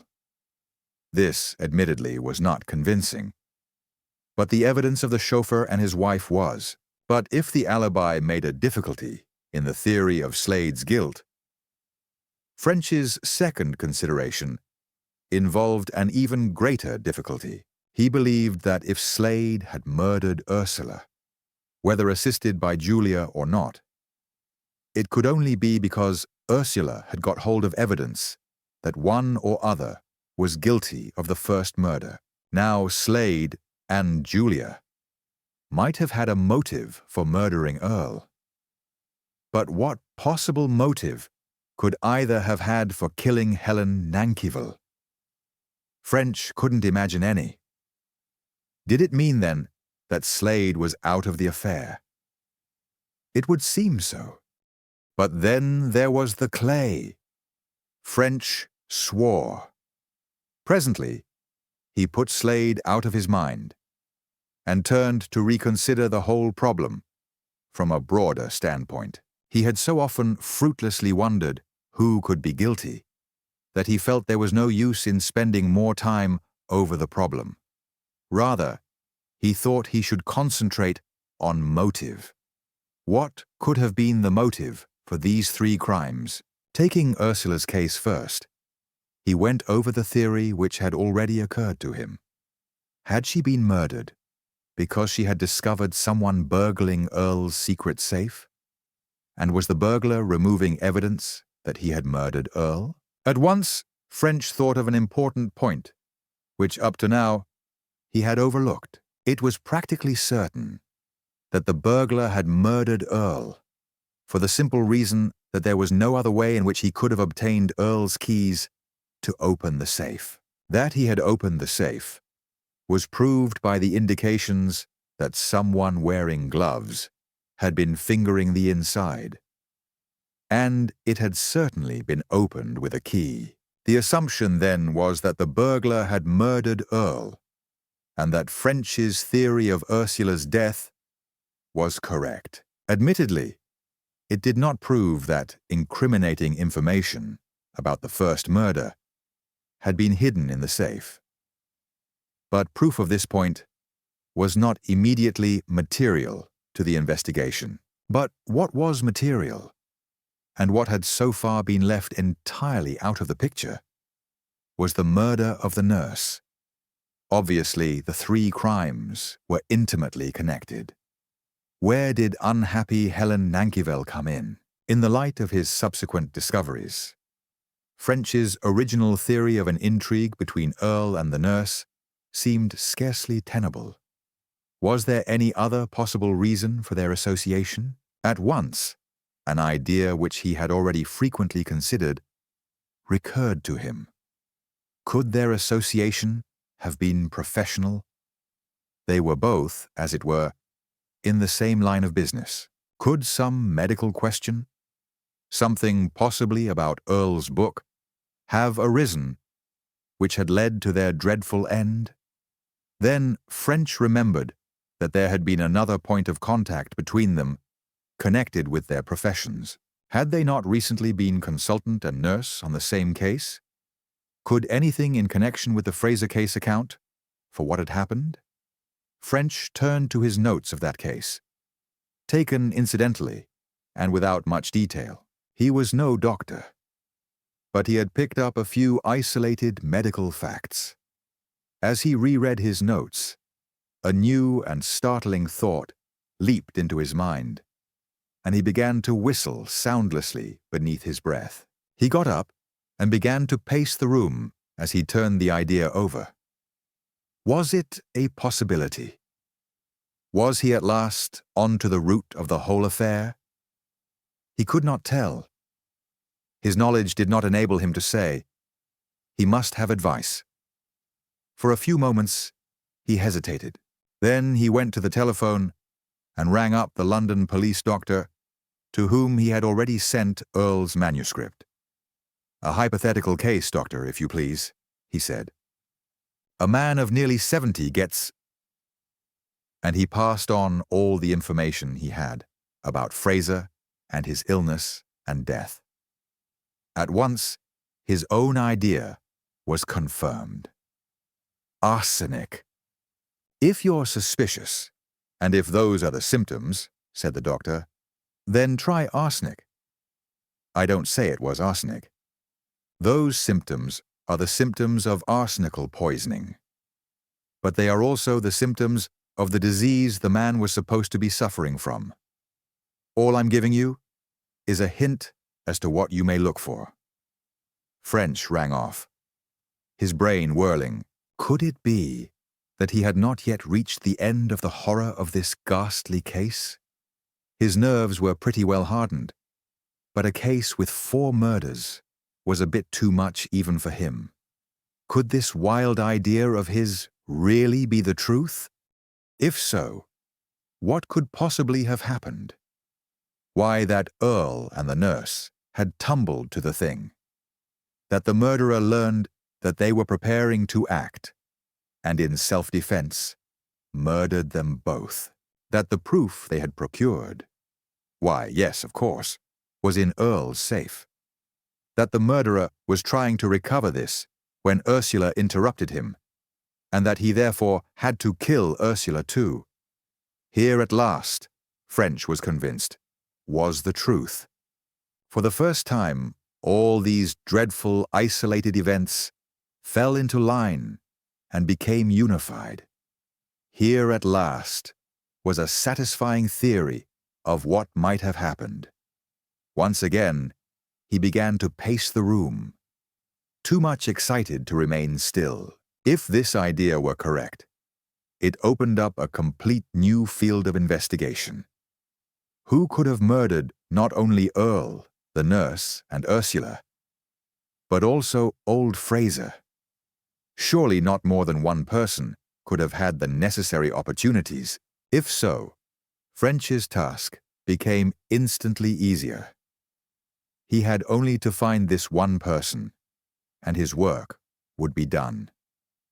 And elimination should lead to him directly. All he had to do was to make a complete list of the apparently possible, and detailed investigation should unquestionably rule out all but one. He determined that not even to Sheaf would he breathe a hint of what he suspected, until he had looked into the matter further. And then and there he began to do so. Once again, he looked over his notes. Fraser had evidently been a trying old man. Sheaf had said his wife had had a hell of a time with him, and suggested that she could only have married him for his money. The information French had picked up at the house, and from Campion and Nurse Henderson, tended generally to confirm this view, and it seemed indubitable that Mrs. Fraser stood to gain a very large sum of money, put by the butler at £60,000 by her husband's death. Here at once was motive, and strong motive at that, to change a life of bondage and worry and fear of being disinherited, for freedom, a charming place, and £60,000 was something for which it would be worth running a risk. He had, of course, met Mrs. Fraser only once, but in that short interview, he had obtained a very definite impression of her character. She was, he guessed, selfish, efficient, and probably cruel. He did not think that qualms of conscience would hold her back from anything she might undertake. Undoubtedly, Mrs. Fraser was a suspect. This seemed progress, though when he began to consider how Mrs. Fraser could have murdered Ursula Stone, he didn't think he had progressed so far. However, let him take his fences when he came to them. On a fresh page of his notebook, under the heading Possible Suspects, he wrote, 1. Mrs. Hermione Fraser. Equally obvious as a suspect was the nephew Gates. Gates so far seemed to him somewhat of a dark horse. He had evidently led a rough life among a rough crowd in Australia. Why, when he was heir to much money, he should have done so was not clear.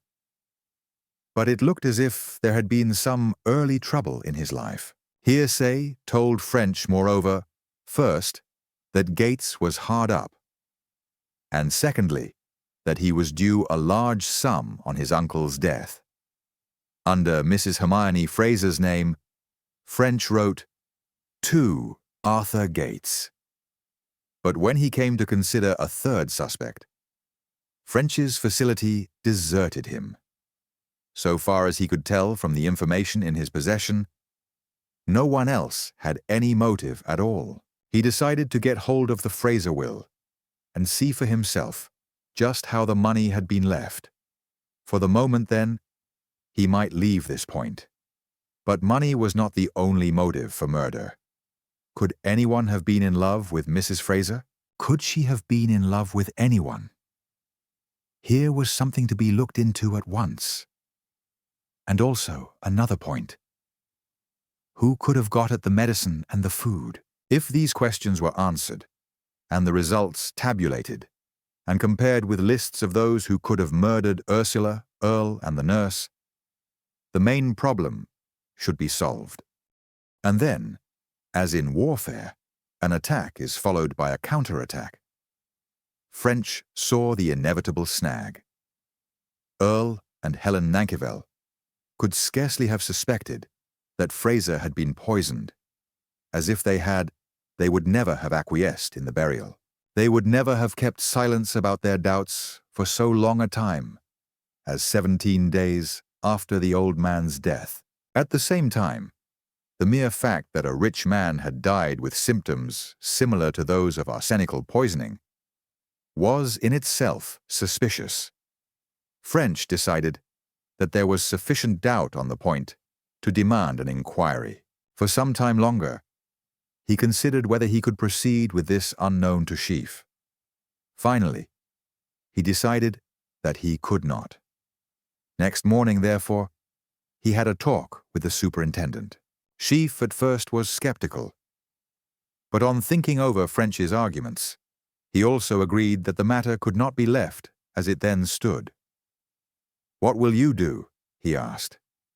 "I thought of trying to get some more details about conditions in the Fraser household and the possibilities of tampering with food or medicine. If I come on anything suspicious, I thought then of going to Campion and getting his views." "He'll not admit much," Sheaf grunted. "Didn't he give the certificate? He mayn't be able to help himself. However, I'm afraid that's going a bit too fast." Then began one of those nebulous inquiries which French loathed, the search for motives and possibilities rather than facts. He wanted to find out if anyone besides Mrs. Fraser and Gates had an interest in Fraser's death, and also who could have administered the poison, and this when the possibility of poison could not be hinted at. French found the job tedious and disappointing. His veiled inquiries at Polperro roused antagonisms and the assurances that his questionees knew nothing. And indeed he was forced to the belief that at least in most cases that reply was true. He began by seeing Mr. Hunter, the senior partner of Hunter, Nunes and Hunter, the late gentleman's solicitors. He made an impressive start by producing his yard credentials. But Mr. Hunter was not impressed. The only information the solicitor would give was that he was now acting for Mrs. Fraser. As to Mr. Fraser's will, that would be made known in due course, but was now confidential. If the inspector wished to see it and produced the necessary authority, it would at once be handed over. In the meantime, if that was all the inspector wanted, he wished him a very good day. At Polperro, practically the only thing he learned was that both Mrs. Fraser and Gates had had ample opportunity of tampering with the deceased gentleman's medicine, as one or other sat with him while Nurse Nankivel was out in the afternoon. Apparently, however, any other member of the household could have done the same. As in the course of their business, both nurses occasionally left the sick room during their periods of duty, and towards the end, old Fraser was too exhausted to observe who might enter. The same pretty well applied to the question of food. The cook and the nurses could of course have doped it, and French believed so could anyone else. There was, moreover, in the tool sheds, any amount of weed killer containing arsenic, and any member of the household could have secretly helped him or herself. But French learned nothing to indicate that any of these things had been done. He thereupon widened the mouth of his net. Since coming down to Farnham, he had made a number of acquaintances: local people at the hotel, shopkeepers, postmen, occupants of houses near Hampton Common. Now he made it his business to meet these people accidentally. When he did so, he was expansive, ready to give information due in any case for the newspapers. In the hope of getting further details, these people willingly prolonged the conversations, which somehow always turned on the Frasers. French was extraordinarily skillful at what might be called the painless extraction of information, but here his most persistent efforts brought him little result. One thing which seemed certain was that there had been no illicit love affair in the case of Mrs. Fraser. At least, if there had, she had been extraordinarily discreet. About Gates French, found it easier to obtain information. Gates was a well-known member of the sporting community, and plenty of comment had passed on his doings. Judicious inquiries revealed the fact that he had had pretty expensive dealings with moneylenders. One of these gentlemen, anxious to remain on good terms with the police, produced documentary evidence that a part of Fraser's money was entailed, and that Gates was expecting its reversion. In fact, his testimony bore witness to the accuracy of Constable Black's incidental statements when he was asked about Slade. French was much dissatisfied with the result of his inquiries, though he did not see how he could have done better. He had obtained nothing positive. Suspicion against Mrs. Fraser, and still more against Gates, was possible. But there was no positive evidence against either. Moreover, he had to remind himself sharply that the same doubt applied to the fundamental question of Fraser's murder itself.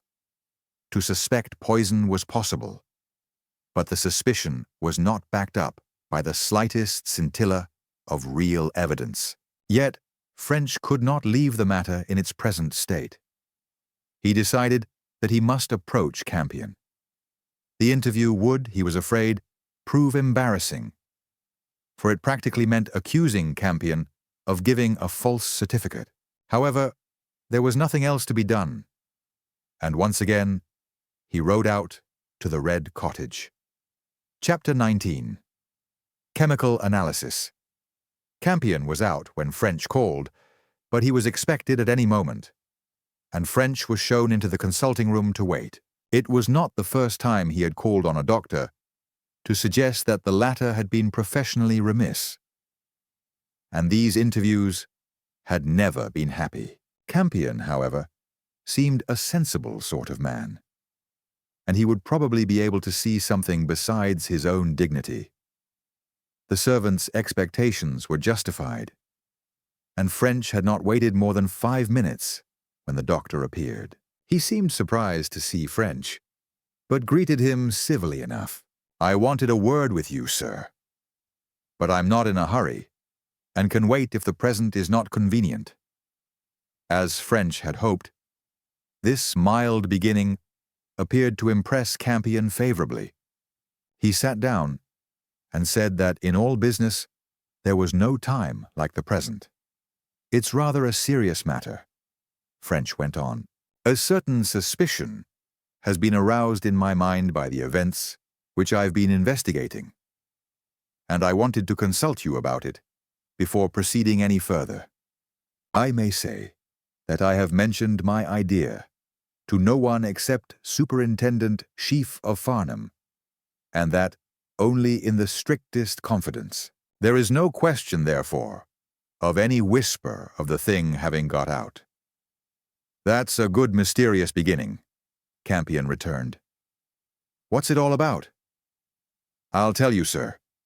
It's about the late Mr. Fraser of Polperro." "Not to beat about the bush, may I ask you, are you, and were you at all times, quite satisfied as to the death of Mr. Fraser?"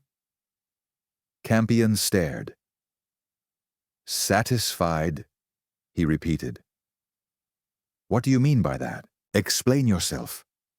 "I mean, doctor, satisfied in your own mind as to the cause of death?" Campion continued to stare. "Even now, Inspector," he said slowly, "I'm not sure that I've entirely grasped your meaning. Are you suggesting that I gave a certificate the correctness of which I doubted?"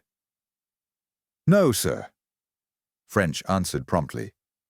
"I'm not questioning your good faith for a moment, but you know as well as I that many a certificate has been signed in the best of good faith, which, owing to later information, has proved not entirely correct." Campion made a gesture of irritation. "For goodness sake, Inspector, get down to it. What are you questioning? Are you suggesting the certificate was wrong?" Not necessarily, sir. I'm coming to you, as the doctor in charge of the case, to ask your opinion and advice upon certain suspicious circumstances which have come to my knowledge, but which may not have come to yours. Campion looked bewildered, as well as exasperated. As I said, you're very mysterious. What are these suspicious circumstances you speak of? The first one is, and this is where I want your opinion and advice, the first one is that the death had all the symptoms of arsenical poisoning. Now, tell me, doctor, am I right or wrong in that? A light seemed to dawn on Campion. Oh, so that's it, is it? Poison, no less. He laughed shortly. I am afraid, Inspector, you've allowed your calling to run away with your imagination. Then, more gravely, but that's a very serious suggestion you're making. I take it you're not by any chance pulling my leg. I'm afraid the matter is serious, sir, French said directly. At all events, I should like an answer to my question. For the first time, Campion seemed impressed. Well, I take it you wouldn't say that, unless you had something to back it up. It's a very nasty suggestion. He paused, then went on. As to the symptoms, of course, they were like those of arsenical poisoning. That is because Fraser had gastroenteritis. Everyone knows the symptoms are similar. But that's a very different thing from saying the man was poisoned. Quite so. I appreciate that, Doctor. But I should like to ask this. Was there any symptom inconsistent with death from arsenical poisoning? Campion sat back in his chair and squared his shoulders. The man was suffering from gastroenteritis, he said firmly, and had been for a considerable time. He died from gastroenteritis, plus old age and a weak heart. There were no symptoms inconsistent with death from arsenical poisoning. There aren't in that disease. But as I said before, that's no reason to suspect poisoning. Why? He warmed to his subject. The whole idea is ludicrous. Do you mean seriously to tell me that there's no such disease as gastroenteritis? That everyone who is supposed to have died from it was poisoned with arsenic? Because that's really what you're arguing. Unless... His manner changed suddenly. You've got some further information up your sleeve. Have you? French shrugged. My other points are really confidential, he returned, just as I came to you about the symptoms and kept this point secret from everyone except the super. So I do not think it fair to discuss with you what may concern other people. But 2 points you can see for yourself. The first is that Mr. Fraser was wealthy and had to leave his money to someone. The second, that mysterious death has overtaken 2 of the persons concerned with that illness. Come now, Doctor. You can see for yourself that, without mentioning names or other facts, of which there are a few, that I am justified in making inquiries. In any case, the matter is out of my hands. Superintendent Sheaf has agreed it must be gone into. Campion was visibly impressed. That's all very disquieting, Inspector, he said anxiously. Very disquieting indeed. If you're right, it means that I've given a false certificate. Not a very pleasant thing to contemplate. But I can't and don't believe it. I need scarcely say such an idea never for a moment occurred to me. And looking back now, I can't see anything about the case in the slightest degree suspicious. He moved uneasily. The idea's damnable. But I don't believe it. Not for a moment. You're on the wrong track. Unless you know a darned sight, more than you've told me. Campion paused. Then, before French could speak, went on again. And there's another thing. Dr. Earle saw Mr. Fraser twice, the last time just 2 days before he died. And Dr. Earle was satisfied. If he had had the slightest doubt, he would have raised the question. He would never have allowed the burial to take place if he had suspected poison. The same applies to the 2 nurses. He sat back as if relieved.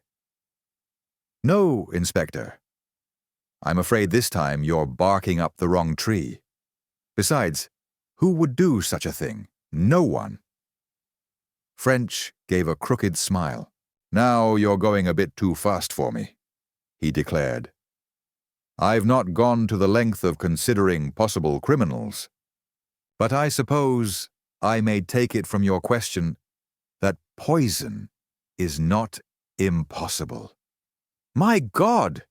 Campion cried, twisting about in his chair and striking the table a heavy blow with his fist. "Of course, it's not impossible, but there was no evidence, and is no evidence that it was anything but gastroenteritis. I said gastroenteritis in the certificate, and I stick to it. There's no reason to think anything else." "I agree, sir," French declared smoothly, "that at the time there was nothing in any way suspicious. I suppose every other doctor would have acted exactly as you did. But now things are different. Information has been obtained which was not at your disposal, and this information makes all the difference." "But bless my soul, Inspector, who could have done such a thing?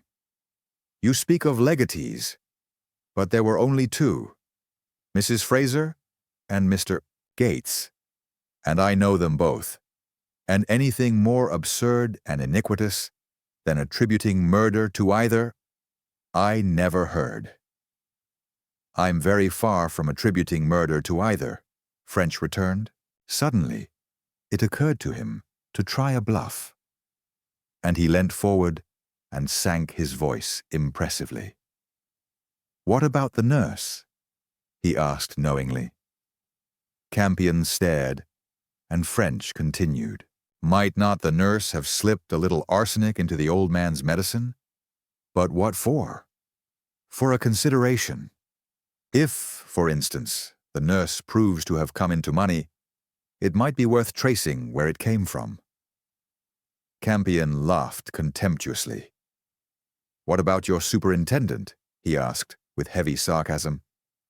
"Have you thought of him? If probability is not to be considered, Sheaf's as likely as anyone else." "The super has an alibi," French said smoothly.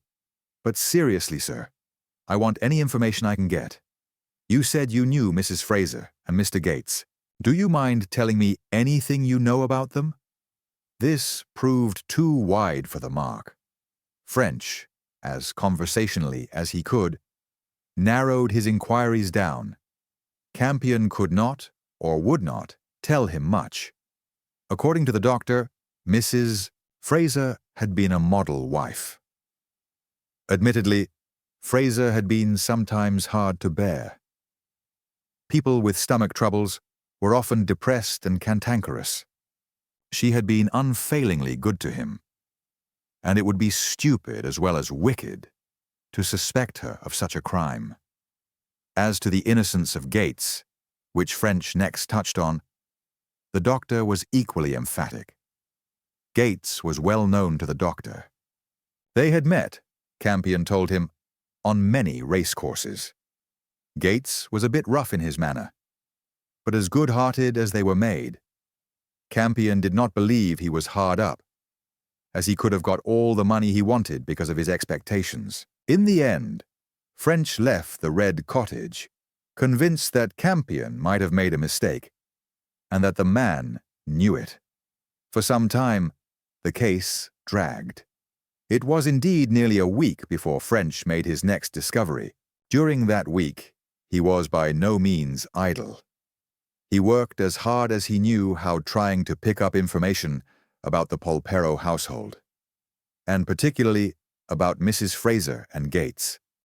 Gates he saw on 2 occasions, on each seizing the opportunity to have a long chat, but he could learn nothing in the slightest degree helpful.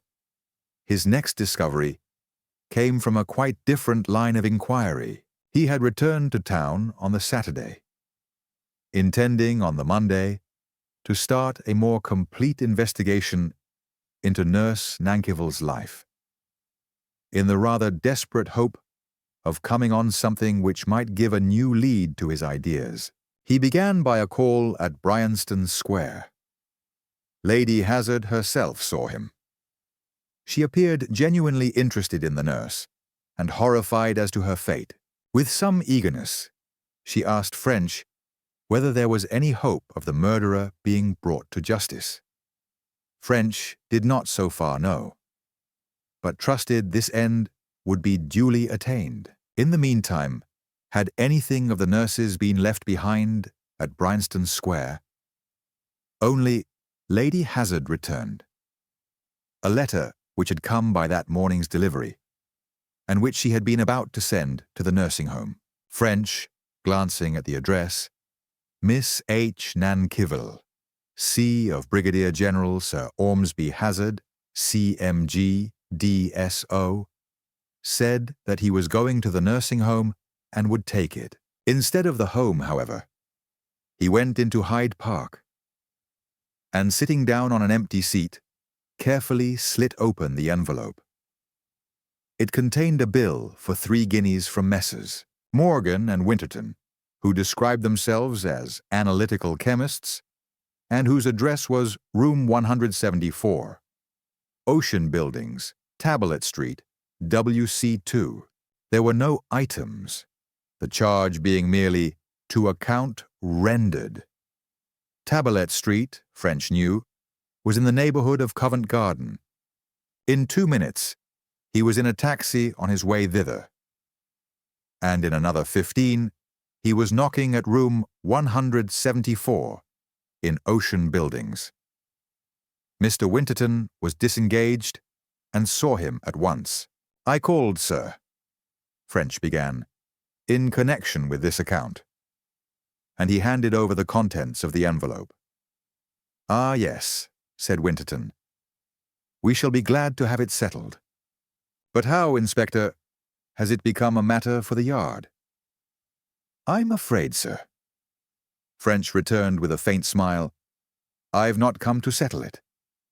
Unhappily, I am the bearer of bad news. I have to tell you that this Miss H. Nankivell has been the victim of a serious crime. In fact, I may say at once that she has been murdered." "Bless my soul!" Winterton exclaimed. "Did I hear you say murdered?" He was tall and thin, and curved his long back forward over the table, blinking at French like a draggled old bird. "I fear so, sir," French answered. "I am in charge of the case, and I am anxious to get some information from you as to the transaction for which this debt was incurred." "Quite so. Very natural. But dear me, murdered. How very dreadful." "Very dreadful indeed." He cleared his throat pompously. "I shall of course place any information I may have at your disposal." Presently he came to the point. He sent for a file, turned up a letter, and handed it to French. "We received that on the 30th of September last, as you will see, together with the enclosure. Better read the letter before I go on." French did so. It was written in a feminine hand, which French at once recognized as that of the dead nurse. Above the printed legend, 129B, Bryanston Square, W1, was written, C. of Brigadier General Sir Ormsby Hazard, CMG, DSO. It was dated the 29th of September and read, Messrs. Morgan and Winterton, Analytical Chemists. Dear Sirs, I send you herewith a small bottle containing a solution, and should be obliged if you would kindly analyze same, and let me have a note of the contents. If you let me have your account, I will send the necessary amount. Yours faithfully, Miss H. Nankivel. Yes, said French.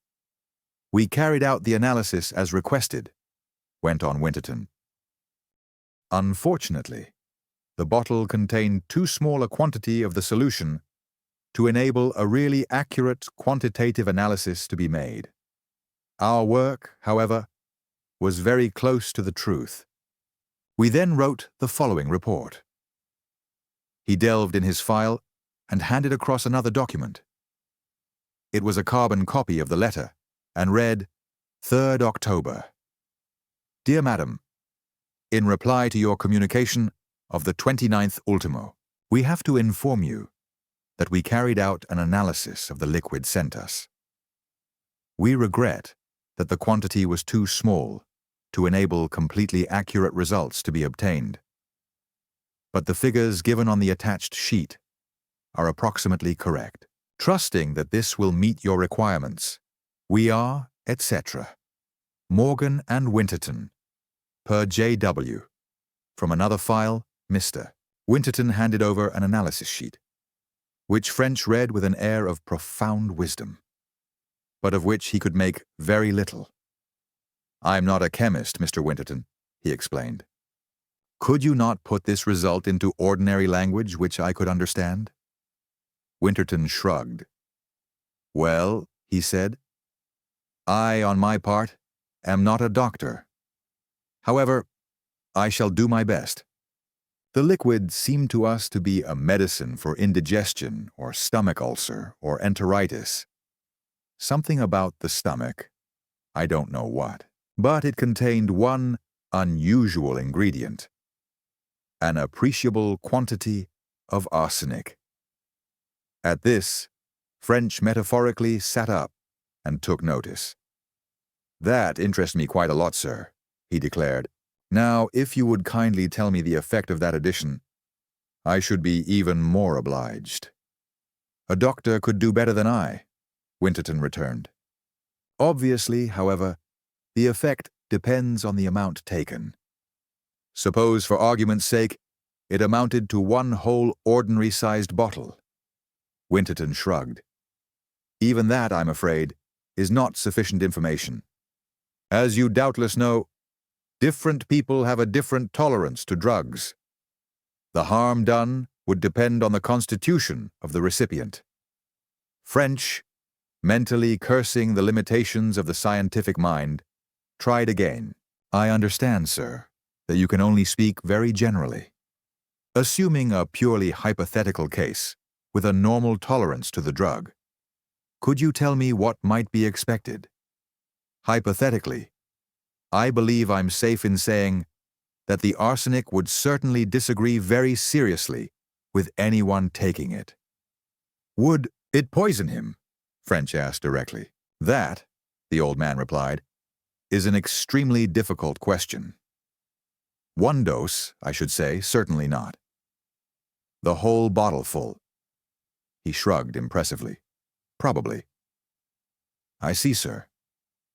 Then did that end the transaction? You sent the analysis to your client. Was there an answer? That most assuredly did not end the transaction, Winterton declared. And French saw that a ponderous joke was intended. The transaction will end when we are paid our fee, which, as you know, has not yet been done.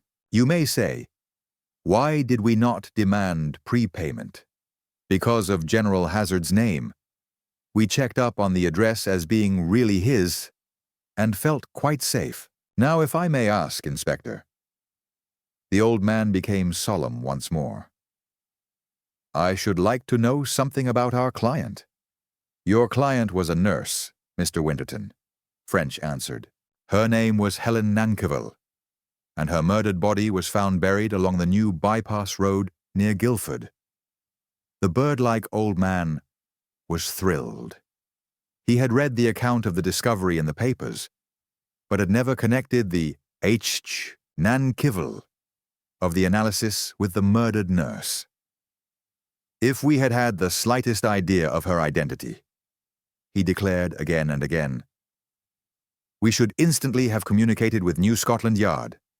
A really dreadful affair, Inspector? He would have kept French talking about it for hours, but French had other fish to fry. Accordingly, after thanking the old man, he took his leave. That he was now on to an important link in his case, French had no doubt. Though he didn't see exactly how it worked in, he believed a little thought would show him the connection. But first, to make sure of his facts, on his way back to the yard, he called on Dr. Randall, the police doctor, with whom he had already consulted about the case. "Just one question, Doctor, if you don't mind," he said, laying the analysis down on the consulting room desk. "I wish you'd tell me what this is." Dr. Randall glanced at the paper. Then he shook his head. "I don't know," he admitted. "A medicine made up by an imaginative lunatic, I should think." "What about it? Might it be an ordinary medicine with one extra ingredient added?" "Ah," said Randall. "Now you're talking. Yes, without the arsenic, it would be a quite ordinary medicine." "For what complaint, Doctor?" "Internal inflammations, stomach troubles, intestinal troubles, anything of that sort." "Gastroenteritis. The very thing. You'll soon be qualifying if you go on like this, French." French grinned. "And what would the effect of the addition be?" he persisted. Dr. Randall practically repeated what Mr. Winterton had told him, assuming one bottleful of the medicine had been taken. The arsenic, particularly to anyone with a complaint of gastroenteritis or anything like it, would be a serious matter. One dose would not do a great deal of harm. But the bottleful, even taken in normal doses at normal intervals, would certainly kill. No, there would be no great change in the symptoms, except that these would become more marked. Yes, if such poison were secretly administered. The doctor attending the case might easily give a certificate, without the slightest suspicion that all was not right. What about the nurse attending the case? Do you think she ought to have been suspicious? My dear man, how in thunder could I tell? It would depend on how the stuff was administered. I mean, in what quantity. Also on the patient's health. Matters of which you haven't seen fit to inform me. It's because I don't know myself. But what I want to get at is this. Suppose the patient was getting that medicine regularly, without arsenic. Then suppose the arsenic was added. Suppose the patient continued to get it regularly. Should the nurse notice a sudden marked difference in the patient from the time the arsenic was put in? Dr. Randall did not answer for a moment. "Yes, I think she should," he said at last. "It's not easy to be quite sure, as the effect of drugs of this kind is cumulative. Besides, if the patient had been having the usual ups and downs, she might naturally take this as a down. On the whole, however, I think she should notice something. That, mind you, is a very different thing to saying that she would have become suspicious of poison." This was what French expected to hear. The usual indefinite opinion. The nurse might have noticed something. But then again, she mightn't. That was the way. There was nothing that he could absolutely bite onto and say, "Here is fact." He had been hoping that the direct question to Nurse Henderson as to whether she had noticed any sudden change in her late patient's condition would have told him whether or not the old man had been poisoned, but apparently he had been hoping too much. All the same, to run down to Bramley would only take 3 or 4 hours. It would be worth putting the question. French rose to take his leave, but the doctor motioned him to sit down again. "I've read that manuscript you sent me," he remarked. "Oh, yes," French returned. "I intended to ask you about it, but with this other thing it slipped my memory. What did you think of it? For a moment, the doctor did not answer. Then he glanced curiously at his visitor. "It's a very remarkable piece of work, French," he declared. "I was much impressed." French laughed. "That tells me a lot, doesn't it? Is there anything in it that would impress me?" Randall did not laugh. "I think there is," he said seriously. "I want you to take it away from here with you now. And if you take my advice, you'll get an escort with it to the nearest fire and burn it there." French stared. "Bless us all, Doctor. But you're mysterious.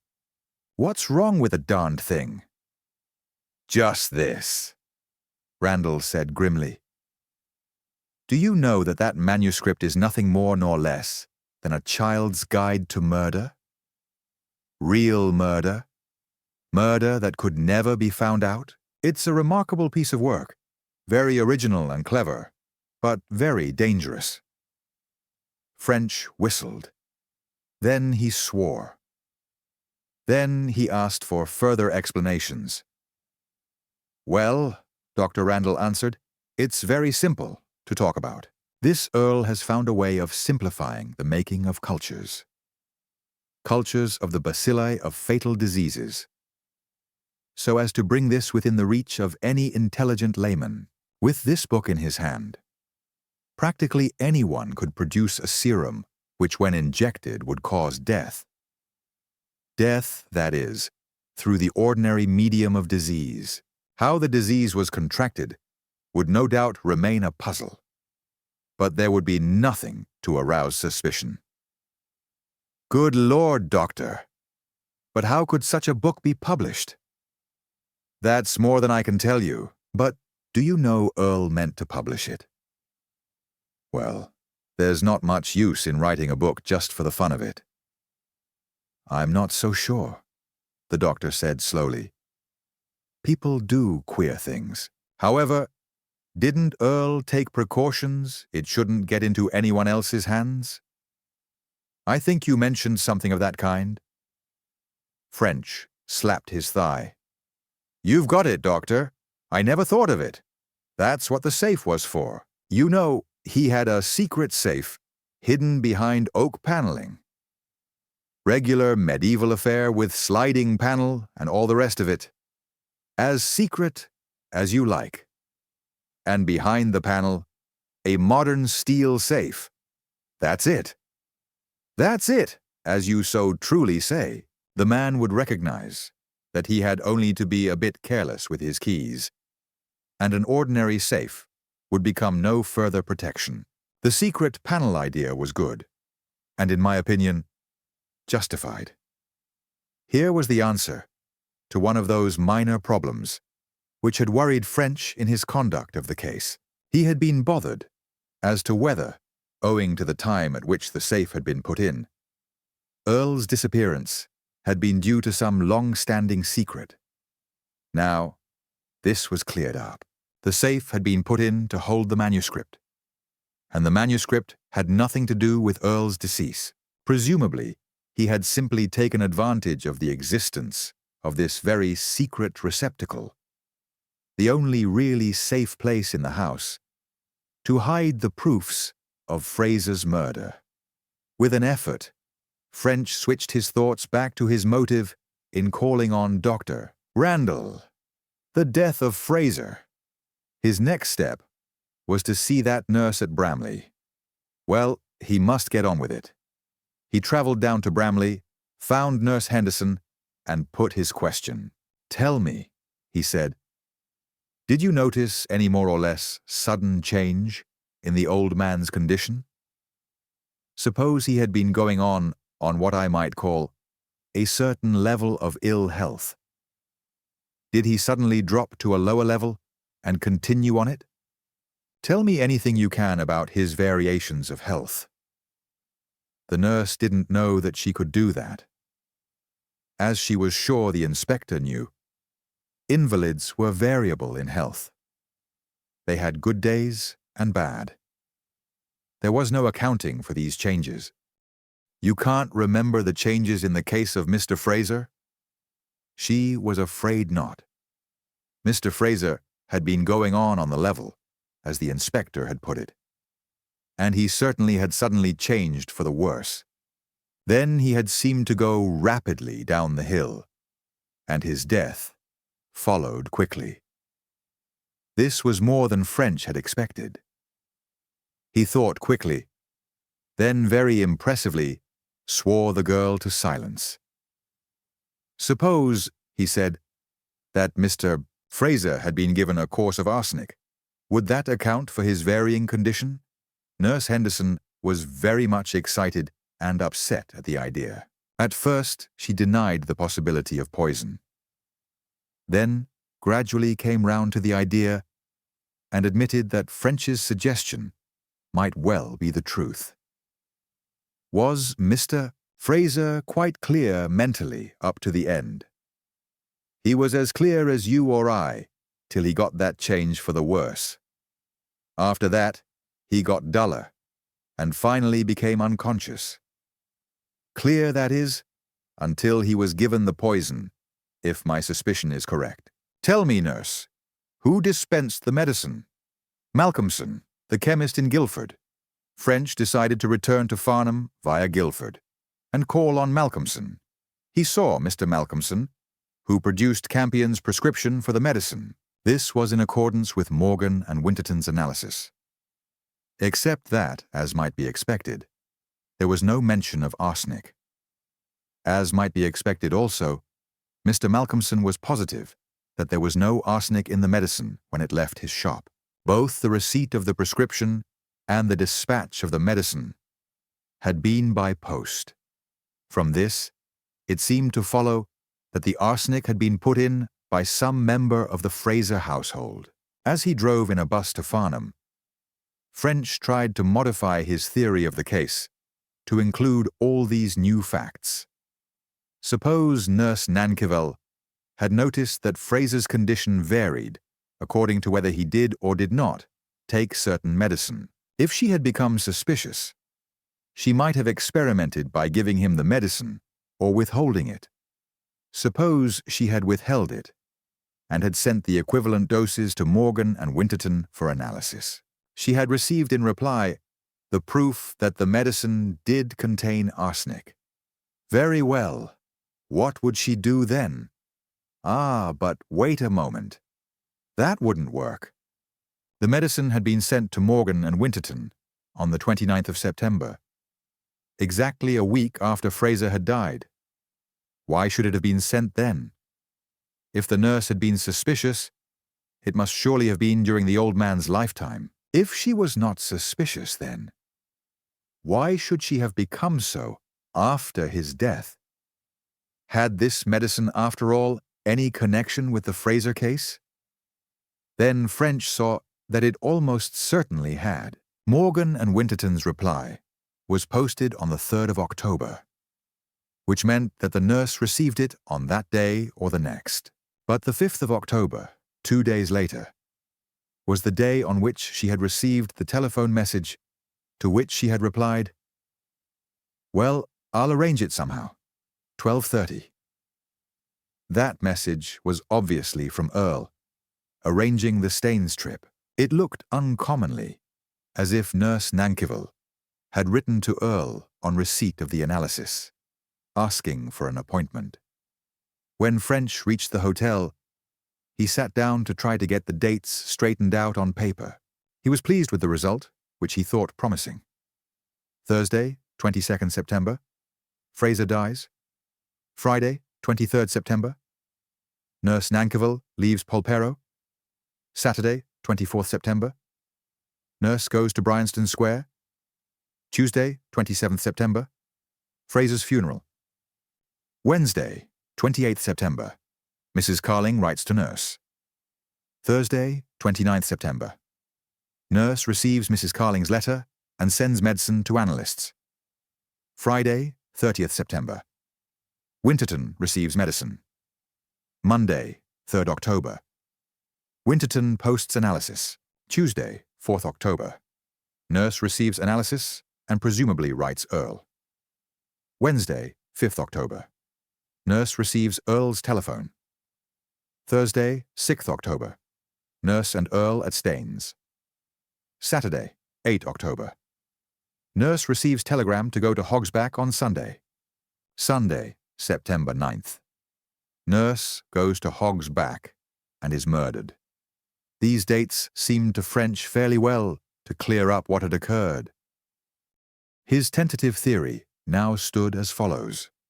During Fraser's illness, Nurse Nankivel becomes suspicious that her patient is being poisoned, but cannot prove it. After reaching Bryanston Square, her suspicions are somehow increased, and she sends the doubtful medicine to be analyzed. The analysis confirms her suspicions, and she feels she must share the responsibility. Campion has signed the certificate, and she therefore funks going to him. Probably also she has found Earle more approachable. She writes to Earle, hinting her news and asking for an interview. Earle, realizing that for many reasons the meeting should be kept secret, arranges the Staines affair. At Staines, she unburdens her soul and hands over the analysis and possibly other evidence. Earle puts it in his safe. Fraser's murderer somehow gets to know what is going on and sends the telegram in Earle's name asking the nurse to go down on Sunday. To her death. This theory, while a distinct advance, had some pretty wide gaps. What, for instance, had suddenly increased the nurse's suspicions after reaching Bryanston Square? The dates suggested it was the letter from the gardener's wife, Mrs. Carling. Could this be? Then French suddenly saw that it might very well have been the letter. For the moment, he had forgotten what that letter contained. But now he remembered. In it, Mrs. Carling had described the reading of the will and Mrs. Fraser's and Gates's reactions on becoming wealthy. There it was, a motive. The girl had been suspicious that the old man was being poisoned, but she probably couldn't supply a satisfactory motive. She must have known that old Fraser had money and that his wife would get some of it. But she probably didn't imagine that such a large sum was involved, nor that Gates also stood to gain. This, of course, was a pure guess, but it worked in. French added it to his tentative theory and passed on to that fundamental question. Who had learnt what had been discovered, and that the proofs had been hidden in the secret safe? In other words, who was the murderer? French felt that though minor parts of the case might be yielding to his treatment, on the major issues, he was as much in the dark as ever. One major fact, however, seemed to stand out clearly from this analysis business, and that was that Fraser really had been poisoned. It would be too great a coincidence to have suspected arsenic, and then to have come across the track of arsenic in the case, unless there was a connection between the two. Tired but not discouraged, French went out after dinner to try what Farnham could do in the way of amusement. He saw a first-rate film about a trainload of persons who were held up by bandits in the disturbed East, but who, after surprising adventures, safely reached their journey's end, and much refreshed in mind, he went up to bed. Chapter 20. Disappointment. French awoke jubilant next morning. At last, his case was progressing. All that business of the analysis, with its overwhelming suggestion that Fraser had been poisoned, was a gigantic step forward. By means of his work, 4 appalling murders had been brought to light. And so far as he could see, to bring home the crime to the guilty party should be a fairly quick and straightforward job.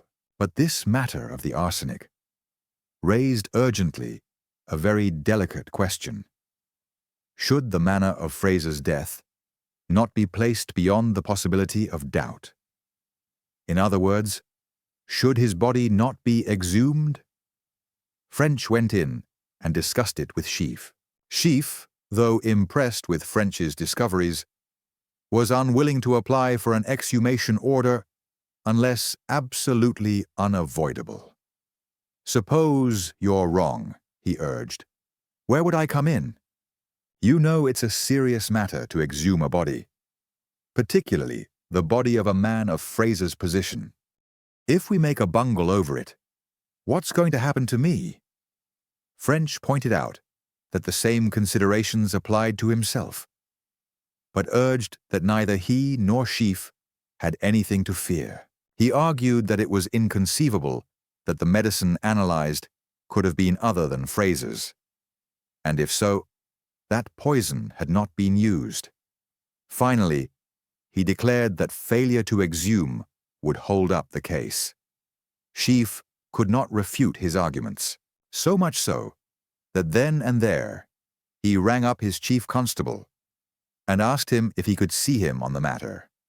The chief constable happened to be in Farnham, and he shortly appeared at the station. He listened to French's arguments and was convinced by them. "I think we'll have to do what he wants, Super," he declared.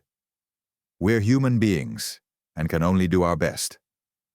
If this proves a mistake, I'll stand for it. Go ahead and get your order." 2 nights later, with as much secrecy as possible, the exhumation was carried out, and in due course, the report of the analyst on the contents of the deceased's organs was received. French was justified. Fraser had died of arsenical poisoning.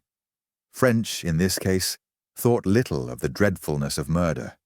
Murder was always terrible, but here his professional keenness outweighed any feeling for the deceased. This discovery meant full speed ahead again for him. Fortunately, his path was clearly defined. He had already considered the way, and he had nothing to do now but follow it. He had noted the obvious point that the person he wanted must have killed Fraser, Nurse Nankyville, Earle, and Ursula Stone. Only a very restricted number of persons could be guilty of these crimes, and he had merely to eliminate from the apparent possibles in order to solve his problem. As he had seen, the first 2 of these possibles were Mrs. Fraser and Gates. Could Mrs. Fraser have murdered Fraser, Nurse Nankyville, Earle, and Miss Stone? If not, could Gates have done it? If not, and French didn't believe this contingency would arise, who else could have done it? First, then, Mrs. Fraser. It was obvious that Mrs. Fraser could have administered the poison.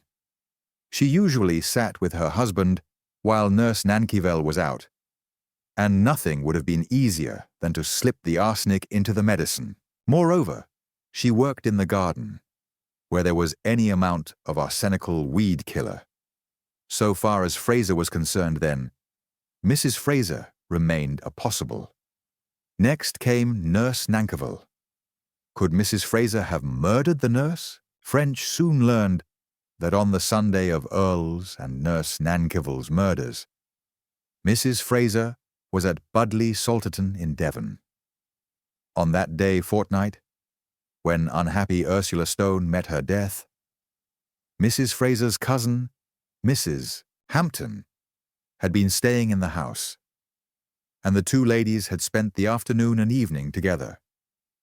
Though French noted that these statements must be confirmed, in the face of them, he had no doubt of Hermione Fraser's innocence. Believing that he was on to a more likely proposition, he turned his thoughts to Gates.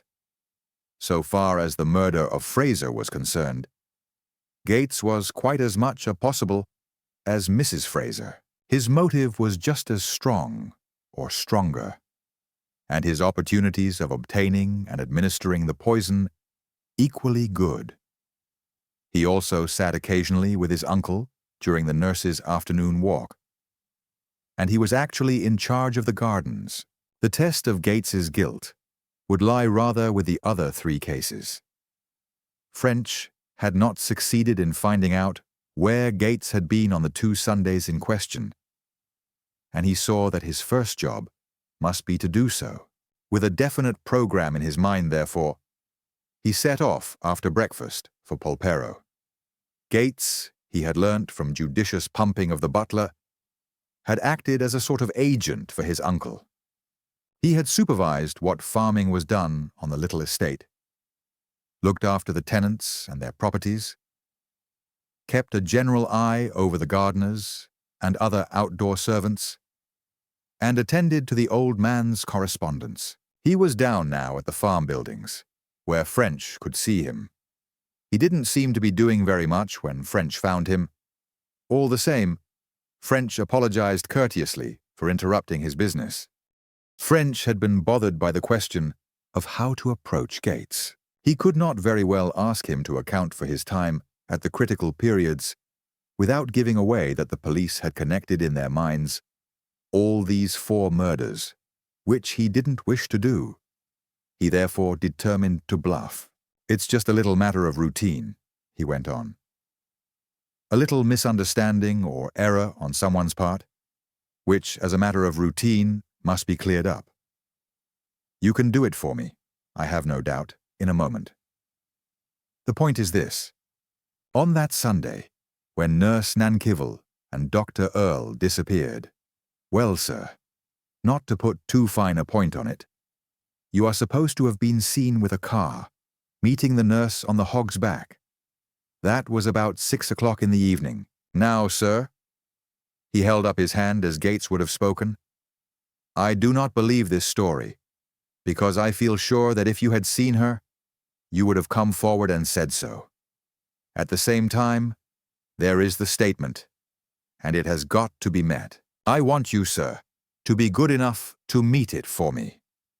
As French spoke, Gates seemed to be getting fuller and fuller of suppressed fury. And when French reached his peroration, the storm broke. Gates cursed and swore with a picturesque richness of expression, finally wanting to know the name of the blanked blank who had told this blanked lie against him. French let him get off steam, then brought him to earth by suggesting quietly that if there was all that difficulty about it, Gates must have something to hide, and he would have to ask him to come into the police station to make a formal statement before the superintendent. "Better let's have the whole thing, Mr. Gates, when you're at it." French went on quickly, before the effect of his remark had worn off. "Put it this way. Where were you on those 2 Sunday afternoons? The Sunday on which the doctor and the nurse disappeared, and the Sunday fortnight when Miss Stone vanished? Sorry to trouble you, but I must have answers. If you give them to me completely, I hope you will not be troubled again." In spite of French's pacific approach, Gates made a great show of resenting the questions. He asked if French suspected him of the murder of these 3 persons. If he did, he, Gates, was not going to answer, for the Lord knew how his replies might be twisted. If, on the other hand, French did not suspect him, the questions did not arise. French, in reply to this, took up the attitude of the official in one of its most asinine manifestations. These were the questions that he was accustomed to ask. It was the regular routine, hallowed by tradition. He couldn't contemplate or visualize any other course but to ask them. If they did not apply, he couldn't help it. Inquiries were made in this way. Tradition was better than reason, because it saved thought, and because those in high places preferred it. As he had hoped and expected, this attitude so infuriated Gates that after cursing French and the British police and institutions bell, book, and candle to get rid of him, he told him what he wanted to know. It seemed that on the first Sunday, the day of the murder of the nurse and of Earle, Gates had left Polperro in his car, a small Riley, about midday. He had driven alone to Winchester. where he had arrived about or shortly before 1:30. He had there lunched with some friends, people named Hutchinson. He had remained with them for tea, leaving about 5:30. He had driven straight home, arriving at Polperro about 7. This, French saw at once, would, if true, have made it impossible for him to meet the nurse on the Hog's Back. "And what, sir, did you do then?" French went on. On reaching home, Gates had dined alone, Mrs. Fraser being at the sea in Devon. After dinner, he felt a bit stale from sitting about all day, and he went out for a walk. He walked about 5 miles, then read for a couple of hours and went to bed. French, naturally interested in the walk, made further inquiries. Gates had left Polperro after dinner. "It happened," he explained, "that I was without a book. And as I like to read for a while after I go to bed, I thought I'd kill 2 birds with 1 stone and walk round to my friend Owen Galbraith and borrow one which he had promised me. Then it occurred to me that he usually went out on a Sunday evening. So I rang him up and asked him if he was going out to leave the book with his housekeeper, and I'd call for it. He said he was going out, but would leave the book. So I walked over, got the book, and walked back again." French pressed for still further details. "When did I start, and when did I get back?" Gates repeated. "How in Hades do I know? Think I go about with a notebook recording everything I do? Ask me an easier one." "This is the one I'm asking you," French declared doggedly. "And this is the one I want an answer to.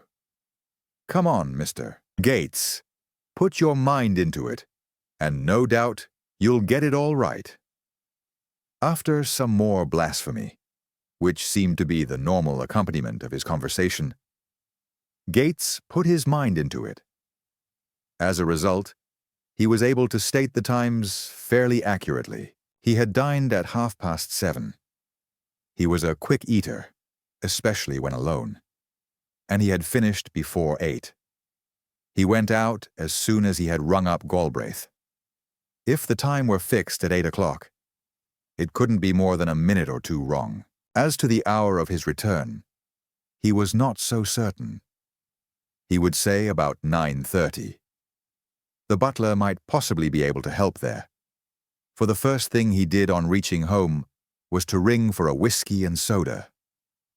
"Where does Mr. Galbraith live, Mr. Gates?" "About halfway between Farncombe and Shackleford." French brought out his map. "That would be about 2 miles from here?" "Nearer 3. "I suppose it would," French agreed, as he scaled along the roads. "That would be a walk of between 5 and 6 miles? If it's nearly 3 miles away, and I walked there and back, it would seem so." Gates returned with heavy sarcasm. "Quite," French admitted. "Now, who did you see at Mr. Galbraith's?" "The housekeeper. There's no one else there. He's not married." French thought quickly. This seemed to be all the information he required. If this tale was true, Gates was also innocent of Earle's murder. "Thank you very much, Mr. Gates," he said. "That's all I want about the first Sunday. Now if you'll just give me similar information about the second Sunday, when Miss Stone disappeared, that will complete all I want to ask." For some reason, this seemed to re-arouse all Gates's annoyance. "I suppose you think I murdered the lady?" he growled, with a choice string of oaths. French stolidly repeated his platitudes on the subject of routine. Gates shook his head with a hopeless gesture. "You and your routine, and your red tape, and all the rest of your blanked Tommy rot," he jeered. "Can you never do anything except what you've done before?" "Not very often," French admitted. "What were you doing on that Sunday, Mr. Gates?" That's right. That's the question to ask. Precedent lays it down, and therefore irrespective of the circumstances, the question's asked. Have you asked the Lord Chief Justice what he was doing on Sunday afternoon? No, said French. But I will if you prove he knows anything about this job.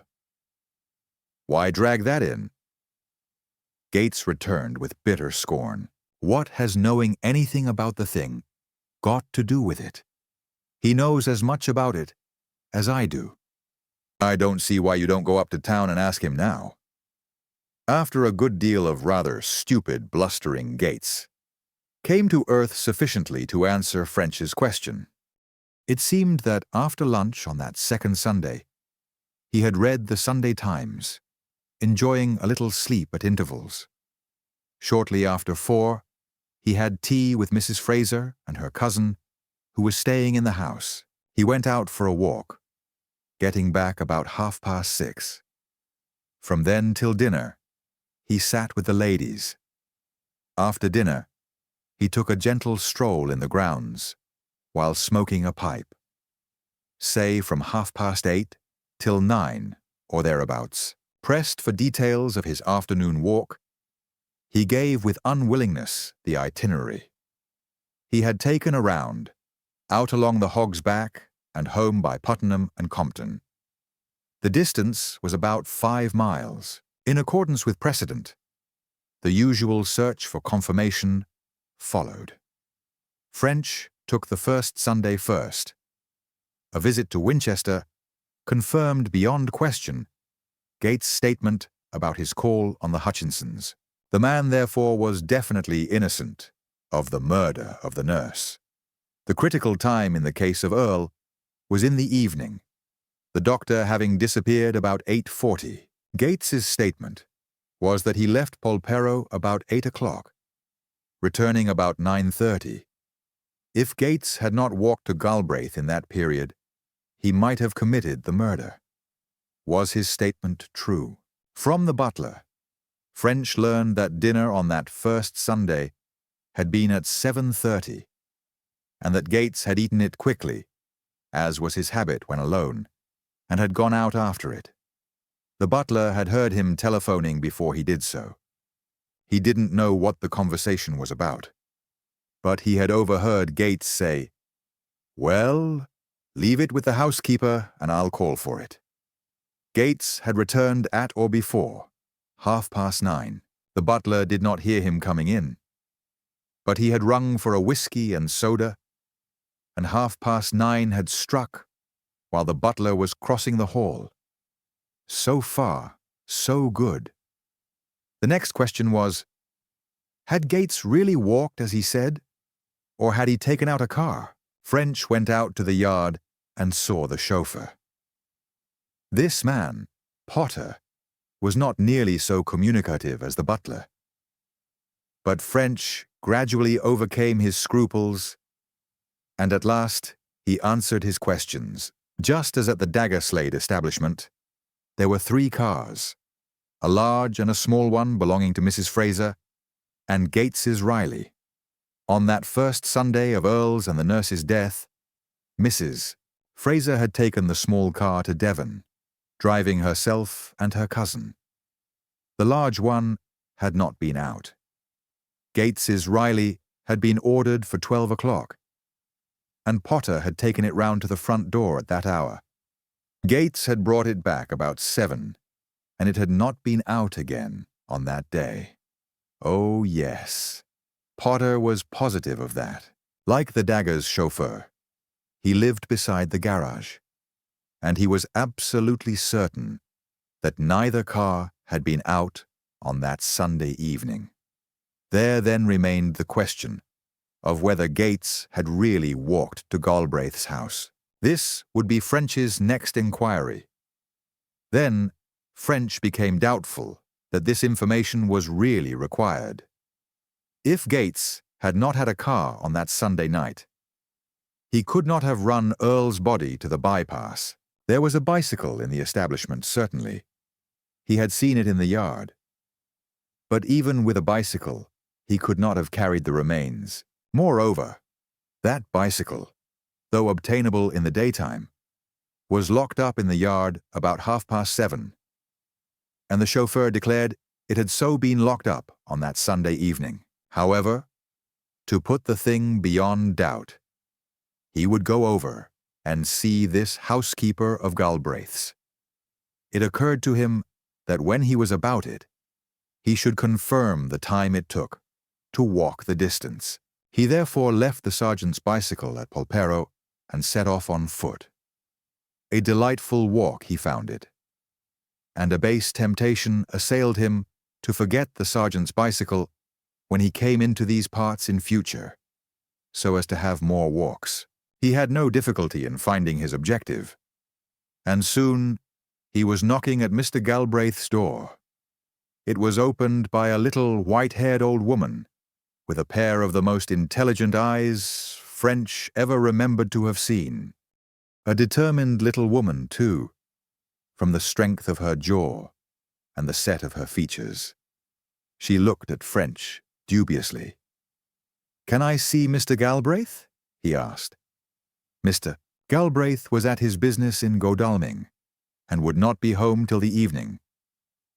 And her manner seemed to suggest that anyone who was any good would also have been at his business at that hour.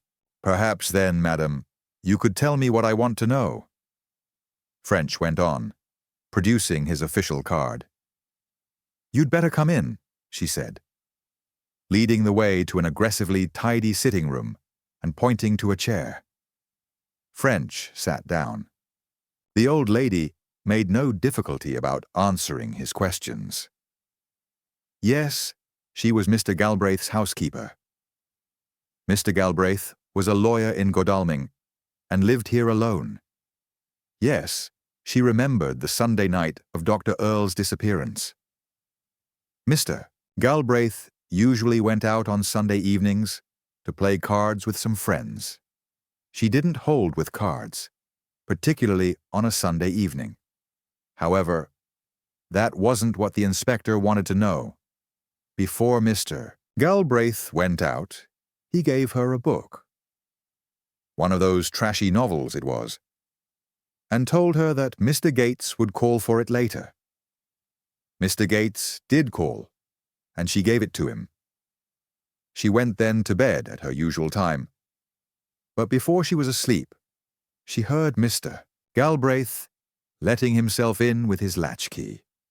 In fact, everything that evening passed as usual. "That's just what I wanted to know," French said, complimenting her on her clear statement. "I suppose you couldn't say just what time Mr. Gates called?" Not to a minute. She couldn't. But approximately she could. She had finished all the work of the house for that evening at about 8:30, and had settled down with a book to enjoy a comfortable read. She hadn't been reading more than 10 or 15 minutes when Mr. Gates came. That would make it about 8:45, say from 20 minutes to 10 minutes to 9. This clinched the matter. Gates had left home about 8. He had returned about 9:30, or an hour and a half altogether. From French's own experience, it took about 3/4 of an hour to walk between the two houses. 2 3/4 of an hour, there and back, would just make up the time. As in addition to this, Gates had called at his objective at the middle of the period, confirmation was complete. Not only so, but there was even more convincing proof of Gates's innocence in this little old lady's statement than the mere confirmation of his story, at almost the very time that the murder of Earle had been committed.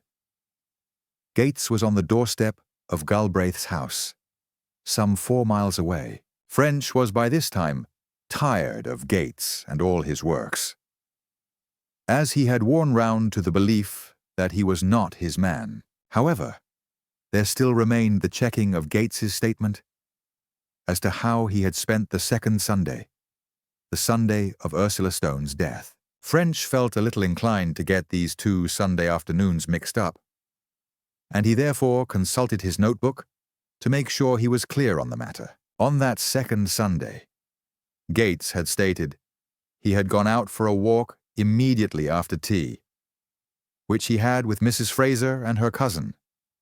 He had returned about 6:30, and he had given the itinerary of his walk. French had recourse once again to his friend the butler, and once again he got adequate confirmation.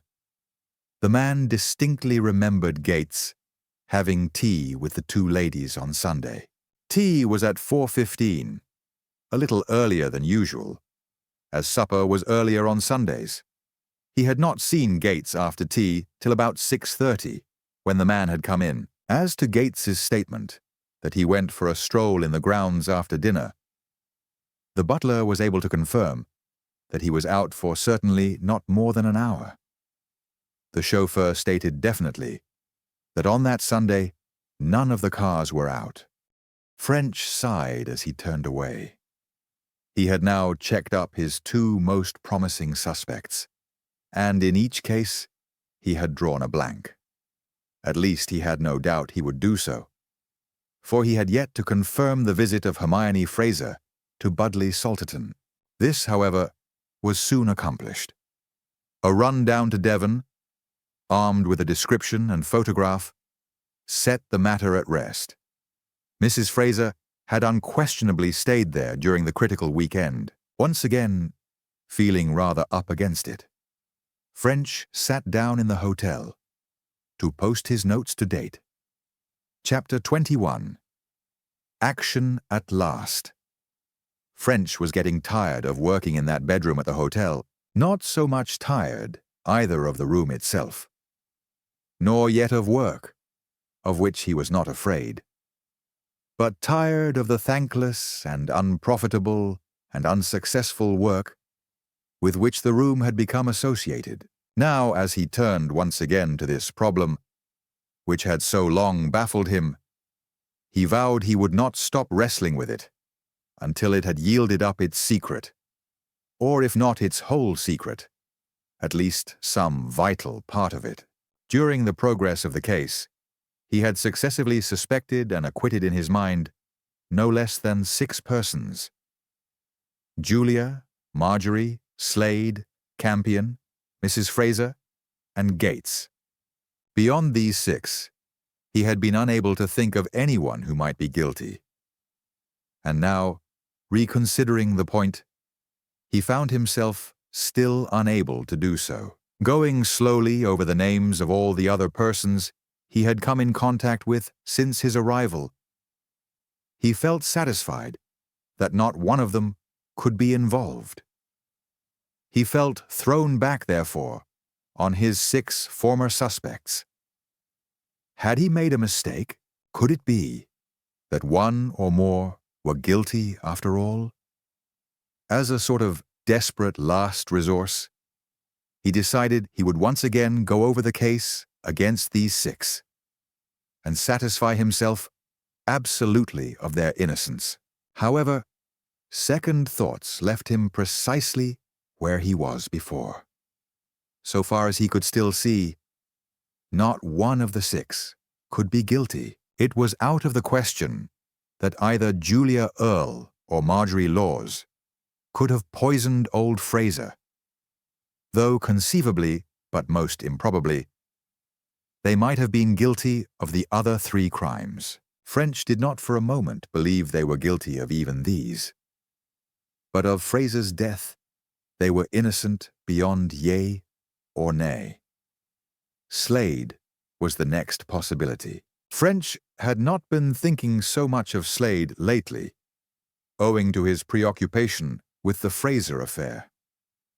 Slade he recognized as the most likely member of his band of suspects, though even Slade by no means filled the bill. In the first place, he had been unable to think of any reason why Slade should have desired old Fraser's death, nor could he obtain any evidence that Slade had been in the old man's room during his illness, and therefore could have administered the poison. Admittedly, the young man had been several times in the house at Polperro, since Fraser had become seriously ill. But this in itself proved nothing. Slade, moreover, had alibis in the cases of all 3 other victims. Admittedly, those covering the deaths of the nurse and Earle were not very convincing, and conceivably might be broken down, but that for the day of Ursula Stone's murder seemed absolutely watertight. On the other hand, the most suspicious item of the entire case was against Slade. The clay found in his car. There could be no question that it indicated a visit to the bypass. But French could not prove that Slade had paid it, nor could he break down Slade's rebuttal of the charge. Incidentally, he wondered whether a search for clay on the shoes of all his suspects, or at least those who might have killed Ursula Stone, would be of any use. None, he decided. Too much time had elapsed since that fatal Sunday. However, he noted the idea as a last resource.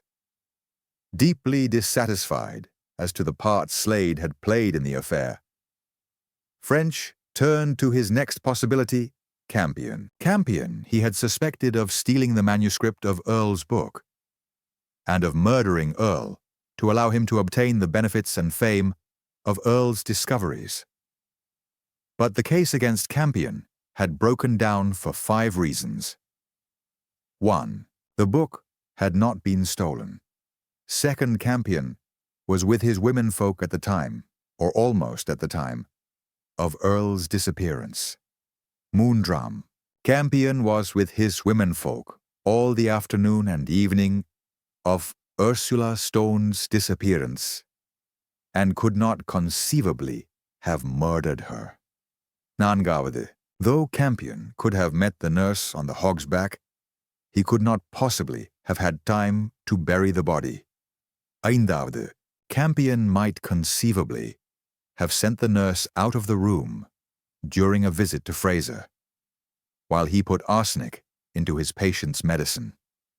This, however, was most unlikely for 2 reasons. First, if the nurse were afterwards to suspect poison, she would be almost certain to remember the incident, which would doubtless give her to think.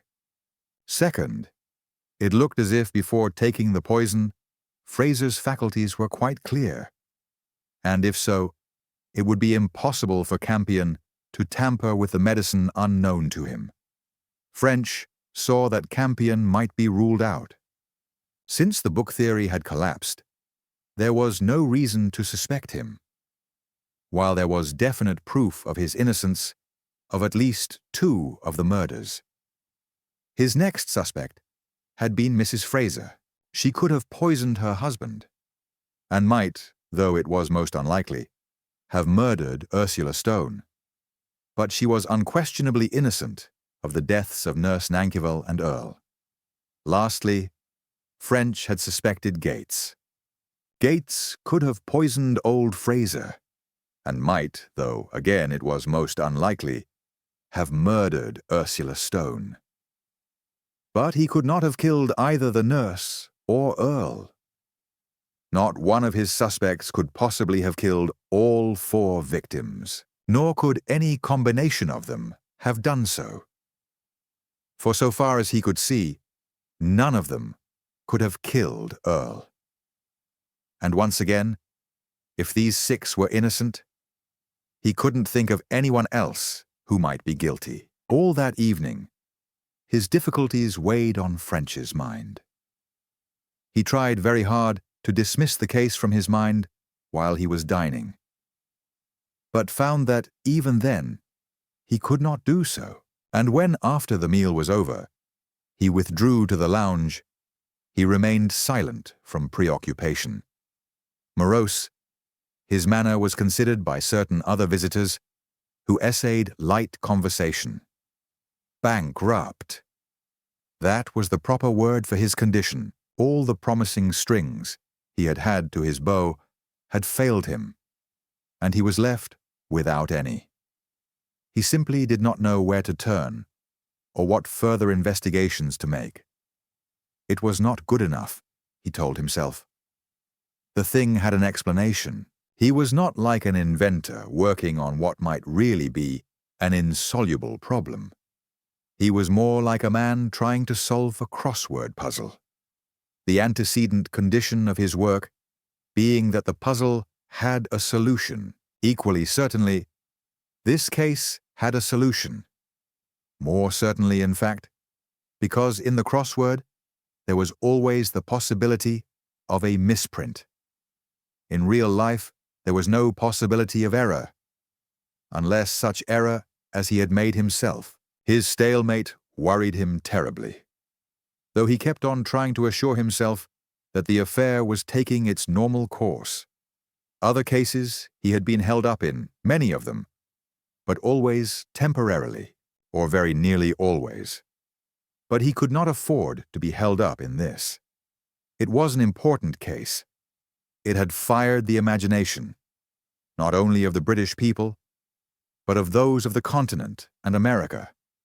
In an age when murder was unhappily far too common, it stood out as a notable case. One of those big cases, which for some reason best known to itself, the public, exalts into tests by which it may measure the efficiency of the police. French had not only his own reputation in his keeping, but that of his entire service. Was he going to let both down? All the evening, he wrestled unhappily with the problem. Wrestled till he felt himself stale and tired to death of the whole thing. He went out, hoping to achieve a change of thought. But the advertisement of the Eastern train was still on the boards at his customary cinema, and he felt he could not summon up the energy to find another picture house. For some time he walked through an unpleasant drizzle, then returned to the hotel and his puzzle. He went to bed at his usual time, but still he could not get rid of the gnawing uneasiness. Up till this stage in the case, he had always had something to fall back on. Whatever point he was engaged on, there was another line to turn to if it failed. Now that was so no longer. His last hope had petered out. The more French tried to compose himself, the farther sleep seemed to go from him. His mind was vividly alive and full of energy. His imagination also was abnormally active. Ideas poured out, ideas of all kinds. He marveled at their range and originality. For a time, he found himself wishing he were a novelist. So simple did the provision of the necessary matter seem, but all this wealth of mental picture and imagery had one outstanding feature. It did not help with his case. None of these brilliant ideas solved his problem or suggested where he might profitably search for a solution. He remembered vividly a similar experience through which he had passed some years previously, in Glasgow, in the smoking room of the St. Enoch Hotel. He had spent hours wrestling with the Sir John McGill problem. Agonizing over it would rather describe his state of mind. He had been up against blank despair, and he had pulled through. He had got his idea and his case. How he wished that on this occasion history might repeat itself. It was well on into the small hours, and French was growing tired of tossing and turning and thinking at a white heat of irrelevant matters, when something happened. A still further new idea flashed into his mind. An idea this time about his case. For a moment he toyed with it. Then, with an intense shock, he realized that this was something different, something vital. He grew rigid, as if afraid that movement might dispel the thought. While he lay wondering, had he got his solution? Did he really see the end of his case? Were his troubles over? He sweated with excitement, as he turned this precious idea over in his mind. Had he got his solution? Fearfully, he allowed himself to admit it looked like it. Quietly, he got up, switched on the light, and slipped on some clothes. Then he lit the gas fire, poured himself out a stiff drink from his pocket flask, and drawing the most comfortable chair up to the fire, sat down with a writing pad to consider systematically the great thought. He soon reached the conclusion that while he had stumbled on something of the utmost value, nothing more nor less than he believed the actual truth of what had happened, he had by no means cleared the affair up. His main idea, he could swear, was sound, but several of the details wouldn't work in.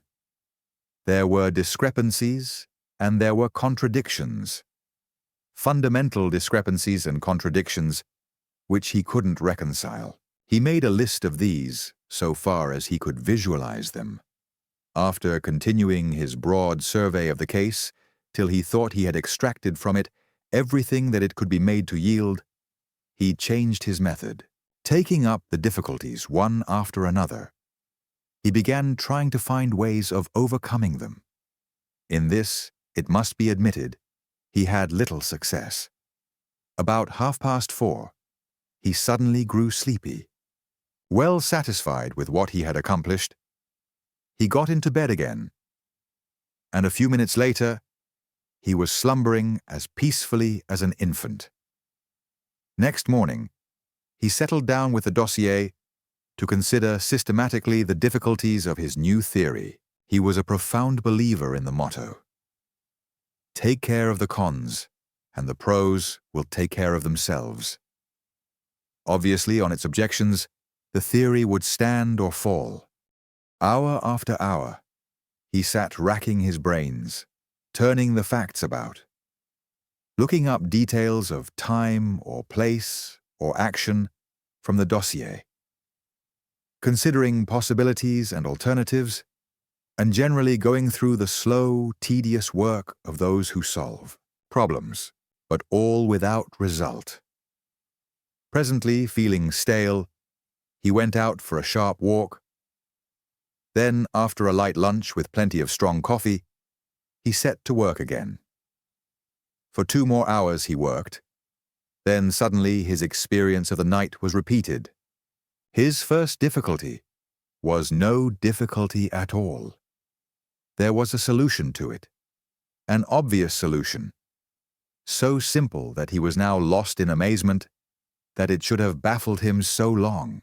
This discovery, he felt, practically proved his new theory, and it was with renewed zeal that he set himself to deal with the remaining objections. Though minor in character, these proved no easier to meet than the first.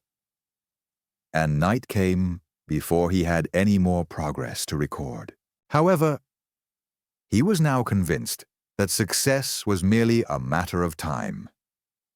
And happier than he had been since he started the case, he resolutely put it out of his mind, dined, and went to the pictures. Next morning, however, he was at it again, and almost at once he had another success.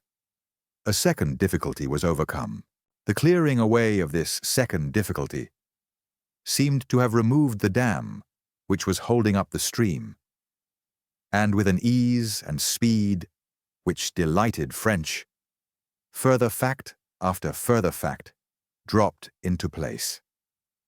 In an hour, his theory was complete. He spent another hour noting his facts and deductions in logical sequence, then turned to consider what, if any, confirmation he could get. At once, he found his ardor checked. The possibility that certain happenings had taken place was one thing. The proof was quite another. His theory was good, but if he couldn't prove it, it was no more use to him than if the whole thing had been a fairy tale. At present, he had no case to take into court. He doubted if he had enough even to justify an arrest. Then, at last, he saw that there was one point admittedly, a secondary and incidental point, which he might be able to establish. It would, he thought, provide moral proof of the whole affair, though unquestionably it would not be sufficient for court. However, moral proof was better than none. It hinged on one question, a question which could only be answered by a certain firm with a headquarters at Kentish Town. French immediately walked down to the station and took the first train to town. In due course, he found the firm's office and saw its principal. To him, he put his question. The principal sent for an assistant. Books were looked up. The assistant answered the question. Satisfactorily, full of a great happiness, French returned to Farnham. No longer was there any doubt as to the correctness of his theory. All the same, he would give a good deal for some more direct proof. Was such quite unobtainable? His theory postulated that a certain car had passed along certain roads at certain hours on the night of Earle's murder. If so, surely someone must have seen it. He thought the matter would be worth a further effort. Part of his hypothetical itinerary lay outside the area Sheaf had already explored, and fresh inquiries might produce something of value. French put his back into it, and on the third day, he received his reward.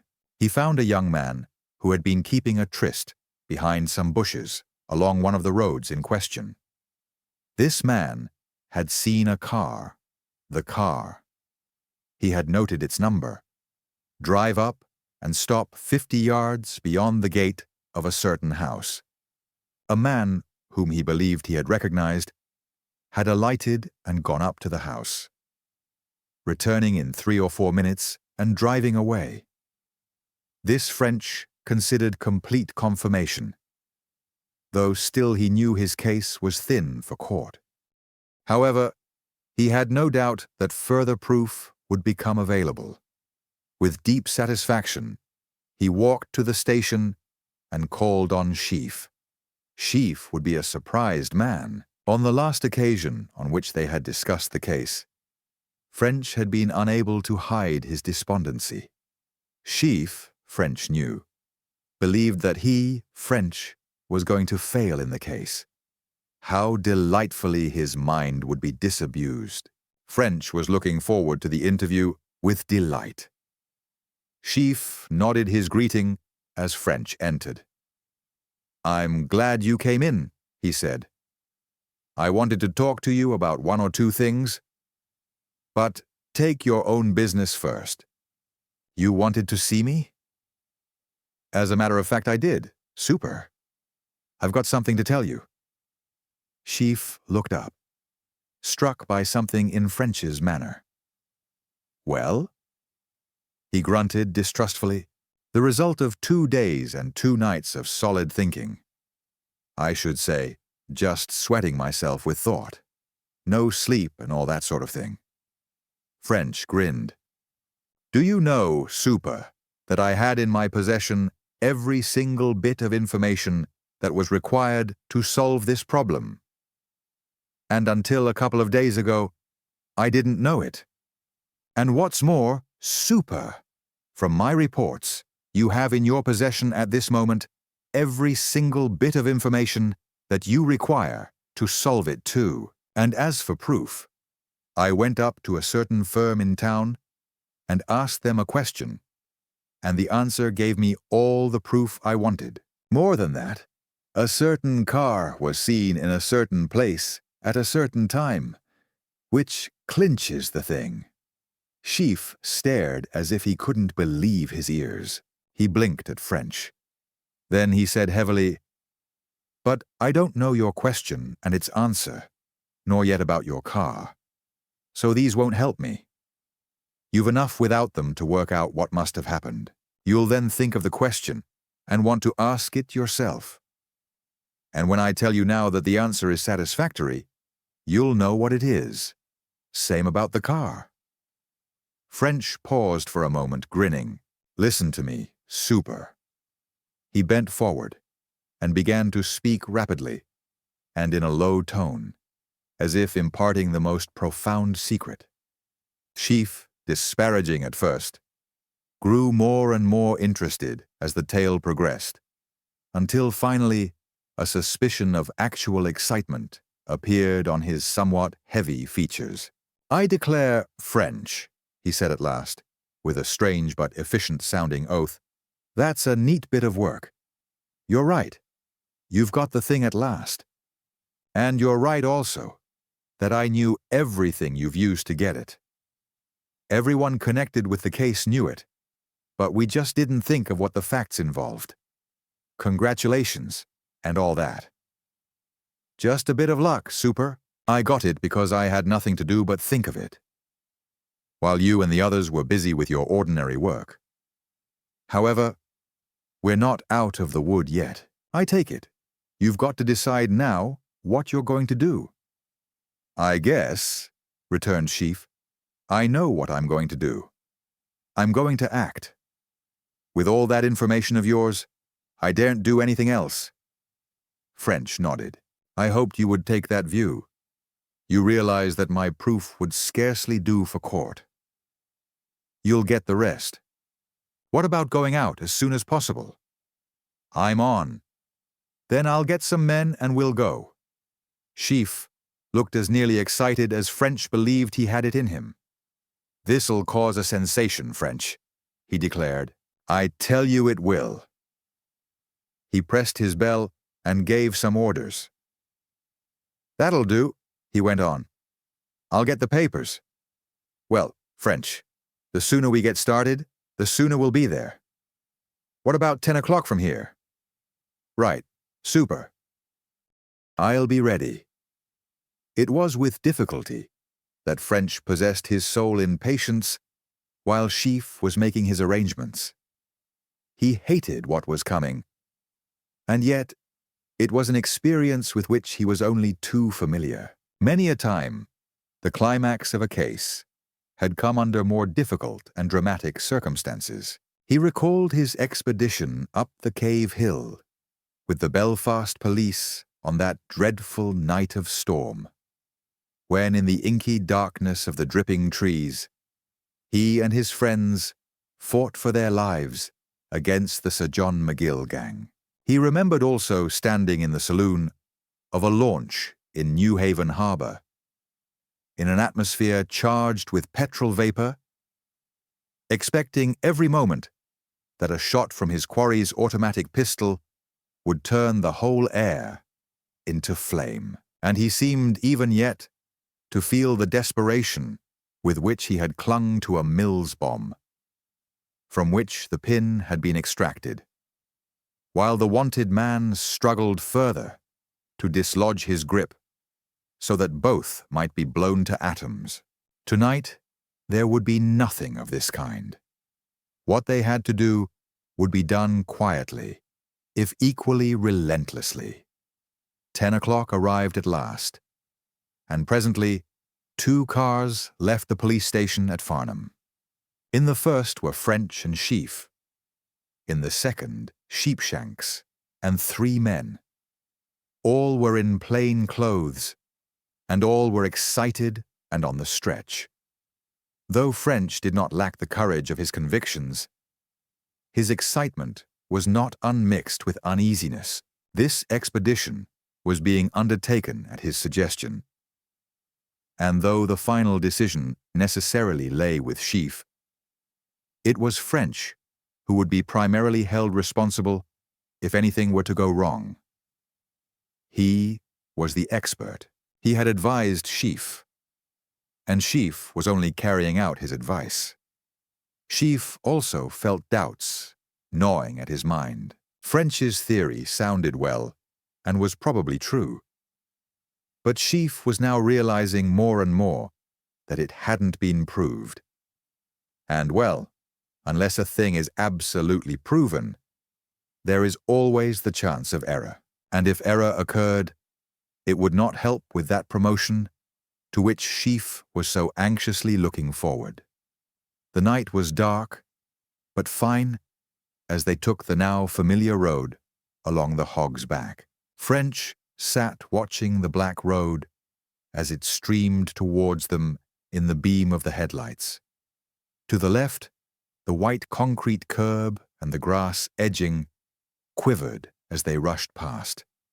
Outside, the area of the lamps was impenetrable blackness. They were running at a good speed on this stretch of straight, smooth-surfaced road. No one spoke. Each was fully occupied with his own thoughts. Reaching the bypass bridge, they slackened speed and turned down the Compton Road. A little short of Polperro, they drew up, and the 2 officers and 2 men descended. They walked up to the house, and French rang. The butler opened the door. He recognized French with apparent surprise. "I want a word with Mr. Gates," said French. "Is he in?" "Yes, sir, he's in the study. I'll tell him." "And Mrs. Fraser?" "Gone up to town, sir." French nodded. "Thanks, we'll just go in." Paying no attention to the man's somewhat scandalized expression, French and Sheaf pushed past him, and tapping at the study door, threw it open and entered. Gates was reading at the fire, and as he looked round and saw the intruders, he swore a blustering oath. "Damn you, Inspector! That's not the way to walk into a man's house.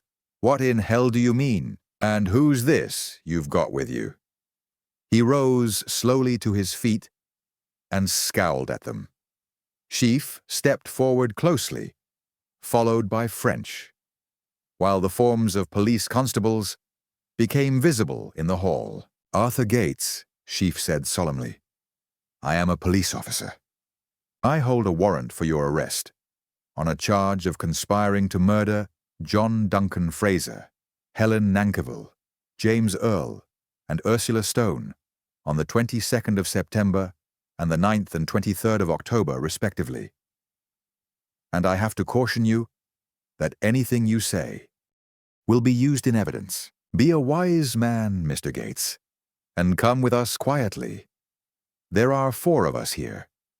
For a moment, Gates seemed stupefied with surprise, standing staring with wide-opened eyes at the others. Then, instantaneously, he roused himself. Like a flash, his hand flew to his pocket, came out, and rose to his mouth. Like flashes also, French and Sheaf threw themselves on him.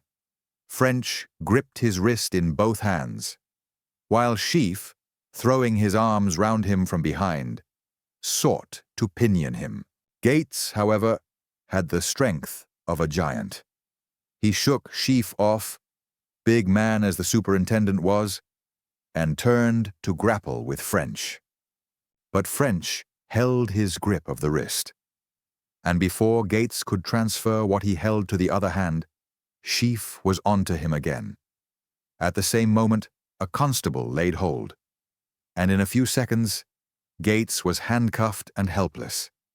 From his hand, they took a tiny sealed package of some powder. "Potassium cyanide, I expect," French panted, as he put the unbroken package into his pocket case. Sheaf was panting too. He nodded briefly, then turned to Sheepshanks. "Take him back with 2 men in one of the cars," he ordered.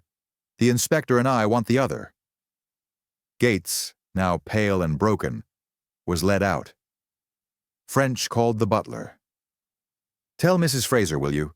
he said in a low voice. "What has happened?" "We're very sorry, but what could we do?" "Tell her he'll get every chance to prove his innocence. You better ring her up if you know her address." What's it for?" stammered the man, himself pale and trembling. French hesitated. "Well," he said, "it's this case of Dr. Earle," and hastened out after the superintendent. "Come along, French," Sheaf called from the car. "This is a beastly business. Let's get it over as soon as we can. Go on, driver." The other car had driven up again towards the Hog's Back. But French and Sheaf, with the third constable, moved off in the opposite direction. Through Compton they went along the Peasmarsh Road, turning presently to the left towards Binscombe. At the Red Cottage they drew up. Here the same distressing scene was enacted. French, inquiring for Campion, was told he was in his workshop. He and Sheaf and the remaining constable went round there at once, and after getting so near Campion as to prevent any attempt at suicide, Sheaf arrested him for conspiring with Gates to commit the 4 murders. Campion grew very pale, but made no reply. But in the car, he tried the same trick as Gates. Unnoticed, his hand stole slowly to his pocket, was withdrawn, and was flashing towards his mouth when French seized it. Handcuffed, Campion had no chance against the 2 officers. From his fingers was taken a little paper package of powder, similar to that Gates had tried to swallow. French's guess was afterwards found to be correct. It was potassium cyanide, a dose large enough to kill a dozen persons. So to an end came the dreams and the schemes of 2 miserable men. Chapter 22. French propounds a theory. Note: for the benefit of the reader who takes his pleasures sadly, references have been inserted into the following exposition, indicating the pages on which have been given each fact that French used to build up his conclusions. A couple of days later, a little party assembled in Sheaf's room at police headquarters at Farnham. French was there and Sheaf, and at French's special request, Sergeant Sheepshanks. Also, there was no less a person than Chief Inspector Mitchell of the Yard. Mitchell had been down on business at Alton, and on his way back to town, had halted at Farnham with the express object of being present at the gathering. Its purpose was to hear French tell the story of how he had arrived at the truth. He had already given a rough synopsis of his results to Sheaf, but now he proposed to recount the actual steps of the reasoning by which he had reached his conclusion. All 4 men were eagerly looking forward to the coming demonstration. French, with the desire of the artist for recognition, the others with keen personal and professional interest. "Now, French," said Mitchell, when pipes and cigarettes had been lit, and trial and error had revealed the best way of dealing with the superintendent's somewhat Spartan chairs. "I don't know about the others, but I want to get home tonight. Wire in and get the thing off your chest. The sooner you begin, the sooner you'll be done, and the sooner we can relax and enjoy ourselves." His eye twinkled. "What do you say, Super?" Sheaf, if the truth were to be told, was so much interested in the case that he didn't care how long French took. However, he stolidly agreed with the chief inspector, thus indicating that the elucidation of a complex murder mystery by Scotland Yard experts was one of the normal experiences of his life. French, on his part, knew that these preliminaries were mere camouflage to conceal the eagerness of both men, which it would not be proper to reveal in the presence of a professional inferior. He smiled internally, therefore, and took up his parable. "I need not go over the early history of the case. You all know it as well as I do. I will pass over its gradual unfolding, as shown in the disappearance of Earle, the identification of Nurse Nankyville, the discovery that she also had disappeared, the vanishing of Miss Stone, the finding of the secret safe, the discovery of the bodies, and finally the proof that Fraser was also murdered. Instead of dwelling on these, I will start where I started a few days ago, and give you the steps of the argument as they then occurred to me. I shall, of course, have to go back on facts and arguments previously mentioned, but only as required to build up my case. At this beginning, the chief inspector assumed the painfully cheerful air of the conscientious martyr. He tried another experiment with his chair, but did not speak. French went on. I explored every line of argument I could think of again and again and again, but without success. Though I knew that there was necessarily a perfectly complete explanation of the facts, I couldn't find it. Before I go on to explain how at last I began to make progress, I should like to remind you of two sets of facts, as these, though not appreciated at the time, afterwards proved fundamental. The first set concerned the murder of Ursula Stone in the study and the finding of the safe. You remember the details? The depressions in number 1 thicket and the trail of blood leading to the corner of the study beside the safe. The sandy footsteps in the same corner and behind the tree.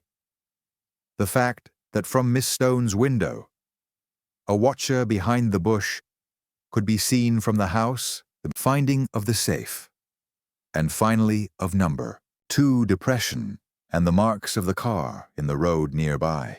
You remember also my theory that Ursula Stone, looking out of her window, had seen the watcher behind the bush approach and enter the study, and had gone down to give the alarm. That she had found him at the safe, and to hide his actions, he had struck her on the chin, carried her insensible body out to the nearest thicket, and there murdered her. Probably he had returned to the study to see that all was right, and had then carried the body to number 2 thicket, where he or an accomplice afterwards removed it in a car. Also, of course, you remember that I assumed that Miss Stone's murderer was also the murderer of Earle, and that when discovered, he was attempting to remove from the safe proof of that former murder. Even I remember all that, said Mitchell, and I'm sure the super is sick of the sound of it. I've heard it before, Sheaf admitted. Must just mention it, gentlemen, French pointed out with a grin, as it leads on to what I'm coming to. Well, that was one set of facts. The other was about the finding of the clay in Slade's car, leading to the discovery of the bodies. We remember that too, the chief inspector said hastily. Yes, sir. Well, it was from this point I began to go ahead. First of all, I was at a deadlock. The clay in the car proved that Slade had run the body to the bypass, but he had an alibi, which proved he hadn't. This was, of course, the usual alibi deadlock, and I expected I had been diddled over the alibi, but I couldn't see how. I stuck at this point for a long time. Then the simplest idea occurred to me. This was the idea which put me on the right track. French here made the first of those pauses, which afterwards brought down so heavily the shafts of Mitchell's wit. However, this time none of the others made a remark. And presently, he resumed. This idea was simply that my dilemma didn't exist. Both premises might easily have been true.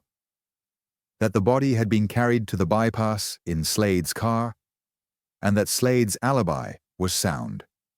Suppose the car had been borrowed by the real murderer. Borrowed without Slade's permission. You think that possible? I think so, sir. I admit that such a thing would have been impossible before 6 o'clock. From the time that Slade got it out until he reached the golf club at 6, the car was either under observation or there would not have been time to borrow it. Similarly, after 11, it could scarcely have been taken without the chauffeur's knowledge. But between 6 and 11, the circumstances were different. Slade, as you know, reached the golf club house at 6 and stayed till 11. I wonder, sir, if you remember my description of the place. The cars are parked in a space at the side of the building. They are not overlooked, and in the dark, anyone could have removed and returned one unseen. But was there, I asked myself, a potential murderer available at that time? Obviously, my next step was to go over the whereabouts of all my possible suspects between 6 and 11. Or rather, between 8 and 11. For until dinner was over, I thought there would have been too much movement for tricks to be tried. I reached a very surprising and unexpected result. One of my former suspects, and one only, could have done it. This was my first great step towards a solution. French once again paused and shifted his position. French always waits at this sort of stage in a story. Super, the chief inspector remarked. Dramatic effect and all that. Artistic, you know. Get along, French. We're two old birds to be caught with that sort of chaff. Let's hear the thing and get home. I don't know, Chief Inspector, said Sheaf with heavy humor, that we don't want a bit of relief from such concentrated wisdom. Both French and Sheepshanks stared at this attempt to play up to the chief inspector's lead. Then French grinned tactfully and resumed. Julia Earle and Marjorie Laws were at St. Kilda Slade was at the club. Mrs. Fraser was with her cousin, Mrs. Hampton. Gates gave me a little thought. He dined with the ladies at 7:30 that evening, and admitted going out into the grounds from about 8:30 till 9. This the butler had substantiated. And though he couldn't say the exact length of the walk, he was positive that Gates had not been out more than an hour. But in an hour, Gates could not have used Slade's car. To start with, he would have had about 8 miles to walk. Because I found the chauffeur locked the yard gates about 7:30, and neither car nor bicycle could have been got out without his knowledge, and Gates would never have risked being seen in a bus. In fact, it would have taken him 2.5 hours to do what was done. Gates, therefore, was out of it. That left only Campion, of all those who had at any time been on my list. Could Campion have borrowed the car? At first glance, this seemed out of the question. Campion had been with his womenfolk all that afternoon and evening. He had driven over with them to St. Kilda, then had come the search for Miss Stone, and then he had rung you up. Super. But suddenly, in thinking this over, it occurred to me that I was wrong. Campion had not been with his womenfolk all the evening. He had been alone for something like 40 minutes. It was Campion who organized the search. He set Mrs. Earle and Miss Laws to work in the house, and his sisters to go over the roads in the car, while he himself did the paths in the wood, by himself, mind you. Could he not have borrowed Slade's car during that period? The more I thought over this, the more likely it seemed. 2 considerations indeed seemed to prove it. You know that country. Super. How long do you think it would have taken him to go over all the paths concerned? Sheaf nodded. That's a point, certainly. I should say he could have done them all, good and plenty, in 1/4 of an hour. Just what I thought. He spent about 25 minutes too long.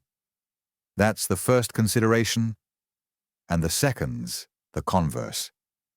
If he had done what I suspected, it would have taken him the whole time. I worked it out. He would have had to hurry from St. Kilda to the clubhouse, start up Slade's car, drive to thicket number 2, get the body on board, drive to the bypass, carry the body to the grave, drive back to the clubhouse, park the car, and finally walk back to St. Kilda. He couldn't very well have run on the last stage of the journey, as he daren't arrive breathless. Well, I estimated how long all that should have taken. It came to 43 minutes. Not a bad shot for the 40 he actually took. But look here, French, Mitchell interrupted. Aren't you going a bit too quick? How would Campion have known that Slade's car was there at the clubhouse, waiting to be borrowed? French nodded. Quite, sir. That bothered me at first, but I saw there was nothing in it.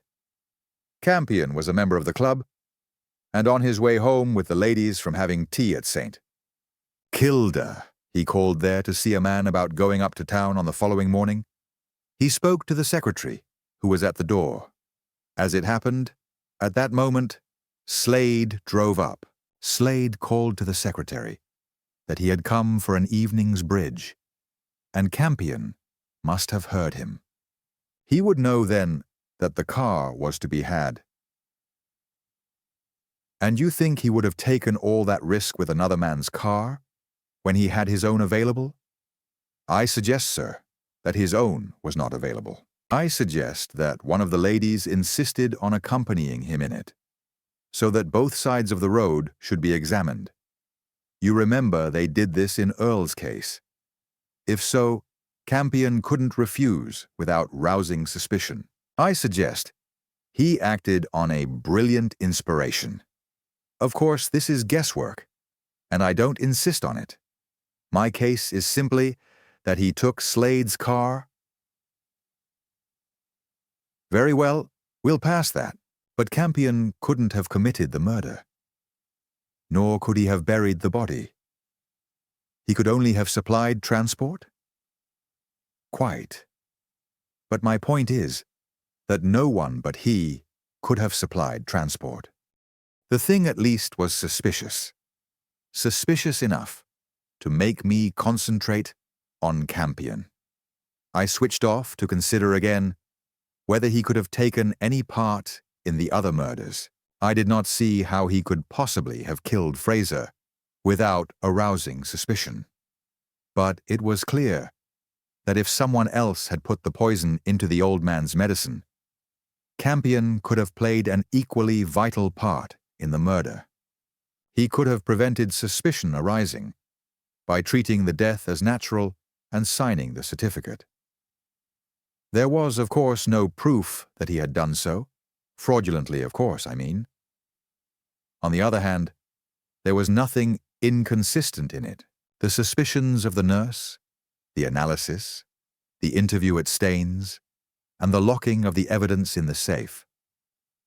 All this would be perfectly consistent with Campion's guilt. Yes, that's right enough so far, Sheaf admitted gloomily. But go on. How does Campion know that the evidence is in the safe? I was just going to ask that, put in the chief inspector. French nodded. That bothered me for quite a while. But I think it's simple enough, even if the nurse should have suspected Campion. She doesn't say so to Earle. It would be too dangerous without absolute proof. She simply tells him the facts and leaves it there. Now, Earle will never believe Campion guilty. He is his partner, and he has worked with him for years, and so on. He tells Campion the whole thing and consults him as to who the real criminal could be. Even suppose Earle does suspect him. He still tells him the facts, so as to put Campion on his guard and give him every chance of proving his innocence. But you've not explained how Campion knows of the secret safe. I suggest that Earle has shown it to him. According to Campion's own story, they read over and discussed Earle's book. Very well, Campion would see for himself the danger of Earle's discovery becoming public. They would undoubtedly speak of the need for keeping it secret. It is impossible to believe that the safe should never have been mentioned. Yes, I dare say you're right. Very well, sir. That left me believing that in spite of certain obvious difficulties, Campion might have been party to Fraser's murder. Nurse Nankerville was the next victim. Could he have murdered her? Another chapter, said Mitchell with a significant glance at the superintendent. French laughed. As you say, sir, it's the artistic method. Campion, according to his own story, might have met the nurse on the Hog's Back at 6 o'clock. He had, he said, and I checked the statement, had tea on that Sunday afternoon with some people called Slater at Putnam. After tea, he had driven home somewhere between 5:30 and 6:30. He could unquestionably have picked up the nurse, and no doubt could have murdered her and disposed of her body. I didn't see exactly how, but I felt sure it could have been done. Next, I went on to consider whether Campion could have murdered Earle. I had gone into this when I had suspected him of stealing the manuscript, and I had found Campion had an alibi. You remember it, I'm sure. He was with his womenfolk at the time, or within a minute or two of the time of the murder. I thought over the thing for long enough, and I felt I couldn't break the alibi down. There was too much independent evidence. This was my second great difficulty, and it stuck me for a long time. Then, like the first, I saw that it was no difficulty at all. French paused again, and Mitchell seized on the delay. A short chapter, that? Short, but pithy, eh? Super. He feels all these tricks are necessary to make it go, said Sheaf, continuing to be heavily humorous. Of course. Well, what was the great idea that put you on the right track for the second time?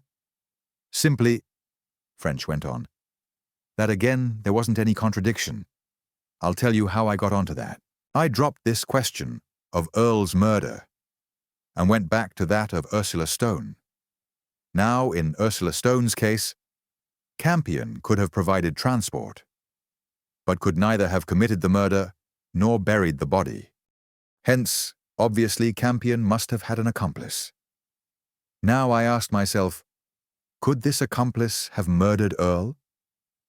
The others nodded appreciatively. And were you able to answer it? Mitchell asked. Yes, sir, though not quite in the way I thought at first. This idea involved going over once again everyone who could possibly be suspected, because the conditions of suspicion were now altered. Could there be anything between Campion and Mrs. Fraser? There might, but I had never heard such a thing whispered. I took a note to make inquiries. An entanglement with Mrs. Earle would not account for Fraser's death, nor would dealings between Campion and Miss Laws, Miss Stone, or Slade. Gates was left, and when I thought about Gates, he seemed to fill the bill. Gates was hard up. Gates would benefit to the tune of £30,000 or thereabouts by his uncle's death. What was more, Gates was associated with Campion at race meetings. Campion was reported to be hard up. I asked myself whether these two had conspired to murder Fraser and to share the proceeds, and had been forced into these other 3 murders to keep their secret from leaking out. Quite good theory, Mitchell approved, but still, only theory. French agreed, but he held that it was progress, because it gave him something to test. He had, he pointed out, from nothing reached the definite opinion that Campion and Gates were guilty. That was the first half of his analysis. He would now go on to the second, the proof that this opinion was the truth. Chapter 23, and establishes it. I think, said Sheaf slowly and unexpectedly, that this occasion merits some more than ordinary notice. Let us mark the starting of the second half in suitable manner. He took a bunch of keys from his pocket, and going to a cupboard, unlocked it, and took out a bottle, 3 glasses, and a cup. I don't do this every day, Chief Inspector, he went on, But then we don't have private entertainments like this every day. Some water, Sheepshanks? I can do a good deal here, but I can't run to soda at a moment's notice. Say when, Chief Inspector. Mitchell said when in satisfied tones, and French, who in his excitement had allowed his pipe to go out, now refilled and lit it up again. He was delighted with the reception his story was receiving. When Mitchell descended to anything like what might be called sublimated ragging, it showed he was pleased. And Mitchell's pleasure, if caused by French's activities, was an important matter to French. When Sheepshanks returned with a large jug of water, they said that here was to the story, and for French to get on with it, as they didn't want to sit on those blessed chairs all night. French accordingly got on with it. With this theory of the guilt of Campion and Gates in my mind, I turned back to reconsider the murder of Miss Stone. If my idea was correct, Gates must have murdered Miss Stone. I assumed this had happened and tried where it would take me. Gates, then, upon this theory, must have stood behind the bush and watched the study and presumably been seen by Miss Stone. Why should he do so? Obviously, I thought, to wait for the window to be opened for him. If so, who would open it for him? Obviously, again, his accomplice, Campion. Had Campion done so? If Campion had, it must have been during the visit to St. Kilda, between 5:15 and 6 p.m. But Campion was with the others during that visit. This bothered me for long enough. Even I, murmured Mitchell, can see the way out of that. Yes, sir. I saw it myself after a while. I was wrong in thinking Campion was with the others all the time. He had left them twice, once at the beginning of the visit, and once at the end. The first time he had forgotten some doll's furniture that he had made for Miss Stone. He went to the hall to get it out of his coat pocket. Plenty of time to slip into the study, unlock the French window, and give a sign to Gates outside. Incidentally, I thought, was it likely a man like Campion, who was so frightfully keen on his hobby, should forget the furniture? I didn't think it was likely at all. The second time Campion left the others was just before they came away. He went out to start up the car. That would have given time to lock the window again, which, though perhaps not quite necessary, would prevent attention being concentrated on the study. It must be noticed here that there was not the slightest necessity to start up the engine before they were ready to leave. The engine was warm. They had come from the Red Cottage, and it must then have been hot. And it couldn't possibly have cooled in the time, so that this leaving the others to start up the engine on the face of it was only an excuse. French stopped to finish his whiskey, which he had been slowly eking out as he talked. Once again his pipe had gone out, and once again he went through the formality of lighting it. The others sat smoking in silence. The attention they were giving to the story showed how much they thought of it, and French was profoundly satisfied. Then something else occurred to me, he went on, which, if it had happened, would have drawn all this together. I was wondering how Miss Stone could have come to see Gates. When Mrs. Earle had left her, she was lying reading on her bed. Why should she have got up, just at the precise moment that Gates should have been at the bush? Because, I realized, she would have heard the car. She would have got up to see who was arriving, so as to know whether or not to go downstairs. From her window, she would have seen both Campion and Gates. Gates, perhaps, creeping into the study in a stealthy way. She would naturally go down to find out what he was about. Why should she not have gone to Mrs. Earle? I suggest that she realized from the behavior of both men that they were in league in something underhand. She wouldn't then go to Mrs. Earle because Campion was with Mrs. Earle. I suggest she did not intend to reveal her presence. And I suggest further that when Gates saw that she had learned his secret, he murdered her because he had no option. Then you think her murder was not premeditated? I imagine not, sir. Then how did Campion know his part? I'm just coming to that, sir. Shall we pass that, Super? Provisionally, I think so, Chief Inspector. We can go back on it if necessary. There was a gleam in Mitchell's eye which pleased French, but all he said was, "Very well, French. Go ahead." This led to a further step. If I was right, Gates must have been engaged in the plot during certain hours. I next considered whether Gates's statement would work in. Gates had the choice of 3 cars, but none of them were out. He had, however, access to a bicycle.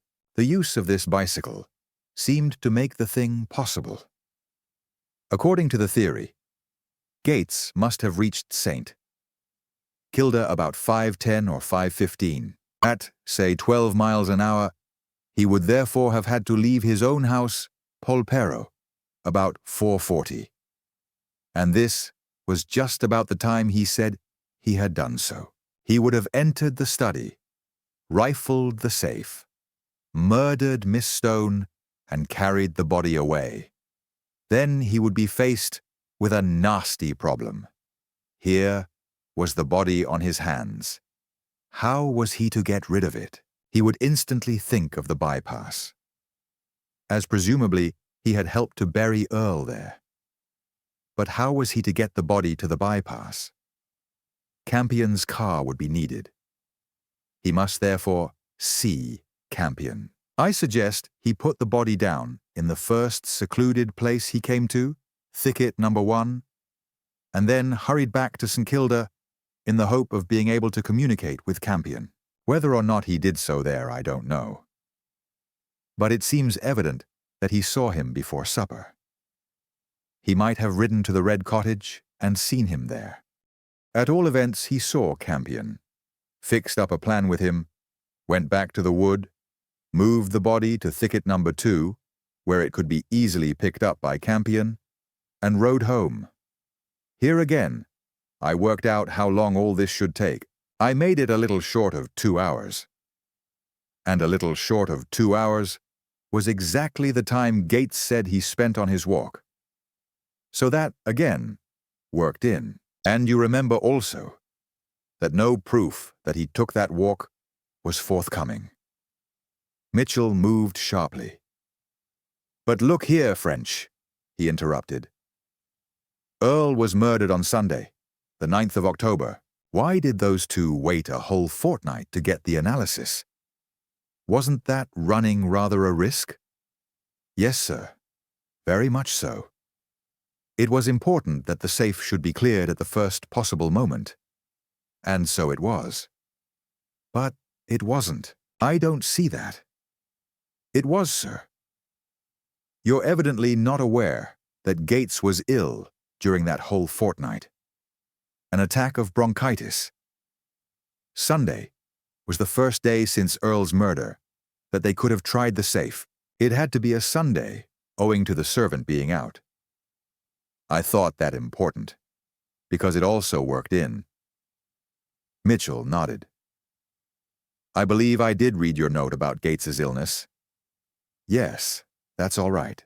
My objection has turned in my hand and become confirmation. That's as it should be." "Very well, French." "There was then the question of the burial," went on French. "If my timetable was correct, Campion could not have carried that out. He would only have had time to bring the body to the bypass. The theory therefore demanded that Gates should have dug the grave and carried out the interment. In working out Campion's suggested movements, I had estimated that he must have reached the bypass about 8:35.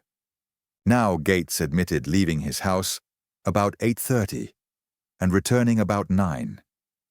And my researches showed that he might have been nearly an hour. That would have enabled him to meet Campion and bury the body. But not, surely, to dig the grave, Mitchell put in. Yes, I think so. Remember, the clay was freshly cast and loose, and the grave was very shallow. Very well. I think we must agree, Super, that all that works in. But we'd like that bit of proof that you've promised us, French. What about it? Not quite ready for it yet, sir, I'm afraid.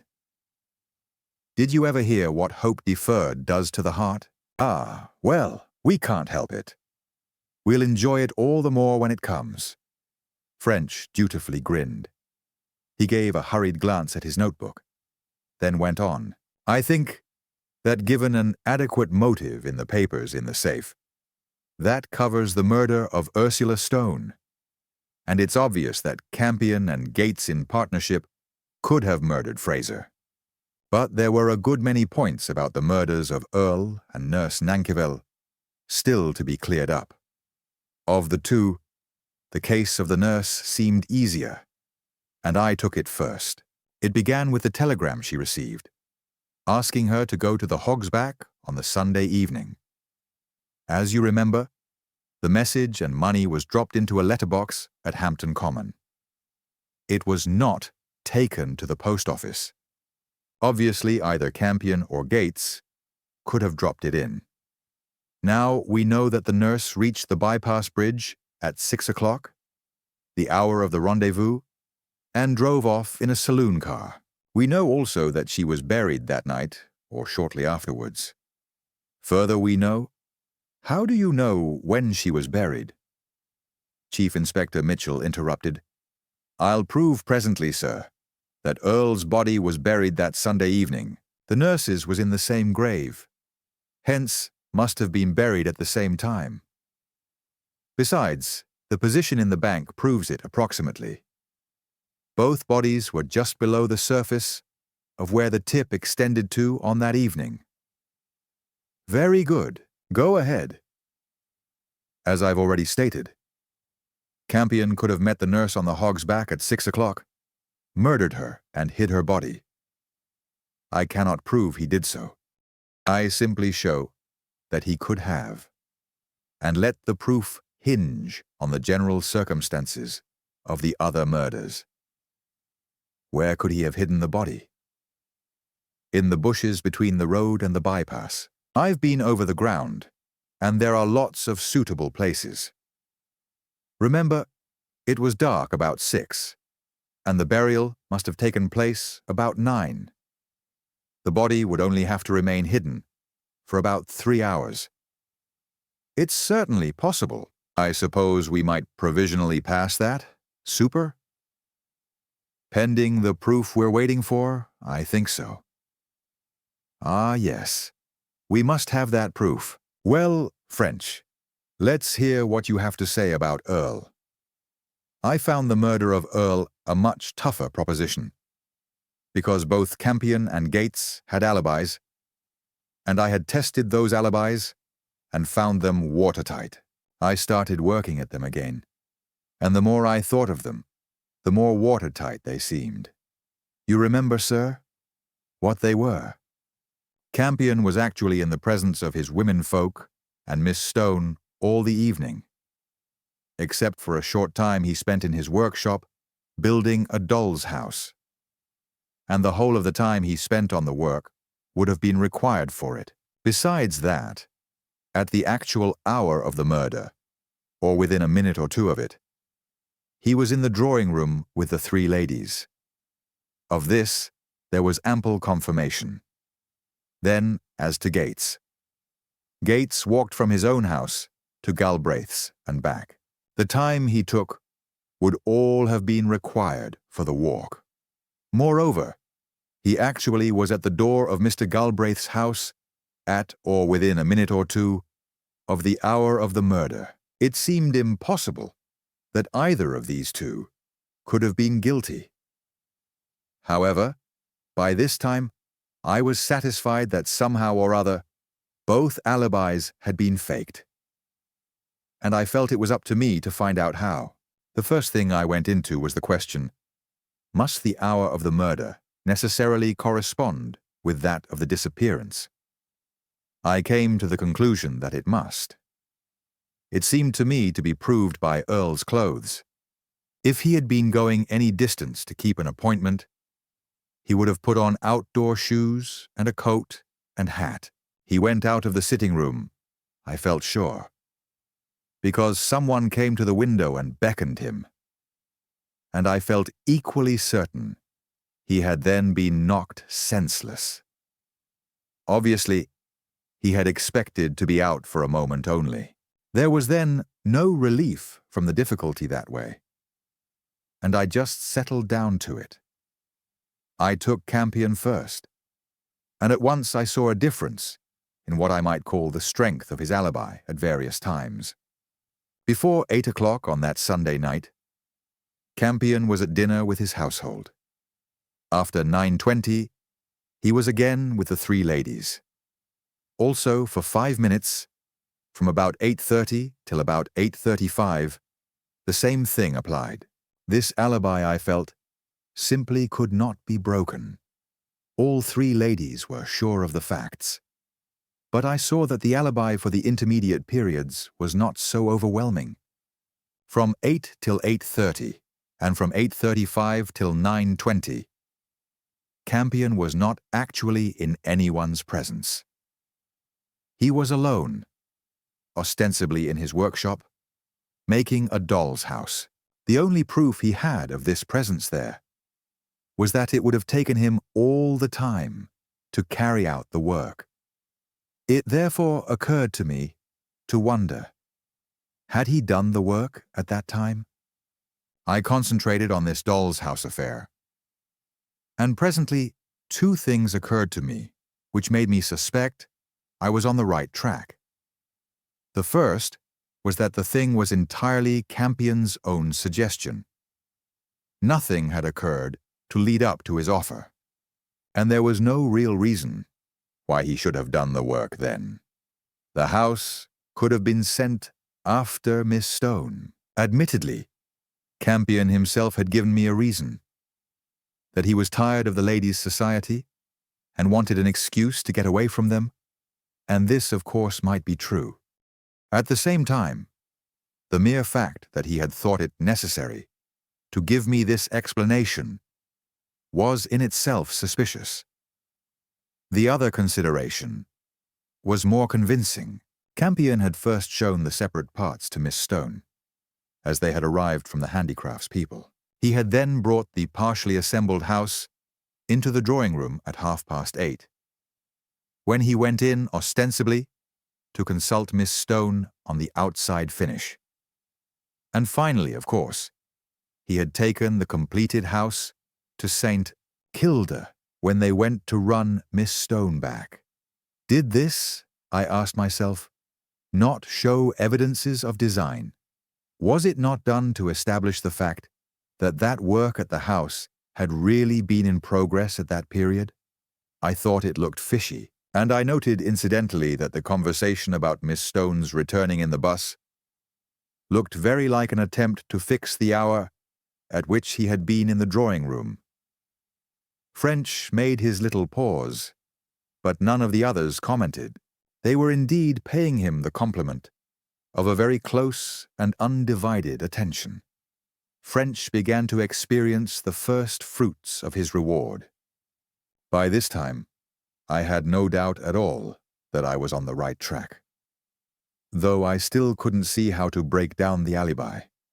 Then I thought, suppose for argument's sake, that Dolls's house affair was faked, and that Campion had been free during those 2 periods, 8:00 to 8:30 and 8:35 to 9:20. What could he have done?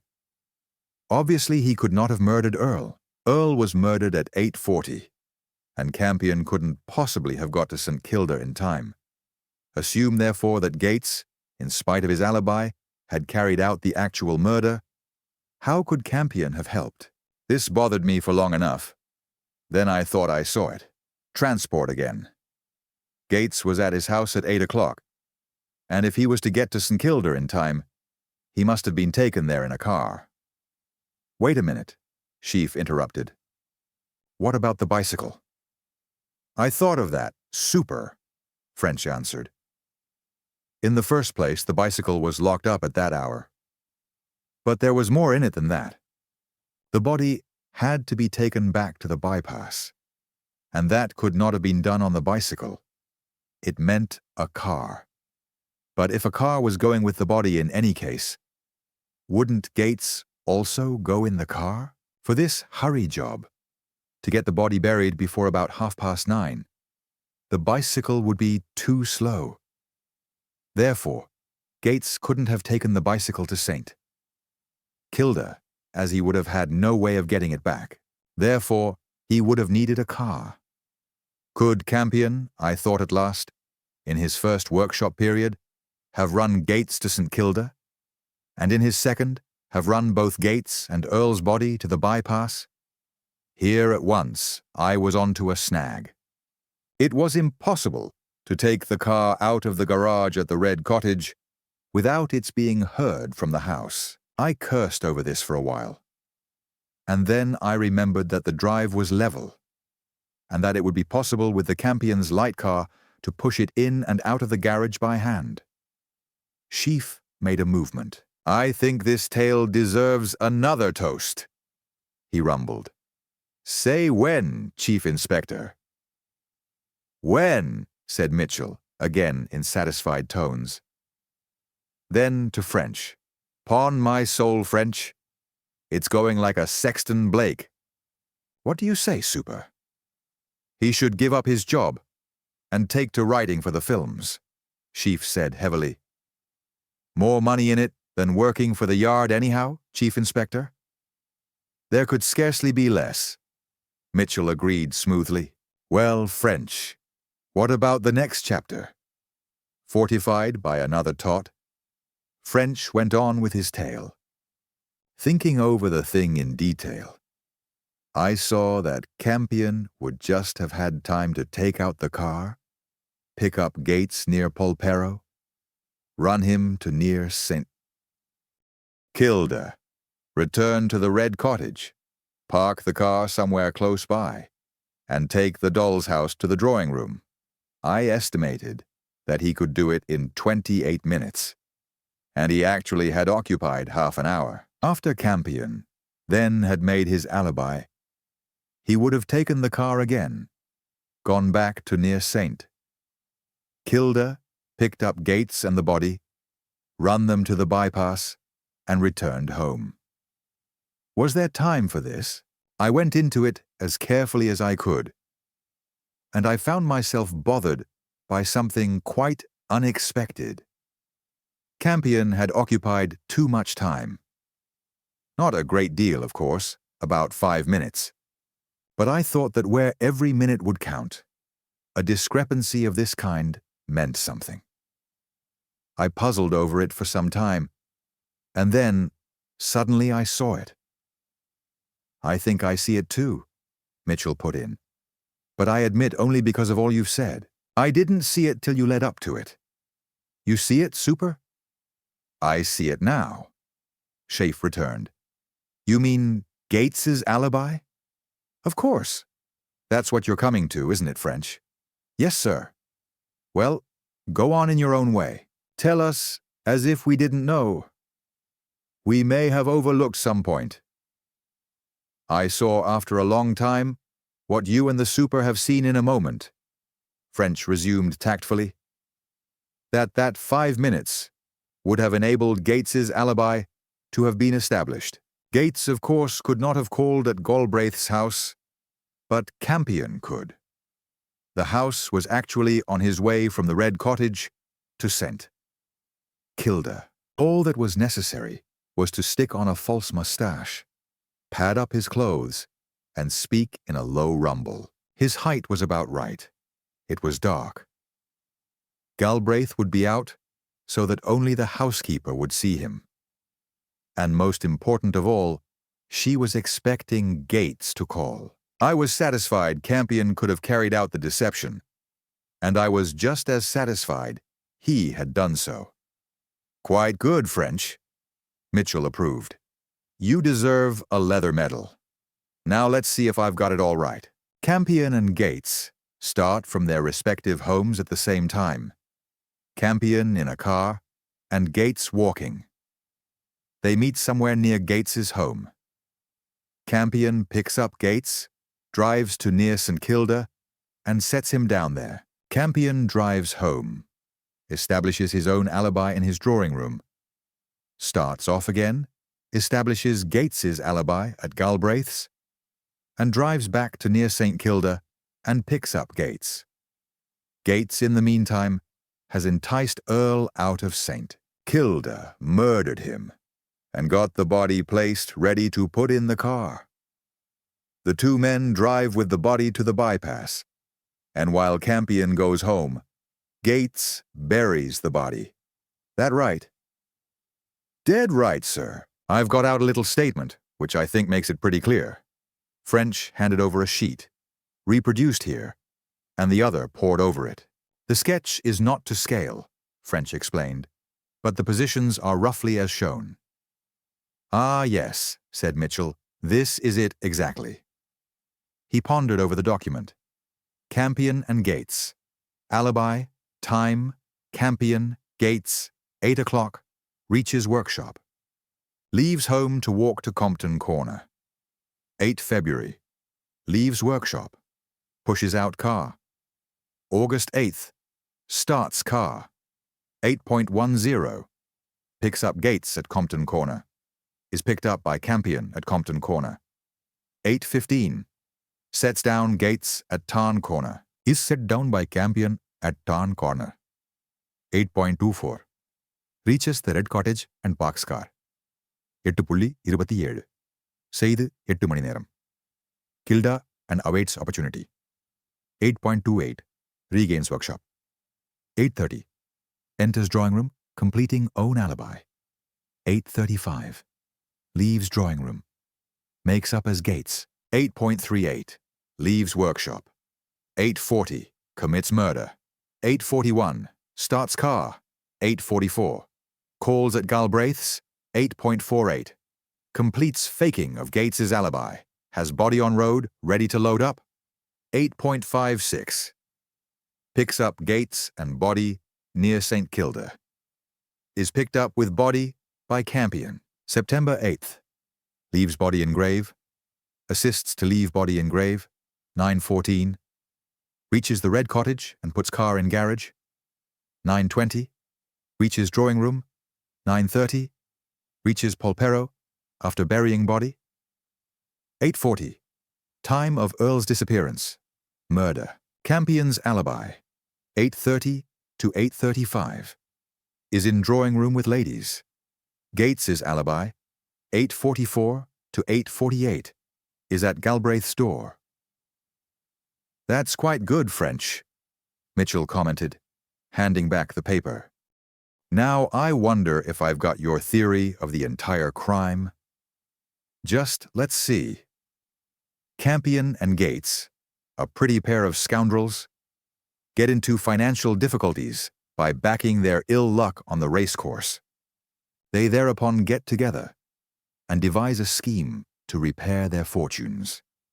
Gates has reliable expectations of £30,000 when old Fraser pegs out. Fraser is nearly 70, in frail health, and only a slight push will be necessary to help him into the next world. No one will be the worse of it. His wife hates him, and so does everyone who comes in contact with him. Between them, they give him the push. Probably Campion gives Gates the poison to put in the medicine.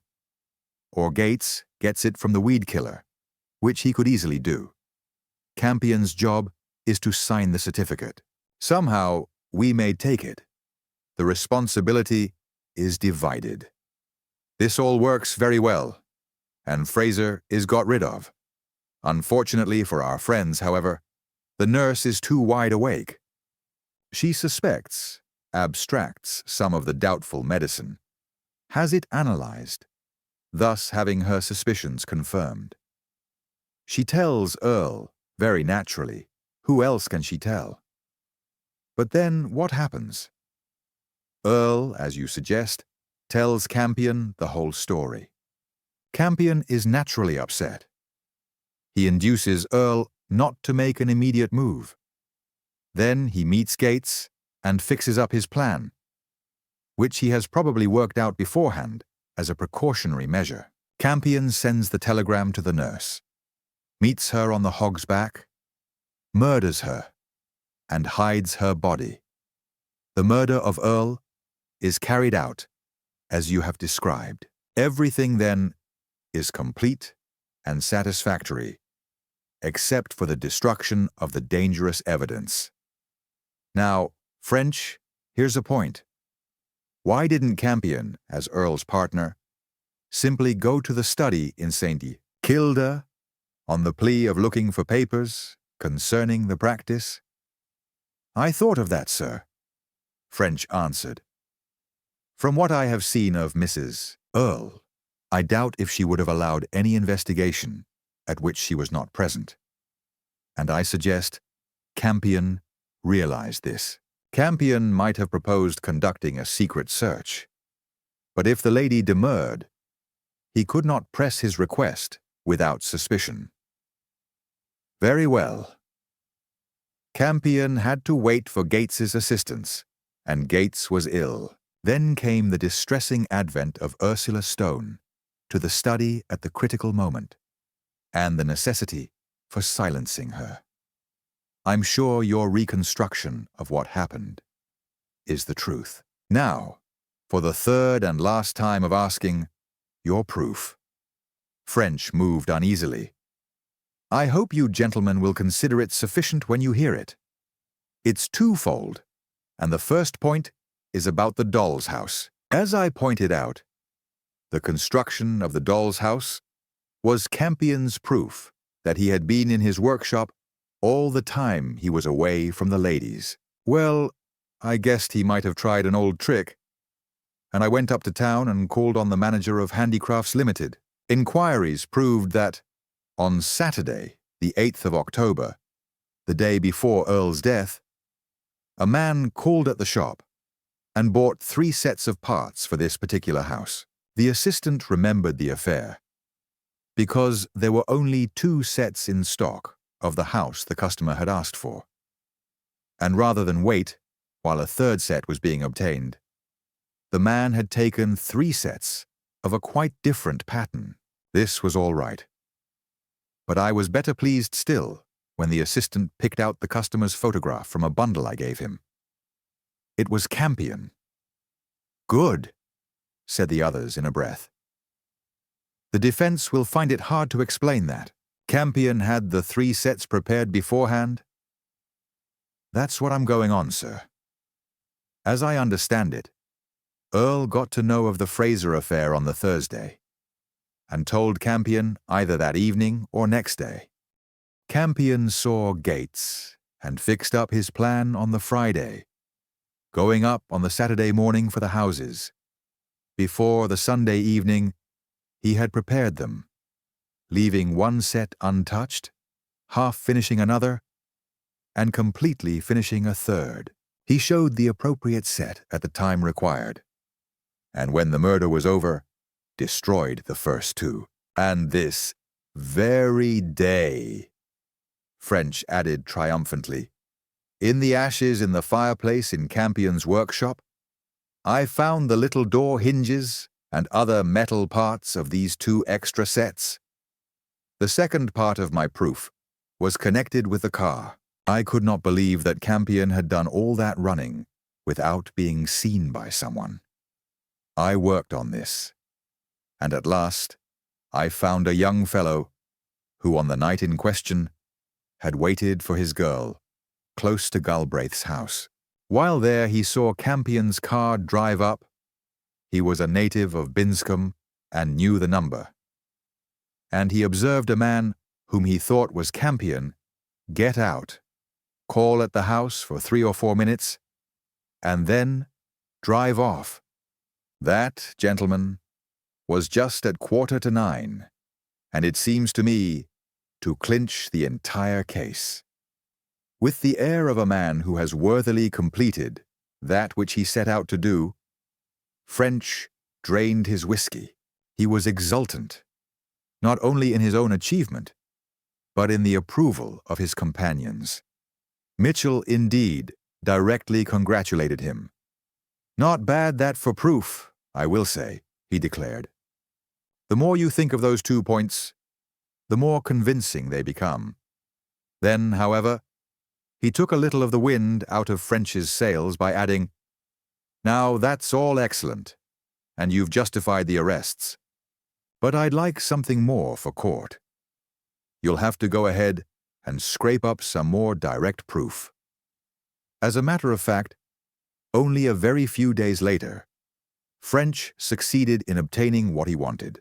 From his estimate of the character of Nurse Nankivel, based on her actions throughout the affair, he doubted that she would have handed over important documents to Earle without keeping a copy for her own use in case trouble arose, on the chance that such papers might exist.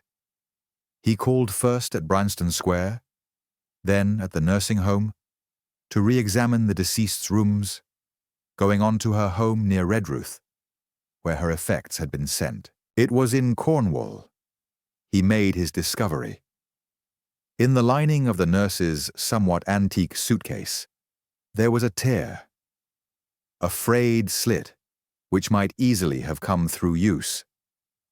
Pushed under the lining through this slit, he found a folded paper. It read, "Copy of statement sent to Doctor Earle, St. Kilda, seal, at his request, after interview at Staines on the 6th of October.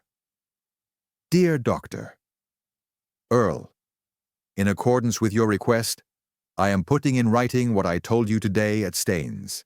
As you are aware, there is an anteroom from which the late Mr. Fraser's bedroom opens.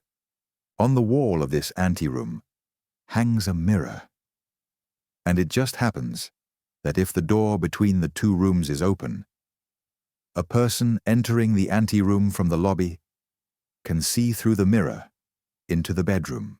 On the afternoon of the 16th of September, on unexpectedly entering the anteroom about 5 o'clock to get a letter I had forgotten to post, I saw through the mirror Mr. Gates, who was sitting with his uncle, hastily corking and setting down a bottle. I kept my eye on the bottle, and saw that it was one of Mr. Fraser's medicines. Mr. Fraser was asleep. At the time, I thought nothing of the matter. But from then I noticed that after taking that medicine, Mr. Fraser grew rapidly worse. It had occurred to me how like the symptoms of Mr. Fraser's disease were to those of arsenic poisoning.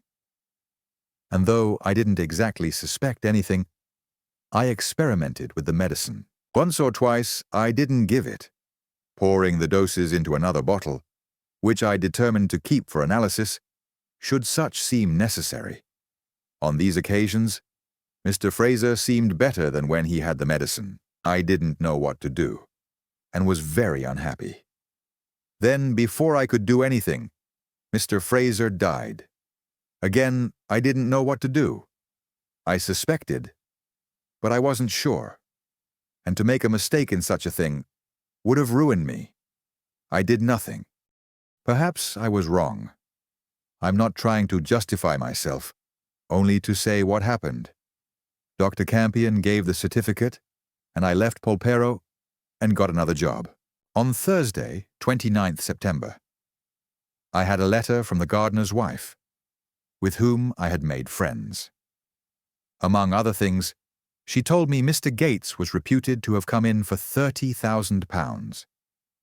This made me think, and all my suspicions came back. I didn't know what to do, but at last I felt I should not be justified in withholding what I knew. I sent the bottle of medicine to be analyzed, and on Tuesday, 4th October, got the analysis. I thought first of telling Dr. Campion, but somehow I never liked him. and I was afraid he might not be sympathetic. Then I thought of you, Doctor. Earle, and I thought I should be safe in your hands. So I wrote you that letter, asking you to meet me.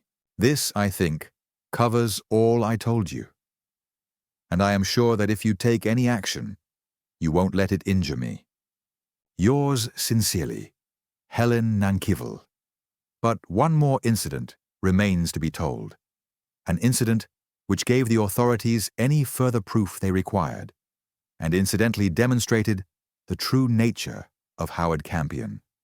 When he saw how things were going, he attempted to turn King's evidence, declaring that Gates, to whom he was heavily in debt, had put the poison into the medicine unknown to him, and that when he, Campion, had become suspicious, Gates had insisted on his giving the certificate as the alternative to ruin. On this statement, Campion could be questioned, and French, by a searching interrogation, succeeded in breaking it down and establishing that Campion himself had been the moving spirit in the affair.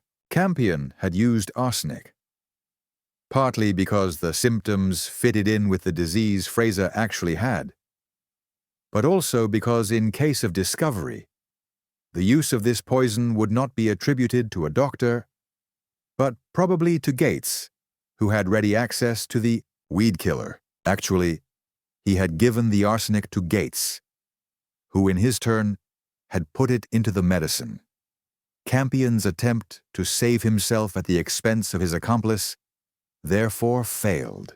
Neither man could deny the motive, which French's further investigation fully established. Campion was in debt about £4,000 and Gates about £7,000.